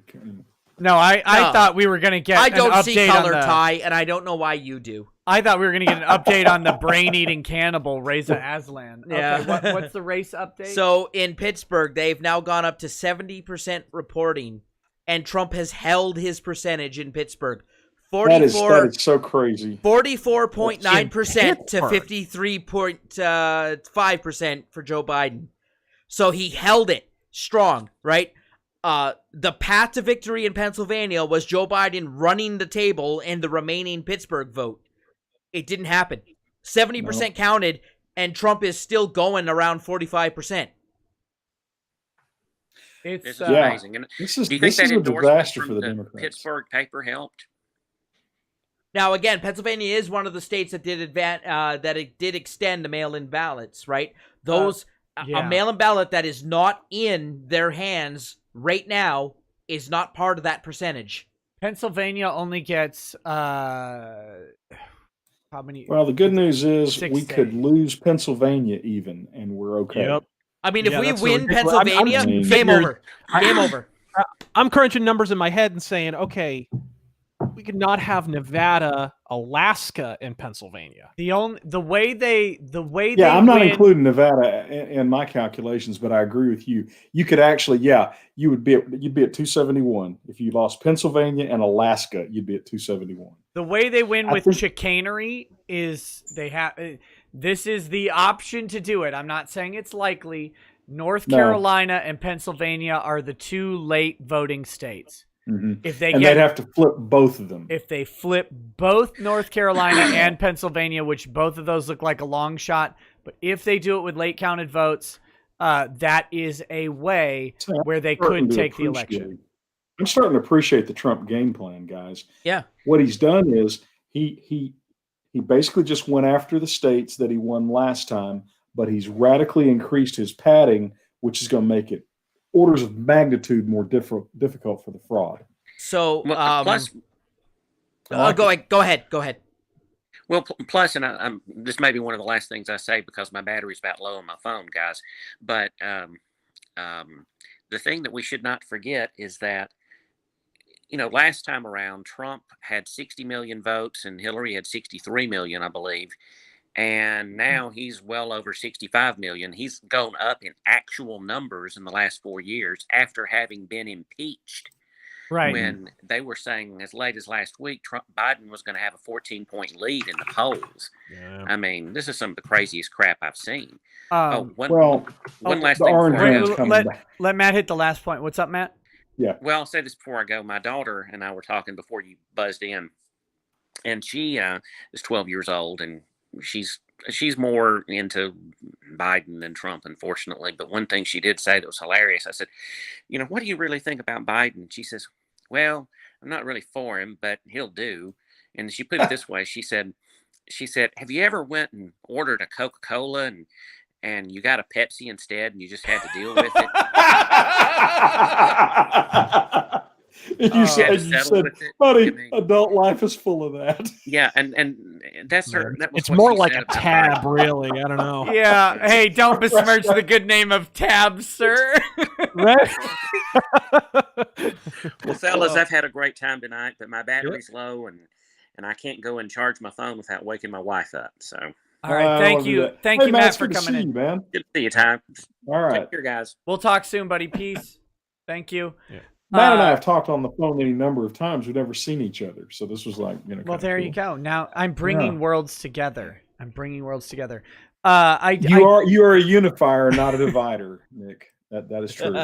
Yeah. I will divide. So the popular vote, FYI, the popular vote is Biden is 67,064, 224, and Trump is 65,387. 734.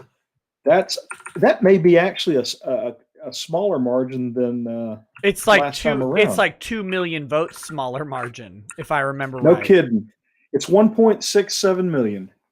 Smaller, you're saying. Smaller, yeah. No, that's the difference. The difference is 1.67 million. So what was the difference last time? I think it was like 4 million votes. Oh, that's bad for the Democrats. They have lost this election, fellas, and now let's check in on our Cenk Yeager. Yes, lots of people have asked me. How's Trump doing? Oh no, Cenk the crank. All right, look, Chunky Yogurt. The Young Turks is off the air. I was looking at it and I was like, all I'm seeing are ads with Cenk's face coming on, shilling some product, and then I realized that it was video replay. Cenk Yogurt, like the Young Turks, like the oiliest Ron Popeil ever.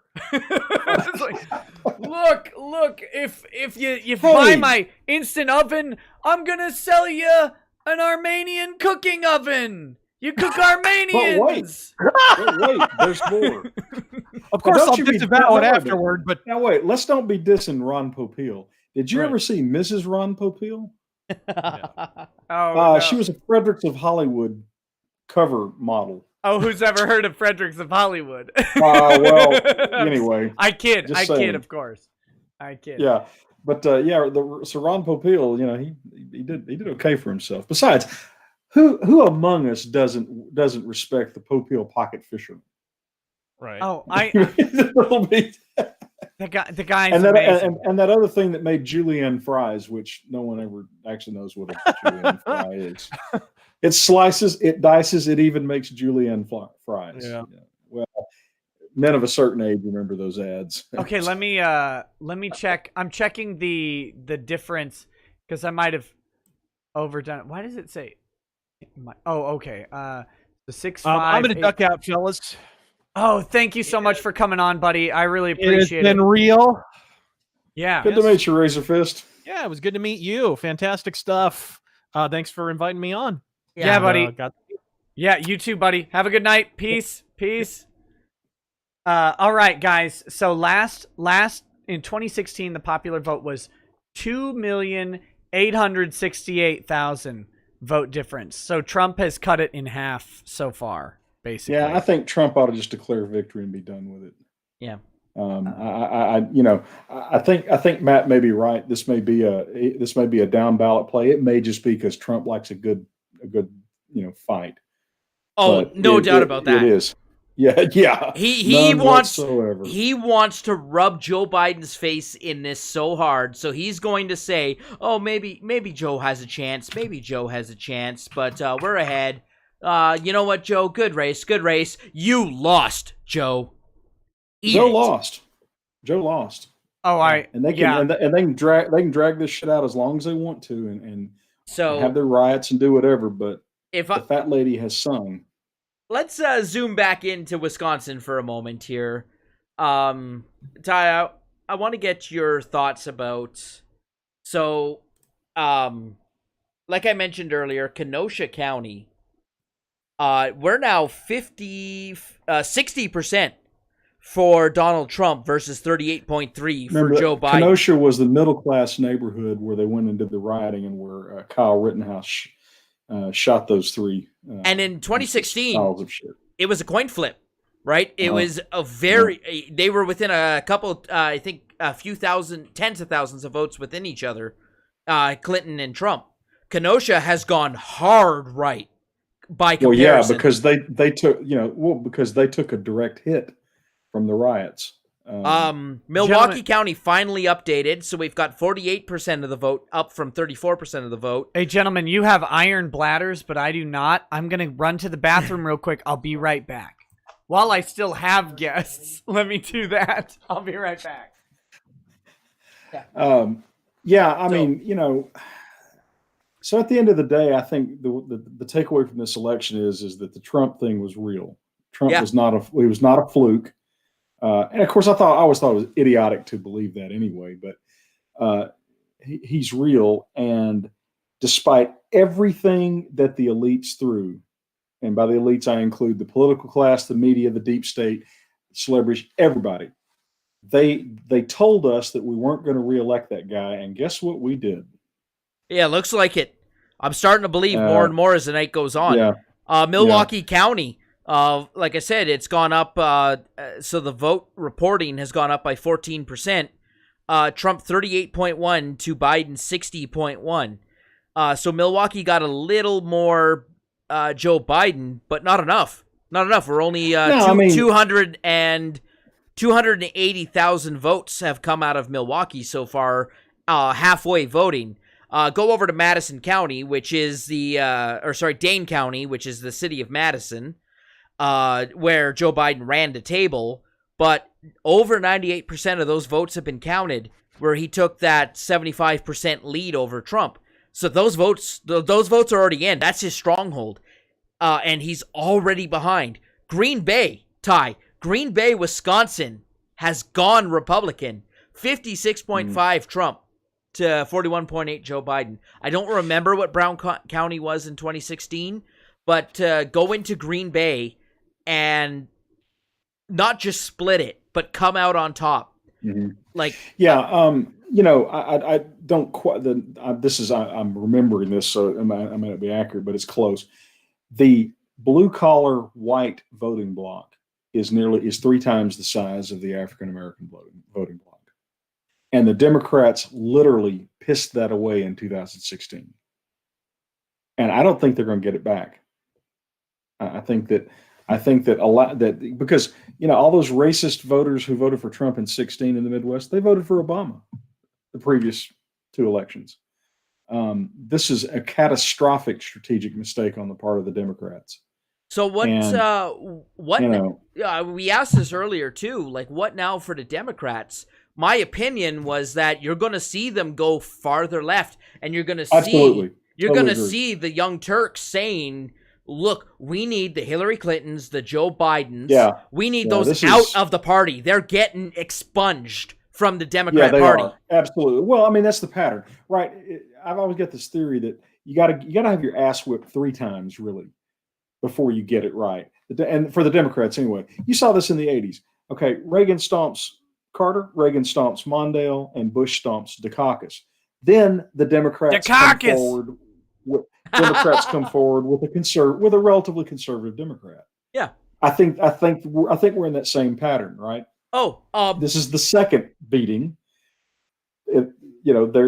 Because what'll happen is just like with Mondale, Mondale, it was all Mondale's fault. He had nothing to do with it. What we really need is a more forceful far left governor.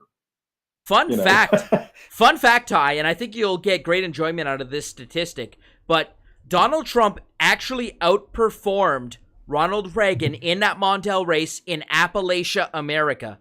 Or Appalachia is some... Appalachia. Yeah. But if you looked at the county-by-county result, it was deeper red for Donald Trump in 2016 than it was for Ronald Reagan when he stomped Mondale. I'll tell you what, the thing about Trump, and this is something that I've argued with the never Trumpers that I know who have got to be weeping every bit as piteously as the Democrats are, and you anyway. But Trump has governed as the most conservative president I've seen in my lifetime, and that includes Ronaldus Magnus. Yeah. Now, Reagan had the thing about Reagan, I always defend Reagan on this point. Reagan had the objective of defeating the Soviet Union. And so if he was going to get the funding for the military he wanted, he had to go along with a lot more social spending than conservatives would have liked. Yeah. I think it was a fair trade-off. Yeah, and the Warhawk conservatives, they're still a large faction of the Republican Party, but they've look at Trump's accomplishments in 4 years, right? Yeah, no war. no new wars, right? The first time, what was the statistic? First time since 1982 that we have not started a new war. There's been no new military actions initiated, and he ended 3 wars, right? Like no one talks about Libya anymore. That was a thing when Obama was president. He absolutely manhandled ISIS. ISIS is dead and gone. They're a glimmer in someone's eye somewhere, and they better end up in Guantanamo if it's a glimmer in their eye. They're I mean, it's what else? If you're a conservative, what the hell else would you want Trump to do? He's stacked the court with solid conservatives. He's filled the federal judiciary. It's like other than that idiotic crap about banning bump stocks. And look at it this way: like Trump is a master negotiator. Yes. If you go in and say, "Look, I'll do this one little thing," and suddenly all the people who are on the fence about gun issues will come to my side because I did this one little thing that literally affected no one, right? There's maybe 100 people in all of America who really care about bump stocks to the point that they would switch their votes. You could make one out of a rubber band. Exactly. Okay. Exactly. Right. But at the same time, he pulled another 2.5 million voters who were on the fence about the issue, according to according to opinion polls on that topic. He pulled 2.5 million voters that said, "All right, he did this one thing. I'm not going to leave the Republican Party over it." He deftly took a weapon out of the Democrats' hands. I think we're saying the same thing. There is one thing. They're hesitant to call Alaska still.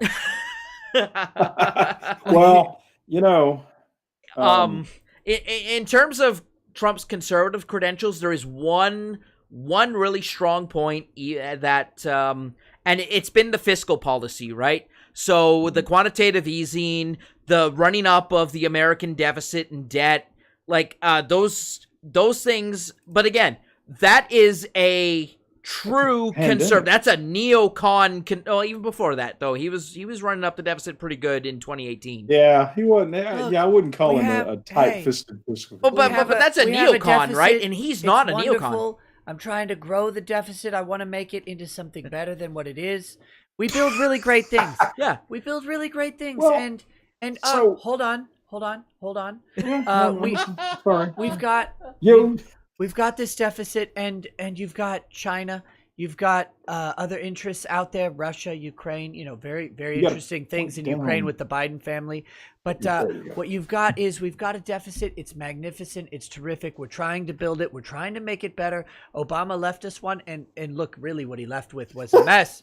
And we've been stuck with it, but now we're trying to make it better. We're trying to make it bigger, trying to make it beautiful, terrific. And we're going to have the best deficit. Gonna have those beautiful cash you've ever seen. I wonder, I have no idea. I wonder, though, if Trump at some level isn't going, now, wait a minute. We're borrowing this money for 0.5%. I mean, at treasuries, right? We're borrowing that money at 0.5%. Now, I know damn well I can grow the economy more than 0.5% if I can put that money to work in the economy. But at the same time, we do that. At the same time, we are literally inventing the value of the U.S. dollar. Right, we're trying to say that the U.S. dollar the day before we printed $1.7 trillion, right, money machine go burr, is still worth the same thing after we print that $1.7 billion. Well, guess what? That doesn't pass the sniff test.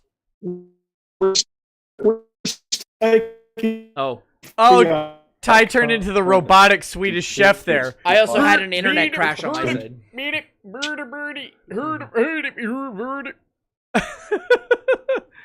Of course, we're just making it up. No. I if there's one legitimate criticism against Donald Trump, you're coming back, Ty. You cut out completely on whatever that point was. You're still frozen. I'll tell you when you clear up. Yeah. Okay. Tell me I lost my connection. Oh, no, I think you're back now. Can you hear me at least? Yeah, we got you back now. Also, Am I back? Yes. Uncivil Law did leave earlier. He said it was time for him to go to bed and peace out. He left before we could say goodbye. He texted me after. So thank you to Kurt, Uncivil Law. Very great guest. Bye-bye, Kurt. Glad to have him on. Yeah. But you may have noticed he hasn't spoken in like an hour. That's because he's been gone the entire time. Well, I knew he was gone because I can see all the. Yeah, the chat can't. The chat can only see who's talked most recently. Yeah. I got you. Okay. By the way, I think we're going to be a couple hours for the next substantial update. Did you want to hit some super chats? Yeah, we may stop at some point because it is 2:46 in the morning. But if people are still here, I will go for a little while longer. We'll see. Plus, with super chats going, I mean, who knows how long it can actually take, not taste. I wore my other Nick. I wore my other, plaid. It looks like your other one. Well, they're basically identical. I am slowly evolving to that place where all men want to get to, where you wear the exact same color and everything, shirt and pants every day. Your closet has nothing but like 10 shirts, all identical. 10 pairs of pants, all identical. You know who else did that? Steve Jobs, and he died from cancer. Well, insert clever name here says the suspense is killing me, so I decided to try to de-stress by listening to y'all and stabbing something hundreds of times, not in Minecraft, but with my needlework. Insert clever name here. Thank you for watching. Thanks for hanging out. Bad Vibe says, Nick, if you must eat a grenade because of Cenk, make it a pineapple grenade. Better to enjoy it. Atzuma99 says, waiting for Nick to become a Supreme Court justice so we can get that Supreme Court grift. Yeah, that'll be fantastic. I'll live stream all hearings, and we'll have questions from the chat for the lawyers. Yeah, counselor, I get that you're here on behalf of petitioner. Balls or no balls on your futa, please. SD Crusader says, hashtag Ken for mod, hashtag give Ken a wrench. Mr. Obi-Wan 2020 says, Nevada looks like it's closing. Check it out. That was a ways ago. We're still talking about it. J Parker 0702 says, Nick, I live 40 minutes away from a city in a duty to retreat state.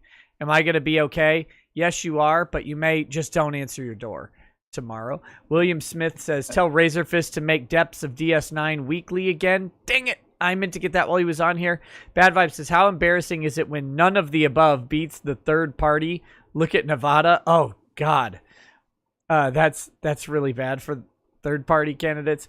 You know, they almost got me in Minnesota voting for third party candidate in the local state congressionals, the state house race. I almost voted for the Legal Weed Now party, but I instead wrote myself in. I thought I had a better chance of winning. What state was it that legalized everything again? Oregon. I think we in Texas should just buy bus tickets for all of our junkies and send them to Oregon. That would be fantastic. Good plan. Sakaki Onsai says, oh wait, I read that one. Justin Watkins says, am I the only one bothered that this many people voted for a guy with dementia and a woman who will suck anything for power? You shouldn't be bothered because the overwhelming majority of people have no idea. They have no idea. They just literally walk in and do D or R, and that's how they go. Don't worry about that. Bald Eagle 1787 says the press is already making excuses as to why they can't call the election. They're hoping the fraud machine will find ballots to deny Trump the presidency. What's sad is that everyone could see this happening. And it's been predicted and talked about for several days now. Crusader Saracen says, since Razor and Ty are both on, not anymore, I want to say Arizona has way better gun laws than Texas. Remember, it was an Arizona Ranger who killed Texas Red with the big iron on his hip. Godspeed, gents. I need to see this crossover again sometime. Well, yeah, that was kind of cool. What had happened, guys, is I was real tired and I laid down. I fired up my iPad. I was going, oh, what's going on? And I saw him talking about Arizona. I said, shit, I want to get in on this because I wasn't understanding what everybody was telling me about Arizona. He's pretty knowledgeable. What's his story, Nick? I mean, I don't know that much about him. Razor is one of my favorite YouTubers. I started watching his coverage of 80s movies and reviews of 80s action movies. Oh my God. Which are fantastic. Then I was going to say, then he has his Metal Mythos series where he does deep dives on metal bands primarily, but also great ones on Michael Jackson and other major pop stars. And then he also happens to have a background in political science, which I saw during the 2016 and 2018 elections. He was talking with some knowledge and experience on that. And so he's not as much of a political commentator by focus on his YouTube channel, but when he does talk about it, he seems to know what's going on, and especially in Arizona.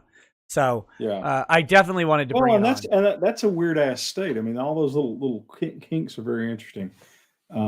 It's I wondered how Kristen Sinema won that election. That was it's stood around and let them steal it. And he did. I mean, he accurately predicted Trump in 2016 based on nothing more than Q score alone, name recognition. He said, I did too. He basically said, "There's no way Hillary Clinton outdoes Donald Trump." No, Donald Trump had 95% name recognition. And I remember telling when I came around and started talking to people, it was funny. I think you and I talked about this one time. My older clients were all pro-Trump. My younger clients were anti-Trump. And I remember saying to the anti-Trumpers, "Look, this guy has 95% name recognition. That's a huge advantage." But he was probably smarter than I was because I didn't get flipped over until I actually saw Trump give a speech. Holy crap. Bex Fire says, thanks for burning the midnight oil, guys. Hey, you're welcome. One Winged Angel says, how do we know Trump won, though? When Hillary was running, everyone said she won. Then all of a sudden, Trump won. It wasn't all of it. We have the numbers. It wasn't all of a sudden that Trump won.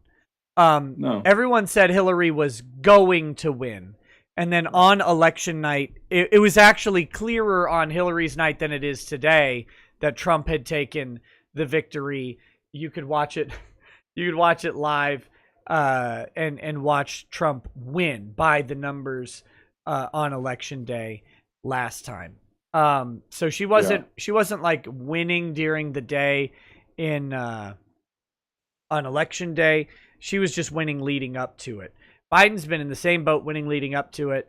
They're refusing to call several states, and it looks like they're going to persist in that throughout the rest of the night. Yeah, and maybe even it took in 2016 they bizarrely held Georgia out for like days. Right. But it didn't change anything. I mean, at the end of the day, it those are the numbers, and so. Yep. So he says, by the way, Ty, love you, man, and thank you for helping my friend Vic. I hope I am as good on law as you. This is Nartmart, so I think it's Naruto. David Martin. Well, I hope you are too. I hope you're better than I am, actually. There you go. Big Red Bear says Wisconsin is 94% in, according to Fox. He's over 100,000 ahead, 77% in for Michigan, and 8 points ahead. If he takes those two states plus the rest of the South, it's over. It still looks like he's going to win Pennsylvania. Yeah. Like we've said, and we times. could lose Pennsylvania and still win the presidency. That's Hey there. Hey there, Tug. What's up? Hey there. I'm waiting for this thing to connect. Yeah, What's up, dog? You're here, buddy. You're in now. We can hear you loud and clear. All right, man. I'm in with the in crowd. Awesome. Man, you know what? If we on a probationary basis, but yeah. Man, if there is one person who does not belong in the in crowd, it's me. Yeah, there you go. I don't know, man. I'm glad to be trolling out there. And hey, if we can convince the progressives tomorrow that Twitter is a black-owned business, do you think they'll burn it down too? Coming in with fire. Susan. Coming in swinging. Susan. Tomorrow's going to be beautiful. Unwad your panties, Susan. It's just a joke. It's just a joke. Except when it isn't. Nevada is down to what, 23,000? That's going to be. I know. I saw the tweets. I saw the tweets. I saw the numbers. I'm still not convinced. It's a 23,000. They haven't called Nevada yet for Biden. There's some concern that Trump could pull out a victory there. It doesn't matter. Remember, Nevada won last time, though, largely through the efforts of Harry Reid. He had a really effective organization, and of course, that organization he's not around anymore, really. So it's plausible. Is Harry Reid dead yet? No, but I suspect that the Democrats would like to kill him. Oh my God! I think based on what's happened to the courts. I think Ginsburg transferred some of her lich energy over to him. God, could be. What a disaster that guy is. Tug, what you don't understand is he was never going to lose. The Democrats were never going to lose again. Right. And so, Tug, thank you so much for coming on, by the way. I saw you in chat and I was like, holy crap, Tug's still awake. So I'm glad you were. It's so late. I didn't realize this was like election week or election month, though. I thought it would be over tonight, so I just stayed up. And they were like, "It's over. Okay, we're just going to go ahead and stop counting because Trump's won."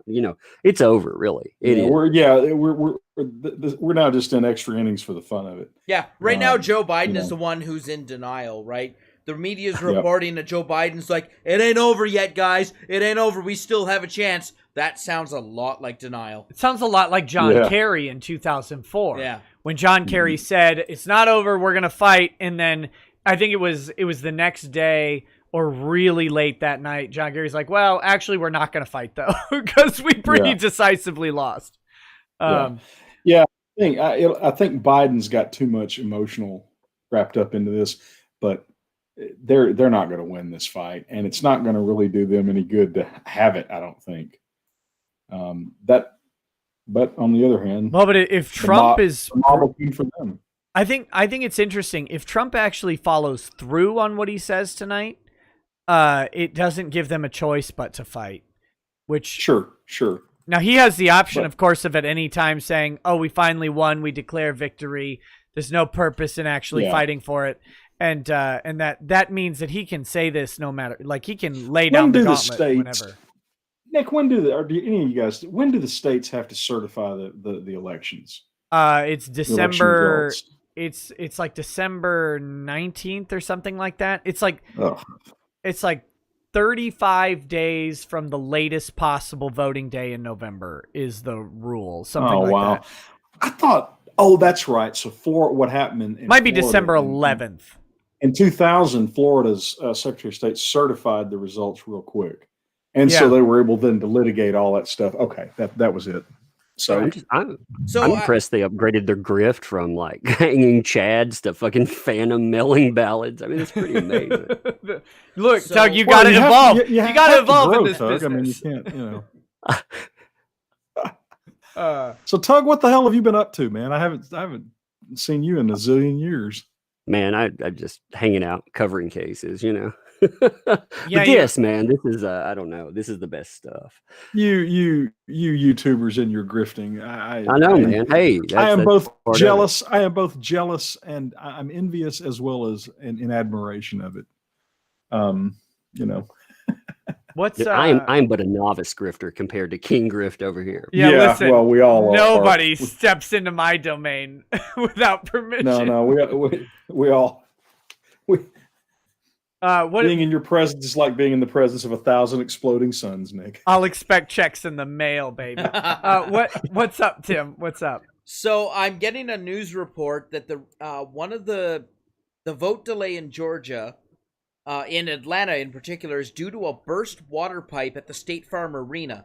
That's what I said a long time ago. So, but then that's only affecting the in-person vote. Right. And we know who won the in-person vote. Yeah. So there's a north of 50% Republican vote still waiting in Fulton County to be reported. It's that would be funny. Things are not looking good for the Democrats in Georgia. And they've lost. And I think the hesitation to call it is this magical assumption that, maybe the rest of the vote to count at the State Farm Arena is 95% Joe Biden.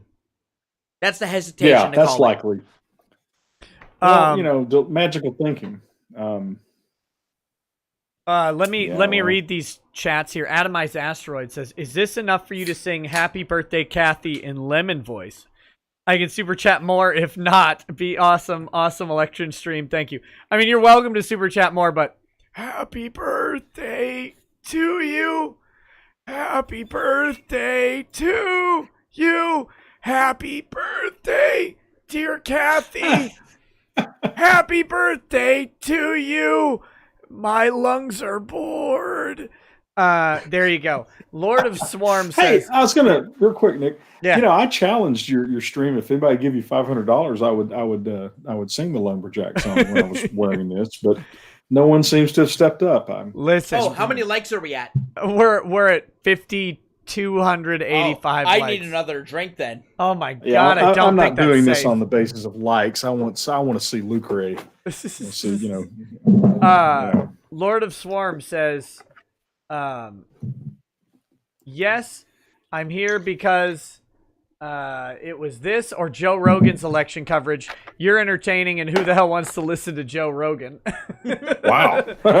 I think you're delusional, but I'll take the compliment. Nah. No, if you're a first-time watcher here, please like and subscribe. We love you. I do think that Joe Rogan is a great interviewer.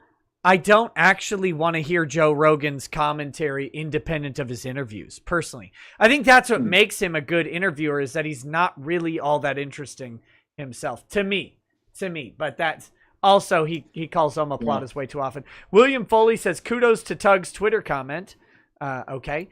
And Raw Tier Cell says, according to Shattered, the Hillary Clinton postmortem book, Hillary Clinton's campaign took as long as it did to concede because of infighting between advisors.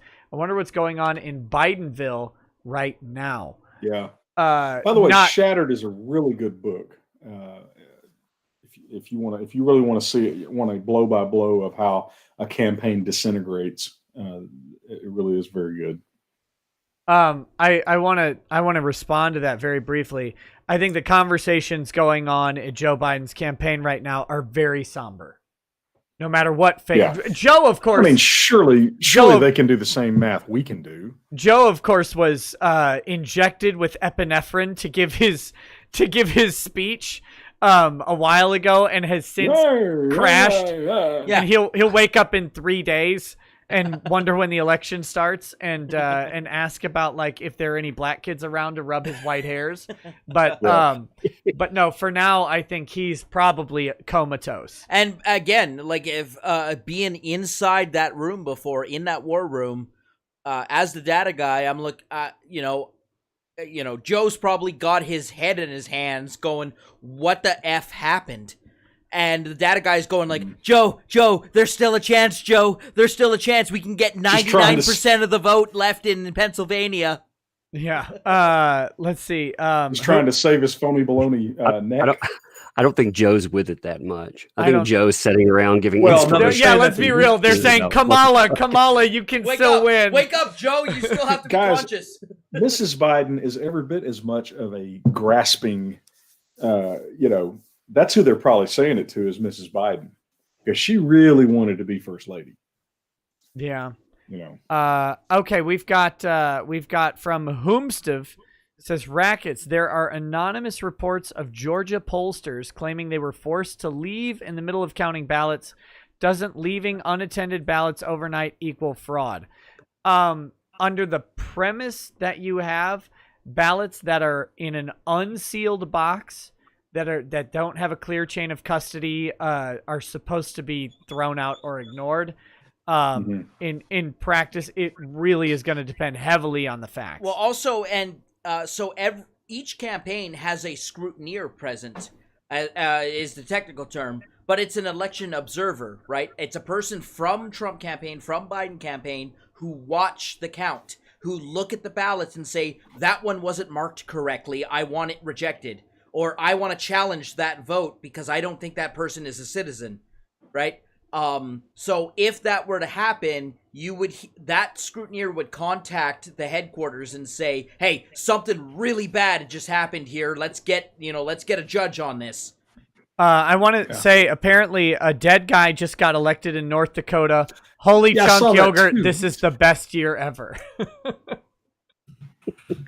Wait, a dead guy got elected and he wasn't a Democrat? No, dead people didn't vote for him. The living voted for the dead in North Dakota. Wow, that's a Russian reversal if I've ever seen one.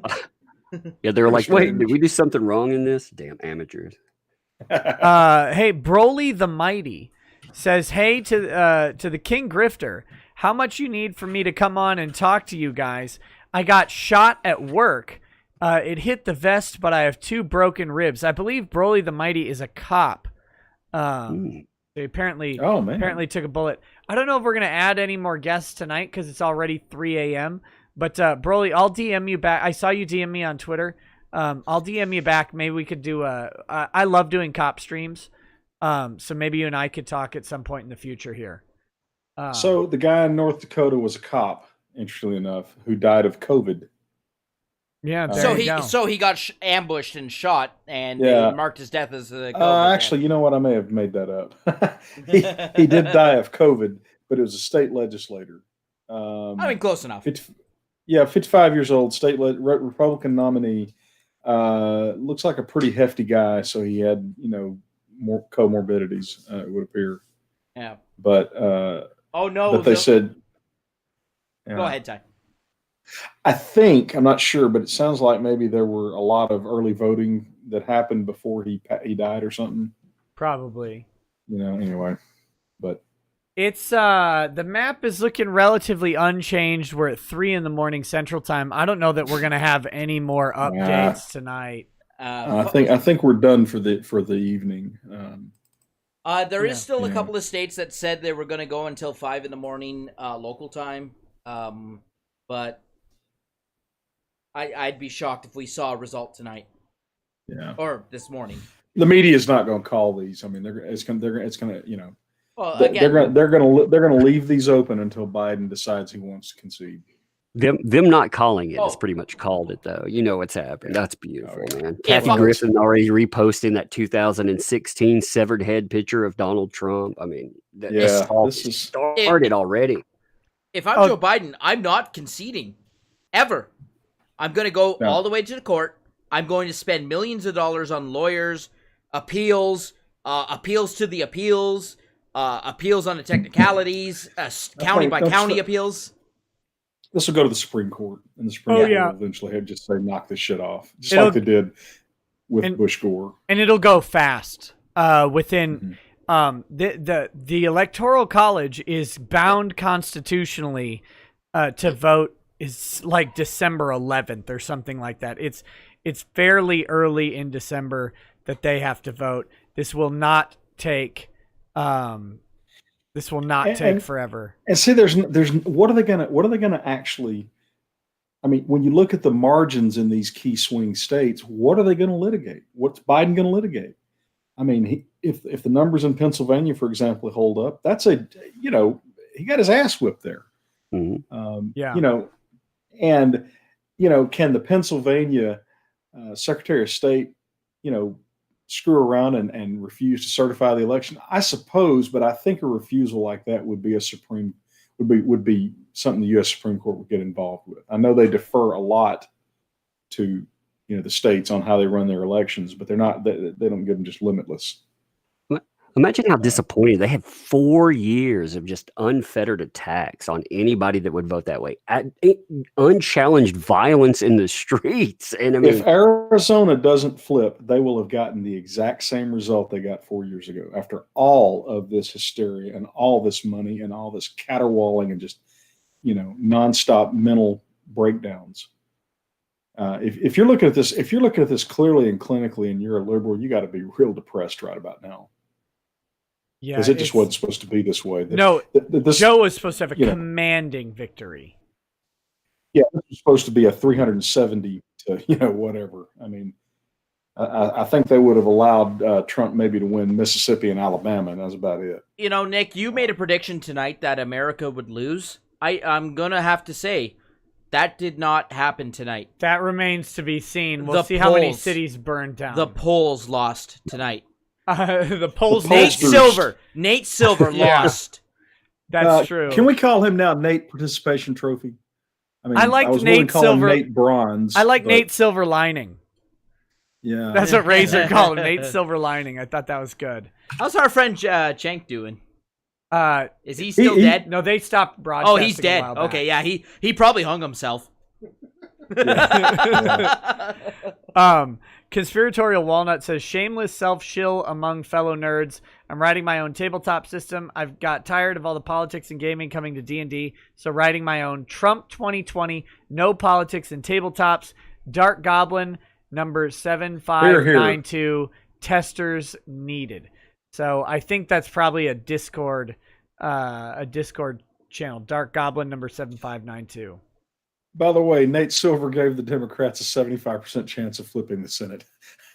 How is what is the update on the Senate? Because I heard we were even. Still the same place we were 4 hours ago. 47 to 47. They're still throwing up 6 of the seats.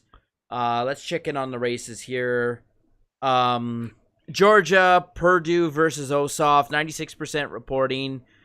Purdue, the Republican, that's a pretty commanding lead, it looks to be like. Yeah.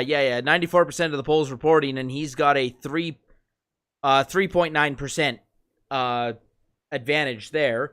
North Carolina, Tillis and Cunningham, again, the one we were watching. Why is that hey Tim, why is that a runoff election? Purdue's got more than 50% of the vote. I believe it needs to be a supermajority, doesn't it? Yeah, there's something. Okay, I'm reading this thing wrong, apparently. No, I'm not. No. Oh, sorry. No. I screwed up. Purdue is not in the runoff election. There is a runoff, but it's yeah. Okay, it's Loeffler in the other one. Yeah, and there's another one. And I believe the conditions was that I think you have to get a certain number of the counties. So okay. I'm almost making stuff up at this point, but it's complicated. But yeah, the race I'm watching is just a straight up who's got the most votes. And Purdue's got the advantage, 94% reporting. Tillis Cunningham, still 93% reporting. That hasn't moved in a long time. What are the ones that haven't been called? Yeah, that's what I'm talking about. Is Tillis. And these are all non-called ones? Yeah, that's right. So, well, hell, then we're keeping the Senate. And again, the path to the Democrat Senate majority was through Cunningham. Cunningham had to win. Collins is still ahead, 85% reporting. She has a 8.2% advantage. That looks basically insurmountable. It still looks like James is going to upset Peters in Michigan. Again, the Democrats had to run the board. They couldn't have a single seat go the wrong way for them to win the Senate. So is Peters the incumbent? Peters is the incumbent. He's a Democrat. So that'll be a pickup. Yes, that'll be a pickup. Yeah, which would make up for the seat we lost in Colorado. Sure would. Yeah, this is bad. I mean, there is no way this night can be anything but a disaster for the left. Guys, I want to bring something on screen here to my to my remote guests. You won't see this, but Dame Pesos apparently infiltrated the Young Turks members only coverage, and they were just they were just filling his viewers were just filling their chat with tacos. Just nothing but tacos. Spammed tacos all over. So, Nick, do you remember when your channel got raided and you and Drexel were looking at India OP? What is going on here? Yeah. That must have been the same reaction. Jake's looking at this tacos. What's all these tacos? It's just so many tacos in chat. It's amazing. What's that? You called some guy and he was just a complete lunatic. Drexel was on there because Drexel spent most of the whole show just going like this. No, you're talking about that's a different show. That was PPP. Was it okay? That was a different show. Oh, PPP.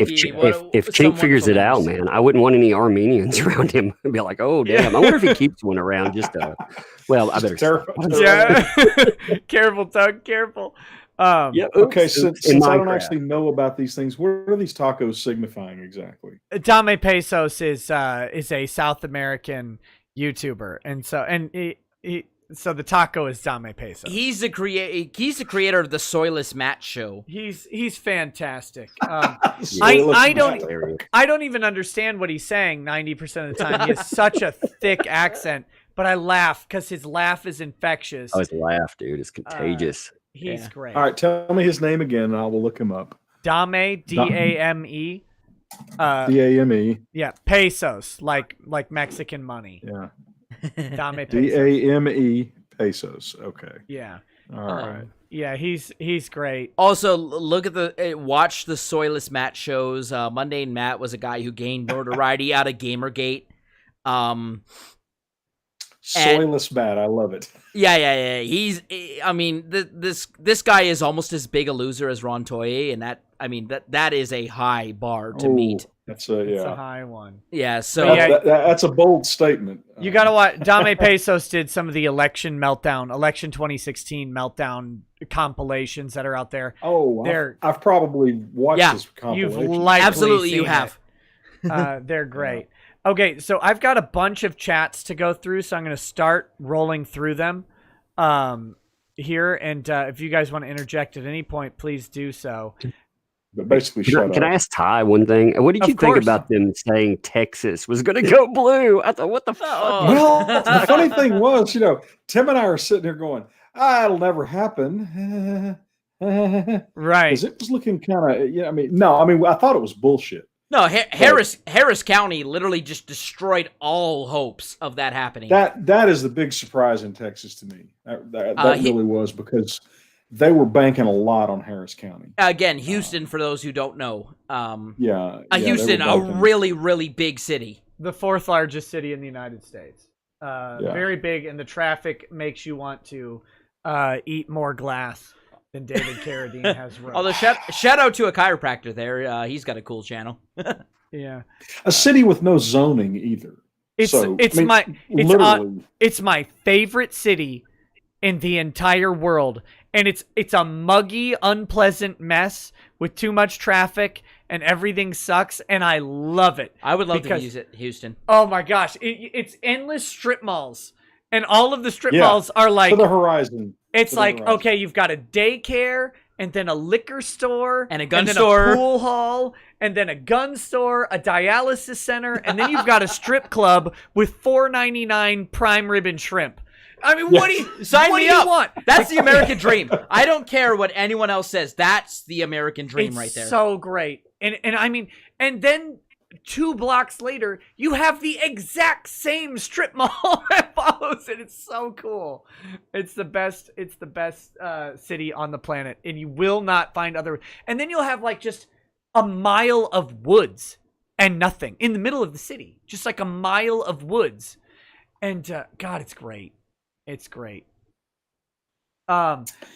Liquid Steel 3190 says, "Good morning, gents. I'm from Pennsylvania, and my cousin mentioned that a coworker went to vote yesterday and wasn't allowed to due to someone putting in a mail-in ballot in his name. Shady tactics afoot.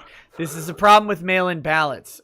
Is that if one goes in your name and you didn't do it, there's very little opportunity for you to say something, or you have to go the other way and say, well, you just go ahead and say that you didn't do it, and then you possibly have people voting twice, and there's no way to check it." Yes, I am going to actually bail for real this time. I've got to run. Alrighty, sir. Enjoyed it. This was a long show, Nick. It's been a long one. I've got a ways to go. Well, you're a professional. I'm an amateur, so yeah, I'll leave it to you. Tug, it's good to see you again, man. Yeah, brother, it's good to see you. And Tim, enjoyed it. Y'all be safe and cool and all that. And I'm sure we'll talk later. When we are going to need to schedule a gloat show. Oh, only if you think Trump might win. Yeah. I do think there's some chance of that, really. But you all right, would. Y'all have a great one. You bigoted monster. All right. That's fair. Good night. See you later. Good night, Ty. Bye-bye. Good night, Ty. Okay, like I said, gentlemen, I'm going to be reading through chats here, and feel free to interject, or if you have to go, just let me know. Eon Fang says, do you know if Gore would have won West Virginia, then Florida wouldn't have mattered? Which sounds goofy, but they were straight Democrat for a long time. Yep, they managed to ruin that. TLJ Screwjob says, Nick, if Trump wins, make that Ty face thumbnail. Perception Check says, everyone hit that like button. Yes, do that. Don the Gamer Guy says, the UCP sucks and would sell you for $1. I don't know what's the UCP. That's a Canadian thing. Yes. That would be the Conservative Party in Alberta, headed by Premier Jason Kenney. So there you go. That's that. Mr. Bentham says, I'm hoping for another Young Turks freak out this year. They cut their show before they could actually freak out, so they didn't have that. Faux Shung says, are we winning, son? James Bynick says, more God Emperor memes. Opinion discarded, just sent yum. Thank you. James Beanick says, Jim wants on, check IRC. Ripped Up Studio says, Ricada Law, can I shoot someone stealing my catalytic converter? If they're going to make my Prius as loud as a gun, I think it's deserved. Not in Minnesota, but yes, in any real state. TLJ Screwjob says, what's bigger, Minnesota's nose or Nick's nose? Rude. Bad Vibe says, Nick's nose is long enough to be Canadian. Nick is just a semi-Canadian. Robert Levito says, grew up in Florida. People underestimate the panhandle at their peril. Voted in Michigan today, then took a nap. Hako says, I'd like to apologize in advance on behalf of the rest of Franklin County, Ohio. I hate it here, and I can't wait to move. We've got Bad Vibe saying, Ty, you can help me here. Ever heard of Japanese pesos? And if so, why is it important to world and U.S. history? But he's gone. Brian Terran says, hey, Nick, take $20 of the money I just won betting Trump would win. Why people think the Hispanic community is a monolith is beyond me. Mexicans in Texas are very conservative, and Cubans hate socialism. Thank you so much for that. I agree. I don't know. I don't know why anybody's ever a monolith. Let's see. Chihiro Kikuchi says, Nick and Ty, can you both tell my boyfriend he is still the ultimate pineapple prince? By the way, my name is pronounced Chihiro. Okay, so Chihiro, your boyfriend is still the ultimate pineapple prince. I don't know what that means, but that's your thing. Don't Panic says, send Styx Hexenhammer an invite. I don't have a good line to him. Him, the Emperor, says, Ty, what do you think about the Alabama Senate election? Ty is gone. Andrew War Snowboard says, Cuyahoga is pronounced Cuyahoga. David Bowser says, Nas Devore, comrades, I'm on my 3rd glass of Basil Hayden's. Thanks for the great coverage. Raise one up for a Trump landslide. I'm holding back a little bit. A Spooky Ghost says, reporting from Tampa, my liberal friends are stoked that Hillsborough is blue. They don't realize the trumpeting that's coming from the panhandle. Florida was crazy to watch, man. Were you watching this thing live, Tug? Like, were you watching the results go, or were you doing something else for the beginning of the evening? No, I was watching it live, man. It was wild. that Florida vote, like, instantly when Miami-Dade County came in, and I saw it, like, literally a toss-up between the two, and I was like, oh, man, this is nothing at all what the polls said. Yeah, it was a mess. Okay, we've got Alex Ghost says, Super Chat Cherry popped, started watching during Shoe Eater. Hey, thanks, buddy. Thanks for the year plus of content. I have to listen in since I have a flinching problem where I'm scared your nose will poke my eye out. Reasonable. Dirk Kotna says, in Nick Rekieta voice, some of you guys were cool. Don't go to court tomorrow. Ollie says, Rekieta Law, talk about the possible hijinks you and Ty think the Dems will get up to when it looks certain Trump is going to win. We've been talking about that through the whole day, so I'm not going to get into it too much now. Eric Ragnarsson says, first super chat when finally catching a live stream. I read that one. That was from Sweden. Oh, shout out to Sweden. You know, the country that everyone mistakes for Finland. Aren't they the same place? Absolutely. Kiwi Goes Live says, I live in Vegas, 2016, little love for Trump, 2020, lots of love for him, so Nevada may flip if he takes Vegas. And importantly, Nevada is still a toss-up at this point. David Greener says, Young Turks election meltdown 2020, woo! David Del Cole says, Las Vegas bets for a Trump win, always bet with the house. I think that was the big difference, right? Barnes said it on the show and several other places. None of the odds makers are giving Biden the victory that the pollsters were. And odds makers have way more interest in being correct. This is, again, like me, it's our profession.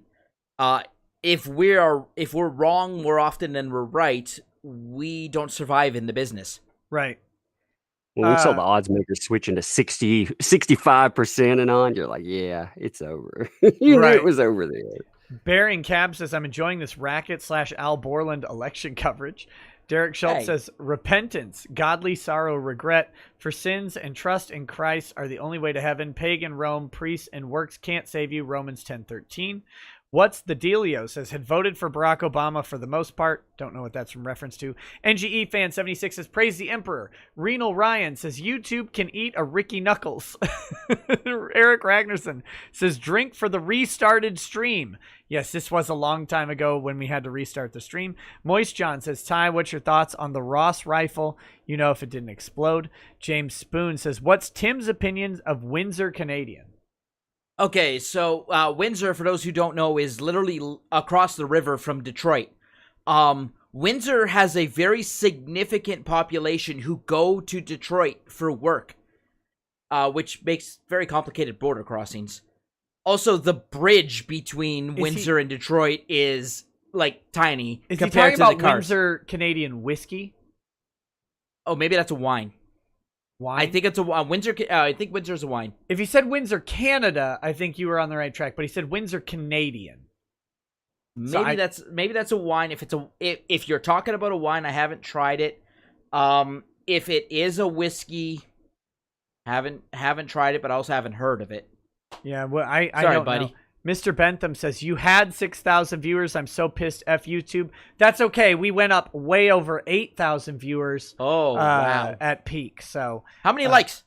We're at 5,527 likes. That's another shot. 5,500. For you. What do you want? Let me finish this one, but oh, God. Go ahead. That sounds terrible. Mr. Bad Dragonite says, had voted for Barack Obama for the most part, and then a skull face. Solemn says, rackets is Drexel in the winds to save the stream when you get hammered ass drunk tonight, or did you show Ty how to pull up super chats?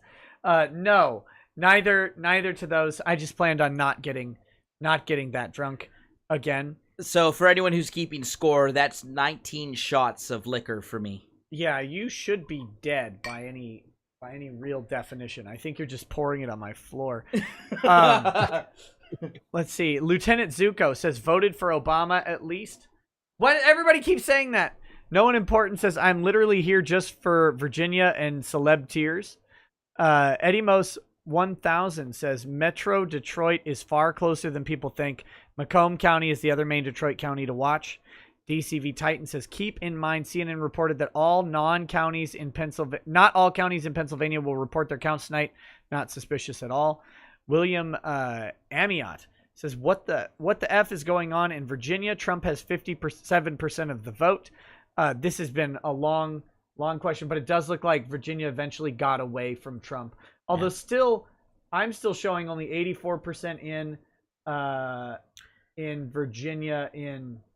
They're still counting votes in Alexandria and Richmond. Those are not Trump votes. Yeah, Trump is still losing ground in Virginia. So it looks like that's going to go. And if I can interject on that last super chat, Macomb County, so quickly looked it up, 71% reporting. Donald Trump winning Macomb County, 57% to 41%. That's that northeast suburb of Detroit. Again, he's outperforming Hillary Clinton there. Outperforming his result against Hillary Clinton there. Right. Gerardo Mendoza says, why are they calling Virginia for Biden when Trump has more votes? Genuinely curious. Alman John 1 says, Nick, did you hear about the guy that spent $150 to have a full contact experience with a leopard and got his face mauled only in Florida? Why would you do that? God, I love when animals show humans how inadequate they are physically. Some people just have too much money, Nick. It's only $150. If you have too much money, just send an email. contact@lostbulletsgaming.ca. Send me an e-transfer. I will gladly take all your excess money off your hands for you. I mean, he might have saved up for it. I don't know. $150 isn't a ton of money. That's enough money to make. That's enough money to. You could have paid a fat chick to butt bomb his face. That would have been Mario Kart. The atomic gas drop. He wanted to get mauled. He wanted to get mauled. He's like, yeah, just rip me up. Yeah, he's like, hey, I'm into fur. He's like this extreme furry. He's a furry. He's like, why do you keep calling the leopard Leopold? It's like, it's my thing. Leave me alone. Let him maul me. Get me Leopold. Let's see. Mario Carter 13 says, playing Metal Wolf Chaos. # Mech America great again. Ginger Cat Production says, from an Alaskan, it would be pretty rad since typically the president is elected before we are done counting. Oh yeah, that was when I said it would be great if it came down to Alaska. Sucker MC says, I go to Vegas all the time. If crab stealers are representative of the population, then Trump is winning Nevada. Zor18 says, rake. Unknown Existence says, do you think Chunk Yogurt and Anna Asparian will end up on suicide watch? I don't think that they're on suicide watch. I think it's murder-suicide watch. At this point, I'm pretty sure Cenk hung himself. That's why they turned the stream off. We'll see how that goes. Thank God somebody brought Cenk all those tacos. Yeah. They're just trying to weigh him down so he doesn't, sit up too high in the news, I think. Pyredor says, CNN hasn't called Virginia yet. Gerardo Mendoza says, hey, Nick, I'm not sure if you had answered my previous chat, but I was wondering why they called VA for Biden when Trump has a higher lead in votes. We've answered it now. Sorry about that. Okie Native says, it was Kendra Horn. WDFGHJKL says, don't bother pronouncing my username, Nick. I just want to say you and Ty have a good live stream. P.S. Harris County is such a mess. Alex Ghost says, sorry, I did all I could in New York, but the horde was too great. You weren't flipping New York, buddy. Unless you just killed everybody. Tet says Virginia was called for Biden and Northam called that yesterday, but Trump still leads. What the Kentucky Fried fact is this? Yeah, and we've talked about Virginia plenty of times. Lord Moopy says, Recato Law, bring a woo onto the stream, bigot. No. Brandon Martin says, too bad New Mexico doesn't have governor elections this year. We need to get Michelle Lujan Grisham out soon. Aunt Haggis says Dame Pesos. I would have loved to have Dame come in, but he was not able to tonight. Ray Drake says, evening, gentlemen. Have any of you had Talisker 10 year? I'm really enjoying it. Talisker is a great whiskey. Great whiskey. 10 years better than Storm. Storm's okay.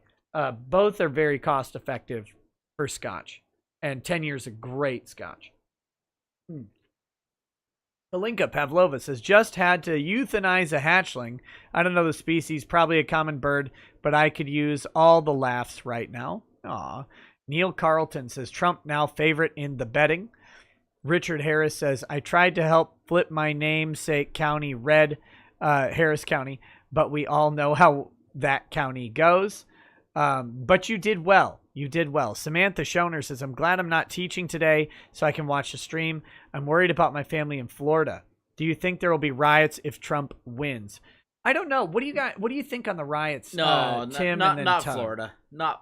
There might, of course, there will be a couple of small organized demonstrations, but you won't have the damage that you see in, well, first of all, Florida is an open carry state, right? Florida has some of the best gun laws you can find in all of America, as far as I know. They definitely have stand your ground doctrine.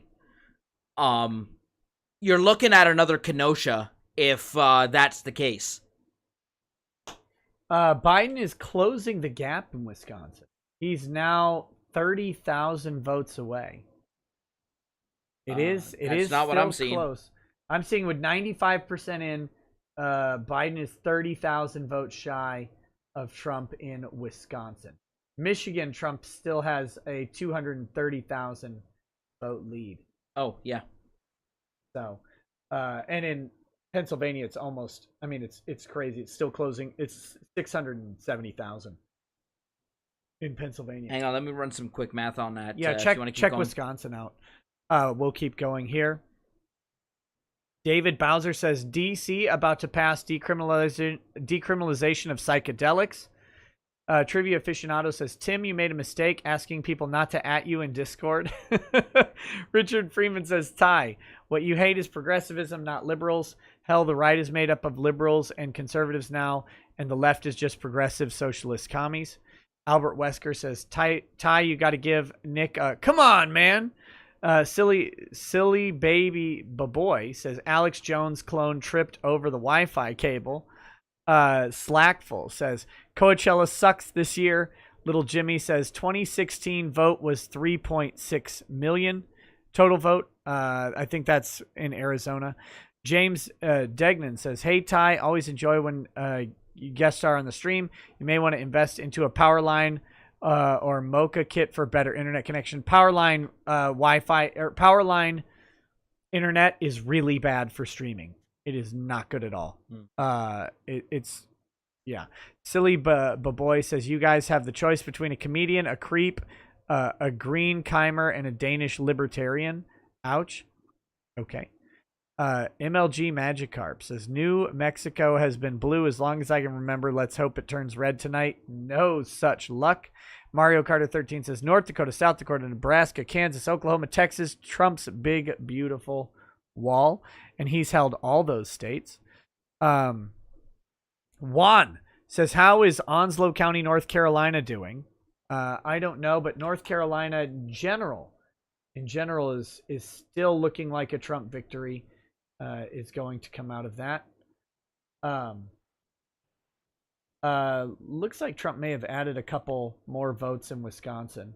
He's now 31,000 ahead. By the way, if those percentages mean anything, there's only 170,000 votes left to count in Wisconsin. If all of those votes come out of Milwaukee, Biden maybe picks up 92,000 of those, and Trump adds 40,000. So that means Biden comes up short by, I think, 500 votes. And that's the best case scenario for Biden. Yeah, it still does not look good for Biden in Wisconsin. Silly Baboy says, Orange Man bad. Jessica Eustace says, check out Reddit. They're blasting Latinos for not being part of the hive mind. The projection is insane. HB says, if Trump wins everything, he is leading right now, 273 electoral votes, not counting Virginia. This was a long time back. Death Trout says, the only good thing to come from Canada is hockey. Adam, did you see they're starting hockey back up, but no body checking allowed for the NHL? No, you're thinking of the OHL. That's the OHL. Oh, that's the OHL? That's a minor league. Those are teenagers, right? 19, 18-year-olds playing in the Ontario Hockey League. By the way, NHL hockey is the only sport where you can get into a literal fist fight with the other team and just spend 5 minutes in the penalty box, and you have razor blades strapped to your feet. Oh, those aren't razor blades. Have you ever been cut by a skate blade before? Man, those things are sharp. Lacrosse fights are funnier than hockey fights. I've never seen a real lacrosse fight. They're so fun. The lacrosse games, professional level, are Canadians fun as invented lacrosse too, so what are we arguing about? No, they didn't. Adam Riley says, great stream rackets to the loser Canadian on stream. I'll fist fight you outside the Circle K, downtown Calgary, 7th Avenue Southeast. Sorry, I don't go to the Southeast willingly. By the way, 7th Avenue is where all the cucks live. Aw, McGraybush says, love the people crying about Wyoming having 3 electoral votes. Suck our 3 times power, you California commies. Aiden Paladin says, very neat hearing tonight, y'all, with Viva Frey. Now litigate the status of my personal gay. Okay. Onslow County went 64% Donald Trump. Immortal Thor says, Bon Jovi only got 12 people to show up at his Biden rally. God, those were embarrassing. No one important says, Jesus Christ, my little sister's posted, don't tell someone you love them, then vote for someone who will harm them. Whatever happened to unconditional love? I think your sisters are just young. Oni Renja says, Ty, I love you to death, but I still like Piers Morgan. Oh, God, I'm sorry. Zenzub says, this election is the start of a rejection of race baiting. Eyes and minds are opening to the crude electioneering of the elites. Ty to all, and thank you to all, and Godspeed. Pyrodor says, Joe Rogan's chat has been turned off after Alex Jones fans were mocking Kyle Kalinske. Crash Chester says, Dame Pesos is going to have a field day with Chunk after tonight. Old Crow down the hatch. Jolly Grapefruit says, Young Turk's chat is being raised with Trump 2020 comments. What's up? Wisconsin just flipped to Democrat. Wisconsin did flip for Democrat so far. Wow.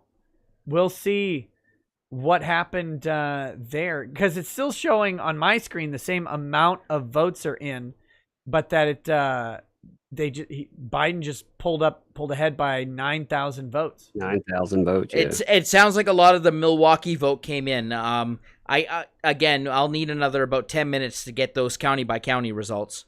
We will see. We will see what happens. New York Times is still not. New York Times hasn't even put a prediction meter on Wisconsin. They still have Georgia going 64% Biden, and they have North Carolina at 86% Trump. So, yeah, nothing moved there. Very, very close still. Iron Murr says, my buddy just got a Biden email. Quote, you can still vote to help us win. The desperation is real. Aiden Paladin says, the North American Plains chunk yogurt is an endangered species. Please donate to the grift to protect the chunk's natural habitat. Obesity Death March says, Donna Brazil, the one who hired a Chinese spy as her chauffeur and didn't fire him when she found out. That one. I think it was more Donna Brazil, the one who gave the questions to a candidate in a presidential election for a debate. TLJ Screwjob says, Ty, I'm only trusting Tokyo Rose and Axis Sally. Fujimura Pantsu says, Twitter is smaller than the margin of error in most polls, but they think they speak for everyone. Moist John says, Viva Frey looks like he would be a good dad for a gay son. Samantha Schoner says, social media is not a good representation of the U.S. as a whole. Conservatives have been pushed out of most social media spaces. Literally everyone says it's only a silent majority because they aren't listening. Frederick Acker says, how you seen posts about right-wing death squads? No, I haven't. Chunk Miller says, since Dems wanted to add states for more senators, how about adding Western Canada to join as conservative states? I'm up for that. Austro-Hungarian Strat says, hoping for good news across the rest of the country. North Carolina went red across the border in lower elections, but somehow the Democrat governor threatening shutdown got reelected.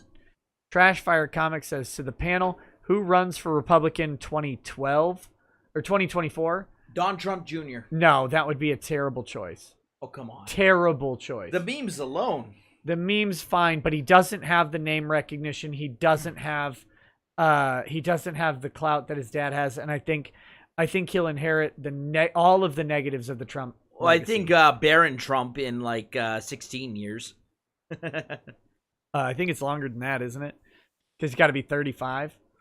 I mean, Connection Error says, stop bullying Chunk Yogurt, Nick. He has it bad enough tonight being wrong yet again. Zor18 says, get this leaf off my screen.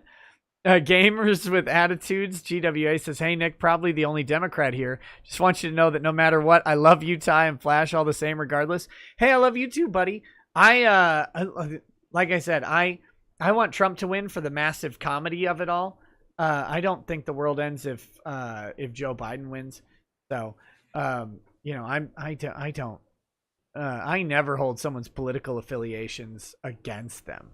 To me, that's just a weird thing to do. Austin M says, Arizona is still possible. Have faith. Let's flip it. This is a while back still. Steven says, Texas over the years is freaking me out as an Austin native. Seems like Florida is becoming more free state year by year. Chris O'Neill says, for a brief moment, Biden was tied with Kanye in Idaho. I mean, speaking of Florida, Florida being called earlier than Georgia is really showing where Florida's going demographically. I think, man, I would love to see next time around, but I think Florida's going to start being Republican reliable. It very well could. It very well could. Let's see. Malachi Gaming says, let's show these demon rats that Texas will not fall and Virginia will be reclaimed. Long live the Republic, and I may be sauced right now. America, Texas proud. Well, Texas did not fall, but Virginia is not being reclaimed. Woodman Gaming says, Rick Nikita, what's good? Ding dong. Later, long time no talk. Hey, man, how's it going, buddy? Aaron E says, Star City in Texas, most Latino city was Clinton plus 60. Now it's Biden plus 5. Ugh. Gerardo Mendoza says, they're trying to get Biden to 270 electoral votes as soon as possible. DCV Titan says, these we can't/won't count the votes tonight is just an excuse to try and pad the ballot box. Just another person says, I went to school with Nate Silver. He's essentially a giant statistics nerd. However, data has been untrustworthy since Obama-Rama. C&J Dev says, every state should split their votes by district, but otherwise leave it as it is. Maybe. Cal Clay says, if Alaska goes red, ice melts and floods California. He also says, release Umbrella's BOWs on BLM and Antifa. Nemesis. He also says, Nick, get it right. We burnt down the Pink House. That's a Canadian thing. Kledge Fenrir says, looking at counties, hope California, Oregon, Washington cities try to secede and rural areas in those states push greater Idaho. Triple Herbal says, British regulars burnt down the White House. Canadians maintain the baggage train. Okay, hang on. We weren't a country back then. I must correct the record. In 1812, Canada did not exist. We were founded in 1867.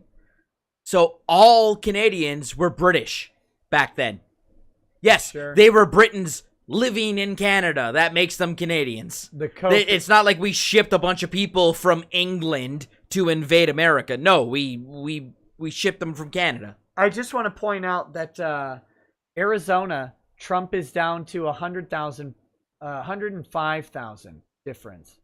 It's still tracking in the same sort of razor tight race that we've seen. So Arizona is called for Biden, but it's tracking in the same way still. Wisconsin has not updated since. Cal Clay says, dude, I live in Calgary, live in Brentwood. Where are you? Brentwood would be north of where I am. I ain't going to dox myself any better than that. Sure. Griff Gambino says, 80% of Arizona votes are absentee or early on average presidential elections. Mike Schwartz says, hey, Ty, can you ask Razorfist why his stream was so short? From Eggman says, Ohio is called for Trump. Nick. Adam Davidson says, weed is legal in Arizona, so I'm happy, even though that's going to make us a liberal cuck state from now on. Adam Riley says, shout out to the US boys on stream putting the leaf in his place. Embarrassing to see him spurg like this and do us dirty. Calgary local myself. Are you kidding me? How could that... You are a spurg if you think that was a spurg. You got wrecked. So... Milwaukee noted that 169,341 absentee ballots had been counted, and the numbers would go up right before 4 a.m. So I was looking at Milwaukee. I was curious about Milwaukee and where the numbers are coming from. Yeah, I was seeing Milwaukee too. It went from 49% reporting to 77% reporting. Biden basically maintaining that same percentage, but that's where that flip came from. Right. So it depends how the rest of the votes come in. Yeah, and Green Bay is still 66% reporting and still leaning Republican. So there's Wisconsin still in very much a toss-up state. Adam Davidson says, Nick, I've asked your support for my friend Ray, who is falsely accused of sexual misconduct. I want to ask the panel if they would support my friend racism because of the false allegation. # support racism. Azure Panda says, heard Philadelphia stopped counting ballots because counters wanted to sleep. Broad alert. Not necessarily. It really depends on a whole bunch of stuff. Old Thane says, uncivil ginger. Javier Miedo says, hypothetically, if Biden wins the election, dies before inauguration, what happens? It's a very good question. He has to win the electoral vote, not just the popular vote or tonight's vote. He would have to win the electoral college vote, and then it would go to Kamala Harris. Juro says, as a ginger, I give you the hard R pass. Chris Ames says, New York Times giving 70% to Biden in Florida. Oh, well, that didn't work out for them. Kay Bushelman says, my son just turned 1 month today. I'm taking your advice about raising him the right way. I'm glad the silent majority is carrying Trump tonight. Hayami says, I wanted to know what happens when a candidate dies before an election is called. What happens? Does victory go automatically to the opposition? No. Milwaukee County updated again, 90% reporting that exact same result, holding Trump around 30%. Again, if you're looking for why Wisconsin flipped blue briefly, that's the reason. Milwaukee suddenly dumped all its votes in. No other county has changed. Okay, so it's and there's lots of counties. Most of the counties are basically finished, but Brown County is the one you want to look at. Brown County? Yeah, that's Green Bay. Yep, and that's at 66%, leaning Trump. That's a lot of votes. There's still some Republican counties that are sub 90% reporting. But Brown County is going to be the big one, and how Green Bay ends up voting will be probably determinative. Richland County, that's not very many votes. They're at 74%. Yeah, it's looking like Brown County's the big one there. So we'll see. Batgoat says, Ty Beard, brought to you by Potato Communications Industries. Kolfe 2A wannabe Huna Muhammad says, if lawyers knew how to do maths, they'd have chosen the moral career of being a mathematician. Quiet Rioter says, I say legalize all drugs. That way the mouth breathers overdose means more air for us. Kijanko says, Vermin Supreme has already declared victory. It's over. We can go to bed now. America is saved. Russell Frakes says, officials say there are over 1 million mail-in votes in Pennsylvania to be counted. Won't be counted until Friday, so I think Biden will take the state.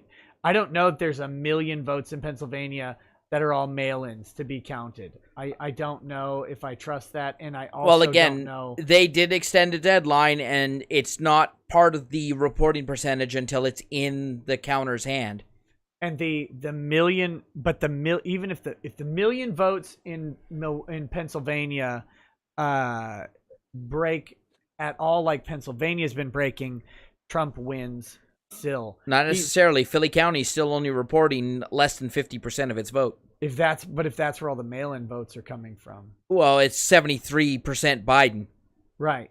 But Trump still has a 740,000 vote lead. So if you're doing 1 million ballots and you're 77%, you barely come out ahead if you get that. Yeah, if literally every single absentee ballot was cast in Philadelphia, which we know it wasn't. Yeah, so it's that's an interesting one. Dirk Lemon says Trump 2020. Tim, you need to talk less. JJ says Biden ahead by 5% in Virginia. Ulthane says it wasn't Biden that held Maine. It was his threats of Blair Witch upon the people of Maine. Justin 5914 says, look, come on, man. We've won the election. Come on, man. Scranton. Adam Davidson says, Ty, I live in Arizona, and I'm sorry for the other Arizonans. Too many damn Californians moved here. The bastards. Zombie Killer 240 says, Trump deport DACA recipients after the election. We'll see. Secularist says, good stream, Nick. Thanks. You're welcome. Skagionsai says, for the House, we need 17 to 19. We likely have 15 currently. Gigantor068 says, domain name for bluewaffles.com is currently for sale, Nick. Gross. Legatus Rex says, gotta love when MSM claims Trump is saying something without evidence, without providing evidence of their own. Such ego. Unknown Existence says, I have the misfortune of living in Virginia. Do you think Ralph Northam will resist Trump and not end the lockdown and mask? We'll see. We'll see. Tug, what do you think about after this election, the COVID stuff? What do you think happens? I think a lot of it dies down. I think it really depends on who wins too. We got to have it's still got to have a waning time, because you got to have a handover of power if that happens. If Trump wins, oh Lord, they're going to try to wreck by the his way, presidency Maine has any been way they called can, for Joe Biden officially. Yeah. If Trump stays in power though, they'll do whatever they can to wreck it. So of course, wreck the economy by maintaining this constant fear of everything going out. They've taught a lot of people to be very, very afraid too. Yeah. What's up, Tim? Oh, sorry, I couldn't hear Tug if he was talking. Oh, that's because this janky setup here. Oh, my apologies, Tug. Janky setup. Yeah, sorry. I'm so sorry, Jug. I didn't mean to step on you. I literally didn't hear you talking. But no. Maine was officially called for Biden. So Maine hadn't been called for the longest time, but now it is. So was it 3-1? Did Trump pulled one electoral vote out of Maine? Yes, he did get the one split congressional vote. Sure. Lightning Lunatic says, I'll be asleep by the time you read this, but thanks for the coverage. It's been fun watching you guys. Trump 2020. Digi Akuma says, hypothetically, if Biden won, I would predict the Dems would 25th Amendment Biden out, and then we'd have President Harris. Excuse me while I puke at that. They'll wait 2 years and a day to do that. Christopher Nicholson says the Electoral College is racist because Lovecraft was right about New York City. Ulthane says they know who they are for the Scarlet Crusade. Almond John 1 says, in Kermit voice, put the pieces back into the slot, make the right connection, but be quick, you're racing the clock. Wow, pop goes perfection. 2012 Jameson says, Fairfax had a big error that took 100,000 from Biden. Orc War Chief says, hey, if the riots actually go to the White House, do you guys plan on showing the video? Yes, but they won't. Jackson G, thank you for the donation. Ishailson says, I was halfway through the Tito's when you got to my chat, but hey, I'm feeling real good right now, so you're right. Really good job. Thank you. Skeetneed says, Razor Fist, why did you let Biden take Arizona? God bless California, too. H.R. Hacken says, dear Razor Fist, do you think Trump likes Sabaton? Stephen Kratz says, never trusted mail-in due to 2018 Arizona, never trusted electronic voting due to Bernie in 2016 Illinois. I'm just saying, 92, welcome to the channel. Thank you. Glib Facsimile says, big shout out to Razor Fist, God fucking speed, BR 2049 sucks, Elric better than Geralt, Nora Archives is 10 out of 10. All of you need to go on EFAP sometime with Mahler. I'd love to. Crazy Cat Guy says, the polls don't work well because people like me who are irritated by their calls lie about who they are voting for. Messing with pollsters is fun. Fo Shung says, are we winning, son? 2012 Jameson says, Arizona voters are getting their votes canceled. Mario Carter 13 says, I'm going to miss voting for this man. Razor Fist. Rocky Desert Flower sent me some phallic unicorns. Thank you. A Lonely Crow says, we all know these live votes are a lie. Our boy Jeb is going to clean house. Ban Puff says, Nick, is Cenk fuming over the president's address? I don't know. I think they went off the air really quickly after that. Legatus Rex says, the issue is that polling places have stopped counting in some states for some reason, which is sketchier than Epstein at a beauty pageant. So I haven't seen any update on Wisconsin. Some people are kind of wondering what's going on there, but we're still at the same amount. Trump is less than 9,000 votes shy in Wisconsin still. It's very much a close race. Brock M says, Trump's speech turned an awful election night into a great night. Huge even. I'll bet it had to play out this way to expose the election fraud. Ulthane says, War Room data, 1/3 of the West Coast is for Trump, and that is telling. Okay. Anthony John Hart. Nunya Business says, I'm confused, so I came to the lawyers. Are votes still being counted? Will we have updates, or they stopped counting and I can go to bed? They're still being counted, but the amount of counting that's going on is very, very minimal, and the updates are very spaced out. Tamara Holloway says, if Trump wins POP, will DS honor NPVIC? Will Democrats honor NPVIC? I don't know. William Schlass says, Arizona is called with 80% votes counted, but Georgia, Wisconsin, and North Carolina at 94% votes counted aren't called. How is this not fraud? The AP is disgustingly biased. Because what the AP calls doesn't matter. At the end of the day, no polling places calling of a thing actually says that someone wins. Yeah, the AP has to mathematically exclude Biden in order to call the state for Trump, but not the other way around. If Trump is unlikely to pull the victory, they're more than happy to say, "Oh, he lost." Right. So but their call doesn't matter at all. So it really it's just for kind of predictive purposes. Technically, nothing matters until December when the Electoral College votes, because in theory, the electors could switch their votes. They don't, but they could. Escipio says, what exact site is Mr. Beard looking at for Georgia? Can't find the Secretary of State's numbers anywhere. I think he said he was looking at the Georgia Board of Elections. Bad Vibe says, Ty, you aren't going to hear fat ladies sing. You're going to hear weeping. Melon says, did Jeb win yet? Yes. Bad Vibe says, Nick, you have a bladder of a pregnant woman. Tonight I do. Basement Troll Production says, Kathy Griffin just reposted her bloody Trump head from 2016. Seems like a totally reasonable reaction and potential of 4 more years. RH says, California Prop 16 failed. Leah Rivers says, I live in Fulton County, Georgia, in one of the most rundown hoods in Atlanta. I am a silent Trump voter. Screw socialism and Democrat lies. No one important says, check Ron's Twitter. It's sad and hilarious. I will not. That sounds terrible. Cheech says, how screwed is Buck Rogers? McDouche Von Douche says, thanks for making this stream. Take some dinosaur money from Norway. Oh, thank you. Alex D says, Wisconsin combat vet here. Joe Biden will be a great Walmart greeter, welcoming us to Target. Bad Vibe says, Ty, don't send your junkies to Oregon. I live in Eastern Oregon. Portland can get Antifa'd into oblivion. Or burnt down, depending on how bad the fire season is. Mike Lombardo says, Wisconsin seems to be getting closer. First time I've ever voted. Given who Trump is dealing with, I still have some hesitation. I hope I'm wrong. Eric Collier says, look up Sharpiegate. Vote fraud? No idea. George Clowney says, Trump won. Also, where is Jim? Do you know? I don't know. I don't have contact with him. No one important says, Ron, we've been bullies for too long. WTF. Yeah, Ron can shut up. My eclectic self says, you guys killed the election coverage. Told my mom to tune in for the analysis, and she loved it. Wow. That's a ringing endorsement. Does she know that she's endorsing a Canadian? I think she might want to double check that. PCB says, do you think Wisconsin and Michigan are safe with ballots still being counted?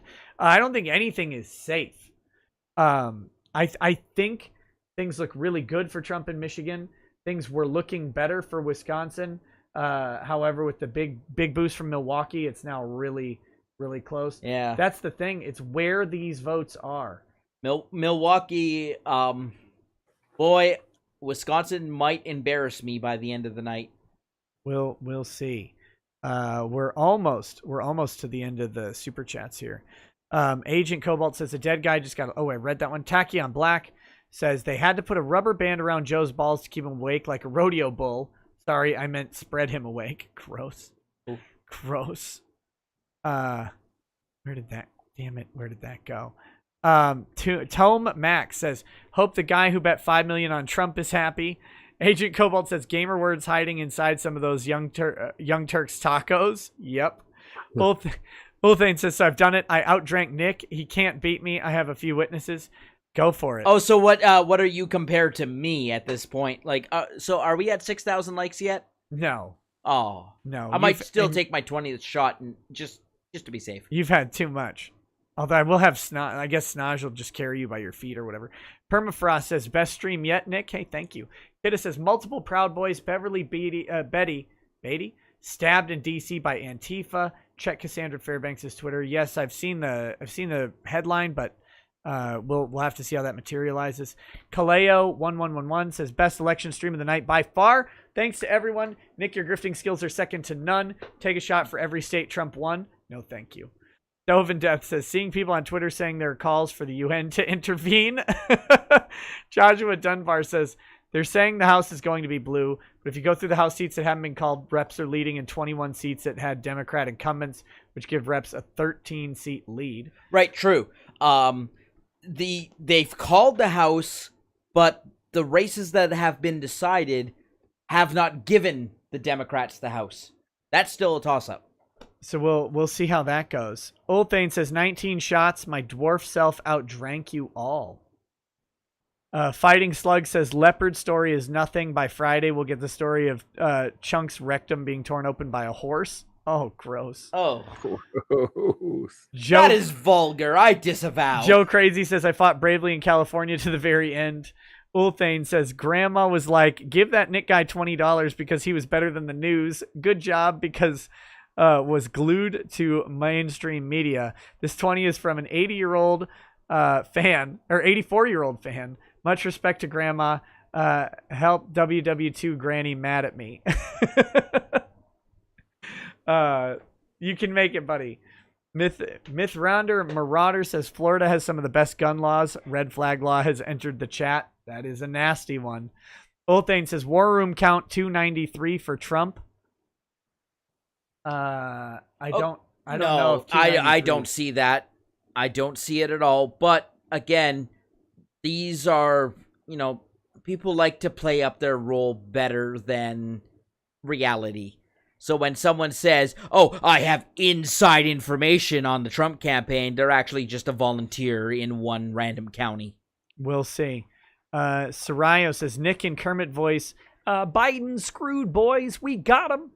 Mr. Strap says, you guys are a trip. Cheers. Think you should do a whiskey shot. I don't think I should. I don't know if you should either. You're supposed to wait till 6,000 likes. Cheech says, O-H. Old Thane says, War Room 283 without Wisconsin. Mythrander Marauder says, in regards to the mail-in ballots for Pennsylvania, Philly sent in 430K and only 75K are counted, so it can only provide 350,000 votes for Biden if he gets everything. Yeah, we know how Florida went. That was Pennsylvania. Oh, sorry. That was Pennsylvania.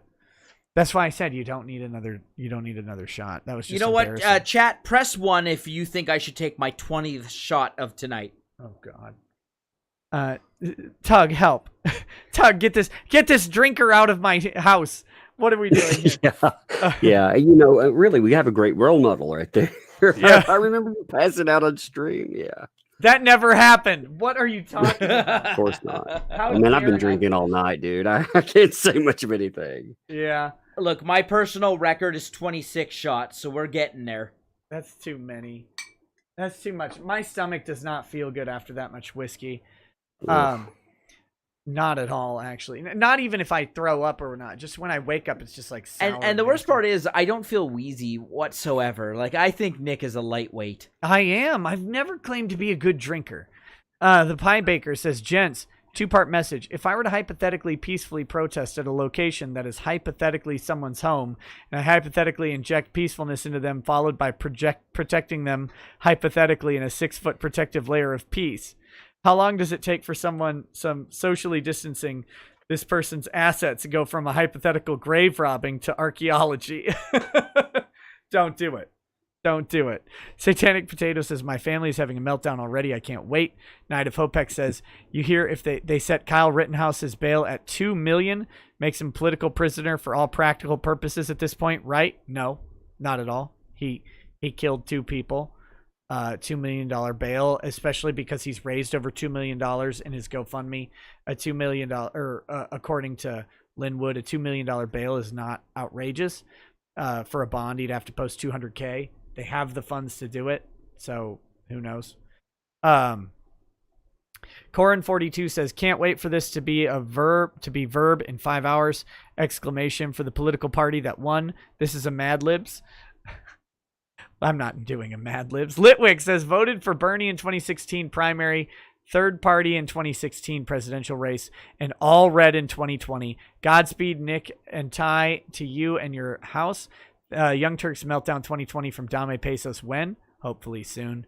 Night of Hopex says, that's Nukes Taku, right? Sup, Fig? Your voice is hella annoying, bro. Nope, he's not on here. Crusader Saracen says, Ty, swear to God, if Texas goes blue, honor demands you must commit seppuku. Siren Jag says, if Trump carries North Carolina, someone who isn't blocked needs to check out the pile of salt on T. Greg's Twitter. I commend your sacrifice, you king, whoever that is. Shadows King 101 says, Marty Robbins is a simp in the song El Paso. That is all.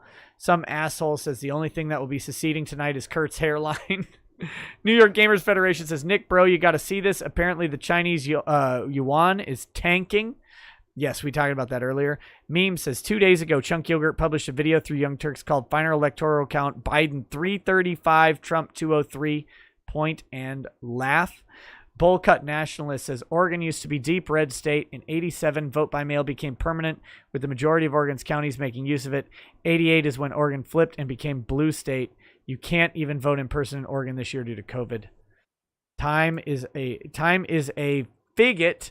Says, please never invite Tim ever again. No one comes to Nick's stream to hear some spurg from Canada who loves the sound of his own voice. Rollface says, Young Turks just said no one will care about the insanity of electoral college vote. What matters is the real vote, the popular vote. Crusader Saracen says, Ty, you're fired for giving me a heart attack. AIDS Tarded says, Big Tech wants 230 to BTFO. They can act as a publisher using AI without worrying about being sued, forcing everyone to use the Facebook AI without having 230 protection, giving Facebook control over all speech on all websites. They want 230 gone now. Bad Dragonite says, if you didn't vote for Kanye, just delete me off Twitbook and Faster, because you're obviously immoral. He can still pull ahead. Meximan and Cheese says, Pennsylvania is looking good. They're going to have to find pretty big dumpsters and graveyards to take this from Trump. Crusader Saracen says, Maziala, we got Razor Fist. Crusader says, go get him, Trump. May Allah protect and guide you. Night of Hopex says, a century or two from now, university dissertations in all sorts of fields will be written about the American brainwashing program and how we trained urban communities to embrace dependency and communism with open and abject horror and disgust towards it. Crusader Saracen says, I wonder how Hillary Clinton feels knowing that Biden basically won one more state than she did. He also says, since both Razor and Ty are on stream simultaneously, I just want to say, Ty, Arizona has way better gun laws than Texas. Remember, it was Arizona Ranger who killed Texas Red with his big iron on his hip. Yes, that was also in the super chats. That was not a repeat. Books Games Pottery says, gotta go to sleep. I have work tomorrow. It's been fun, guys. Good night, Books. Bad Dragonite says, look at how red New York State is outside of New York City. Now imagine that, but on a national scale. That's what a popular vote would be like. Jeff the Gamer says, so totally off topic, but whatever happened to the stream with Nux Taku? Nux pronounced like nut, but with an X instead of a T, like Taku, and Taku like taco, Taku, and Phasmophobia when. I got to talk to Nux with the election stuff. It's just been, I haven't been able to set it up. Nerdiest Geek says, would anyone actually care if California separated from the Union? Some people are talking about it, given the close race. I say do it and take Portland and Seattle with you. Congrats on 90,000 subscribers. Did that happen? No. Holy shit, it did. That sounds like another shot. Wow, that's yeah, I'll do a shot for that. That's fantastic. Congrats, man. I've been stuck at 89 and change forever. But people don't realize, like, the stream, it really does fuck your channel up bad. It kills it. Yeah. Tug, I had something until I stopped streaming, for like 3 months, and boom, I started growing again. I was like, holy crap, it actually does work. I had something magical happen to me yesterday, Tug. After my stream, the stream itself was monetized without me appealing it. What? I haven't had a monetized stream in like a year. It's been 2.5 years for that to happen to me. I've gotten a couple through with appealing, but never just straight out the gate. I was like, what did I do? Did I accidentally order Susan a fleshlight or something? Like, what happened? That's vulgar, Nick. I disavow. You got a content moderator that was just like, "Fuck it, I'm quitting today." It's your lucky day. Yeah. Like, oh. That had to be what happened. So we have a break, right? I've got 4 chats. Okay, then we have a break, and then we probably should wrap up the stream. Cheetach says I-O. Oh, he was saying Ohio. There you go. Tachyon Black says, here's a few more shekels for pronouncing my username correctly. Thanks for the great stream. P.S. Take this shot. 20 shots for 2020. That was for you. Duden2217 says, take this 5, and my apologies from California. Not the most exciting of shows tonight, but the stage is set for plenty of BS to cover going forward. Weirdo with a cello says, I slept and you're still going. How's it looking for Trump and Biden? Right now, it's neck and neck. It's really both parties. It's anyone's race. Here's the 9K subscriber shot, ladies and gentlemen. Yeah. Cheers, gents. Oh. Yeah, it's starting to taste a little funky now. I'm getting done with whiskey. Turbo Garbage says, you didn't have Drexel on the monetized stream. You know, YouTube is racist, so that was probably it. Probably. Okay. Tim, you were asking about a break. We have a break, and then we'll probably wrap up the show because it is late AF. Oh, yeah. So California Prop 16 was mentioned earlier before. That is a referendum to repeal the repeal the ban on discrimination or preferential treatment on race, ethnicity, national origin, or sex, right? So that was a that prop. That failed. That was a prop on affirmative action. Yeah, but the problem that they had with that is it's really hard to market to people that we want to discriminate based on race, even with their goals, unless you'd have to be dealing with extremely high information voters who realize what they're trying to do and agree with them. That's a bold proposition for a ballot referendum. Now, the other thing I wanted to mention, Milwaukee is now 98% reported, so all their votes have come in. Trump maintained his very close to 30% number. What's the overall number in Wisconsin then? Yeah, he's running behind still about 9,000 votes. Because my numbers haven't updated yet. Green Bay is the only county that has substantial reporting to do. And I've seen that Green Bay had an issue with the count, but it's absentee vote ballots, which makes me really nervous. Yeah. Green Bay's 66%. So the rest of the outstanding ballot allegedly is the absentee ballots, which, the Democrats normally win that. Yep. If they win it here, or Trump doesn't make up that 9,000 vote, he may have lost Wisconsin, and I think I'm eating some words. If he loses I may have prematurely called Wisconsin. If he loses Wisconsin, he has to win Michigan, Pennsylvania, North Carolina, and Georgia, if I remember right. Yeah. So. Yep, he has to run them all. But I mean, hey, at least if you're going to lose one, you lost Wisconsin, right? I think. Wait a second. Someone check the math on this one. I think he can still lose Michigan, but gain Pennsylvania and still win. Maybe it's close, but he's doing very well in both Michigan and Pennsylvania still. Yeah. Michigan, he's still up by 200,000. And I anticipate Pennsylvania going to the Supreme Court. It's very possible. In the end, I think so. At first, I thought Georgia may be the state that determines the race. Now, I think that might end up being Pennsylvania. We'll see. Wisconsin is still. They have not called Wisconsin. There's a good reason they haven't called Wisconsin because it's very, very close. I want to point out that Arizona is progressing. And Trump is still gaining ground. He's now down by 83,000 votes, with 84% reporting, which again is still tracking exactly where he needs to be at that razor thin margin of questionability. It doesn't mean he's going to win Arizona, but if it tracks like this, again he has 16% to go. And with every percentage point, he is closing the gap pretty significantly. Or I shouldn't say significantly, at a steady sort of grip. And if it it trends in the exact same way, I mean, Arizona literally comes down to a couple tenths of a percentage point either way. It's going to be hard to call. It really depends on what happens. Arizona is not, I mean, it's not technically still in play because it's been called, but it's still in play by the numbers if they meet out this way. Now, if there's some heavy blue district that hasn't reported and they're going to give a 3,000 vote bump in the opposite direction, Trump's not going to win Arizona. It's hard to say though. So I don't actually know. Oh, my mistake. Yes, he has to win Michigan and Pennsylvania.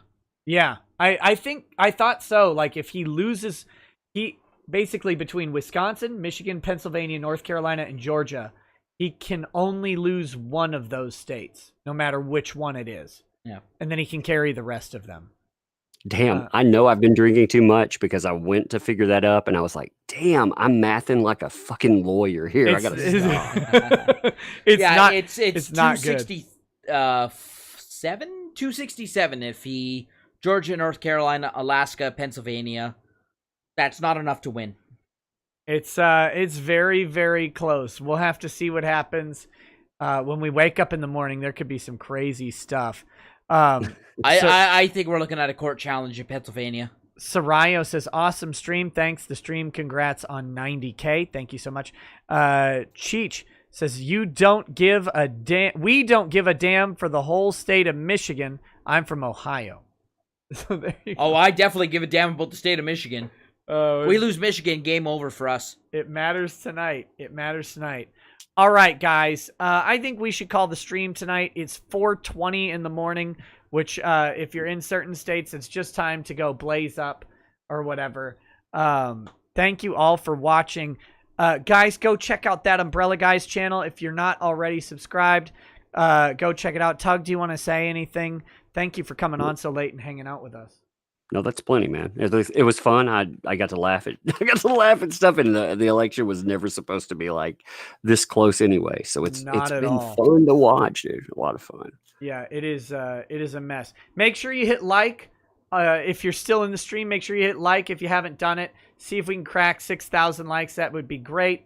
Thank you to Tim for hanging out and offering lots of insight and input about different breakdowns and doing the stuff that I certainly cannot do while on stream here. So thank you for that. Thank you to Soder, who's here, even though he is silent. He is stoically hanging out in the office with us. It's been a great night. All right, guys, we'll catch you tomorrow for some sort of stream. I'm not sure what it's going to be. It's going to probably depend on what's going on.